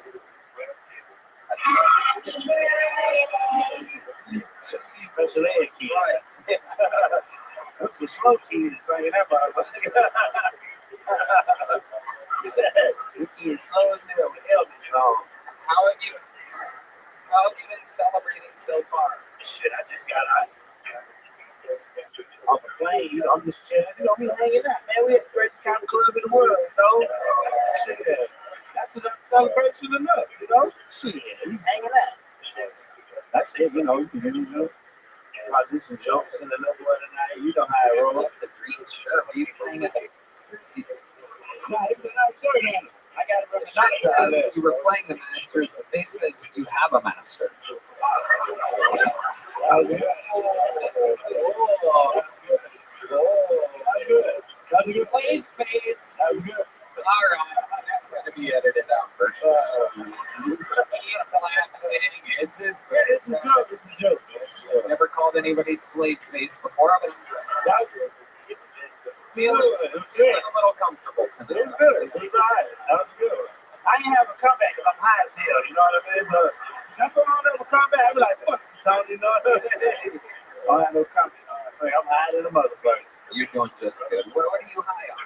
marijuana. Okay, good. Yeah, I don't drink no more. Right. Yeah. How did you replace your drinking? You were With a whole lot of sugar. I'm pretty sure I got diabetes now. Yeah. I be eating like a fucking pint of ice cream a night. I just get like shakes. It's like I be down there at Sunset. I be in the green room with all kinds of shit. Fucking chocolate all on my face. Wait. Yeah, Red Band's Comedy Club probably has a lot of sweets there. You know? Chocolates. Yeah, and you're also you're made of chocolate. So Yeah. Yep, chocolate. Hershey's dark chocolate. That's right. None of that white chocolate shit. I ain't racist. I'm just saying, no offense, white people. You know, that shit sounded racist. You gotta watch yourself. I ain't trying to get canceled, you know. You guys all know David. You guys like his set tonight? What do we think? Anything crazy? I thought it was good. I appreciate that, Casey. Yeah. I did want to say, a lot has happened since then, but you were talking about Miss Frizzle's bush. Yeah. That bitch got a push, man. I'm telling you. She ain't really got the date, you know what I mean? Yeah, she's nasty. What? Because she has red hair, David? What are you trying to say? Seriously. I think Miss Frizzle has red hair. Is that what he does? No, I mean, it's just that dress she wear every fucking episode, you know what I mean? So it ain't no way she put no water on that goddamn cranky caddy down there. You know what I mean? No, same clothes. People are wearing the same clothes. Hey, man, you all right, man. I ain't got nothing to say about that. I just seen you watch them pants, though, you know what I mean? I ain't never seen that bitch put nothing in the wash. They just flying out of fucking frogs' assholes all damn day, you know what I mean? Absolutely.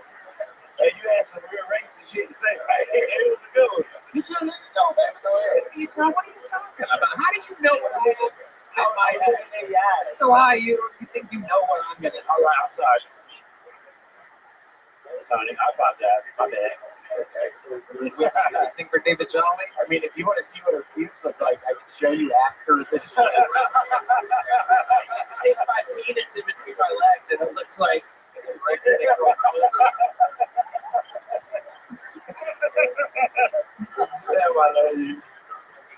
Way to get the show started with it. Thank you so much. Happy birthday. Happy birthday.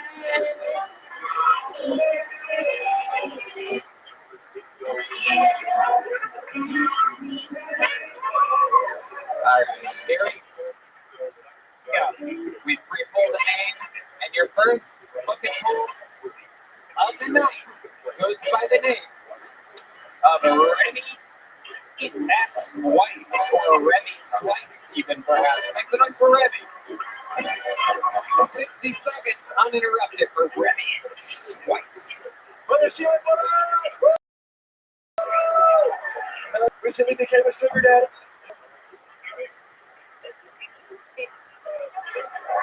Oh, it's not because I'm rich, it's because I'm pre-diabetic and my nuts come out honey roasted.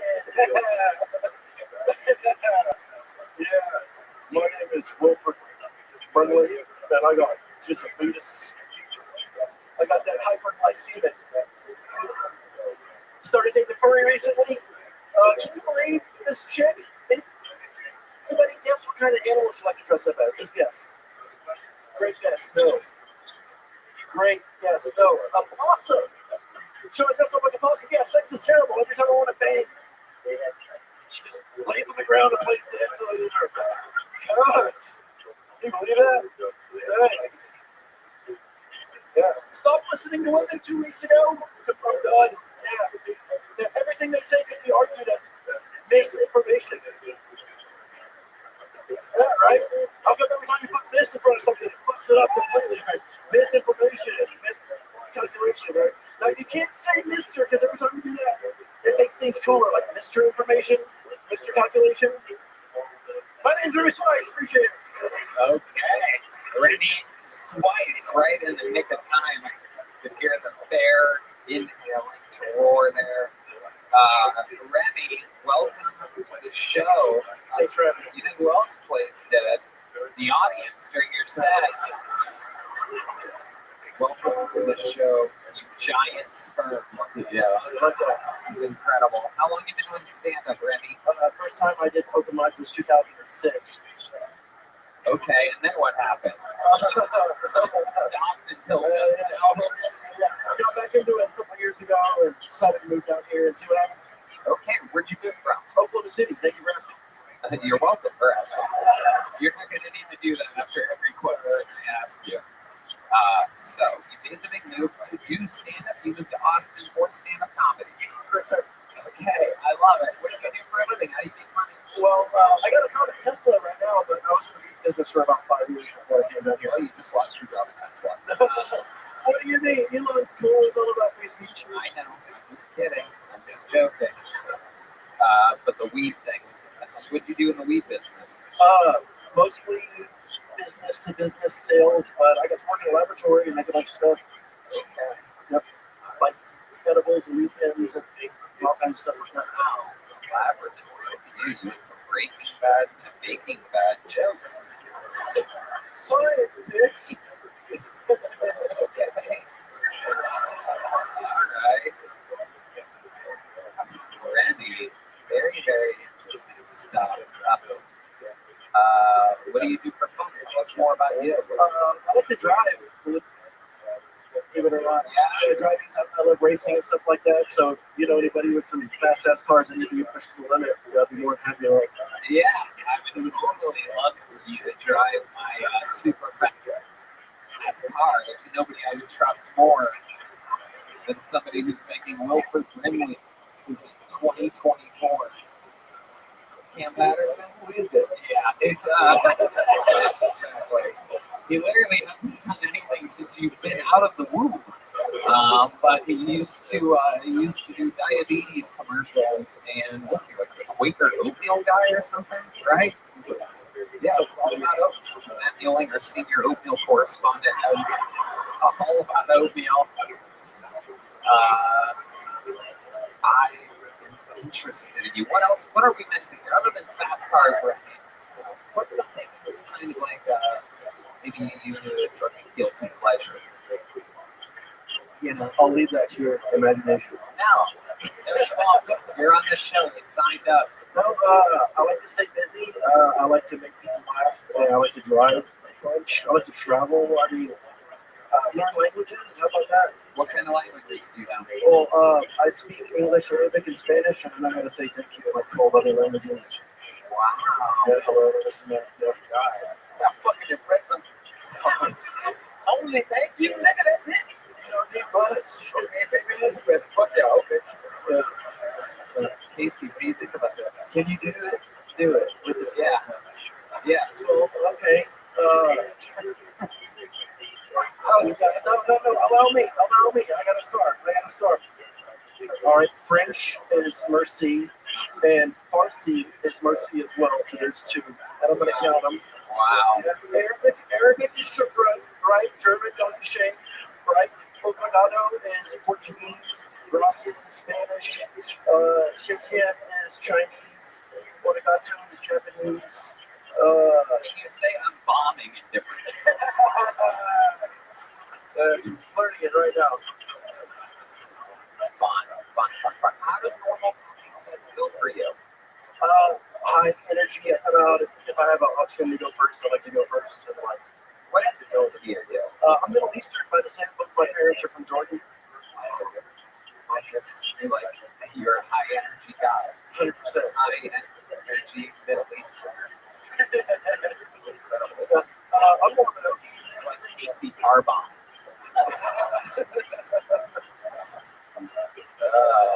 What do you do with the energy? I don't really see you being a high energy guy. Can you give us an example of what you do? Perhaps crab walk or something like that. Casey, you're our high energy guy.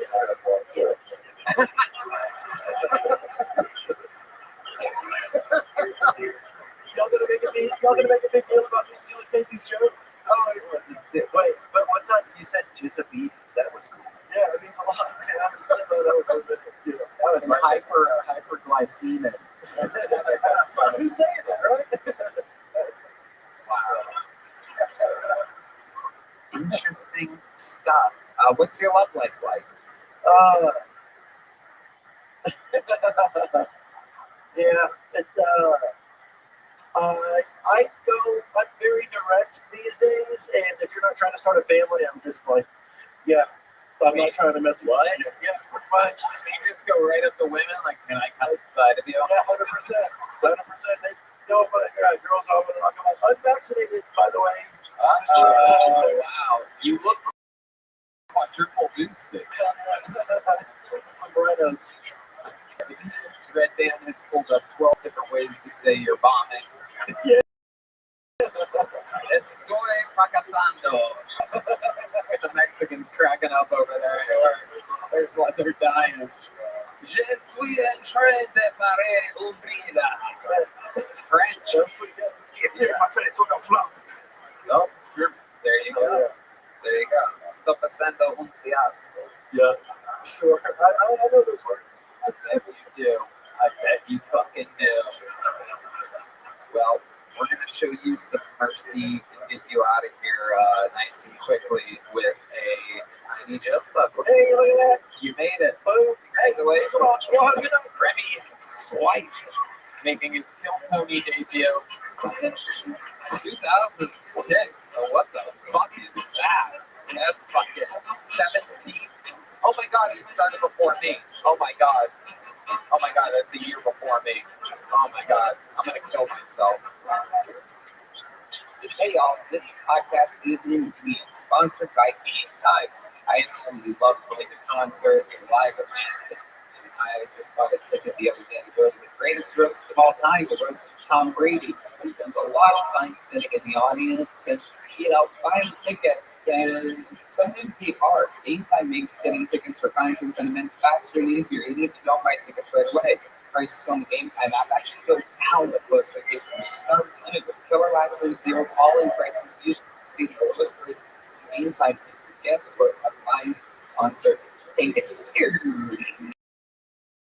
Johnny, I love it, and it's unbelievable special features, last minute tickets, flash deals, zone deals, and easy to find tickets for every kind of event in your area. You can get views from the seats in the venue before you go there. It's amazing. Game Time gives you the lowest price guarantee or they'll credit you 110% of the difference. Not to mention your purchase is covered with the most flexible customer service policy in the ticketing industry. So take the guesswork out of it. Concert Game Time, download the Game Time app, create an account, use code KILL20 for $20 off your first purchase. Again, terms apply. Create an account and redeem code KILLTONY for $20 off. Download Game Time today. Last minute tickets, lowest price, guaranteed. All right, your next comedian out of the bucket. You've seen how this can go. It's not easy, folks. You just saw an 18-year veteran up there do his best minute. And now we're going to see the stylings of A. Armstrong. A. Armstrong. Oh, hell yeah. On Kill Tony, when you sign up, you have to write your full name. So, nobody believed that my name was A. The first time I signed up was at the HEB arena. And I remember, she finally, checked my ID. And she went, holy shit, your name is A. It's the difference between a chicken fried steak and a country fried steak. A chicken fried steak is breaded, and a country fried steak is breaded. There's this dude that walks around like Congress in front of 7-Eleven. I swear, every day I see him. And he only says 4 words. And it's like, hey, can I have $1? Right? So, I see this guy every day. And I started, making fun of him in front of my girlfriend. And, she was like, we would laugh about it. But I felt bad about it. One day I had some money, so I decided to go see the guy. And, felt bad about making fun of him. So I'd give him $1. And he said different words this time. He finally said, hey, you got $2?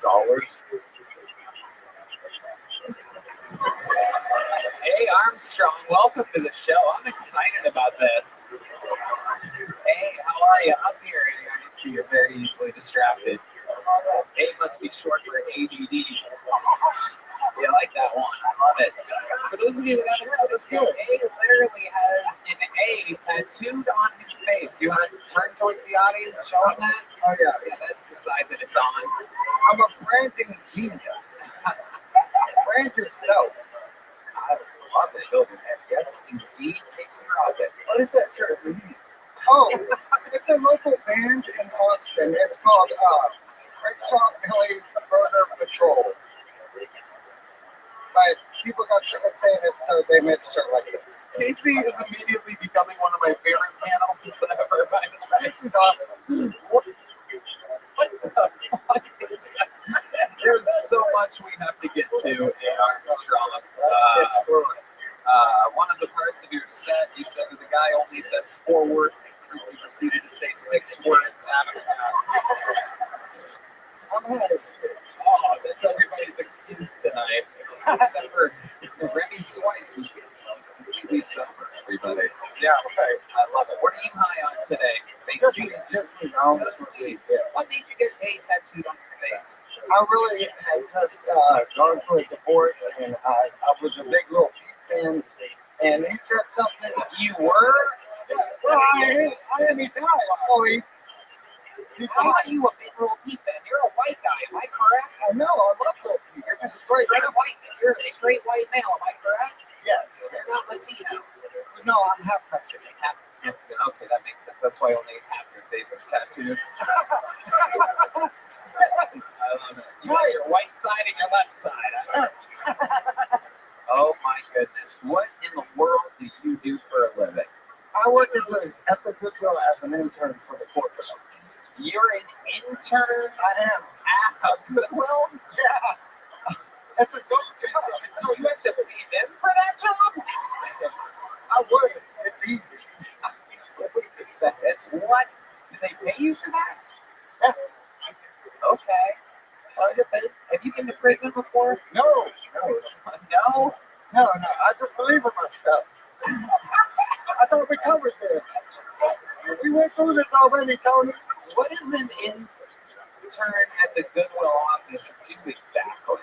I help people in the computer lab, so I help like homeless people find jobs. Yeah. Wow. Hell yeah, a fan favorite here. The debut of A.R. That's amazing. How long have you lived in Austin? Since October. So, just like before that. Miami, Florida. Oh. Okay, it's all coming together now. Yeah, face tattoo, no tattoo. Yeah, I'm Florida. Miami. You don't work in Miami. I work at a company called CES. It's a big company. Anyway, I was like air conditioning. I went to school for like 5 years. You went to school for 5 years for what? To figure out I hated doing HVAC, and I like telling jokes. I love it. I love your energy. You seem such a nice guy. What else do you do? What do you do for fun? I really just hang around comedy clubs all the time. Yeah, all the time. Getting a lot of spots? I'm not really, but I've made my own show. So, like, Okay. I wasn't getting booked, so I decided to start booking myself. That's the fucking way to do it, but I call it the A-list. It's next door. I love it. It's Shakespeare's? Yeah. Very cool. That's amazing. I love it. William? Wait, why do you call it the A-list? Just kidding, you're the fucking thing on your face. I see why. It's short for ADD. Oh, I see. You already took that for your own. I love it. He's half white, half Carlos Mencia. Hell yeah. Hey, what's your love life like? My girl had to go to Detroit to take care of her father because he's dying. So I'm only going to be here for another month, and then I'm looking up there. No, she's white. Oh, okay. She's white. And she's beautiful. Okay, all right. Nobody said you were fucking dating a fucking monster or anything. How long have you been with her? Like 6 months. Okay. Yeah. All right. And you've been giving her that fucking Goodwill, huh? I'm making an impact. You're making a what? I'm making an impact. Okay. I lost my voice last week. Okay. How'd you lose your voice? Making fun of people in the back of the tree. Oh. It was fun. I should have been there. I probably should have. Yeah. They just wild back there sometimes. I love this Rebecca. Rebecca's great. The creek is great. We love everybody. Wow. Tell us, like, what's the craziest thing that's happened to you in your life? It seems so dangerous. You seem like you really. Well, I was born in Japan, so I started out in an interesting. Do you want to say you in Japanese? I thought you covered that with women. I don't know that one. No, I don't know how to say I'm bombing in Japanese, but he does know how to say they're bombing us. Tell us you just got that. That was a super dope. Yes, absolutely. Indeed it was. So what were you saying? Interesting thing about all right. So I was born on an Air Force base, Air Force base in Okinawa, Japan, and at the same time, there really wasn't that many kids.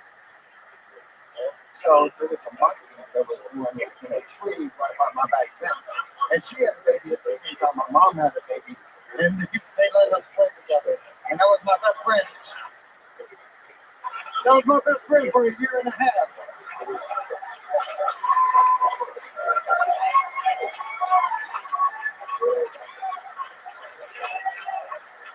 Let's fucking go!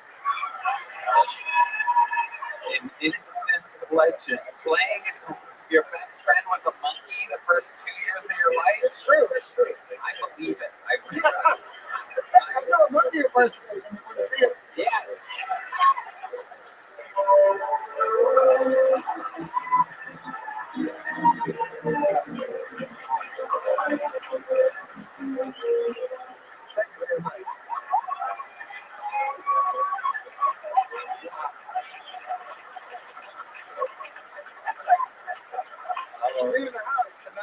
Oh my goodness. Look at this. One of those magical Kill Tony moments. And they're going to go to the TV. Whoa there. It all comes crashing down. Redman, anything you want to say to this guy? No? No, the condition's fine. Damn. Wow. If you only came out wearing a wig. On the secret show. Oh shit, look at that. I'm an old man. I still got this out. You're like a turtle from Entourage in meth. What a stud. Hey Armstrong, anything else we should know about you before I throw you this book?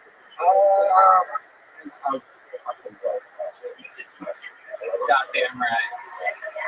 Anything else for A. Armstrong panel? We good? One thing he kind of crossed over. What he said, I've never been to prison. I just believe in myself. Which is a great line. That's awesome. Yeah. How did I miss that? You are spot on. What did you mean by that exactly? I explained to you that I believe in myself. That's why I take my name on my face. It's a branding idea. I love that. You have other tattoos? What do your hands say? Fuck you. Oh, Jesus Christ. Exclamation mark. God damn, I can't believe you have 3 words tattooed on your hands like that. I got a tattoo for free. It's Miss Piggy Frying Bacon. It says, "Don't judge me." You want to see it? Yeah. Oh my God. Oh my God.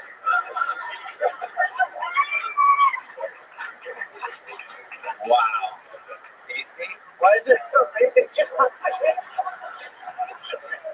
hurt like a motherfucker.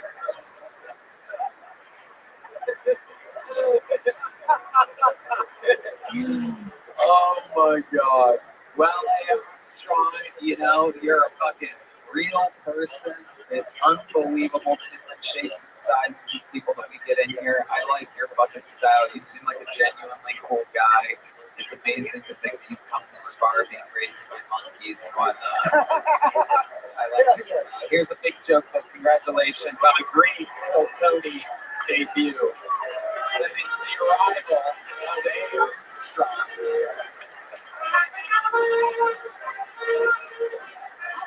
For the band.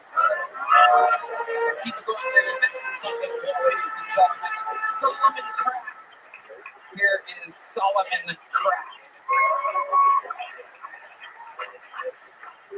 I've been clean for 2 months now. Based by clean, I mean I'm not using fluoride.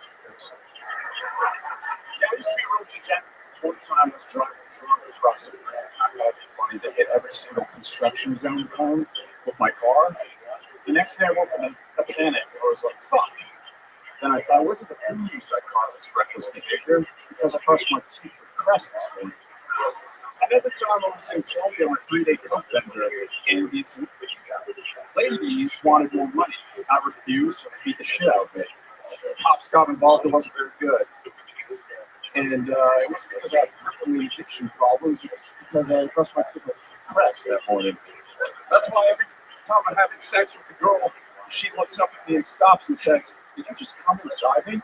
I'm like, "Oh shit, babe, sorry. I brushed my teeth this morning."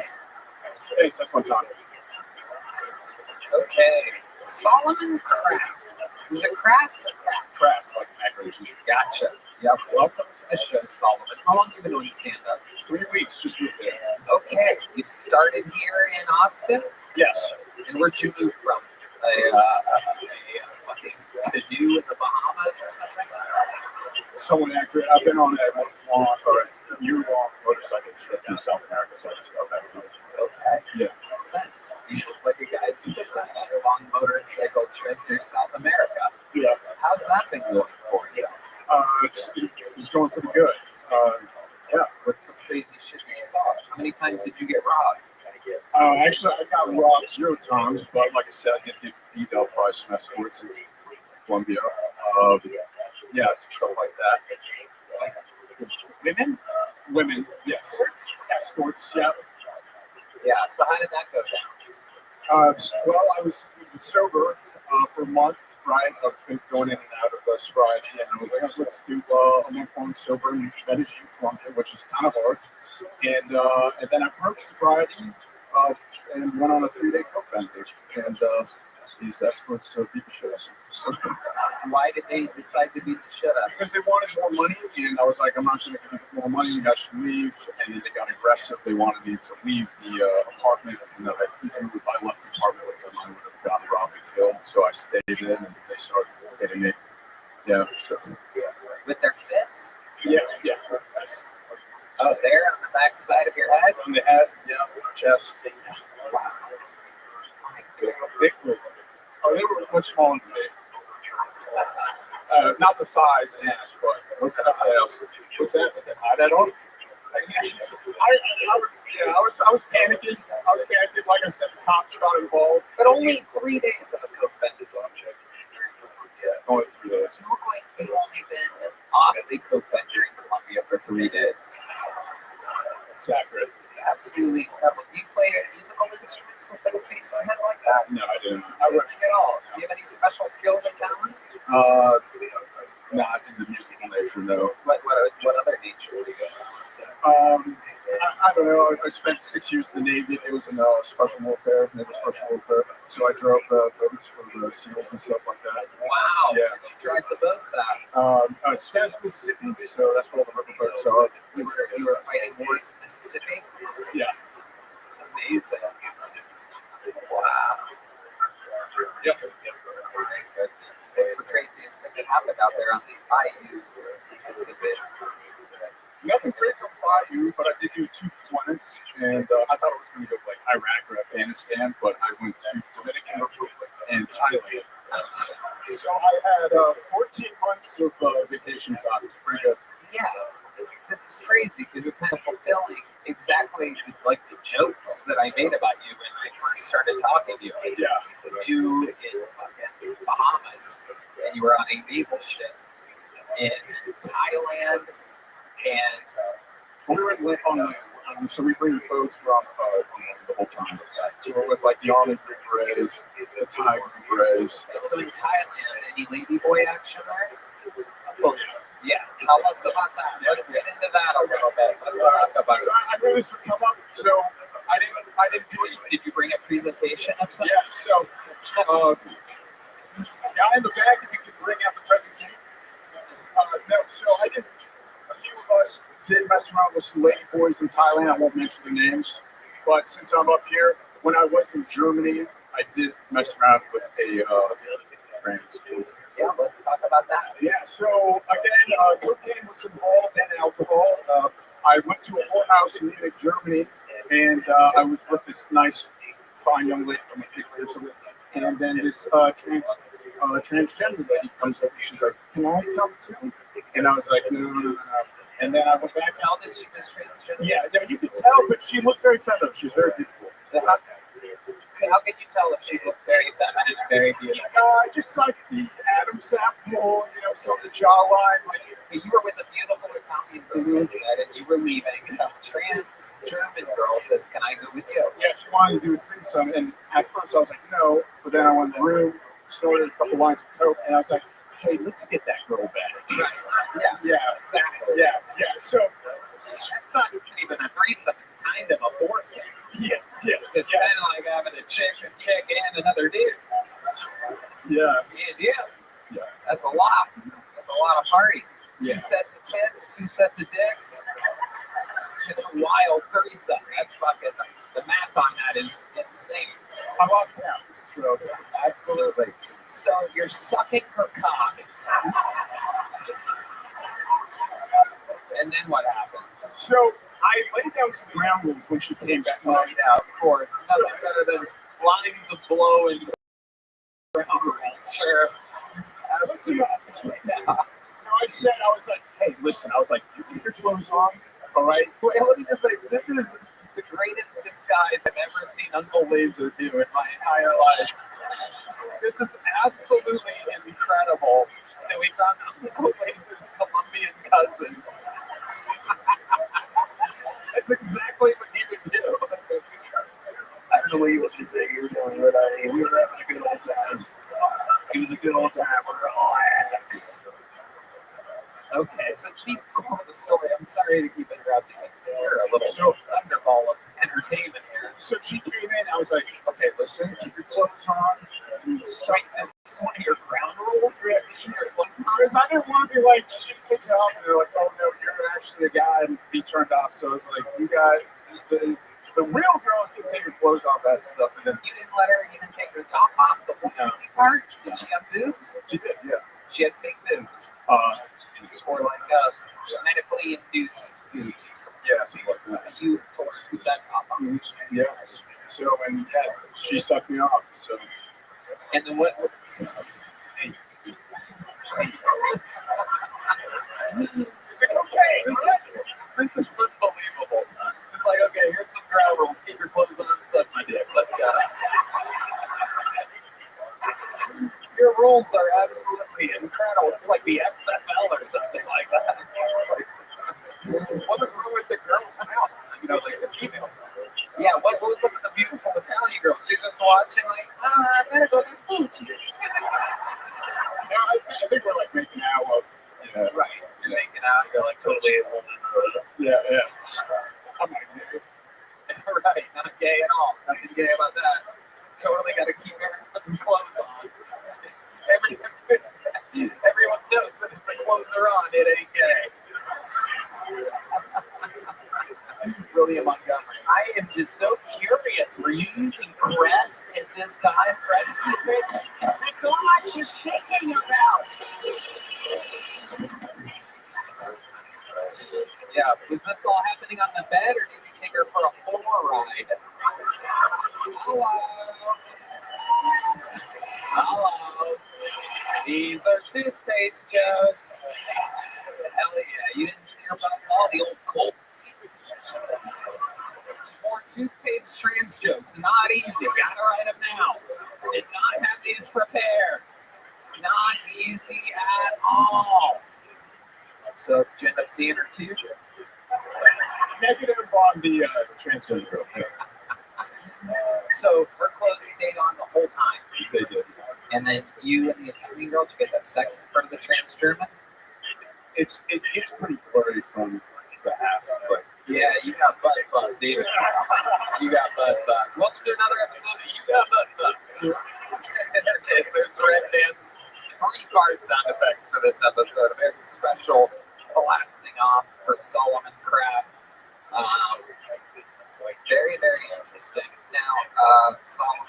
before we let you go, anything else crazy you should know about Dave? I feel like there's probably a fucking plethora.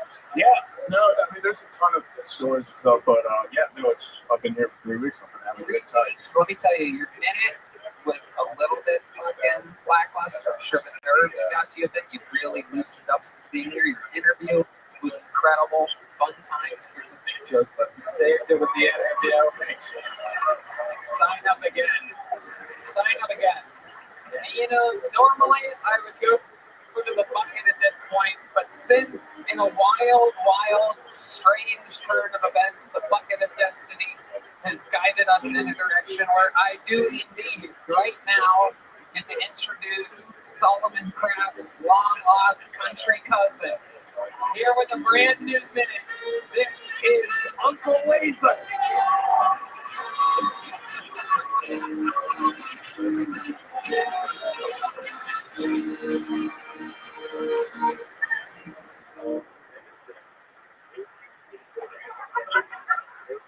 Y'all ever try to get the Jehovah's Witness boys to do cocaine out the front door? You know the Jehovah's, right? Traveling tandem. They pull up to your yard, they're huffing mountain bikes, the finest silks from the J.C. Penney's. Singing songs, praising their Lord, Tom Cruise. Yeah, and I'm like, listen, Ezekiel, okay? I don't give a fuck about the guy from Mission Impossible. You want to go polish off last night's 8-ball with me? See, you'll step up the challenge and stayed up all night in my garage. The sun came up talking about, Underground Railroad. I was actually underground the whole time, right? That morning, he got on that bicycle and bit me goodbye. He had the best bike ride of his life. To the top of that damn hill, where colors were brighter, air tasted sweeter. He must have got comfort. He must have let Jesus take the wheel. Because on the way down today, he looked past the stop sign and got hit by a Greyhound bus. The Lord works in mysterious ways. What is Uncle Laser? Uncle Laser with a brand new minute. Uncle Laser, how's it going? Fucking throwing traffic and past people, you know what I'm saying? That's right. There he goes, reaching for his sin. What do you guys think? Casey? Are you sad? Good question. Are you sad? You seem a little bit down. Listen, guys. I was in Chicago this last weekend. And after the show, I was stopping at the McDonald's. I saw a young lady sitting there with a picture of her grandma with all of Berlin.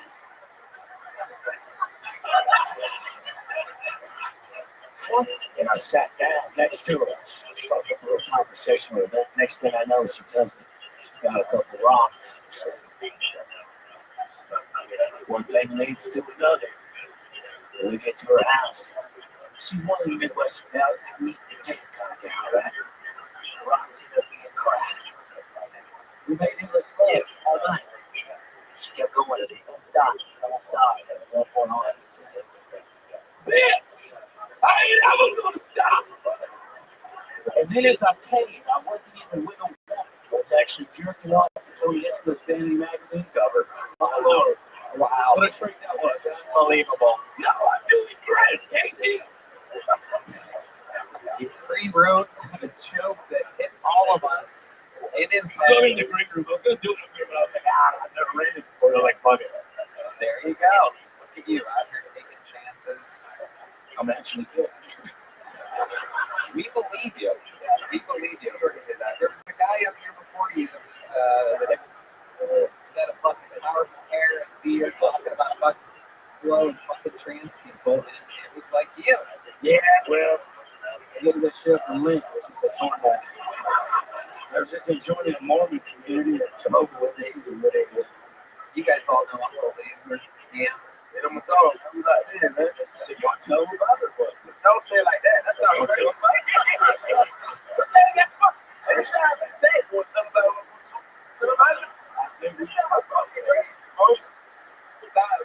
I've been at the restaurant a couple weeks ago. We got locked the elevator in 15 minutes. And, shit.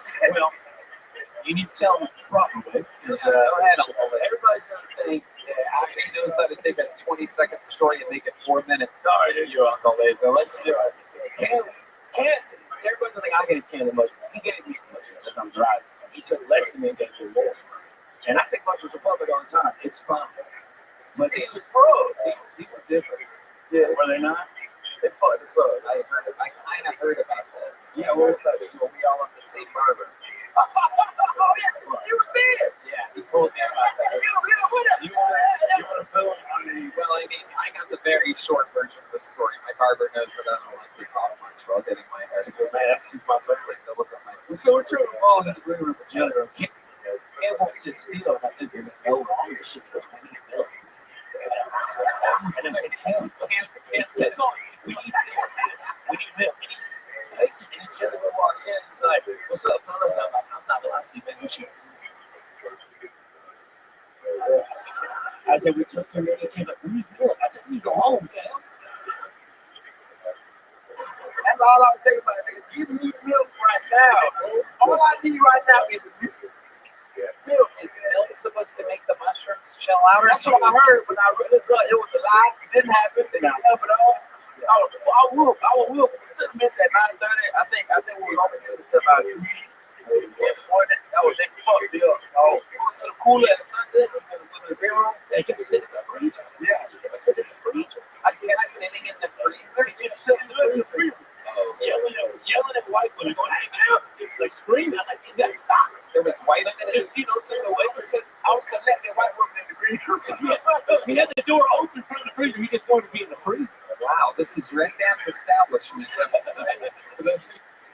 we're gonna get a delicious beverage from that place.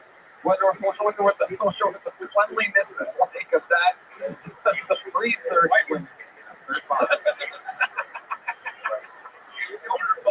Oh my God! So how does this end? What are you guys doing at 4 in the morning while coming down from a mushroom trip?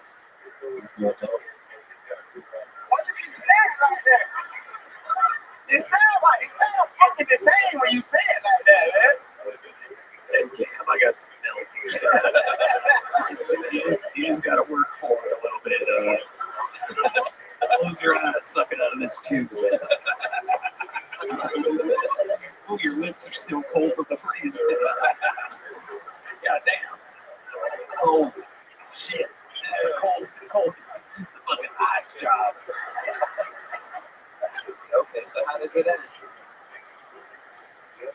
How does the story end? I'm pregnant. I'm pregnant, yeah. We're expecting a nephew Laser on the way. Yeah.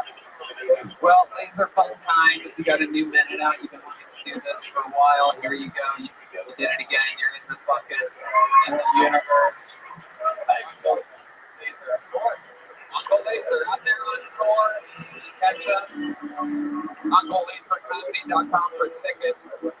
Well, hello. What a beautiful day. How about you? But I feel great.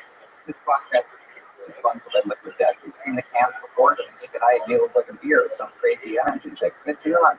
It is indeed a crisp, refreshing water. Perhaps you noticed your coworker cracking into all boy and that you thought they were drinking a brewski. No, they were drinking a Liquid Death. Liquid Death is actually a healthy beverage brand. And mountain spring water, low sugar sodas, and low sugar iced teas.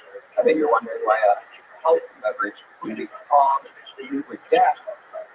Here, if my friend looks like that. Thanks, Tony. Tony, that's because Liquid Death will brutally murder your cups. The recyclable cans are helping to bring death to single-use plastic bottles. Liquid Death also donates a portion of profits from every can sold to help kill plastic pollution, so you're actually helping our food. Whoa, amazing. My favorite flavor is Rest in Peace. And I drink it when I need a refreshing boost. Get free shipping of Liquid Death's mountain water, clean and sparkling, and iced tea 8-packs with Amazon Prime or grab a can of basic, a local 7-Eleven, Target, Walmart, Whole Foods, or on Instacart. Go to liquiddeath.com/Tony. Check out all their healthy, completely recyclable beverages. Find your closest retailer. That's liquiddeath.com/Tony. And back to the bucket we go. I'm gonna hand with a lovely high. Am I right, people? What a fucking this goddamn sausage fest of a show we have here. A glimpse of light. All right, back to the bucket. We know this young man, very, very goofy looking comedian that's been on the show a few times. Here is the long return of Derek Dimple, everybody. Derek Dimple.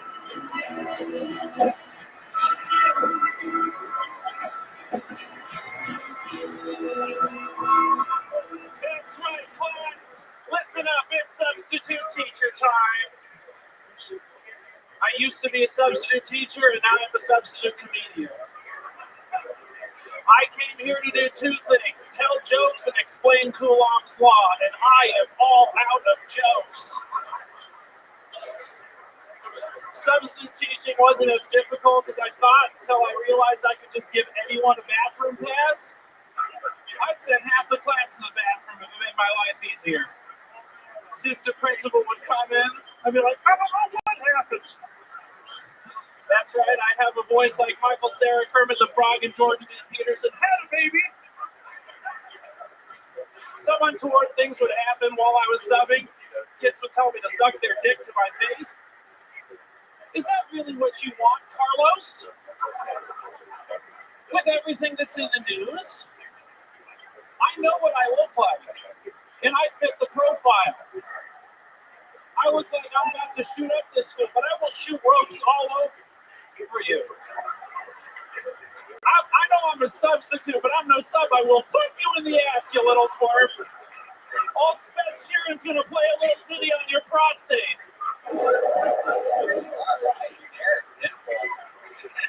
Thank you guys. Is it Dimple? Dimple, yeah. Dimple. D-I-M-P-F-L. Oh, yeah. Yep, flies. It's unbelievable. 4 consonants in a row. Yeah. Me? Yeah. You've seen me many times. Yeah, you got these Tom Cruise eyes. They just like blast the laser right through my face. What the fuck? Jesus Christ, Derek. Thank you. Obviously, you've had time to prepare since your last appearance on the show. You've been planning on telling me I have beautiful eyes? No, it just came out. Wow. Look at that. Fresh off of nibbling on a little boy's ear at a snooker tournament in England this week. I sent him away with a bathroom pass. I didn't say any of that shit. Derek, you did really, really good according to the audience here tonight. I didn't think it was that funny, but you did really good with the crowd. I will say, I don't know how it translated to the internet. I may be autistic, but I love eye contact. Thank you. Thank you. Thank you. All right. You've been working hard. I don't know how long you've been on stand-up now. 3 years now, almost to the day. Right, 3 years. I remember you waiting, right? You've been at all the Tony locations. Yeah, my first time is Kill Tony 500 with over at the Paramount. There you go. Now, out here working beats on these people. You felt like you've been getting better? Uh-huh. Okay, there you go. All right. Obviously, yeah, that's tricky. Got up your sleeve there. A lot of like Kermit references. Kermit is making Muppet references tonight, and then you get pulled out of the Muppet. It's absolutely incredible. Derek, what do you do for work? I'm a sperm donor. What? Oh God, our future is fucked. Cam Patterson. That should be illegal. Yeah. A lot of surprise little ginger chatterboxes going to be popping up around the world. You're not a ginger, dude. Holy shit. What the fuck? What do you call a white guy that tries to be a ginger? A piece of shit. You're not a ginger. You have like blonde hair or something. It's fine. It's just everyone calls me a ginger because of beard. Well, like a ginger, but a ginger, like a white guy that tries to be black is a. Oh no, bro. Yeah, yes, you do. It's a. No. I think the term is neighbor. Oh, I wouldn't call it. But it's a wigger. Right, yes. But is there a word for asking you, William, is there a word for a white guy with light brown hair that tries to be ginger? Is it a whinger? Yes. Okay, all right. Welcome to my improv course, ladies and gentlemen. Casey Rocket. Damn, did she say a ninja? Was that your guess? I'm confused. I don't know what to say. I don't know a ninja. That's a crazy guess. I'll still roll it in sperm.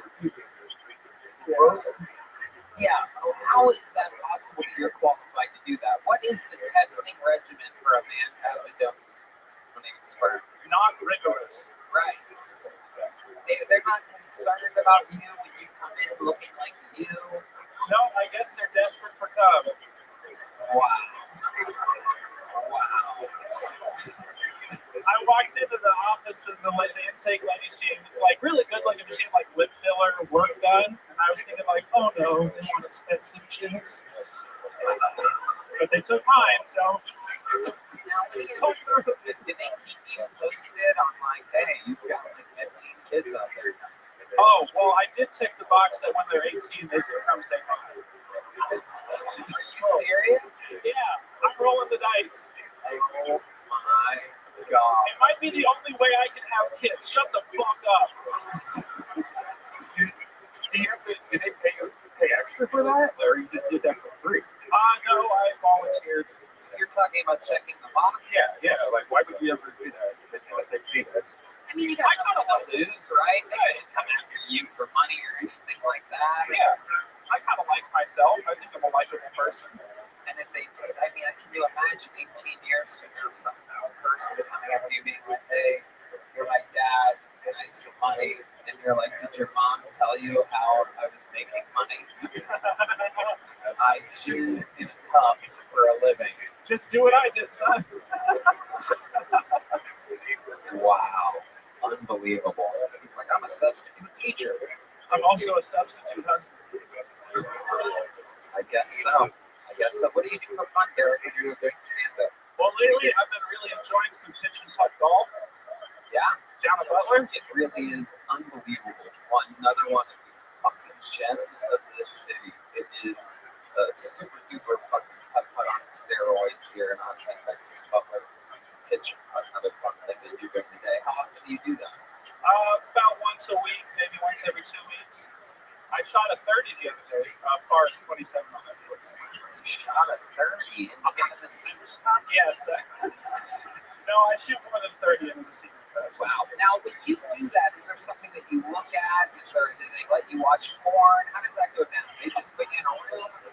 Take us through the process. Well, you sit in the cooler and mushrooms. Yeah, right. Keep your balls.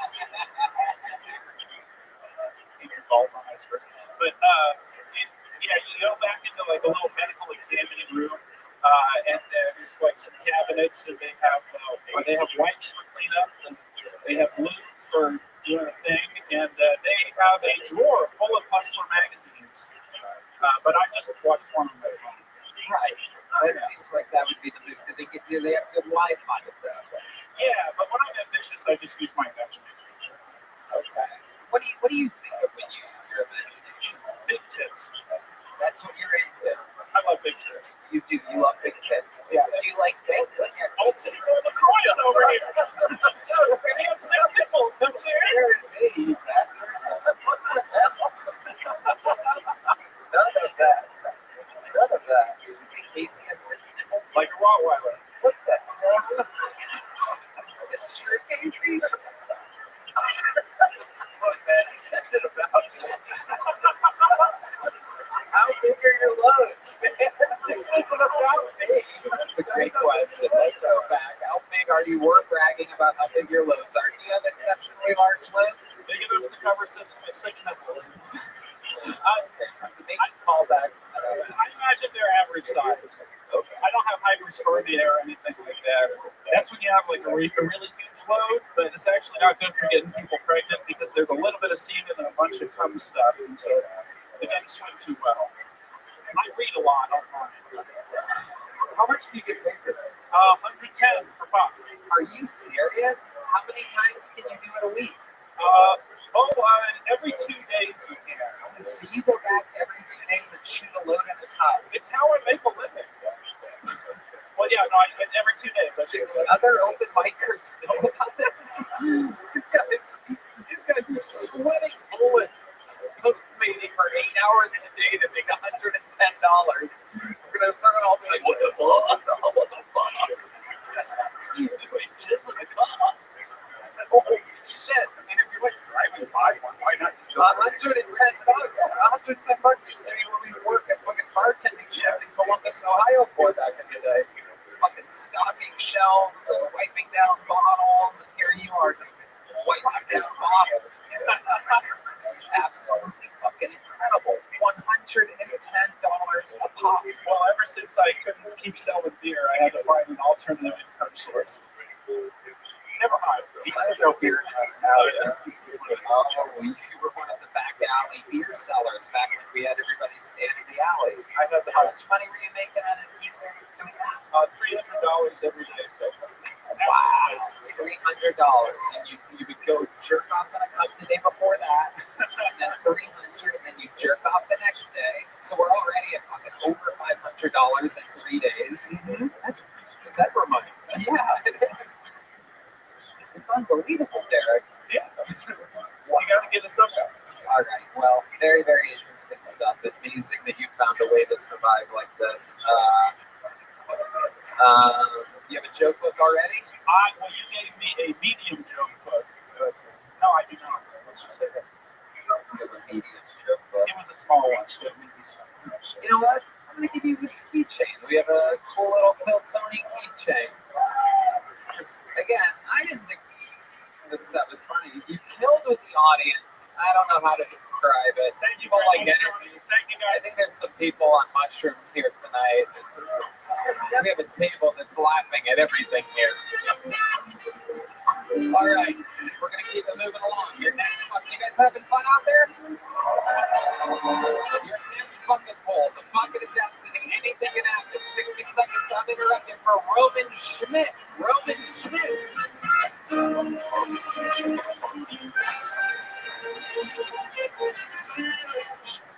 So I've always wanted to commit an obscure crime like mail fraud.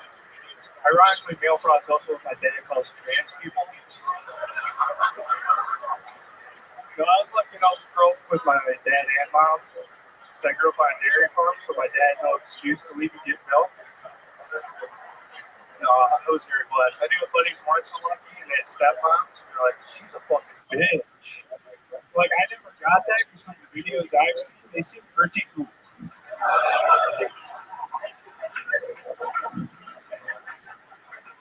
For the longest time, I thought social worker was a politically correct way of saying prostitute.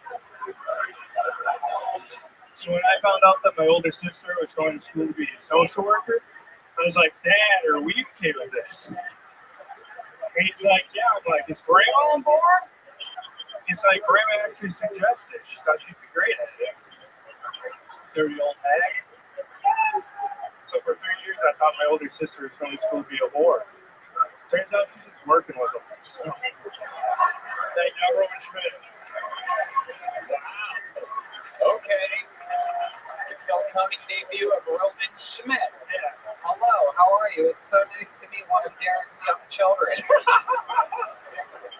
Roman, how old are you? 22. 22 years old. You live here now? I just moved here like 5 months ago. 5 months ago. From Wisconsin? Correct. Madison? Yeah, that's where I was doing stand-up. I'm from a small town called Colby. Yeah. You were doing stand-up at Comedy on State. Yeah, best comedy clubs in the country. How long did you do it there? 2 years. And I moved here. Amazing. What do you do for work? I started at a mini golf place, and then ballet once in a while, but not too much. I started at a mini golf place. Is it Butler Edge? No, it's crazy. There's like all these repetitive things tonight. Holy moly is a new thing. Okay. Holy moly. Where's that at? It's right on like 3rd Street on the other side of 35. Like right behind that Whole Foods and Target over there. Yeah, that's very Yeah. What's Holy Moly like? What's it like over there? It's okay. Oh, Oh, okay. Quite the salesman. Unbelievable.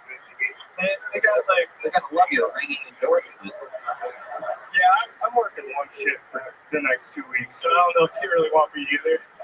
Okay. So, but they tried to be a mini golf place with a bar, but it's more of a bar with super small mini golf. So it's still pretty much a hoot still. It's still fun. No, it's a real hoot. It's a hoot and holler gas, man. Absolutely. Absolutely. So what are 22-year-olds that just moved to Austin up to nowadays? Tell us about what you think is fun when you're not working or doing stand-up. I don't do much anything else. I pretty much work and I go straight and I do stand-up all night. That's pretty much it. I play Mario Kart every once in a while. Okay. That's about it. Character. I'm a Yoshi and Luigi guy. So, yeah. Real ones, though. Very agile, high speed. Yeah. High speed, very agile on the Yeah. corners. I'm a Wario guy. Okay. Yeah, I come from behind and fucking get your ass. Fresh. Oh, green. I'm Toad. Yeah, I would beat the shit out of you, dude. Drifter, man. Wario, yeah, you're drifting already. Wario's a fucking. How about you guys? What are your Mario Karts? I'm guessing you're the Donkey Kong of the. Oh! Cam's the only one that doesn't slip on the bananas. He gets a speed boost. This is a racist episode of Kill Time. When I can do the jokes with my black friends, I do them. Other black guys must watch the show and be like, I'm gonna kill that motherfucker. He just say, slave face, get the fuck out of here. Slave face was crazy. Slave face was crazy. We're still gonna beat this every time I say it. And then these assholes are gonna go online and be like, he said slave face. They were beating slave face. I use Yoshi. You're a Yoshi guy. Okay. All right. Casey, there's this big. I recently discovered there's this big worm in Top Hat. It's real. Wiggler. The Wiggler. So I thought it was just a nickname, Wiggler, but it's his real name. That's so cool. It's like a new Mario Kart. It's this crazy new guy named the Wiggler. For Switch. You guys wouldn't believe something. He's a big ass worm. Yeah, he's huge. That sounds like a Casey Rocket. Not a bit. He's this badass, big ass top heavy worm. Wow. Oh, he's the coolest. You gotta see this guy. Oh my God. I'm pretty sure you just performed here a minute ago. And William, what is your Mario Kart? Waluigi. I do like a Waluigi. I love it. And what's yours again? Yoshi or Luigi. Yoshi or Luigi. You're split on it. Yeah. What the hell is Luigi? Well, he's not Mario. I feel like he's the neglected one, you know? It's the best one. You think so? I believe so. I don't trust anyone who picks Mario, so I just like, they're a fuckhead. Does anyone pick Mario out there? Oh, you do. Look at this guy with a very sad face. Just Wait, you do? Wow, really? That's incredible. Have you ever won that? We need to have a fucking Mario Kart tournament. Kill Tony Mario Kart tournament live stream. $80 per ticket. Buy your Mario Kart Kill Tony tournament tickets. Okay. What's your love life like, Roman? You seem like a straight up super virgin. I'm gonna up a dry spell right now, that's for sure. Yeah. Just focus on stand-up comedy. Yeah. What your dream girl look like? What does she look like? Debbie Blake.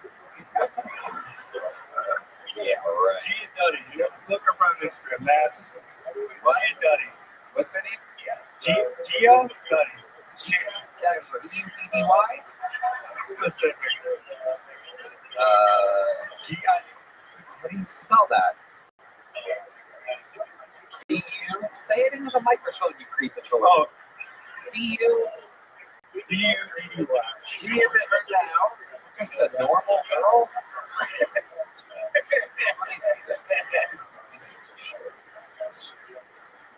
She just like a normal. This is like a. It's a good old regular face. I like the curly hair. That's what No, she was on the draft like a year ago. What draft? Will Levis's girlfriend. I'm a. Whose girlfriend? That nigga's trying to take his phone and then. No, it's not. Will Levis is a white guy. Oh, you're talking about CD Lamb. Yeah, she looked good. Yeah, she's all right. I like curly hair. That's why. You like curly? Yeah. There you go. You could have just said that. I know, but You said that he's gonna get sentenced, right? I know. After I said it, I'm like, literally, like at least 400 people are gonna be like, Gia, you were brought up on Phil Tony, and she's gonna be like, oh my god, how can I make money off this? Just a normal fucking. yeah. Whose girlfriend was she again? Will Levis. He's a quarterback for the Tennessee Titans. Yeah. Are they still together? No. Okay. Well, being a quarterback for the Tennessee Titans has got a fucking lot to work with over there already. Yeah, he's a handsome dude. He's pretty big. Okay. I'm gonna be honest. You should see him. He's a stud. Aren't you? I'm a big sports. I love the draft, so I just watch it all. You will hurt him.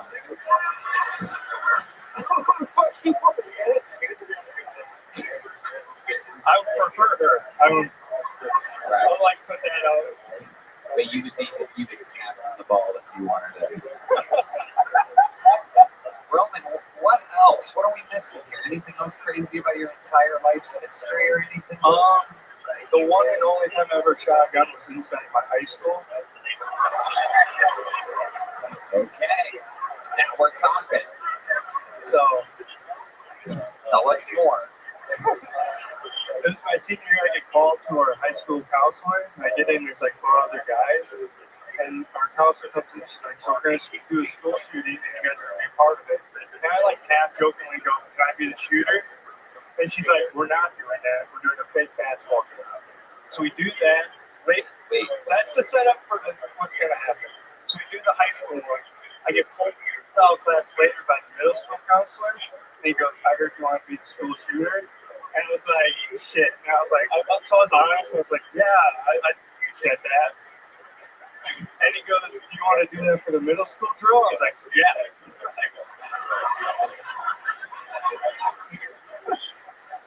So the next day, I got pulled out of class again. I got dressed up, and all the middle schoolers were in our auditorium, and they gave me a gun with blanks.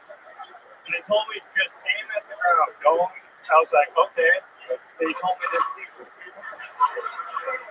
An actual gun with blanks? Yeah. And I aimed at the ground. He shot one before I entered, and he goes, go in there. I blew my load way too fast. It was bang, bang, bang, bang, it was out. And all the kids started screaming. And yeah. Casey Rocket, did you say anything cool before you started shooting? School's out for summer.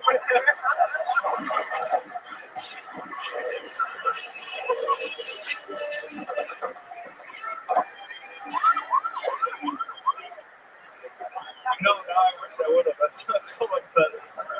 You didn't say anything? You just walked in, just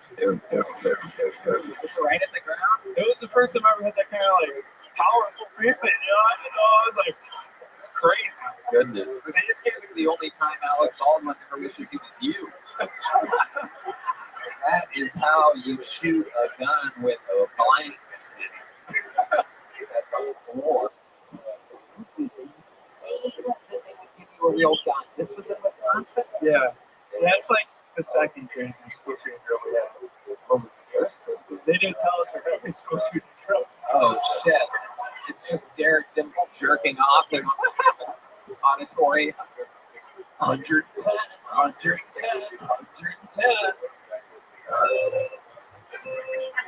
Imagine being the parents of the kids, coming all of a sudden there was a shooting. Yeah, they didn't tell you and they had somebody else with a gun in the mics. So they sent an email out 5 minutes before all the teachers. But I was in lunch. I went to the call. Then a cop came in. He just had like a fluorescent shooting shooter for that one. And he goes, "What would you do?" And we were like joking around, like, "Oh, we'll fight you." And then he like shot blanks. We're like, "Oh." So we ran out, and like I knew it was a joke. So I was like, "Oh, that's funny." It scared us a little bit. But there's kids like jumping through like the lunch tray turntable. Kids ran home. It was. This school is insane. What school district is this? It was Colby School District. Colby School District. Yeah. We did it. We had that was my sophomore year, and then we didn't have one for my junior year. I bet. I fucking bet. This is the most insane shit I've ever heard of in my entire life. That is crazy. Did the news ever pick up on like? Yeah, that one they did. Yeah. Wow. That one they were like, "What happened?" And they're like, "Shit went down," and that was about it. Well, Roman, very interesting interview. Very, very fun. You're very, very good at this. Very promising. And everybody's moving here. I don't know if you guys are noticing, but this is where all the people that used to move to New York or LA, and now they're coming here to Austin, Texas. That's the debut of Roman Schmidt, everybody. There he goes. On to the next one.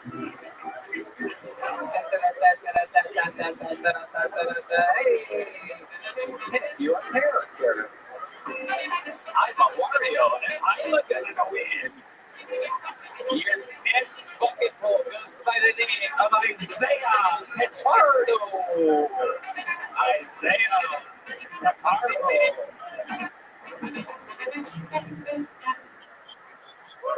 So a friend of mine, she recently lost her baby. It was horrible. She really fell asleep on it. I can't even make a joke on that yet. I gotta let it breathe. I was at a house party, and their dog was running around, and the homeowner, she was like, she bleeds a lot, but gets blood stains all over the carpet. Pretty experienced. I know we are. Kick that bitch in the back instead of the face, she won't bleed as much.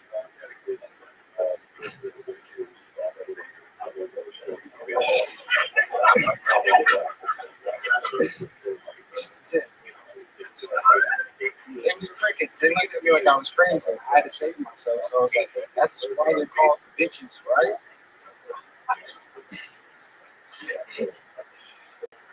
Sorry, that was awful. Thank you. Isaiah Pichardo or Picardo? Pichardo. Absolutely. More like Retardo. That was fucking crazy, bro. Sorry.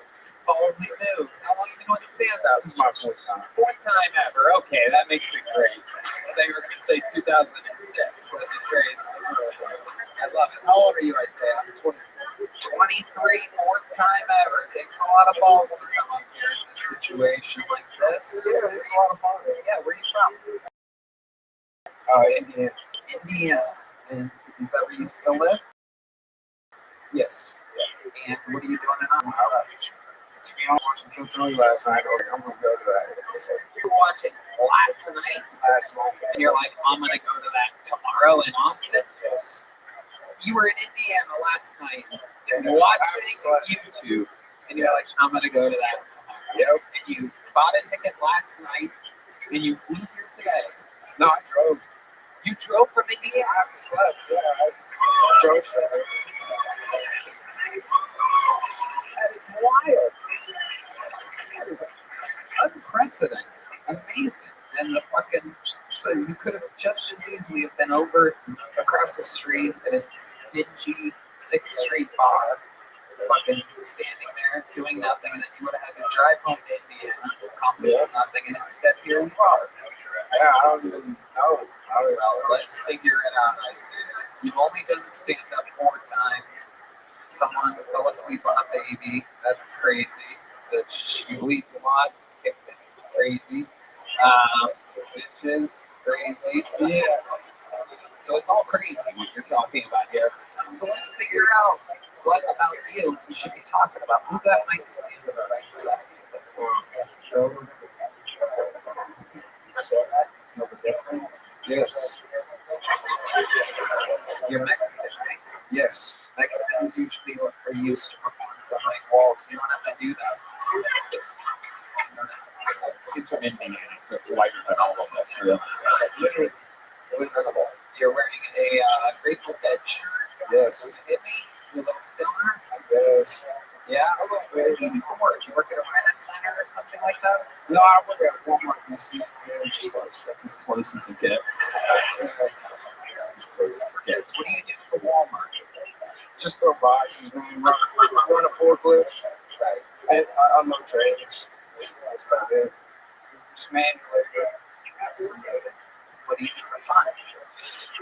Comedy, and then I like to throw darts, shoot pool, I just get into random things at random times. Like what? What is, comedy. I did stand-up last March, and I was like, oh, this is kind of fun, and then now I'm here, so. Now you are here. Yes, you are here. Yeah. My favorite part of what I said chicken, right? It's a bunch of what? Yeah. There was one guy in the back of the room that got a bigger laugh than everything that you said. But this is how it starts. It is not easy. No, Starting out. Crazy. 23, fourth time on stage. You're in Indiana last night. Last one, yeah. Incredible. How was the drive? Tell us about it.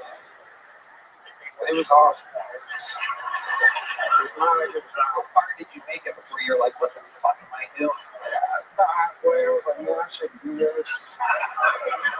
Yeah, I'm here. I'm like, man, I should do this. There you go. Put in there. When you like lose yourself, you're pretty funny. How much money did you spend on gas? It was like $40 to fill it up the first time, the second time. So not bad. They had to go on the fucking top of the country. Maybe 3 times. I just like Williams thinking about driving from St. Louis. So what was I thinking? 15 hours worth of flights for $100. You could have saved $20. Driven half the way, twice as fast. Thanks for making me look at that, man. It's all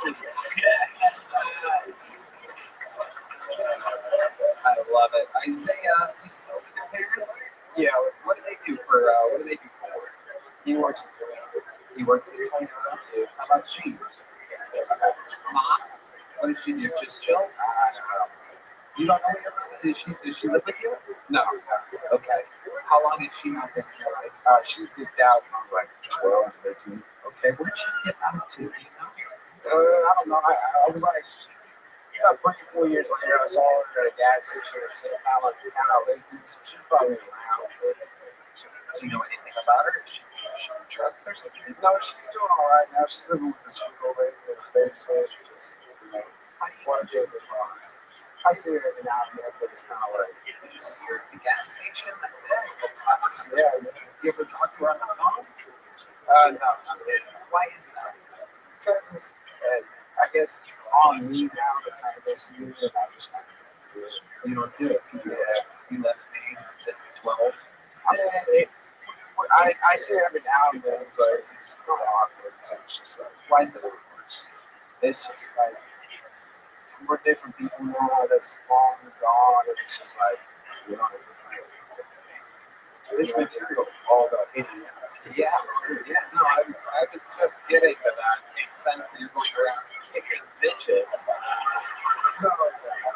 Any psychologist would say this makes perfect sense. I was afraid of that. I had another bid that I had round up, but I was gonna be like, Mexican Casey Rocket. And I was like, I can't do that. I know. What were you gonna do after that? Let's see some more Mexican Casey Rocket. I feel like here he is, ladies and gentlemen, Mexican Casey Rocket. I feel like a officer with a name. That's about all I got. Okay, good. Very good. Another fun fact about psychology. That you're opening doors about a woman randomly falling asleep on a baby. What do you don't see any connection between your mother abandoning you and the woman issues in your 60 seconds? No. Totally unrelated. No, I get that. No, I was. No, You're okay. You're okay. It's okay. We're all products of crazy psychology. I always say there's so very few funny people that have parents in their lives, like that had a normal life. Comedians are kind of traumatized, spontaneous, the type of people that would get in their fucking car from Indiana and drive here. These open mics in Indiana, what types of things did you talk about on stage there? The minute that you did tonight? No, I had the dog joke and one of the bag. I have different bits. Like what? Do you remember any of them? Yeah, I got it. They're not good. Let's give it a shot. I'm just curious. All right, we can fix it. So, we got any couples here tonight? Any what? Couples. We got couples here. So couples, this is gonna sound bad. Women tend to ask their significant other, hey, so would you love me if I was like a beetle? Would you love me if I was a cricket? Would you love me if I was, some inanimate object? So,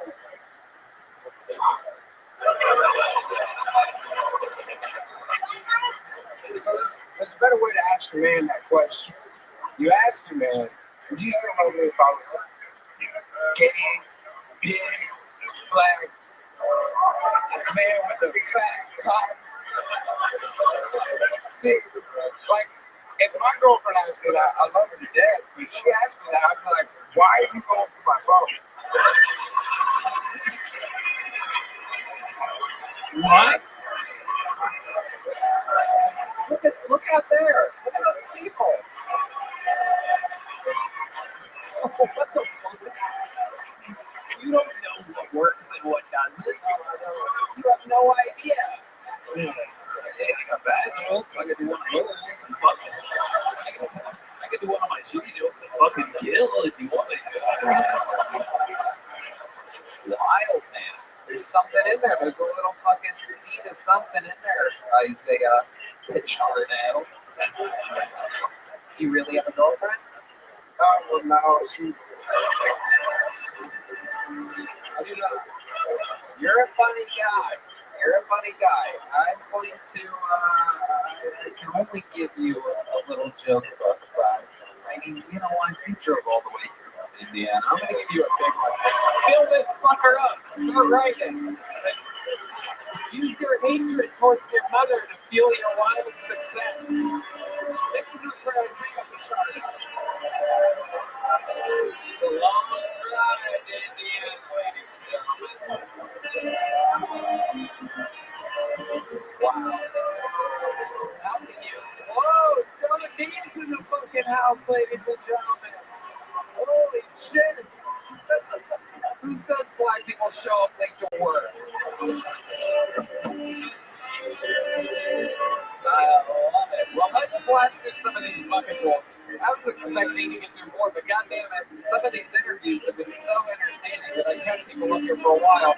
Let's fly through some of these. Make some noise. Let's do a minute by Jacob Cantor out of the bucket, ladies and gentlemen. Jacob Cantor.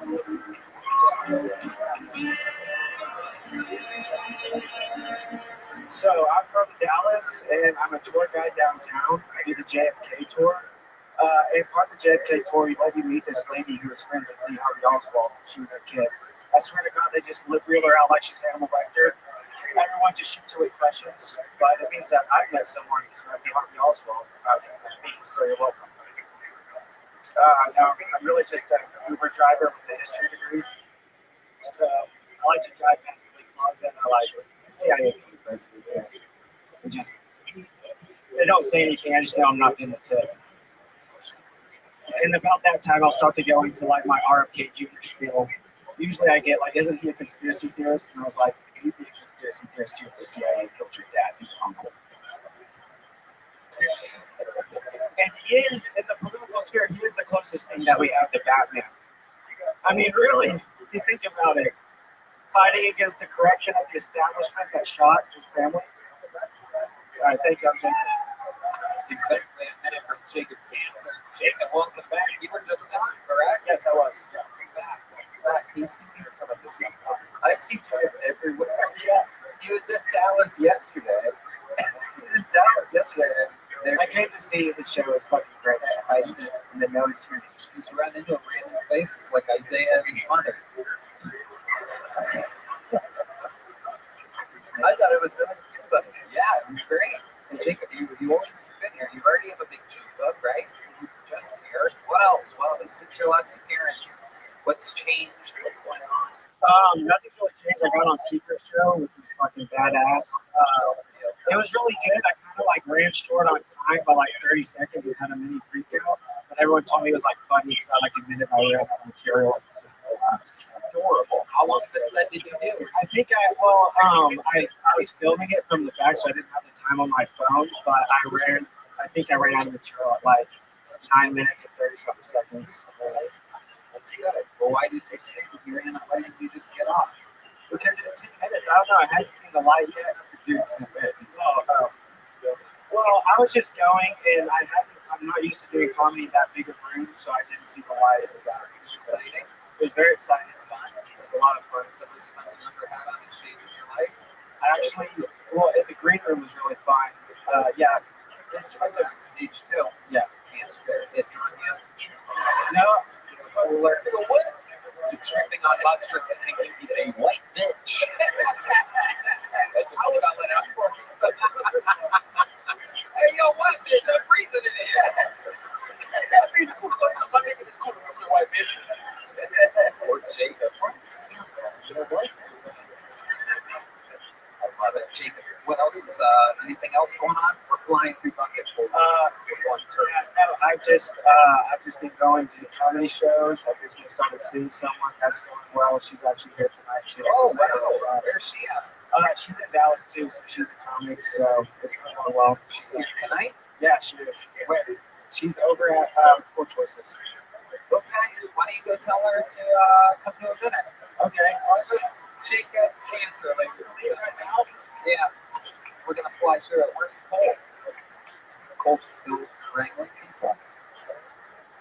Okay, well, let's get the fucking names up there and then we'll do it. It's a while. Should I leave right now? Or? Where'd you meet this girl?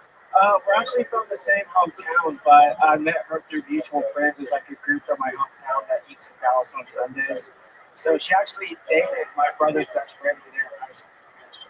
No, it's not weird or anything. We met, it was like 10 years ago, so I'm... Okay, we'll go tell her that she's got, what's her name? Jacob. Her name's Jacob. You're also dating a girl named Jacob. It's incredible. I love it. Did you meet her in Germany? Yeah. Okay. What's her name? Sagan Butler. Sagan Butler. Yeah. Okay. Go get her. Tell her that she's going to go up. Did you hear that, Colt? Sagan Butler. We're going to fly through it. Another quick minute by Luke Newcomb. And here we go. I promise bucket pulls, we're going to get minutes out. Turbo bucket mode. Is that okay with you guys? Make some noise for Luke Newcomb, everybody. A minute by Luke Newcomb. Hell yeah. Here he is. Tony. All right. Let's do the minute. Here he is. Luke Newcomb, everybody. Give it up for the ladies. Yeah. Women. And they're like, why? I can't afford it. It's not something I can keep around the house. Anytime I have one, I am being judged. Right with the finish. Just bottoms up. Now, women and wine, they have the same quality, but as they age, they get older. Day by day, you would think they'd already peaked, but they do somehow become even more expensive. That's when you're dating. It's a little different when you're trafficking. What? Women, wine, they're in the cellar. Alert the authorities. The women are like wine. I don't know where to find a decent wine.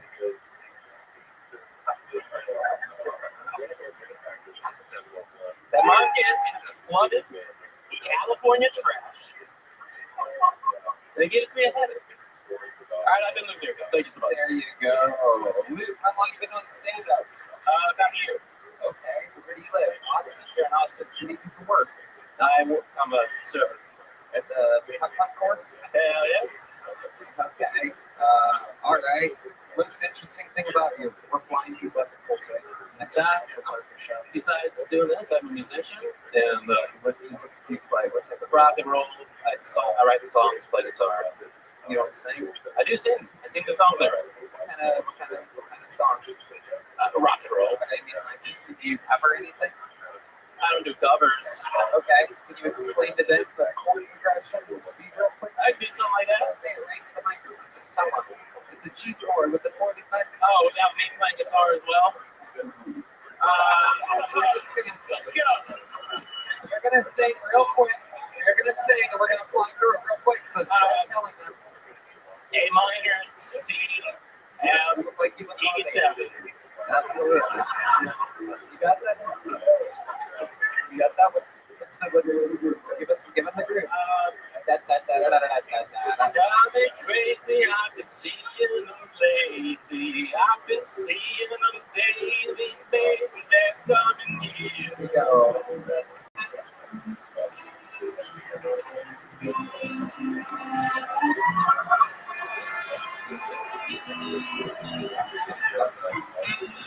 been crazy, I've been seeing them lately. Seeing them daily, baby, they're coming here. Come crazy, I've been lost in the lady. Generation boring, fucking devil, right here.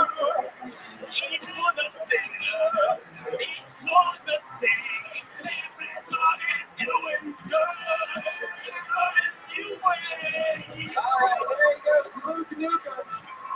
Little Joe on to the mentor. Your next comedian doing another 60 seconds. We got to get through it. Make some noise for Eddie Lursa. 60 seconds by Eddie Lursa.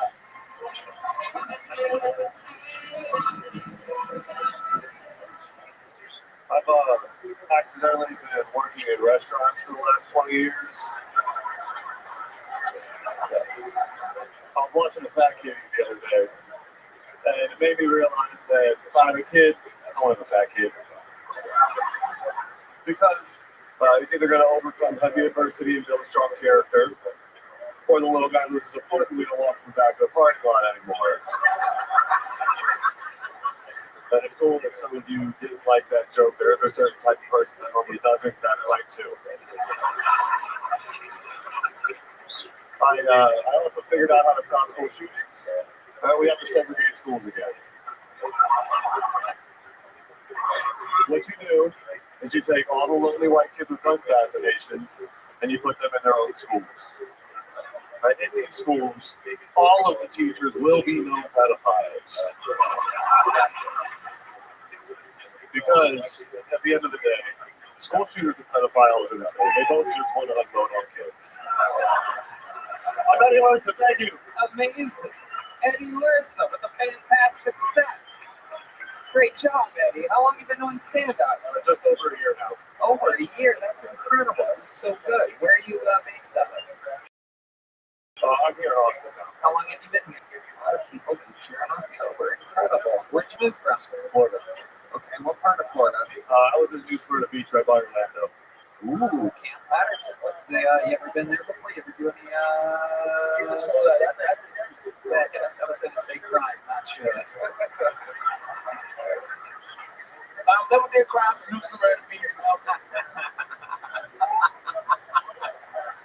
Just in case they're looking for me, I never did crime in New Smyrna Beach. There you go.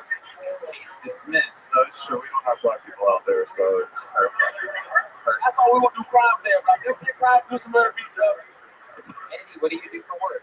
I'm a bartender. Oh, that's right. You mentioned that. And what else is going on? What's the craziest thing about your life? Craziest thing about my You're an extra fast portion. I was given away by my parents 3 times in 1 year when I was 16. Given away to who? Group home, foster parents, and the guy who eventually became the guy called my dad now. Wow, what were you doing at 16 that made them do that? What were they doing? Vibing. Vibing. Easy rocket. Just too chill. He's too laid back. You couldn't handle that about it. They're like, this kid, he's just vibing. We gotta get him out of here. No, my mom, she needed to have a life, so we had to go so she could pursue her life. It was exciting. Wow. What was that like when she was trying to pursue? My mom was actually a professional jazz and blues singer in the DC area. Yeah, so I made sacrifice to go up. That makes sense. Being an entertainer runs in your family.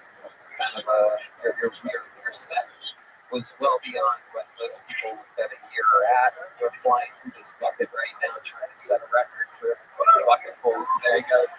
Eddie Larson, ladies and gentlemen. Keep signing up, Eddie. We want to see another minute do a longer interview. We got a woman on the bucket. This young lady made her debut only recently. It was absolutely hysterical. Here she is again. This is the second set ever by Sherry Vasecci, ladies and gentlemen. Sherry Vasecci. Thank you. I am originally from Iran. You may know it as Iran. I ran so fast, I never looked back. Yeah, but don't be afraid of me. You know, there are no terrorist women. Can you imagine me going, stop it? But also, women don't work in the Middle East. Yeah, I don't know if you've heard that there's been some downsizing, layoffs, furloughs, stoning. Yeah, let's not even talk about equal pay between the men and the dead women. That's a whole nother Netflix special right there. Yeah, so while we're on the subject of terrorism, how come there are no biblical terrorists out there? What about G2 terrorists now, huh? What are they calling it sick on jihad days? And I haven't seen any gay terrorists either. I mean, that's regardless. Like, what are they going to do with 72 virgins up in heaven? Give them highlights or redecorate the harem? Persian women rock. Once you go Persian, you're like, hey, nice ride. Sherry Vasecci has done it again. Second ever appearance. Red Band here told me that you did absolutely unbelievable at the Secret Show when you were put on it for recently, Thursday night or whatever. How's everything else going, Sherry? Great. Yeah. Remind us again, how long have you been doing stand-up? Since last May, the last round, but I used to do stand-up years ago before you were born. Yeah, absolutely. For some reason, it turns me on when you talk like that. You know me. It's kind of like a hot little desert cougar. It is incredible. Something about it. That's a weird little firecracker or she-bomb or something. I'm not exactly sure. Boom. I love it. I love it. Sherry, you were just on this show. You just killed again. We're flying through the bucket tonight. How about one more time for Sherry Vasecci? Are you fan? What's up, Dad? You back on the Secret Show Thursday? Oh, shit. Look at that. Back on the Secret Show. Once again, proof that anyone with a vagina gets booked on the Secret Show by Brian Redband. Welcome to show business, everybody. If you're wondering how it works, the young Harvey Weinstein of Austin, Texas. Hard at work over there. Christ. All right, I made Jacob a promise that I put his girlfriend up. Make some noise for Sagan Butler. 1 minute. 1 minute, Sagan Butler. So, my life pretty much consists of guys shooting like the old school Kodak cameras. Sure, they let me take all their shots, but then they forget about me and nothing of fellas. And the other things, I do have something in common with those cameras. Yeah. If you wind me up and smack me just the right way, I too will flash. It's gotten to the point where I'm like, you know what? Polygamy doesn't even sound that bad to me. You're meaning to tell me I'm in a relationship with this man. He's wildly outnumbered. There's nothing I've ever wanted to do more in my life than to stage a coup with my gal pals, alright? Fucking try. At minimum, we're gonna unionize, and if we go on strike, old tickets fucked. Oh, you don't think domestic work is work? Then good luck keeping the 70 72 kids and the seller gonna start our lives, bitch. I don't know where I'm at, but that's all I got for you. 57 seconds from singing Butler. I love it. Isn't that list natural? You always hit the braces, the braces. It's horrible delivery. Thank you. Minimize the 72. Incredible. How long have you been doing stand-up? I started in January. Wow. Yeah. You're so new. You're in Austin? I'm in Dallas. Okay. Yeah. So you live in Dallas. What do you do for work?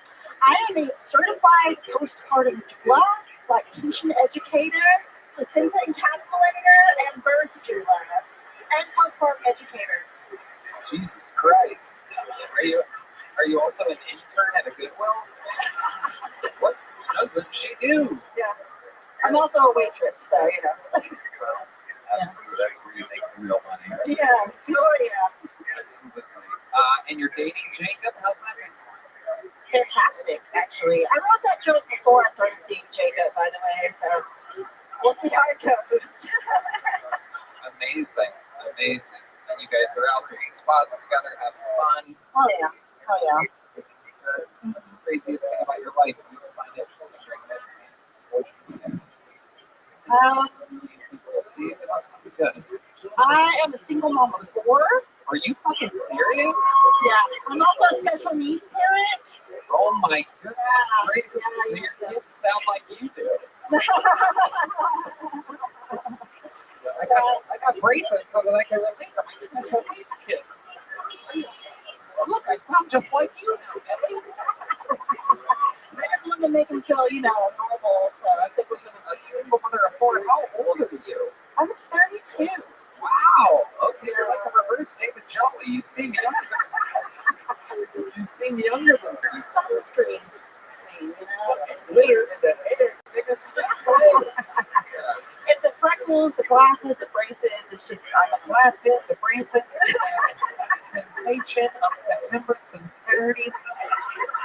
You just love making S noises with those fucking braces. Oh yeah. So how many of the 4 kids are special needs? The oldest 2. The oldest 2, and what are their special? I have a nonverbal. My oldest is nonverbal autistic.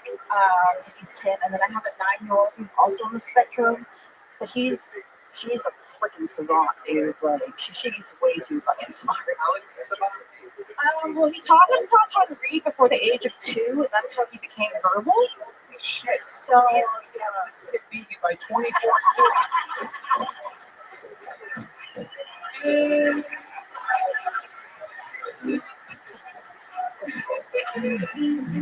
This 2-year-old can smell better than your father. Yeah. This is unbelievable. Wow, that is so cool. So it's how old is the one now? The one that read it too? Which one? That one? Oh, he's 9 now. Yeah. Okay. Yeah, he taught himself a lot of foreign alphabet, so he knows the Russian alphabet, the Greek alphabet, Coptic alphabet. You guys want to say thank you in 12 different languages? Yeah, something like that. Amazing. Yeah. We are flying through the absolute end of the show. We got to turn it and burn it. Congratulations. Yeah. Great set. Yeah. I am out of joke books.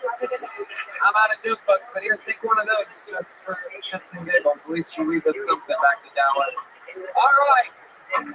Ladies and gentlemen, your absolute final comedian. We did it, by the way. We got through fucking 11 bucket lists tonight, Ian.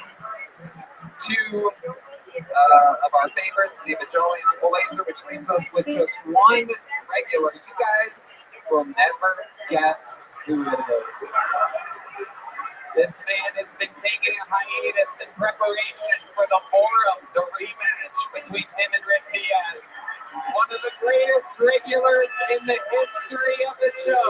You watched him grow up from living in a van to being a wild, sellout, touring success. Sing it if you know the words. This is Hans Kim.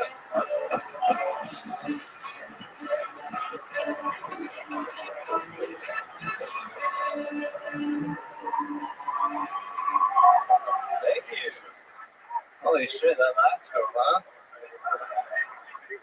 my English was bad.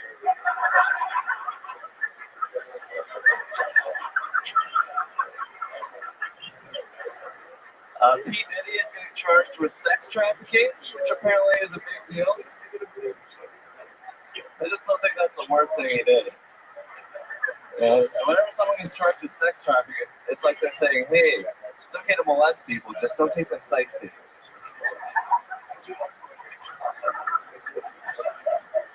If I'm getting molested, I better get a free trip to Disneyland. I don't want to get raped in a dungeon the whole time. Sucks having black hair, because when I find hair in my food, I don't know if it's mine or if I get to yell to help again.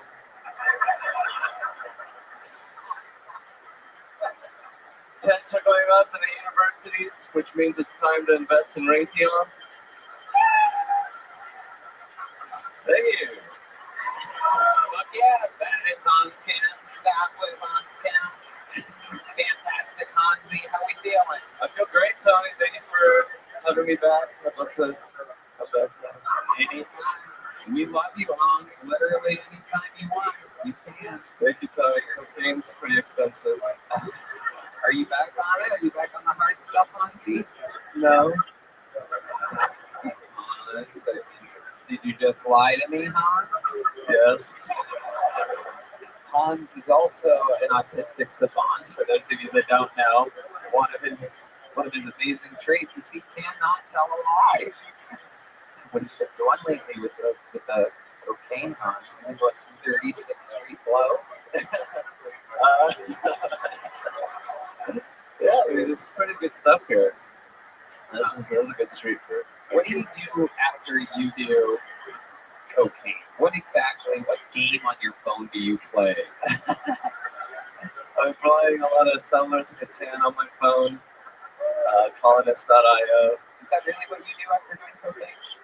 Yeah, I mean, I've been rearranging my house a little bit. I recently went to Eeyore's birthday.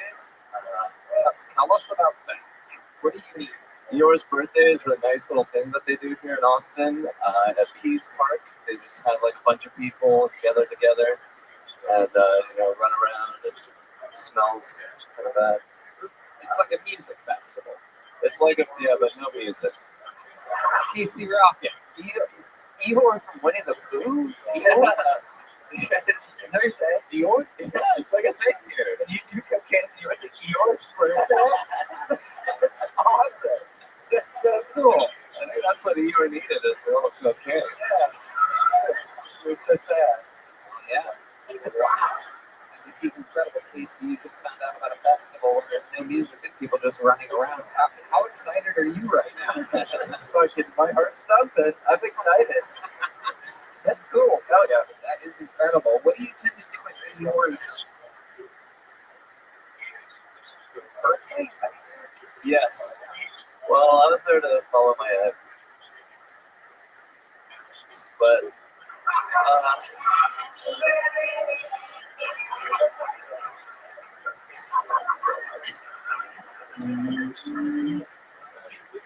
you're stalking your ex-girlfriend.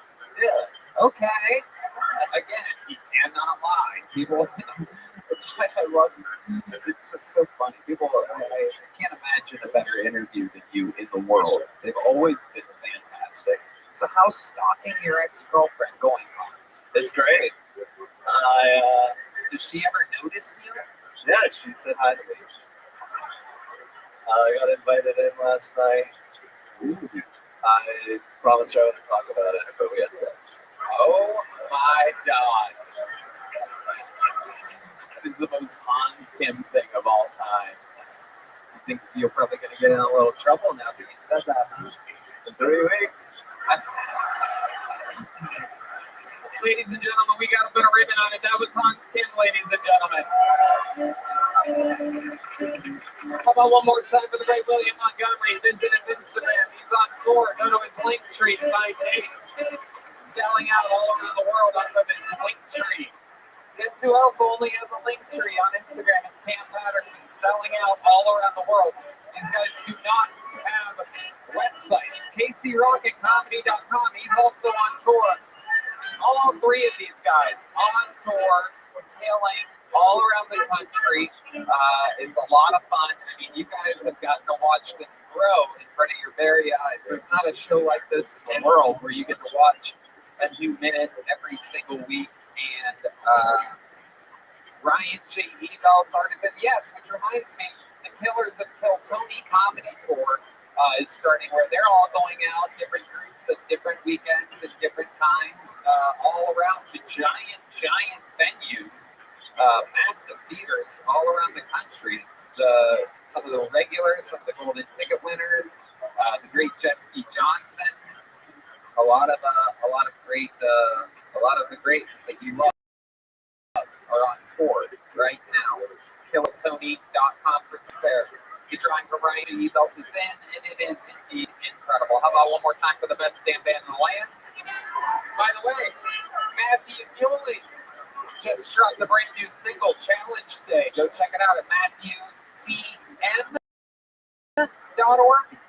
MatthewTM.org for the new song Challenge Day from Open 2.0. How about one more time for Carter Arrington on the guitar behind me?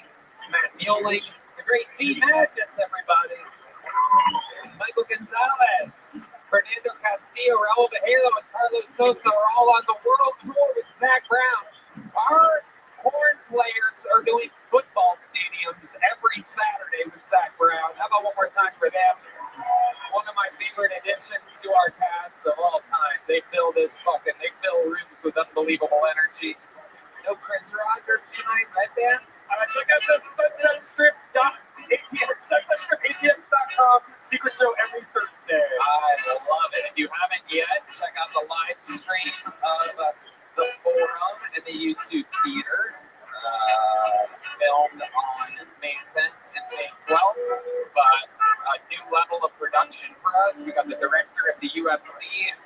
We really upped the fucking ante on this. We're trying to make it so that our pay-per-views are big, giant comedy events.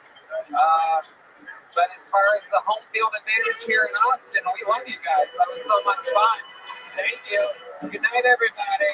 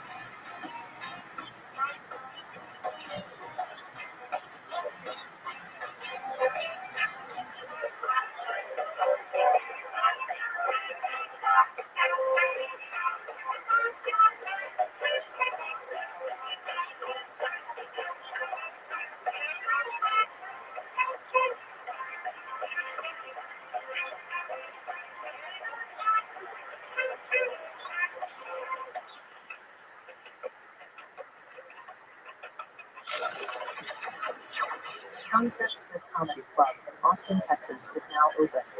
Check out Red Band's secret show every Thursday. Go to SunsetStripATX.com for tickets.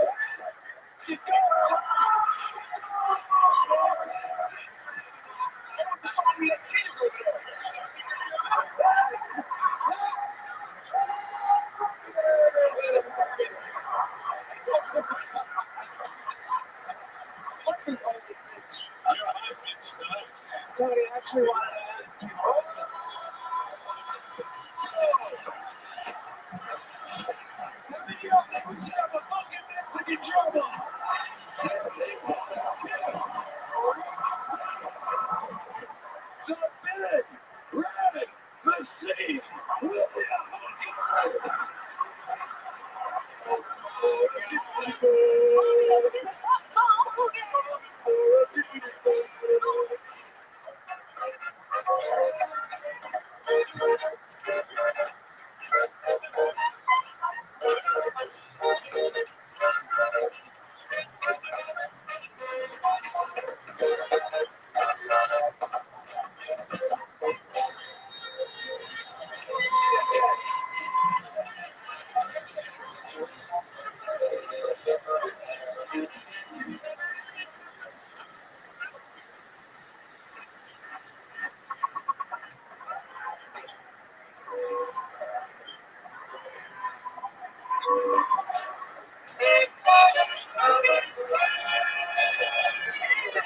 Coming live from the Comedy Mothership here in Austin, Texas, for a brand new episode of Kill Tony. Get up for Tony!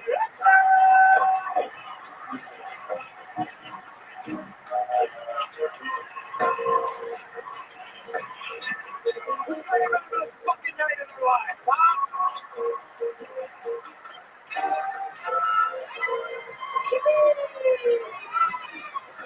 Fuck yeah. You did it, ladies and gentlemen. You made it to the #1 live podcast in the world. You guys excited, huh? It's no surprise, Red Man.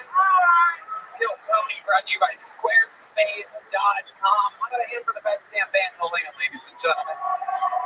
That is indeed Fernando Castillo, Raul Vallejo, Carlos Sosa, Buenos Rancheros, Michael Gonzalez, the great Pat going on the electric, John B's on the motherfucking keys, and this, my friends, is the one and only D Magnus on the bass guitar. Oh, Lordy. A lot of fun stuff planned for tonight. Before we get started, and just a little bit more for the amazing sponsors that made it all possible. The Sunset Strip Comedy Club in Austin, Texas is now open. Check out Red Man's Secret Show every Thursday. Go to sunsetstripatx.com for tickets.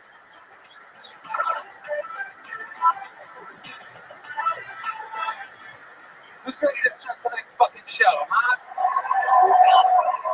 Very exciting stuff, ladies and gentlemen. Two of my favorite guests in the history of this show. Two of the best to ever be on. Two of my favorite stand-up comedians. Make some noise for the great, powerful Eric Griffin and Jim Florentine. Yes. Absolutely. Eric Griffin, Jim Florentine. Welcome, gentlemen.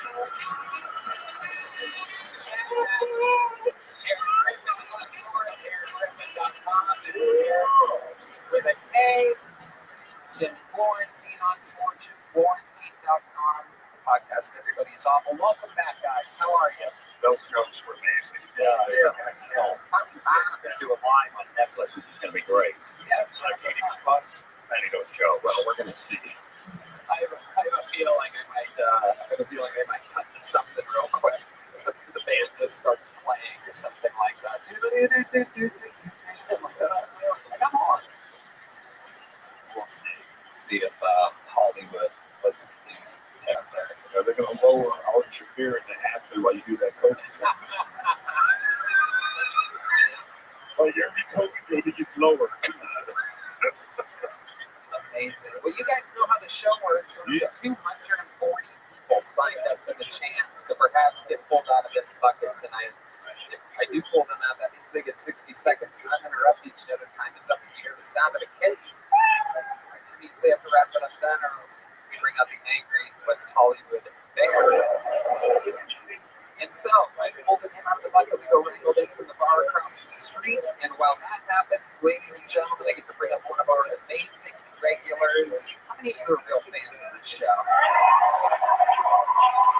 Well, you guys are in for a treat. You know him. You love him. Ladies and gentlemen, rising superstar. Make some noise for Casey Rocket, everybody.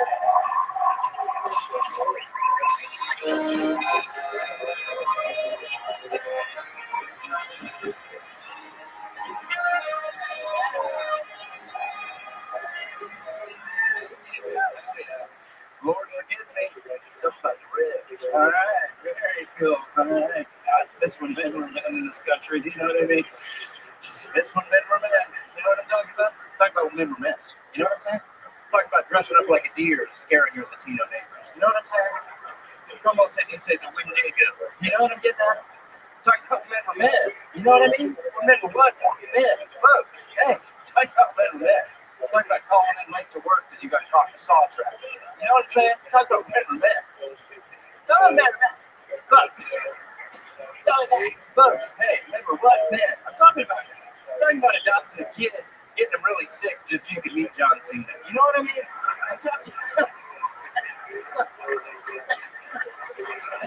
then avenging Shawn Michaels' loss at WrestleMania 23. I'm talking about remember what? Man. I'm talking about having a daughter fall in a well and she comes back every 7 days to crawl out of people's television screens. You know what I'm saying? I'm talking about remember that. Hey, I'm talking about I'm talking about pulling a gun on Papa John and demanding he apologize for saying the N-word. You know what I mean? You really let us down, Papa! All right, thank you, Casey Rocket. Have a good night. All right, yeah. Casey Rocket. When men were... When do you think that ended? When did men stop being men? Oh, God. What do y'all think? 1983, maybe?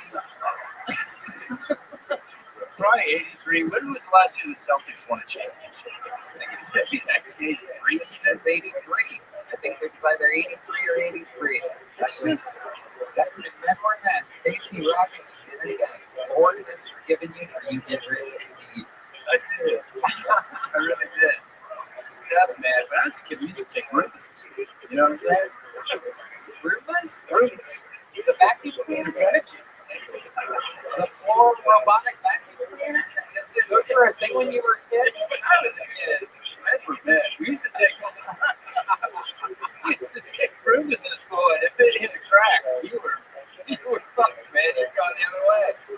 Hopefully your school was north, you know? Yeah, no doubt about it. No doubt about it. The old floor compass. That's what they call it. The old floor compass. Yep, the Roomba. You have a Roomba now? Do you have a handheld vacuum cleaner of some kind? Nah, man. Sorry, I said that kind of cryptically as if something bad happened with the Roomba.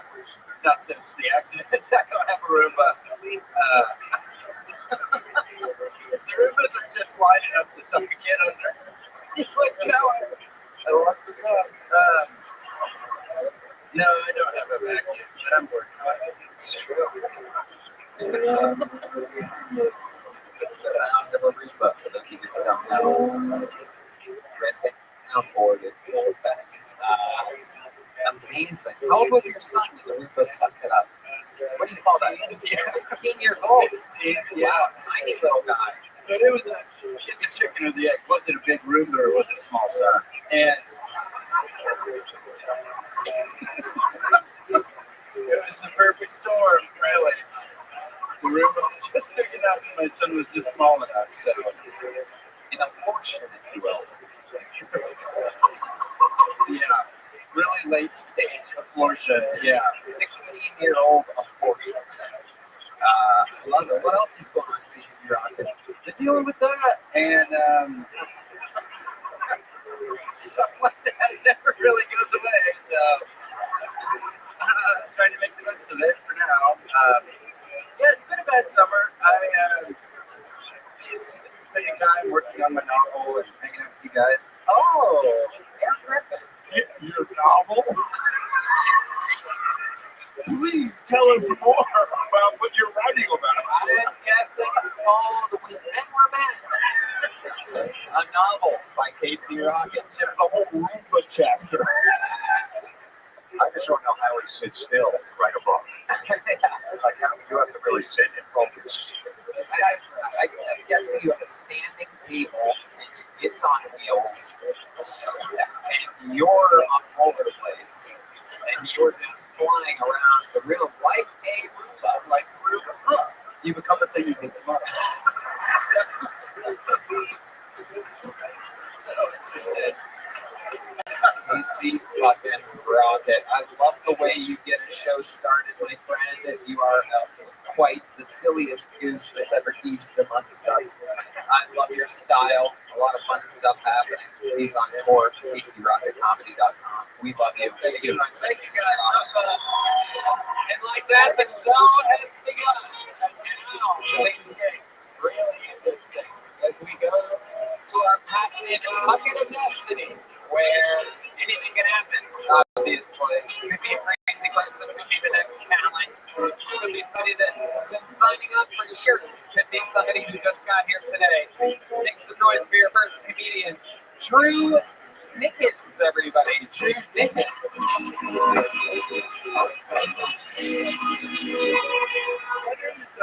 Drew Nickens. I had a head injury from the Air Force. That's why I sounded like I took 7 Benadryl before I came on stage.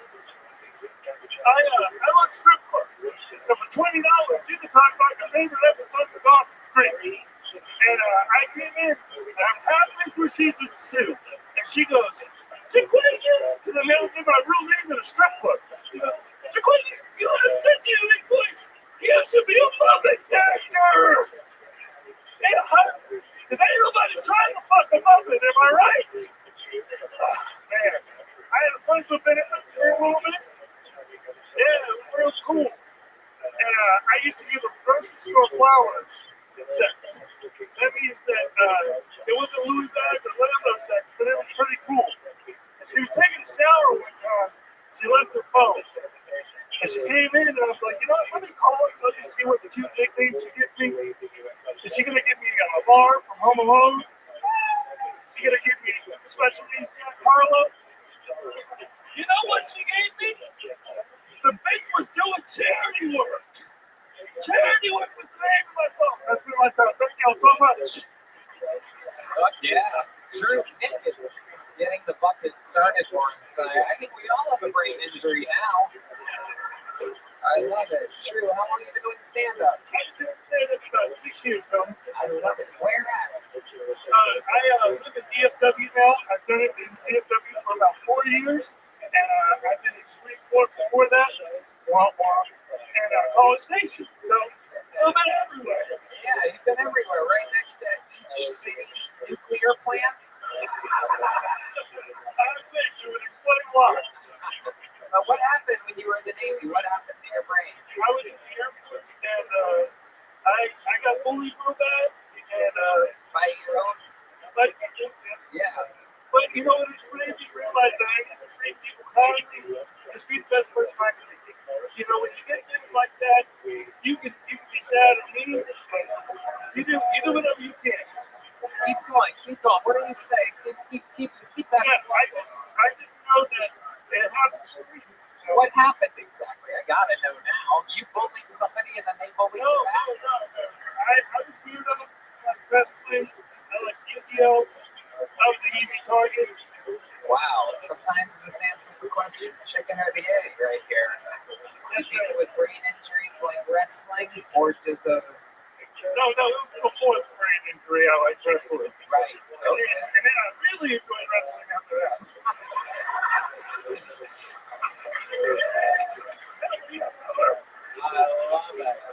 I love it. Let's go, Jim Florentine.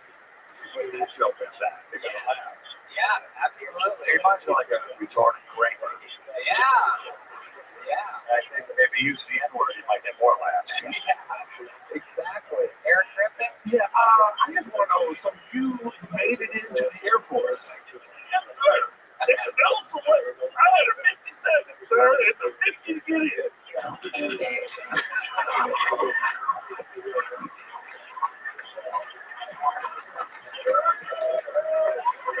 Oh my goodness. We found our Kramer, everybody. Oh my goodness. So when you say you got a 57, it's a 50 to get in, what do you have to do? What is that score exactly? Sir, it's from the ASVAB. It's a test to score your intelligence in certain areas. So I think I can score like a 46 now. Okay. I think we need all the help we can get. I think they would let you in, no problem. What were you doing in the Air Force? Please don't tell me you were flying fighter jets. No, I was doing I'm too tall for that. You're about the same height as a pilot. But Slop gun over here. yes, sir. I was working in basic military training as a personnelist. I used to bring people up to prosecute their paperwork, scan them in. Eric Griffin. Oh, so you were like the Air Force greeter. Goddamn, like a Walmart greeter, right? Oh, gee, he was this guy. What do you think? I just want to know how he's a greeter and he gets a brain injury from that. Yeah, explain to us the moment that you had the brain injury. You were with the guys. What did they do to you?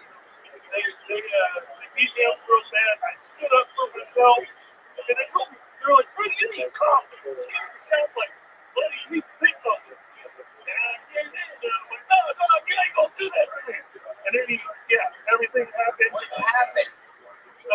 Tell us what happened. Is it hard for you to talk about? It is. Oh, okay. Well, then we better talk about it. Yes, sir. I don't want you having flash. Wow. I think I'm fucked up. It is like contagious, I swear. I don't know. I'm feeling it. I kind of feel it. I kind of fucking feel it. Okay. So, what did the doctor say? That you had? What did you have? A little bleed in your brain or something? They just said that I had like really bad concussion, and I got 80% disability from the Air Force. So okay, 80%. God, what a bunch of cheap fucks. I mean, Jesus, give the poor guy his full fucking 100%. Wow. What and how? What did the guys give you that haircut too on your way out? No, I got it from a guy who Your brain and your whole fucking head, dude. No, I got it from a guy who doesn't speak English. I was too afraid to leave the chair, so now I look like a white Patrick Mahomes. That's true. That's true.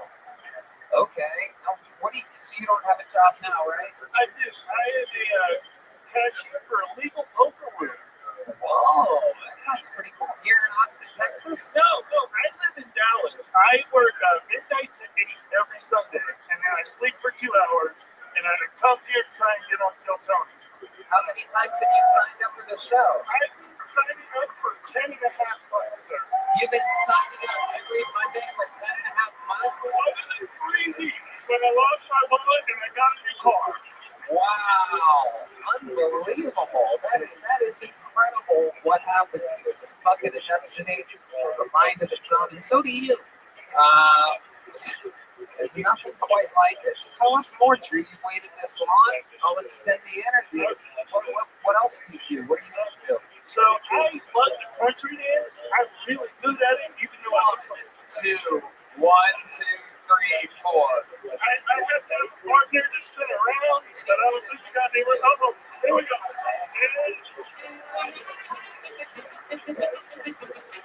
Oh, hell yeah.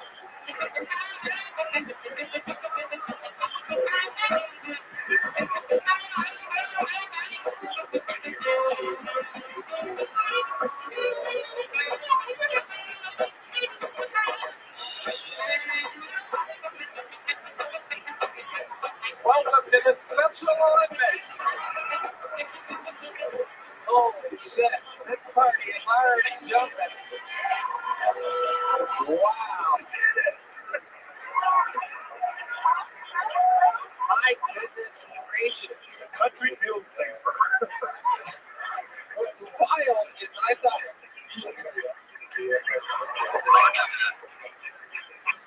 I feel like you really clunked up this country dancing, Eric. You were kind of the weakest link in that one. I forgot which one fucking has a hole in their brain for a second.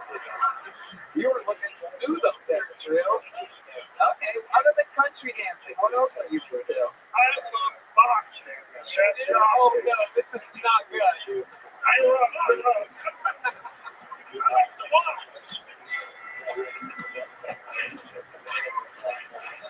For those of you that, wait a second, oh my god. Oh my god. Oh shit. You patient, right, Mr. Tony? Oh hell yeah, absolutely. Look at you. The craziest thing Mayweather.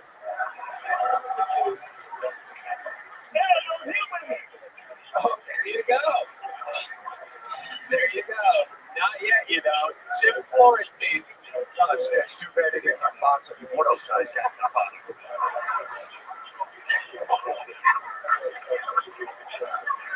Goddamn, I could have won the Philly show before that.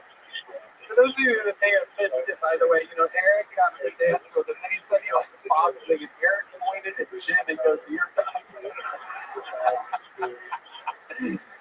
Amazing. Drew, you are so fun. What else about you? Tell us something else. So something that D-Man is probably won't believe either. I'm actually half black. You're half black? Yeah. Zero. I didn't have it coming. 0% of the room believes you. Did you think this before the brain injury? Was this one of those things like that lady that bumped her head and then she like got an Asian accent or whatever? No. So one of my brothers looks like Clay Thompson. The other one looks like Brittany Griner. And they look like me. Hold on. Okay, lady, shut the fuck up. What are you, nuts? Jesus Christ. Let me see pictures. Jesus, someone more retarded than you, Drew. We're having fun. Let me ask you this. Are your parents, what do your parents look like? So my dad looks like this right. A big black guy. Big black guy. He's like 450 pounds, 6'6". Holy shit. And I love him. hell yeah. Hell yeah. He's a badass motherfucker. What does your mom look like? She's about 5'10". I'm not going to give her weight out.